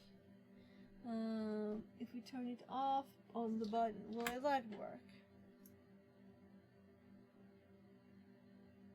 No, because it's not connected, stupid. So let's short it for a long time. Yeah. That became more of a reset.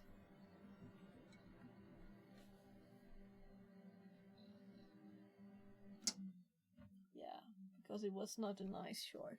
So let's pull this one again. So now that starts nicely. So what if I can do that? So let's do it without pulling the power supply out, I guess. So I don't want to put my hand too far into it and do something bad to the electronics. I'm not so worried for myself.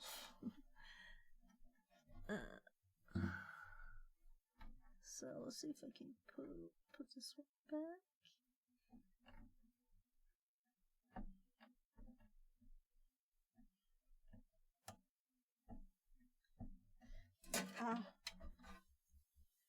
Killing it.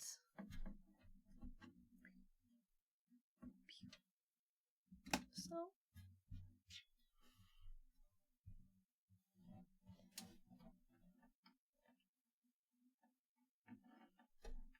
Yeah, I'm gonna have to remove it all. Which kind of means I would have to get the motherboard up to really put this good. And I want to pull everything off. So now, of course, the button would work. Power on. The little light will go on. You could start it there. Will the power button work? No, it worked! Okay.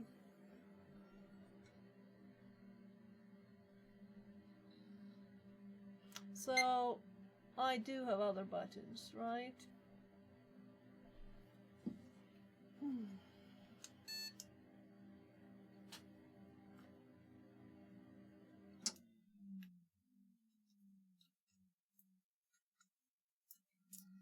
So,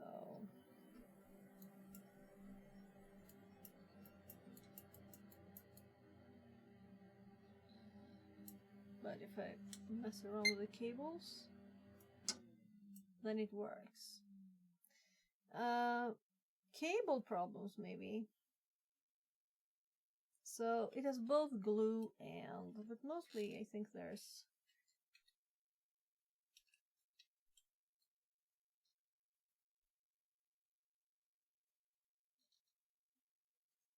glue. Yeah, I'm getting it out. So, button. Yeah, I might have shorted the button.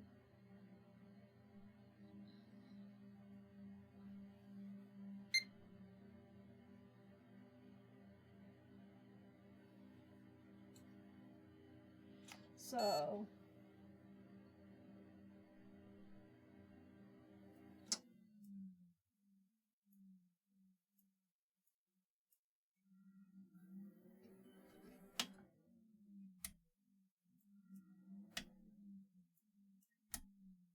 I had to head it off.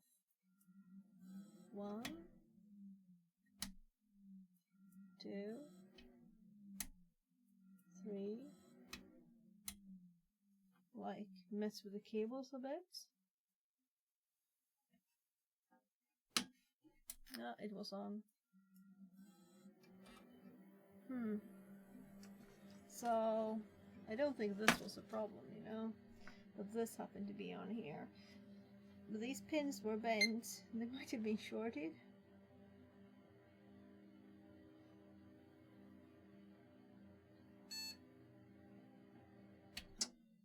Poor computer. It doesn't have an operating system though, so it's not like we're crashing something like that.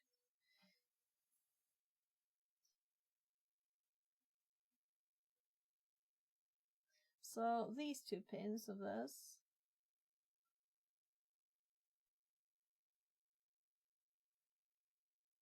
I think I can access them with a multimeter.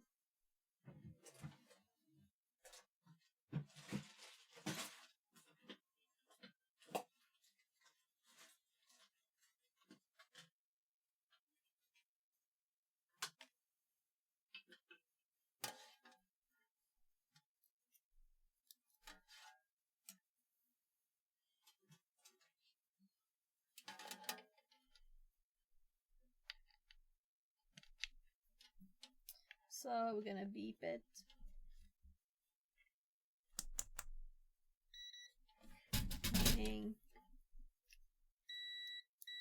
connection beeps.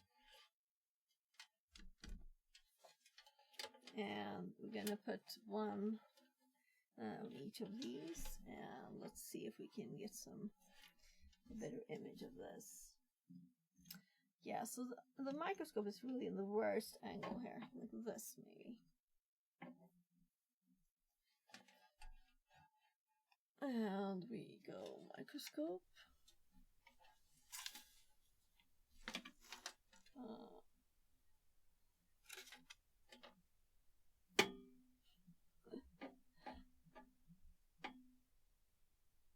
So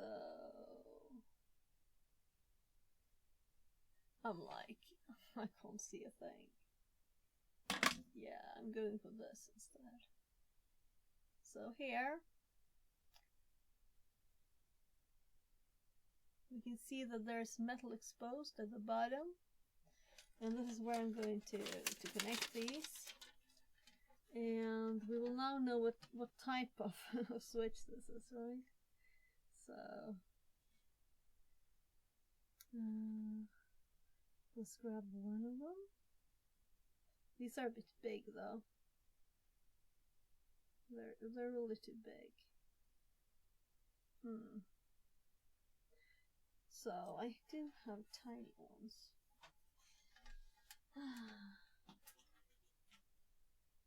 How are these?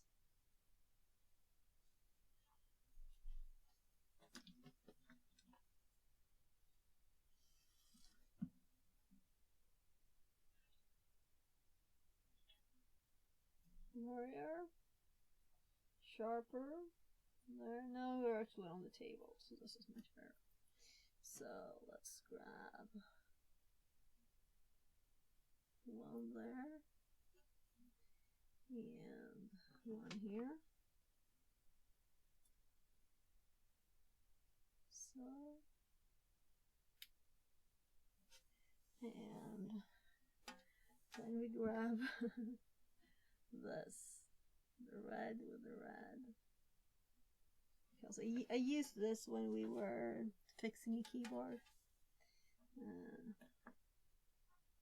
This one we have the pins on the end. So I'm just trying to show you guys. Whatever. It's over here. Black on black. So when I push the button now, it should beep. Well, let's turn off the power. So button pushing every time should beep.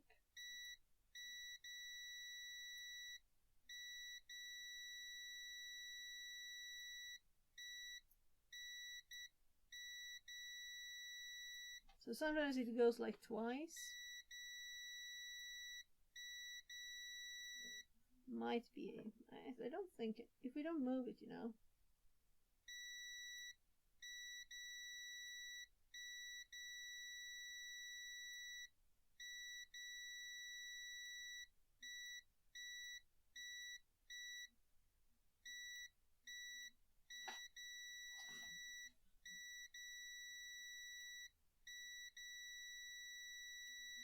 So if we just connect these and hold.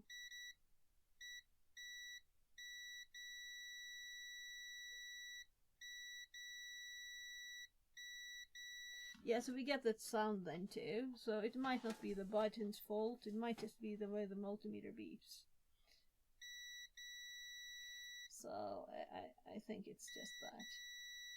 So now we're going to check the blue cable, if it's actually working as it should, right?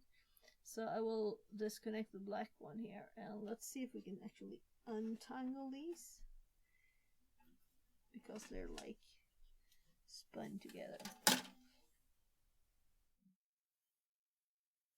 So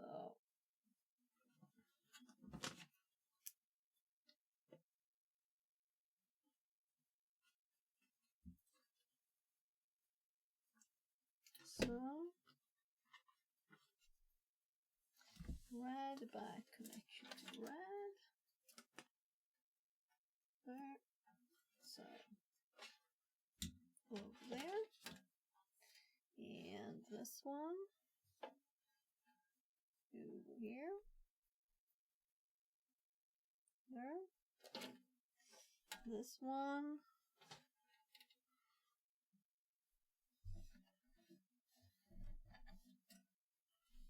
So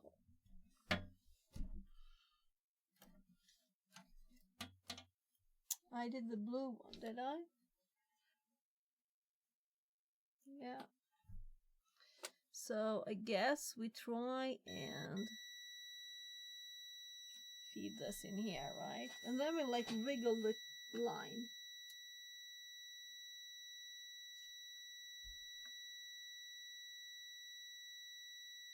Nothing. It's connected all the time. Okay, so then we move to the other one. So now we're going to do the white one. So there. I think it's connected. And the black one, we can test if it's connected by just moving these close, right? So it is.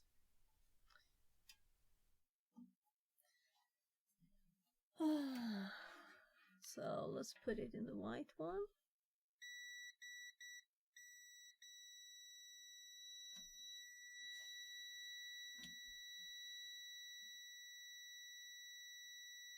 It's like steady. I don't see why this button wouldn't work.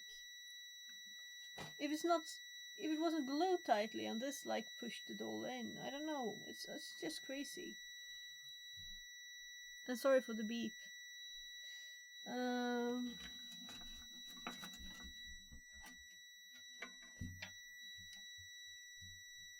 It's so just always beeping. So with nothing wrong, we can't fix anything, right? So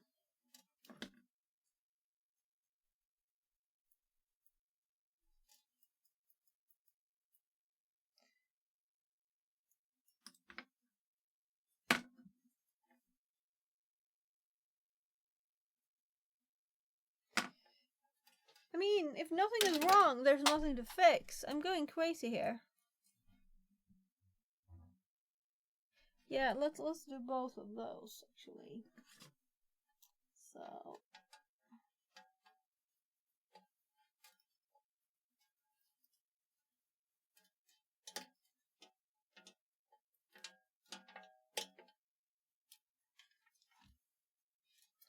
and let's not have those so they beep by themselves. So I'm going to put one in one side here and one in the other. And when they were attached like this before they beeped. And I'm just half blind here, I can't see the hole.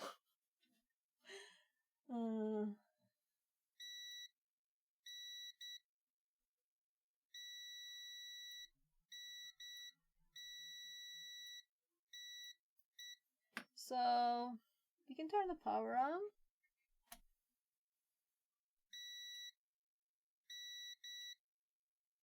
Oh, this is not connected now, of course. I'm stupid. But we'll have to test this later.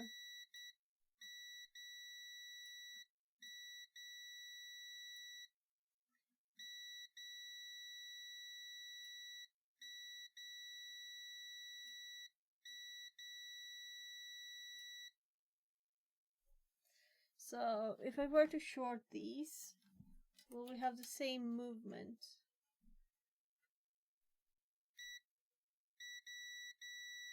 Yeah. It's just 0.4 instead of 0.6 because it's resistance in the wires, right?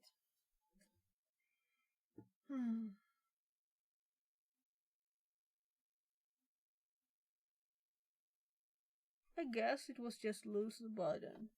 And I'm feeling even worse for the person who threw this computer away.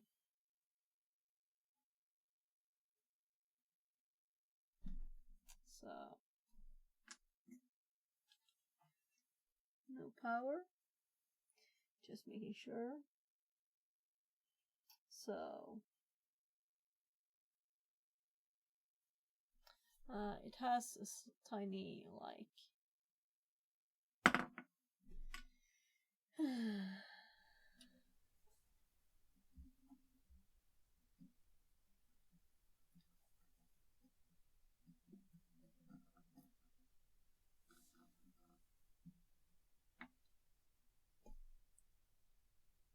yeah. So that's what it looks like. It keeps it together. There was some glue on the back. The only thing I can imagine is that these were actually very, very close to each other. They were bent. I straightened them a bit. There was a bit of glue here too on the back. I don't know why. But I don't know how that could affect the computer. So let's see if we push this back in here.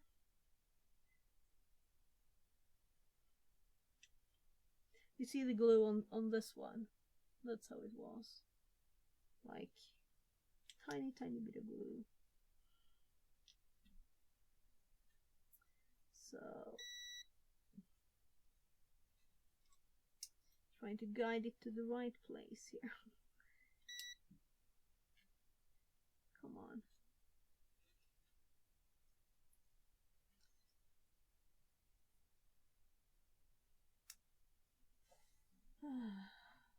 Yeah, screwdriver. So screwdriver and like push here. Click.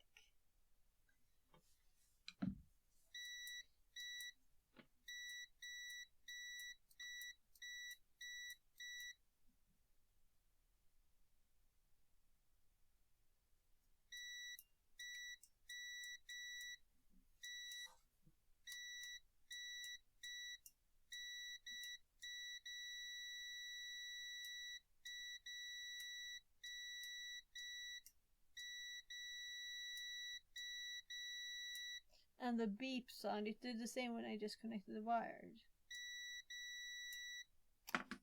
Yeah, I can't see any errors. Can't. Let's put some glue on the back, like a bit more. So we will have problems if we we remove it. Yeah, that glue gun is. I have to get glue. Let's get some glue. I'll just get some glue sticks.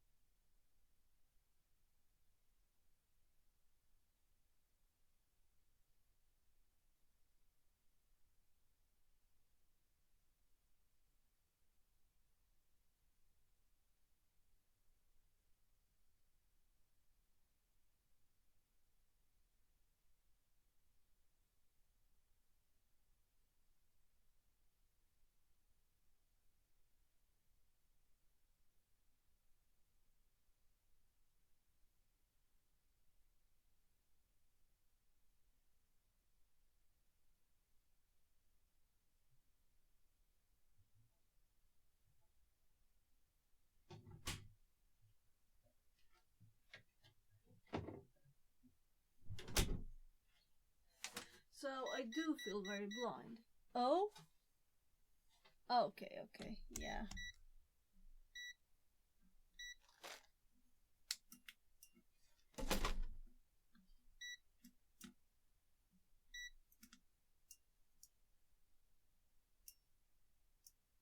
The beep is not on for some reason.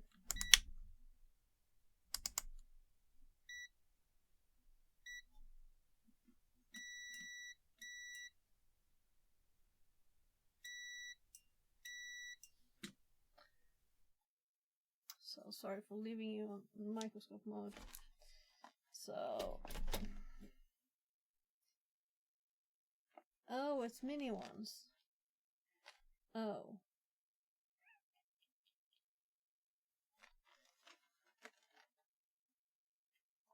I guess we do the mini gun.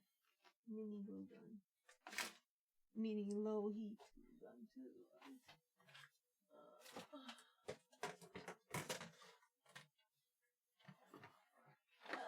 Electronics components in the way.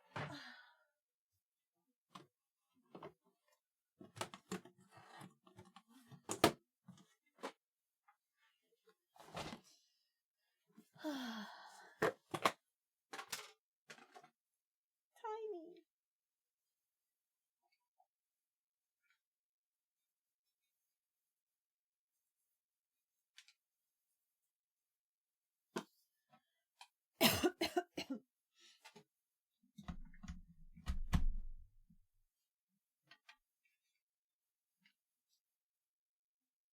I'm ready.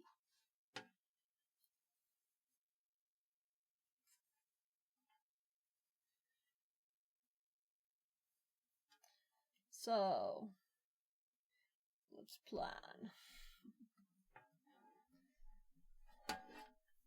So, we have the hard drives connected. We have all components connected. The only computer problem this one had, right? We were assuming success. It was a power button not working. And then it worked when we tested it, and then it didn't work, and then it worked, and then it didn't work. And we haven't had any problems with it actually not working.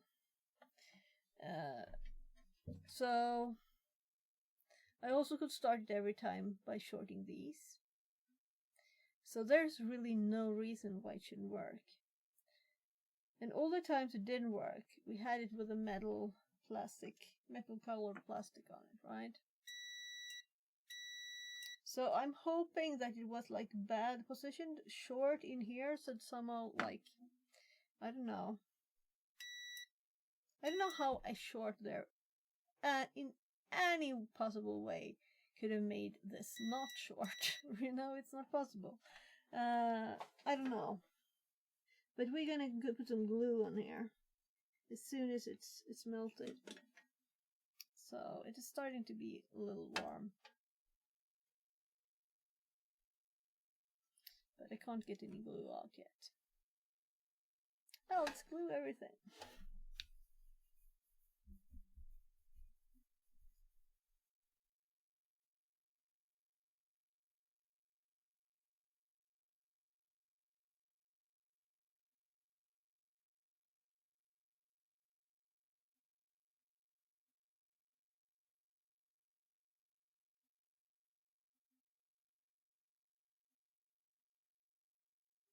So, we should do a check with the actual thing too.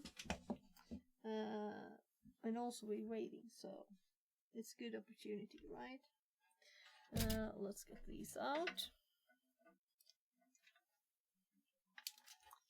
Multimeter.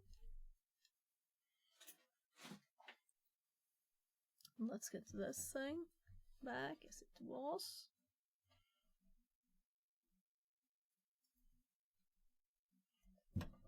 There.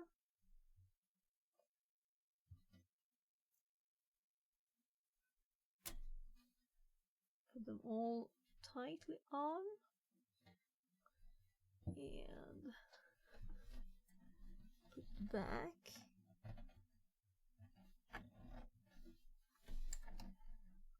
So it's not very tight on there though. That might be what I should glow. So power on. This should start it instantly. It worked. Right. So we're gonna do it at least 10 times.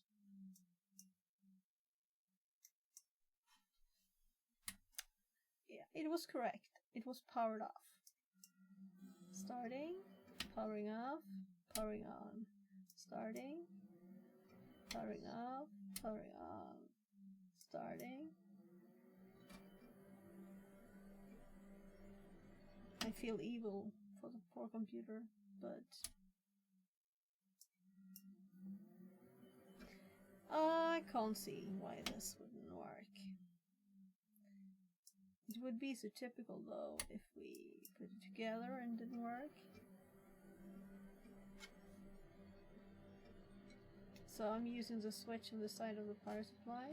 Off, on, power.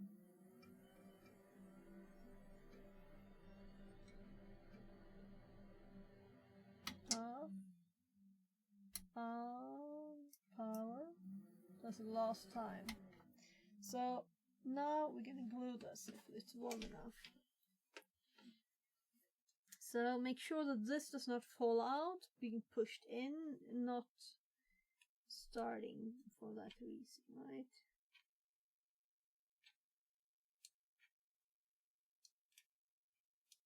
So I'm putting a lot of low temp glue. This is kind of easy to peel off if you really want to, so there.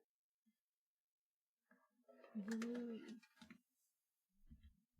Gluey gluey. So, powered off.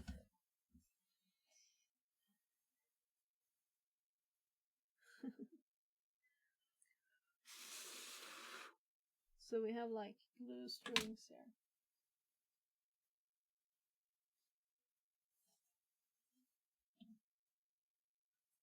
So, well, let's show you what it looks like. It's kind of warm.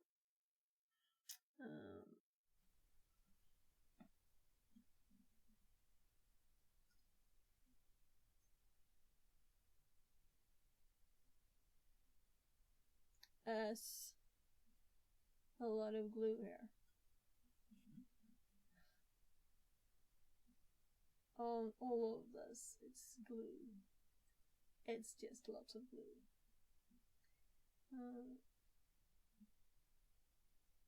I don't know how else to show. There's some glue like on the side, so hopefully it will be stable.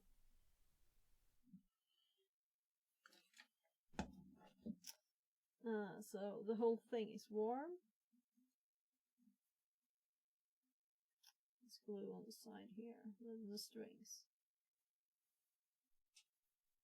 Oh gosh, it's actually glue strings on the microscope. Because I put it over it, you know, to show it. It will like become white, like a little blob here. That's the first bit. Now this came out of the glue gun. So let's just even this the top here. So that's how easy it is to remove. You just use your nail.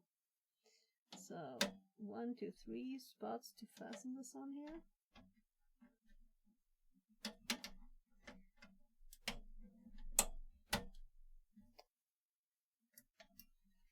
Power on.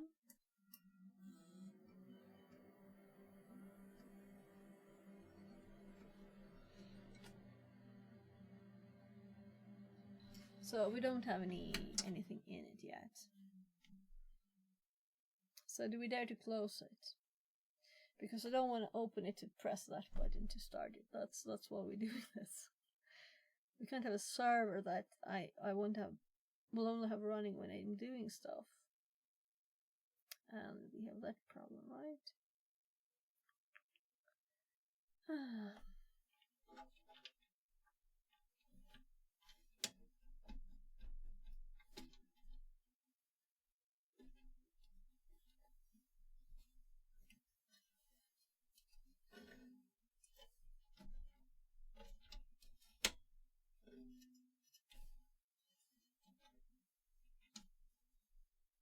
Yeah, it's like spikes going in, tightening everything.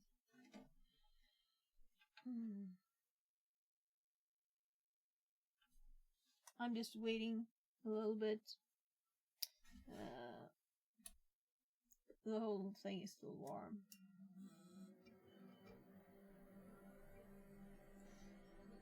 So we're ready to install it. We're gonna grab the USB and we're gonna plug it in soon, as we have some way to see what's on the screen, right? It's just a power cable. So we got some spare parts from this too, right? Some cables. SSD 256.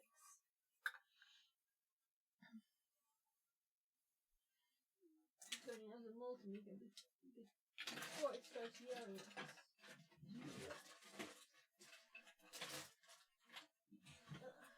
There. And the drawer closed.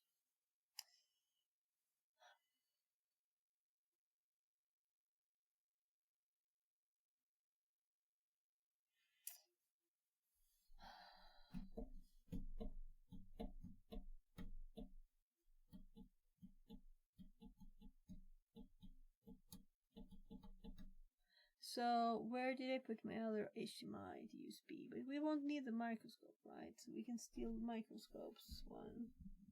So pulling up the power for the microscope. And I'm gonna grab the HDMI cable. It's like short, this one. Must be 1.5 meters. Let's see if I have a longer one. So again, parts of the monitor we're fixing in the way over here. It's a black plastic this time.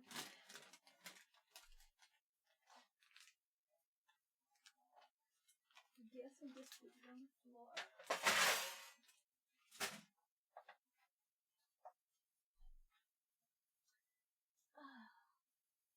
So is this one longer? Yeah, it's longer. This one is probably 2 meters. So, yeah. Good.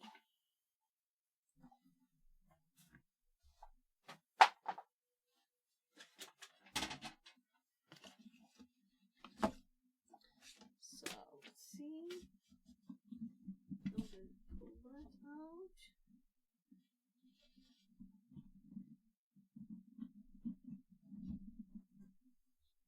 So the microscope is now disconnected from HDMI.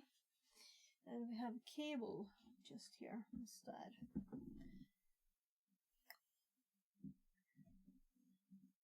And it's long enough.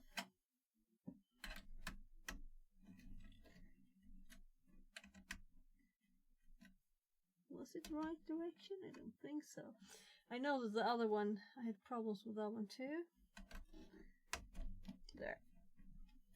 Yeah, we should screw this tight, not just do these, right?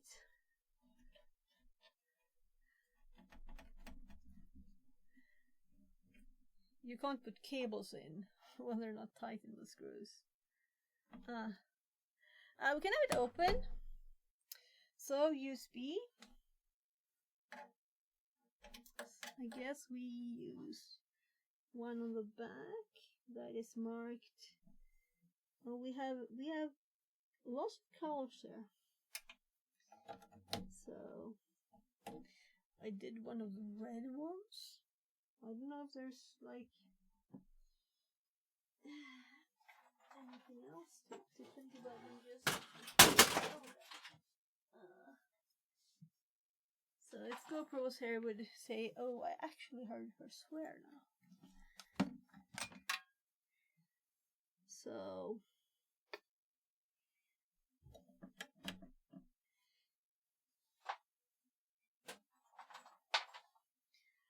network.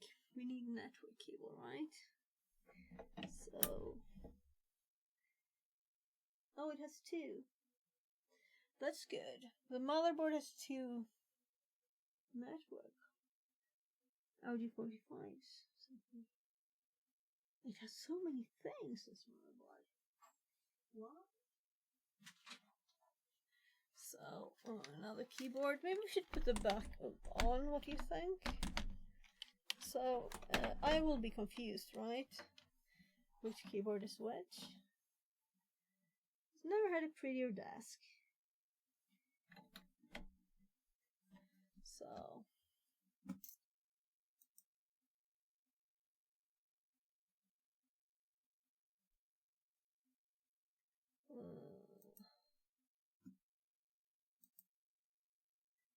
So...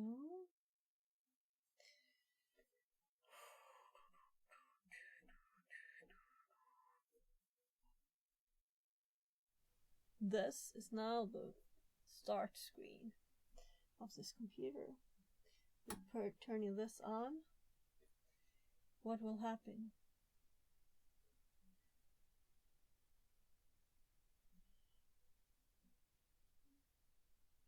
So, we could go there if we want to, if we need to. I'm pushing the button. The computer started. We're waiting for an HDMI signal. We've seen the test screen.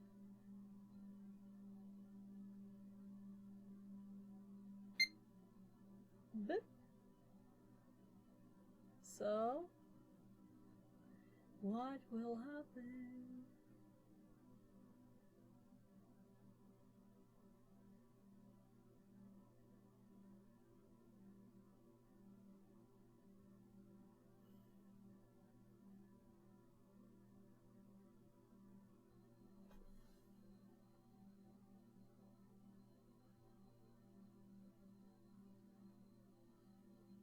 So I'm already going for the next HDMI cable, really.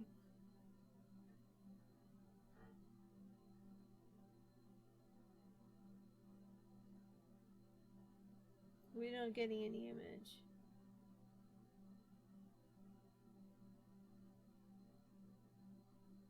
And I know this cable was old last time and we switched to the shorter one. I'll see if it fits.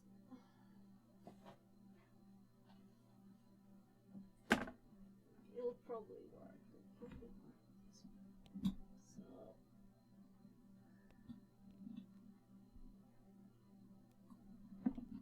I also have HDMI to DisplayPort, and this has DisplayPort out too.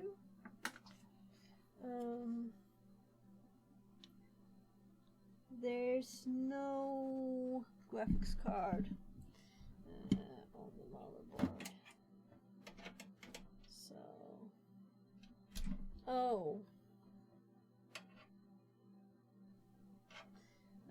that was the cable actually switching screens for us.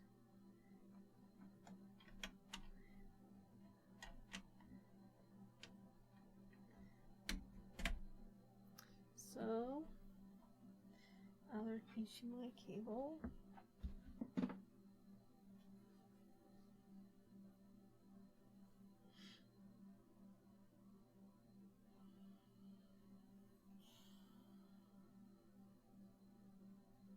So that much use we got from the longer one.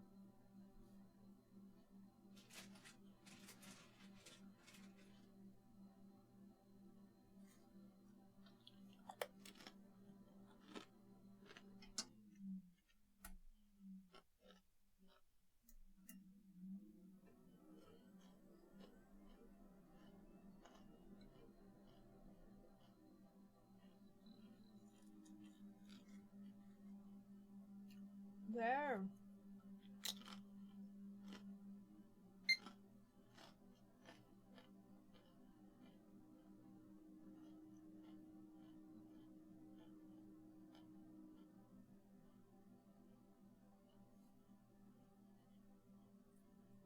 We're on installation.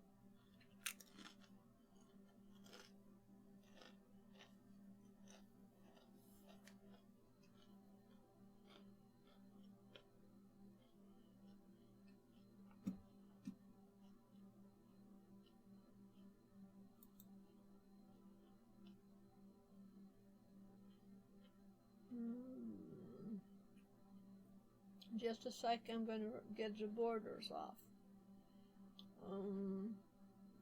Filters. My mouse, I can't really control stuff right now. Okay, so not there.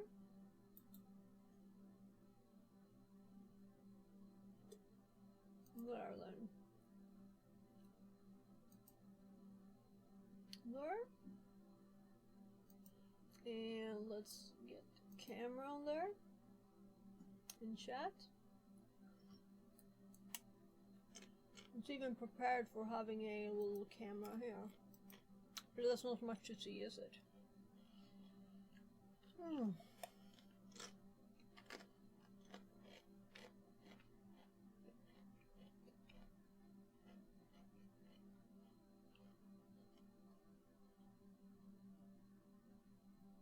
We don't want a graphical one, do we?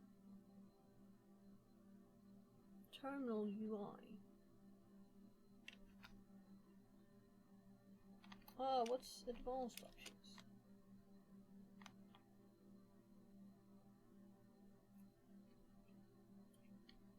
Debug mode. Automated.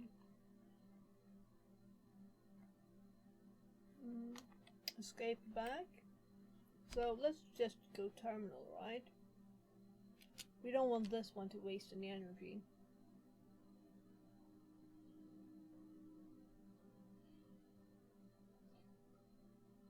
I need to go to bed soon because I'm actually going to work tomorrow.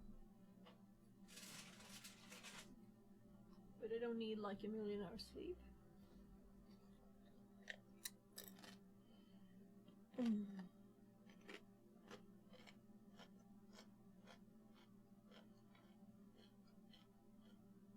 That's a problem with the 4K converter. I have to get a 1080p converter.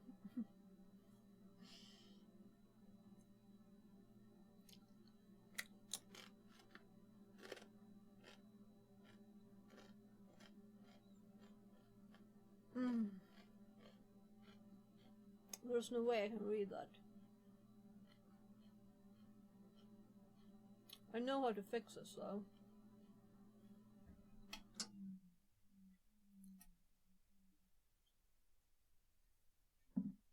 I think.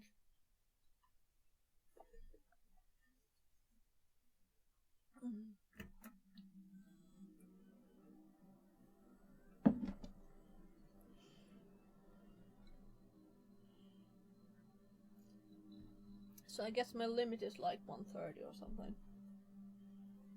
Well, let's start preparing it here.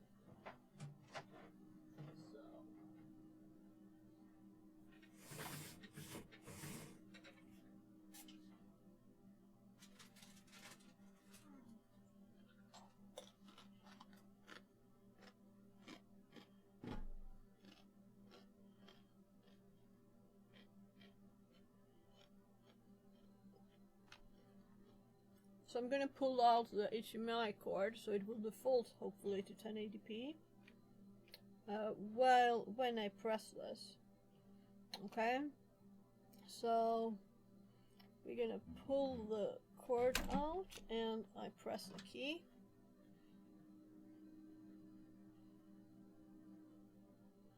And hopefully it won't detect our kind of good one.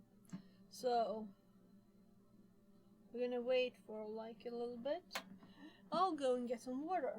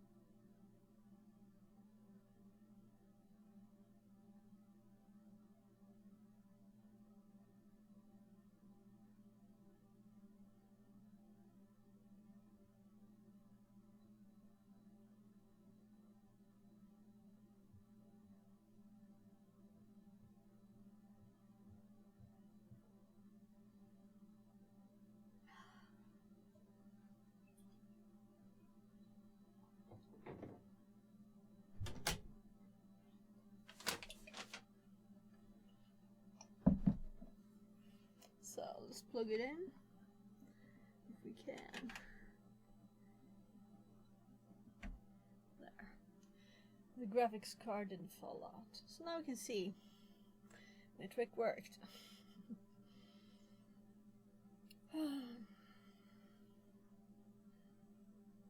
I saw how it detected the size and like flipped out there. No support for hardware accelerated KVM virtualization detected. Check BIOS settings. Okay. So we need to check for virtualization in the BIOS. That's a bit odd.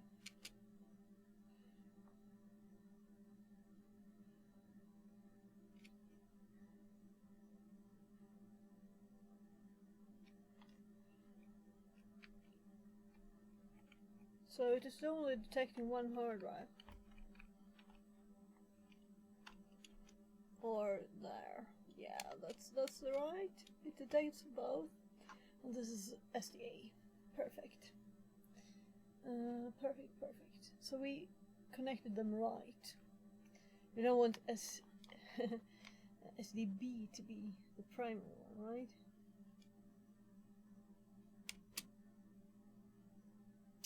Sweden, Europe, Stockholm.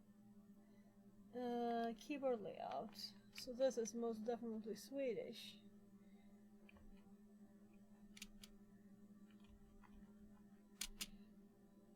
Oh fuck. So I can't see anything. I can't see anything at all. That's a problem.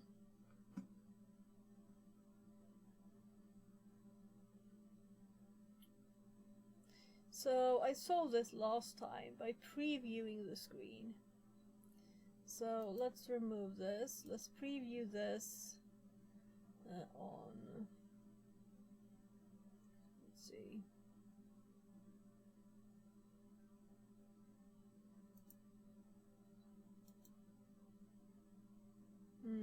So I think studio mode. And I preview the old one on my first monitor. Then I hop to my right screen, and then we will have the camera because we're actually watching the preview. And on this screen we have enabled zoom. You're supposed to zoom. I know I'm on the right keyboard. Did I disable it?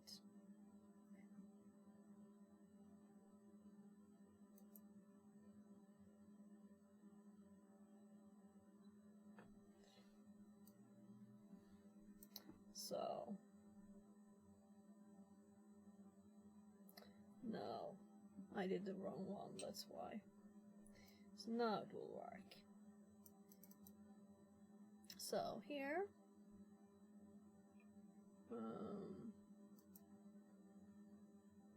I don't know why on earth.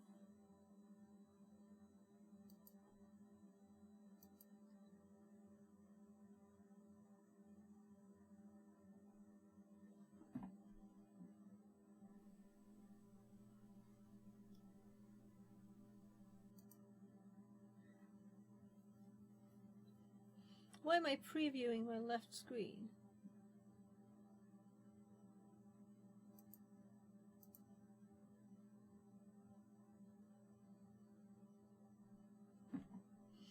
Okay, so I click that one. There. And now I should be able to use zoom. And if I now make a preview of this, yeah, it is a bit weird. It's very weird. So if I preview the one that I have zoomed on my other screen, then we will be able to somewhat see what it actually says. Yeah, I'm sorry for this. It's because my converter is 4K, so that's why. So Swedish, it did detect it afterwards. So this is what 4K looks on 1080p zoomed up.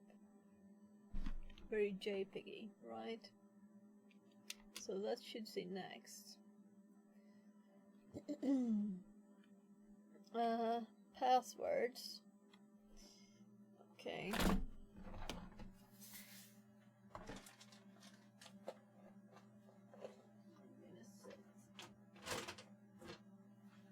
So that I can type.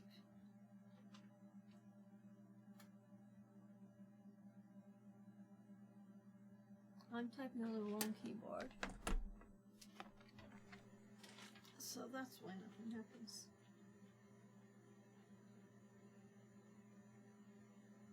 Born Again says, Oh no, did I go 11 over 10 hours not like this.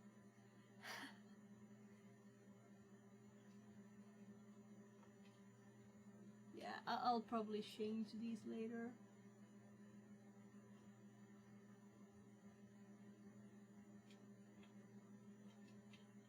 I didn't mean to go over 10 hours.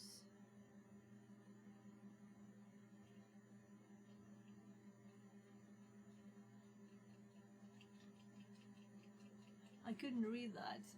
This is unfortunately 4K on because it's auto sensing that it can do 4K and that it goes for 4K, and it's probably good that it just does that. But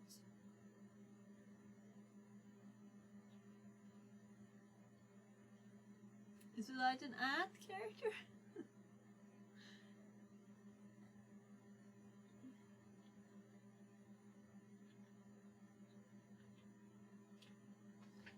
So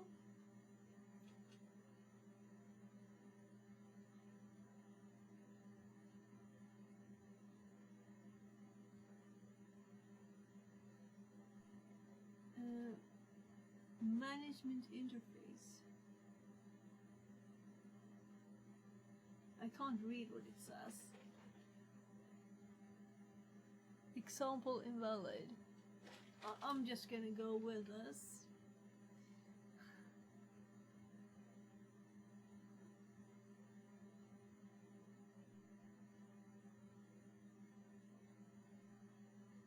Yeah, let's go with this. I'm sure I can change it later. So why can't I? Oh, there it is.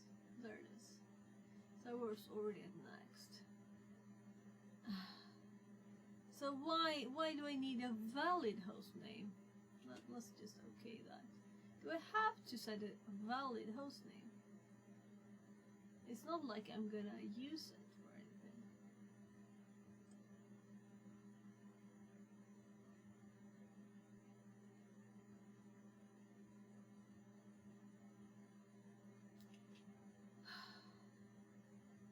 So what am I supposed to put here? That let's do my domain, but it's not like it will work. That's stupid, right? It needs a domain. Very odd. Time zone, keyboard layout.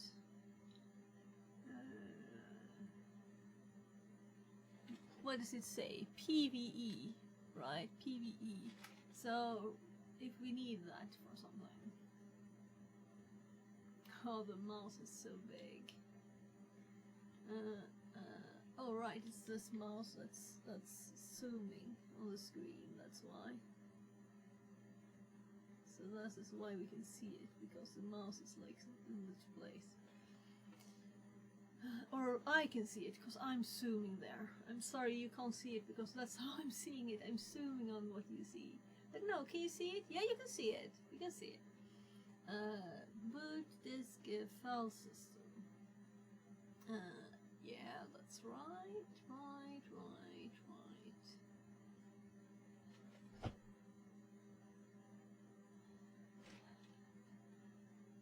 So let's just install. So we put hard drives in and all the things here before getting to this stuff. So I only moved it down because I was writing the passwords, right? So the power cable for the graphics card is like too high up there. So should we put the front on? I'm feeling that if I put the front on, the power button will stop working again. We had to fix the power button too. I don't know if it fixes is the right word though, because it did not work. It was just something. I didn't find the error. I found no errors and still it works now.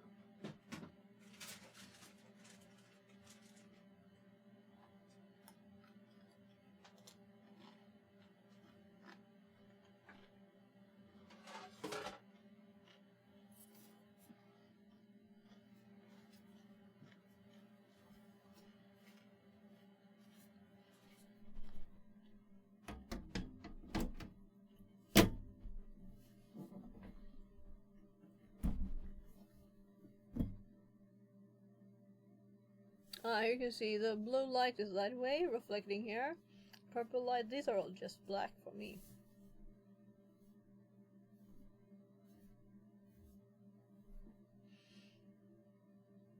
Who would use such a tiny fan?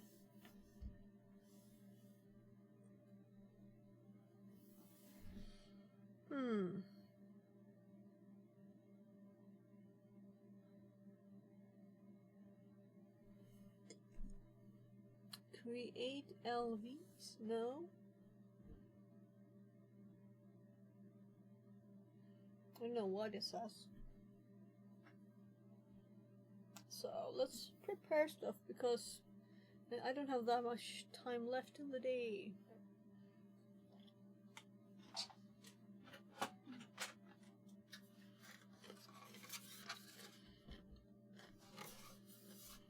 So I wonder if I have one more of these. But I don't think so. As I found this computer in the trash.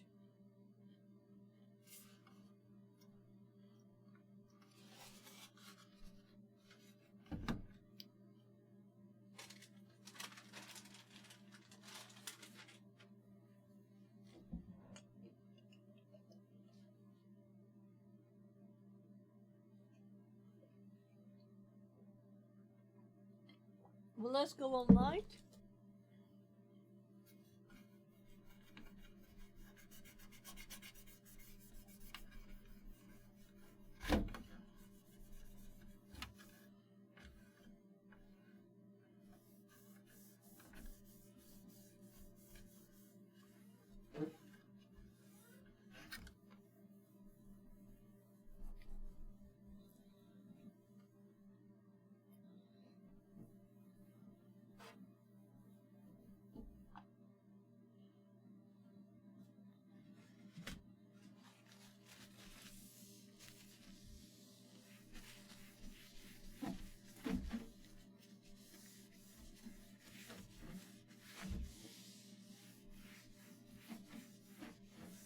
Oh my god, that's clean. Became much smoother, except for these. I think this is from when it was trashed.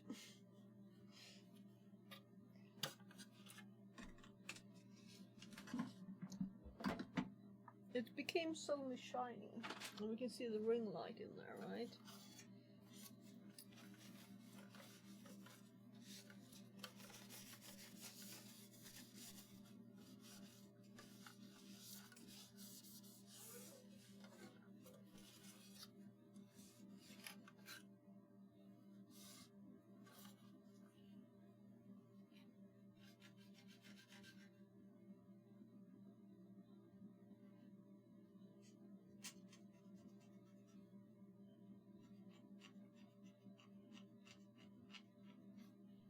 There was a bit of dirt in the bottom. So let's put this one on here.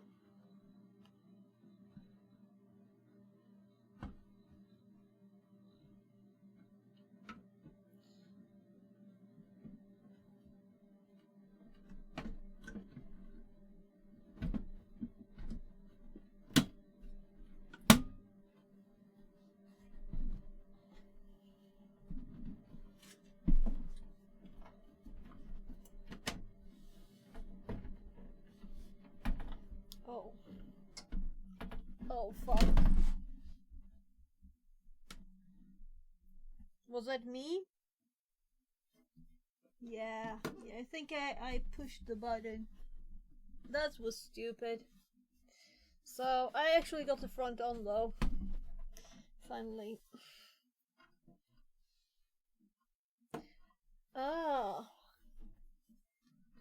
So.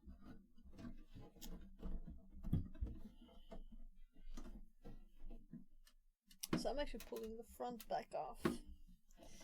And it's not easy.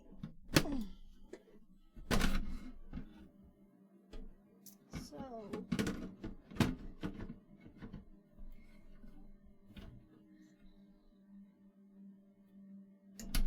Guess we do that.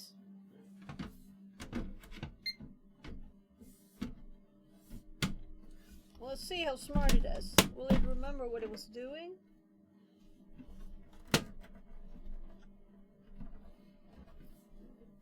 Or will we have to do it again?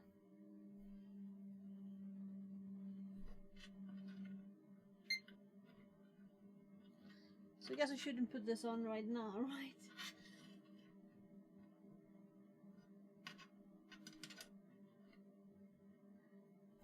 I'll put the button back on. So I don't really care about this thing, right? Because the important thing is that we can do it from without opening the box. So we actually don't need the zoom right now.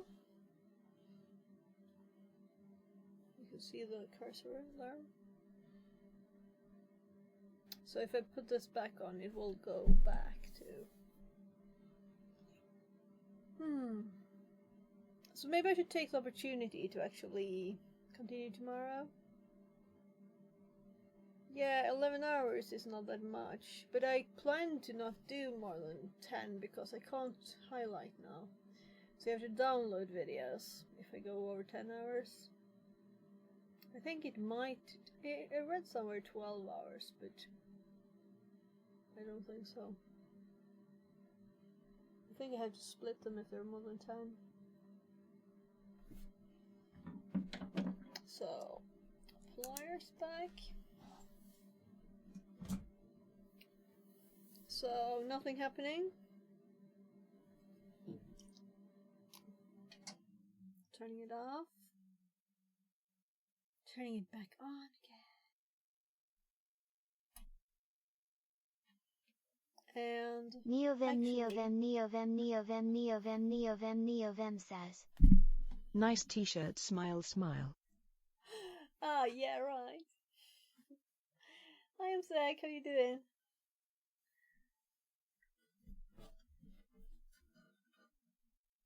So, let's see if I can get this button on while it is off.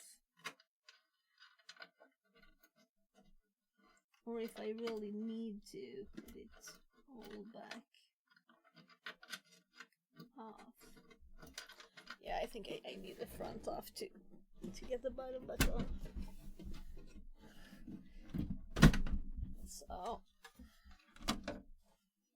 So we have been gluing this thing.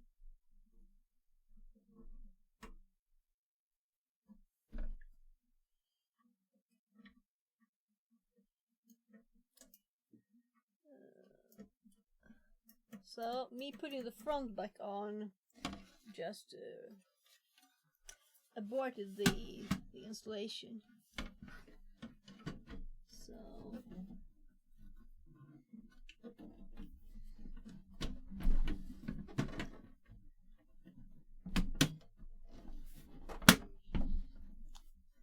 it is constantly pushed. So let's get something tiny.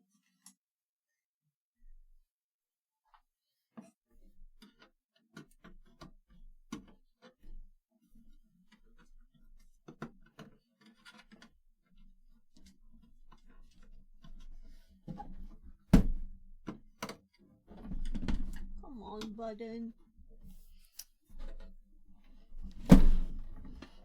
Yes, we actually put it where it was supposed to be, right?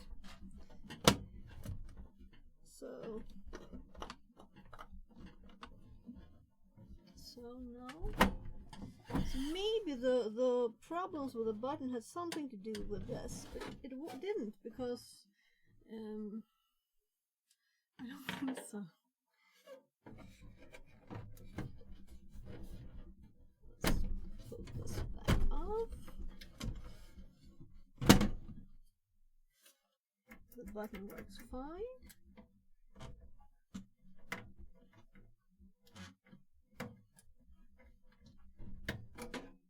So, oh, maybe the cables were like not straight, and one of the cables was like underneath the button. So, fingers crossed, everybody. Ha! That's it. So maybe I should put it on the floor now. What do you think? I don't think it will work though, because I don't think we have long enough cables. So I will just put it on the side again. I guess we do the same direction. So I have easy access to the button. And this is not straight.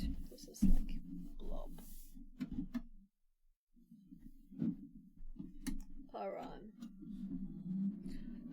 It worked. I mean, the power button has been like intermittently not working. And we checked everything. We beeped the cable, we beeped the connector, we beeped the button, everything worked. And we put it back together and it's working, so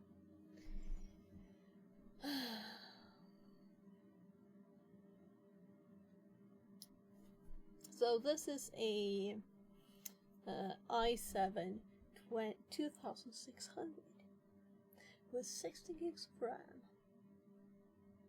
Turned it off and on again. Yeah. But I should go sleep because I'm going to work tomorrow, though it's Saturday. I know. I've had so much other stuff this week, so I haven't worked so much. So I was feeling like, yeah, I need to like catch up a bit.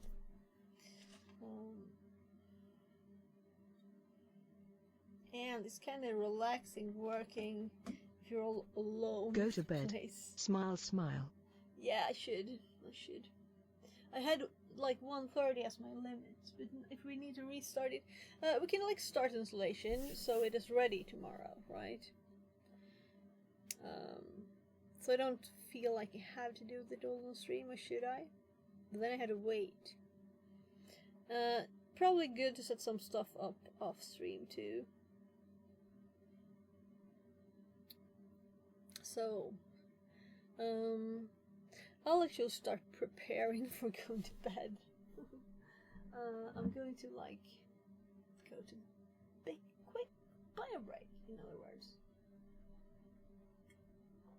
So let's turn this light off too.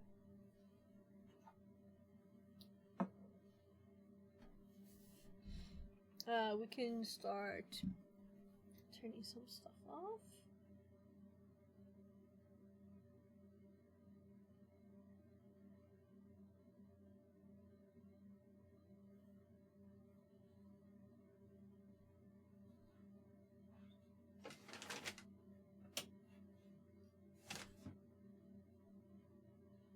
So I didn't put anything in the way of going to bed. That sounds good. So why isn't it doing anything? Let's do it once more, because I think it did it this once before when we just started after the installation. So I can just poof the lights. Now it looks very odd, right? It's real dark in here.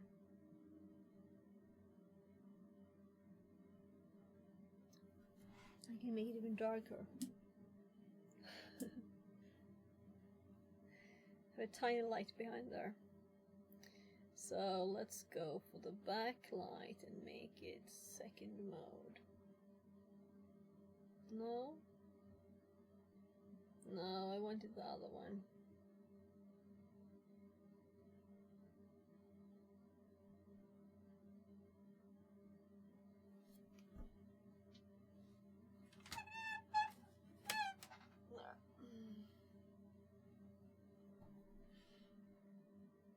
Now it's more like sleep friendly, right? But I can still change the color.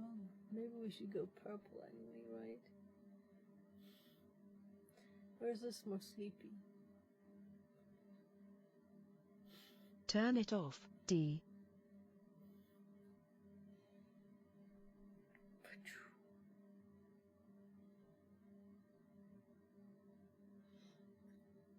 So how are you doing, Emsec? Everything good?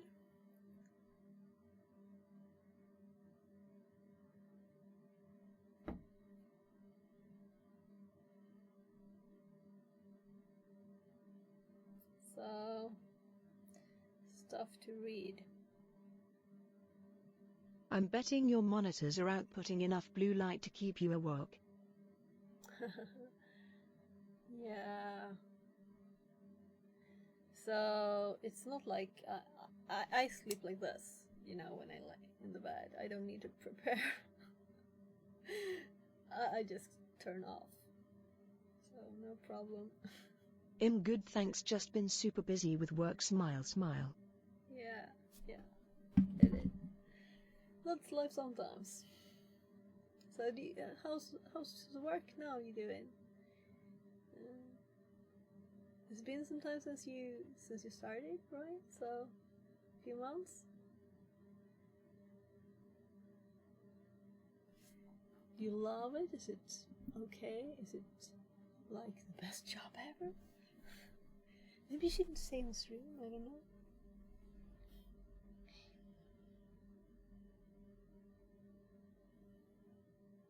Yeah, so what do you think about this? Where's the keyboard?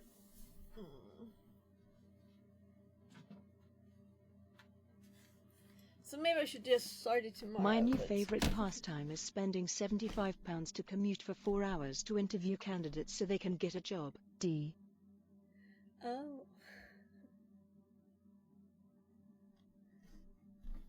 Okay. Sounds nice, I guess. So, Ctrl-Alt-Delete.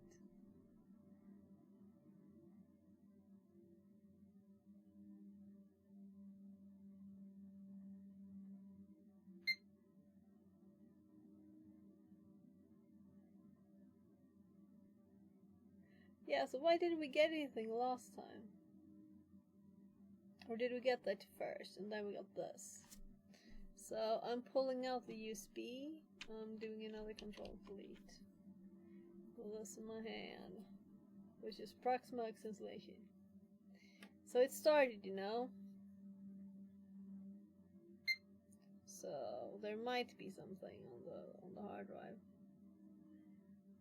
Alright, it wanted us to check the BIOS. So maybe we should have done that.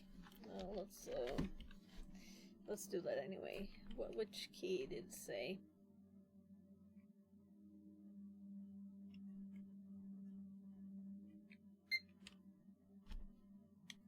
I just saw it there.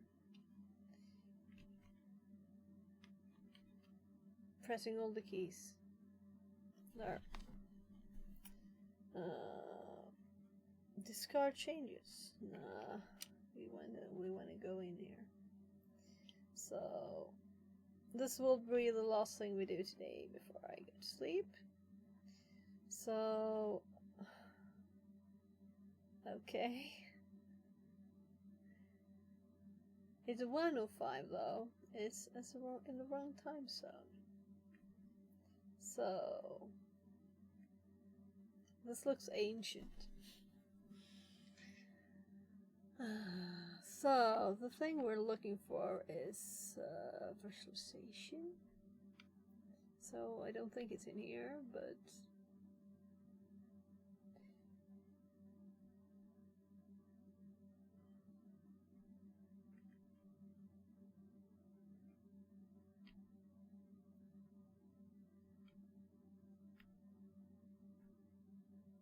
CPU voltage, also mouse on.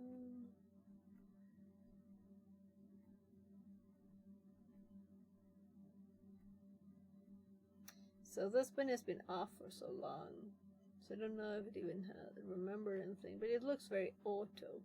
Looks very defaulty, right? CPU config.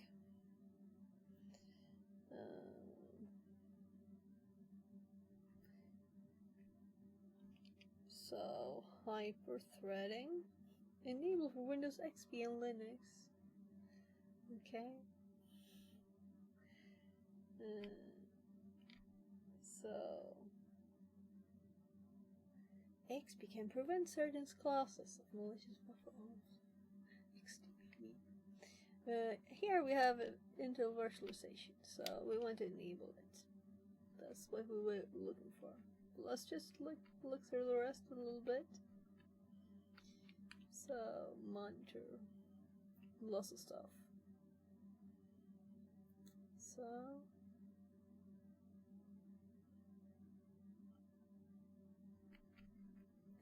I don't think this is so interesting, but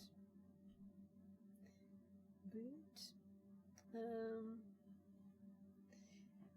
Actually, this is interesting because I wanted to boot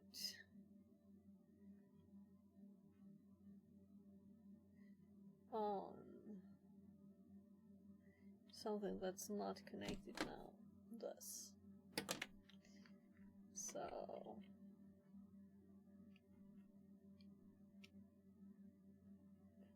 but the first boot is this disk really later, right? P6 CD. Do you get it? There's a CD in this. Hard drive. Priorities. Boot override. No, I want to see what I can. Oh, right. So, wrong key. I was just testing. So, plus minus. We need a plus and minus. No plus and minus there. Let's put this in again.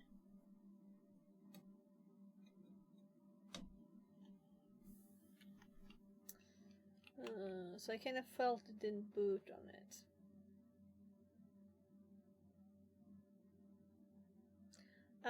Let's F10 it. So we did the setting we were looking for. Poof. So how many times? Yeah, I mean, so it didn't restart. So I'm going to surprise myself by actually taking that bathroom break and del delete is the key. So I saw that at the very end.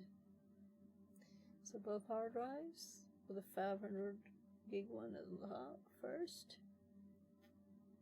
And then we get this, which is like off. This is not what we want to boot to.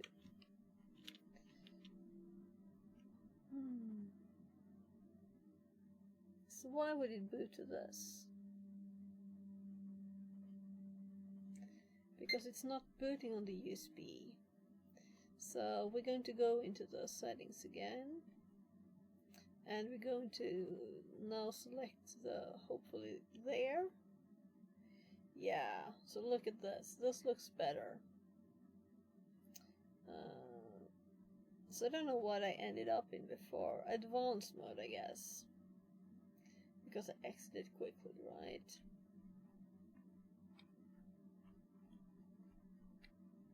Okay, so there, English, plus, and here we can go like,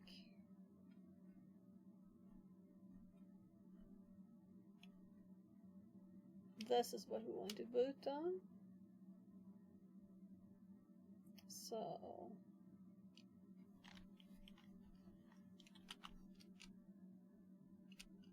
this is what we want to boot on.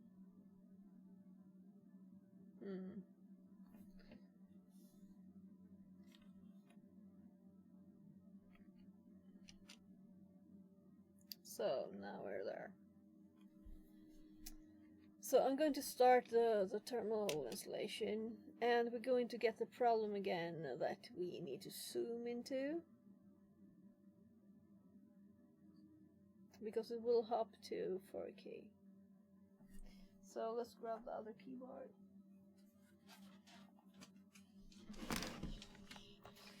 So we can control stream, because this is tiny. It's not readable. But I can zoom with my mouse here. We might be able to see something. What it's doing. So why this tiny text? So now it's not complaining. Last time we got a message here. You have to enable virtualization. Right?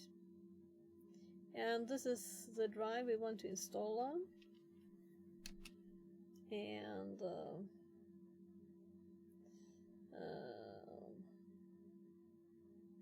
we want Swedish keyboard, or I will not be able to type. And it is 112. So I'm just gonna, this is just a few clicks more. I am just going to, if I can,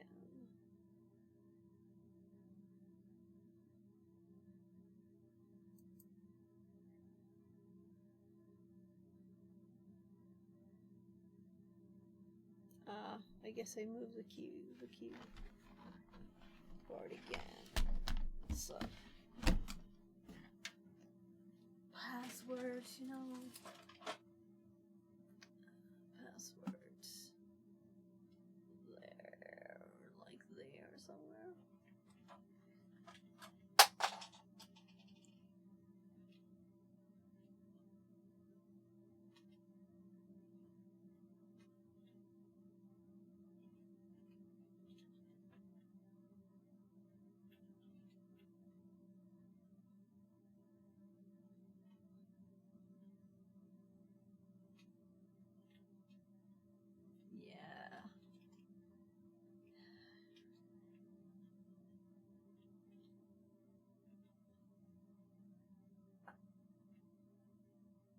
So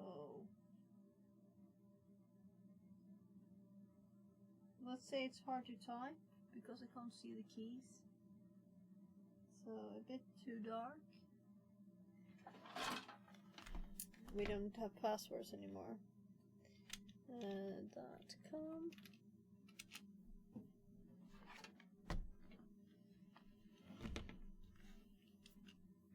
So I tried to go with this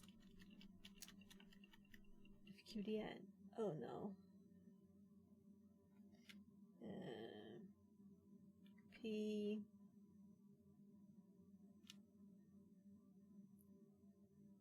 What? PB. What was it? So I'm sorry, I'm actually going to see if I can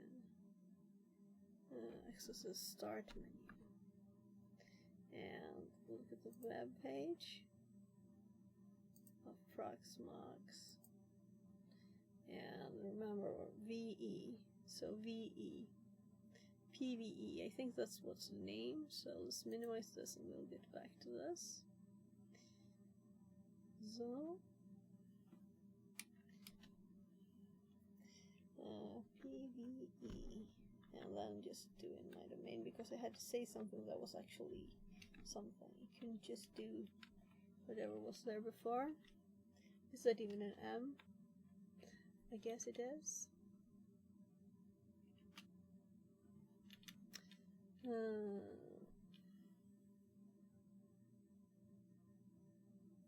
Automatically reboot after successful installation. So as long as much as I can see of this text, it looks okay. And this is when I put on like the parts, the front, and click the off button, because it was the reason it was a bit crooked and couldn't fit was one of the cables for it wasn't in the little hole for the cables, so that was the problem. So it is time. Let's find someone to read.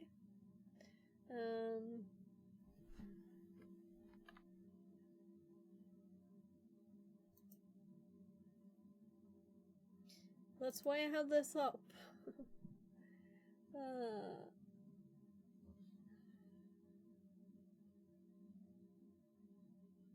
Let's see who's on. Oh my. We have a lot of people on. Let's go for. Though he will probably be stopping soon too, because he's got the same time zone that I do.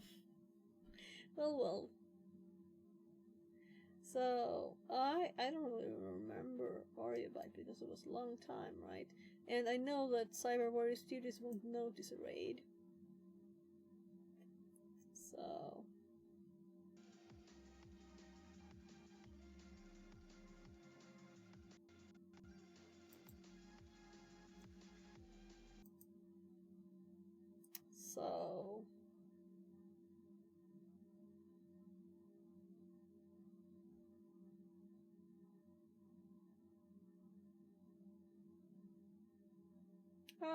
so I haven't raided them for a long time. I've raided server 331 a few times recently.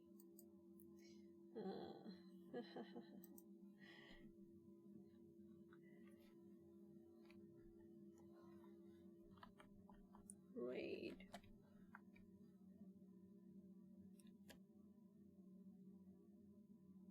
So, thank you everybody for being here. I turn off the lights, so it's very dark in here. So I'm going to bed, and I'm going to work tomorrow, though it's Saturday. So that's why I can't stay up later. I had to get up at like 8 at least. Half past 7 maybe. Yeah, Good night. Good night. Sweet dreams. I'm tired. I'm really tired actually. I was tired early, so I would probably not have stayed up for much longer anyway. Even if I wasn't working. So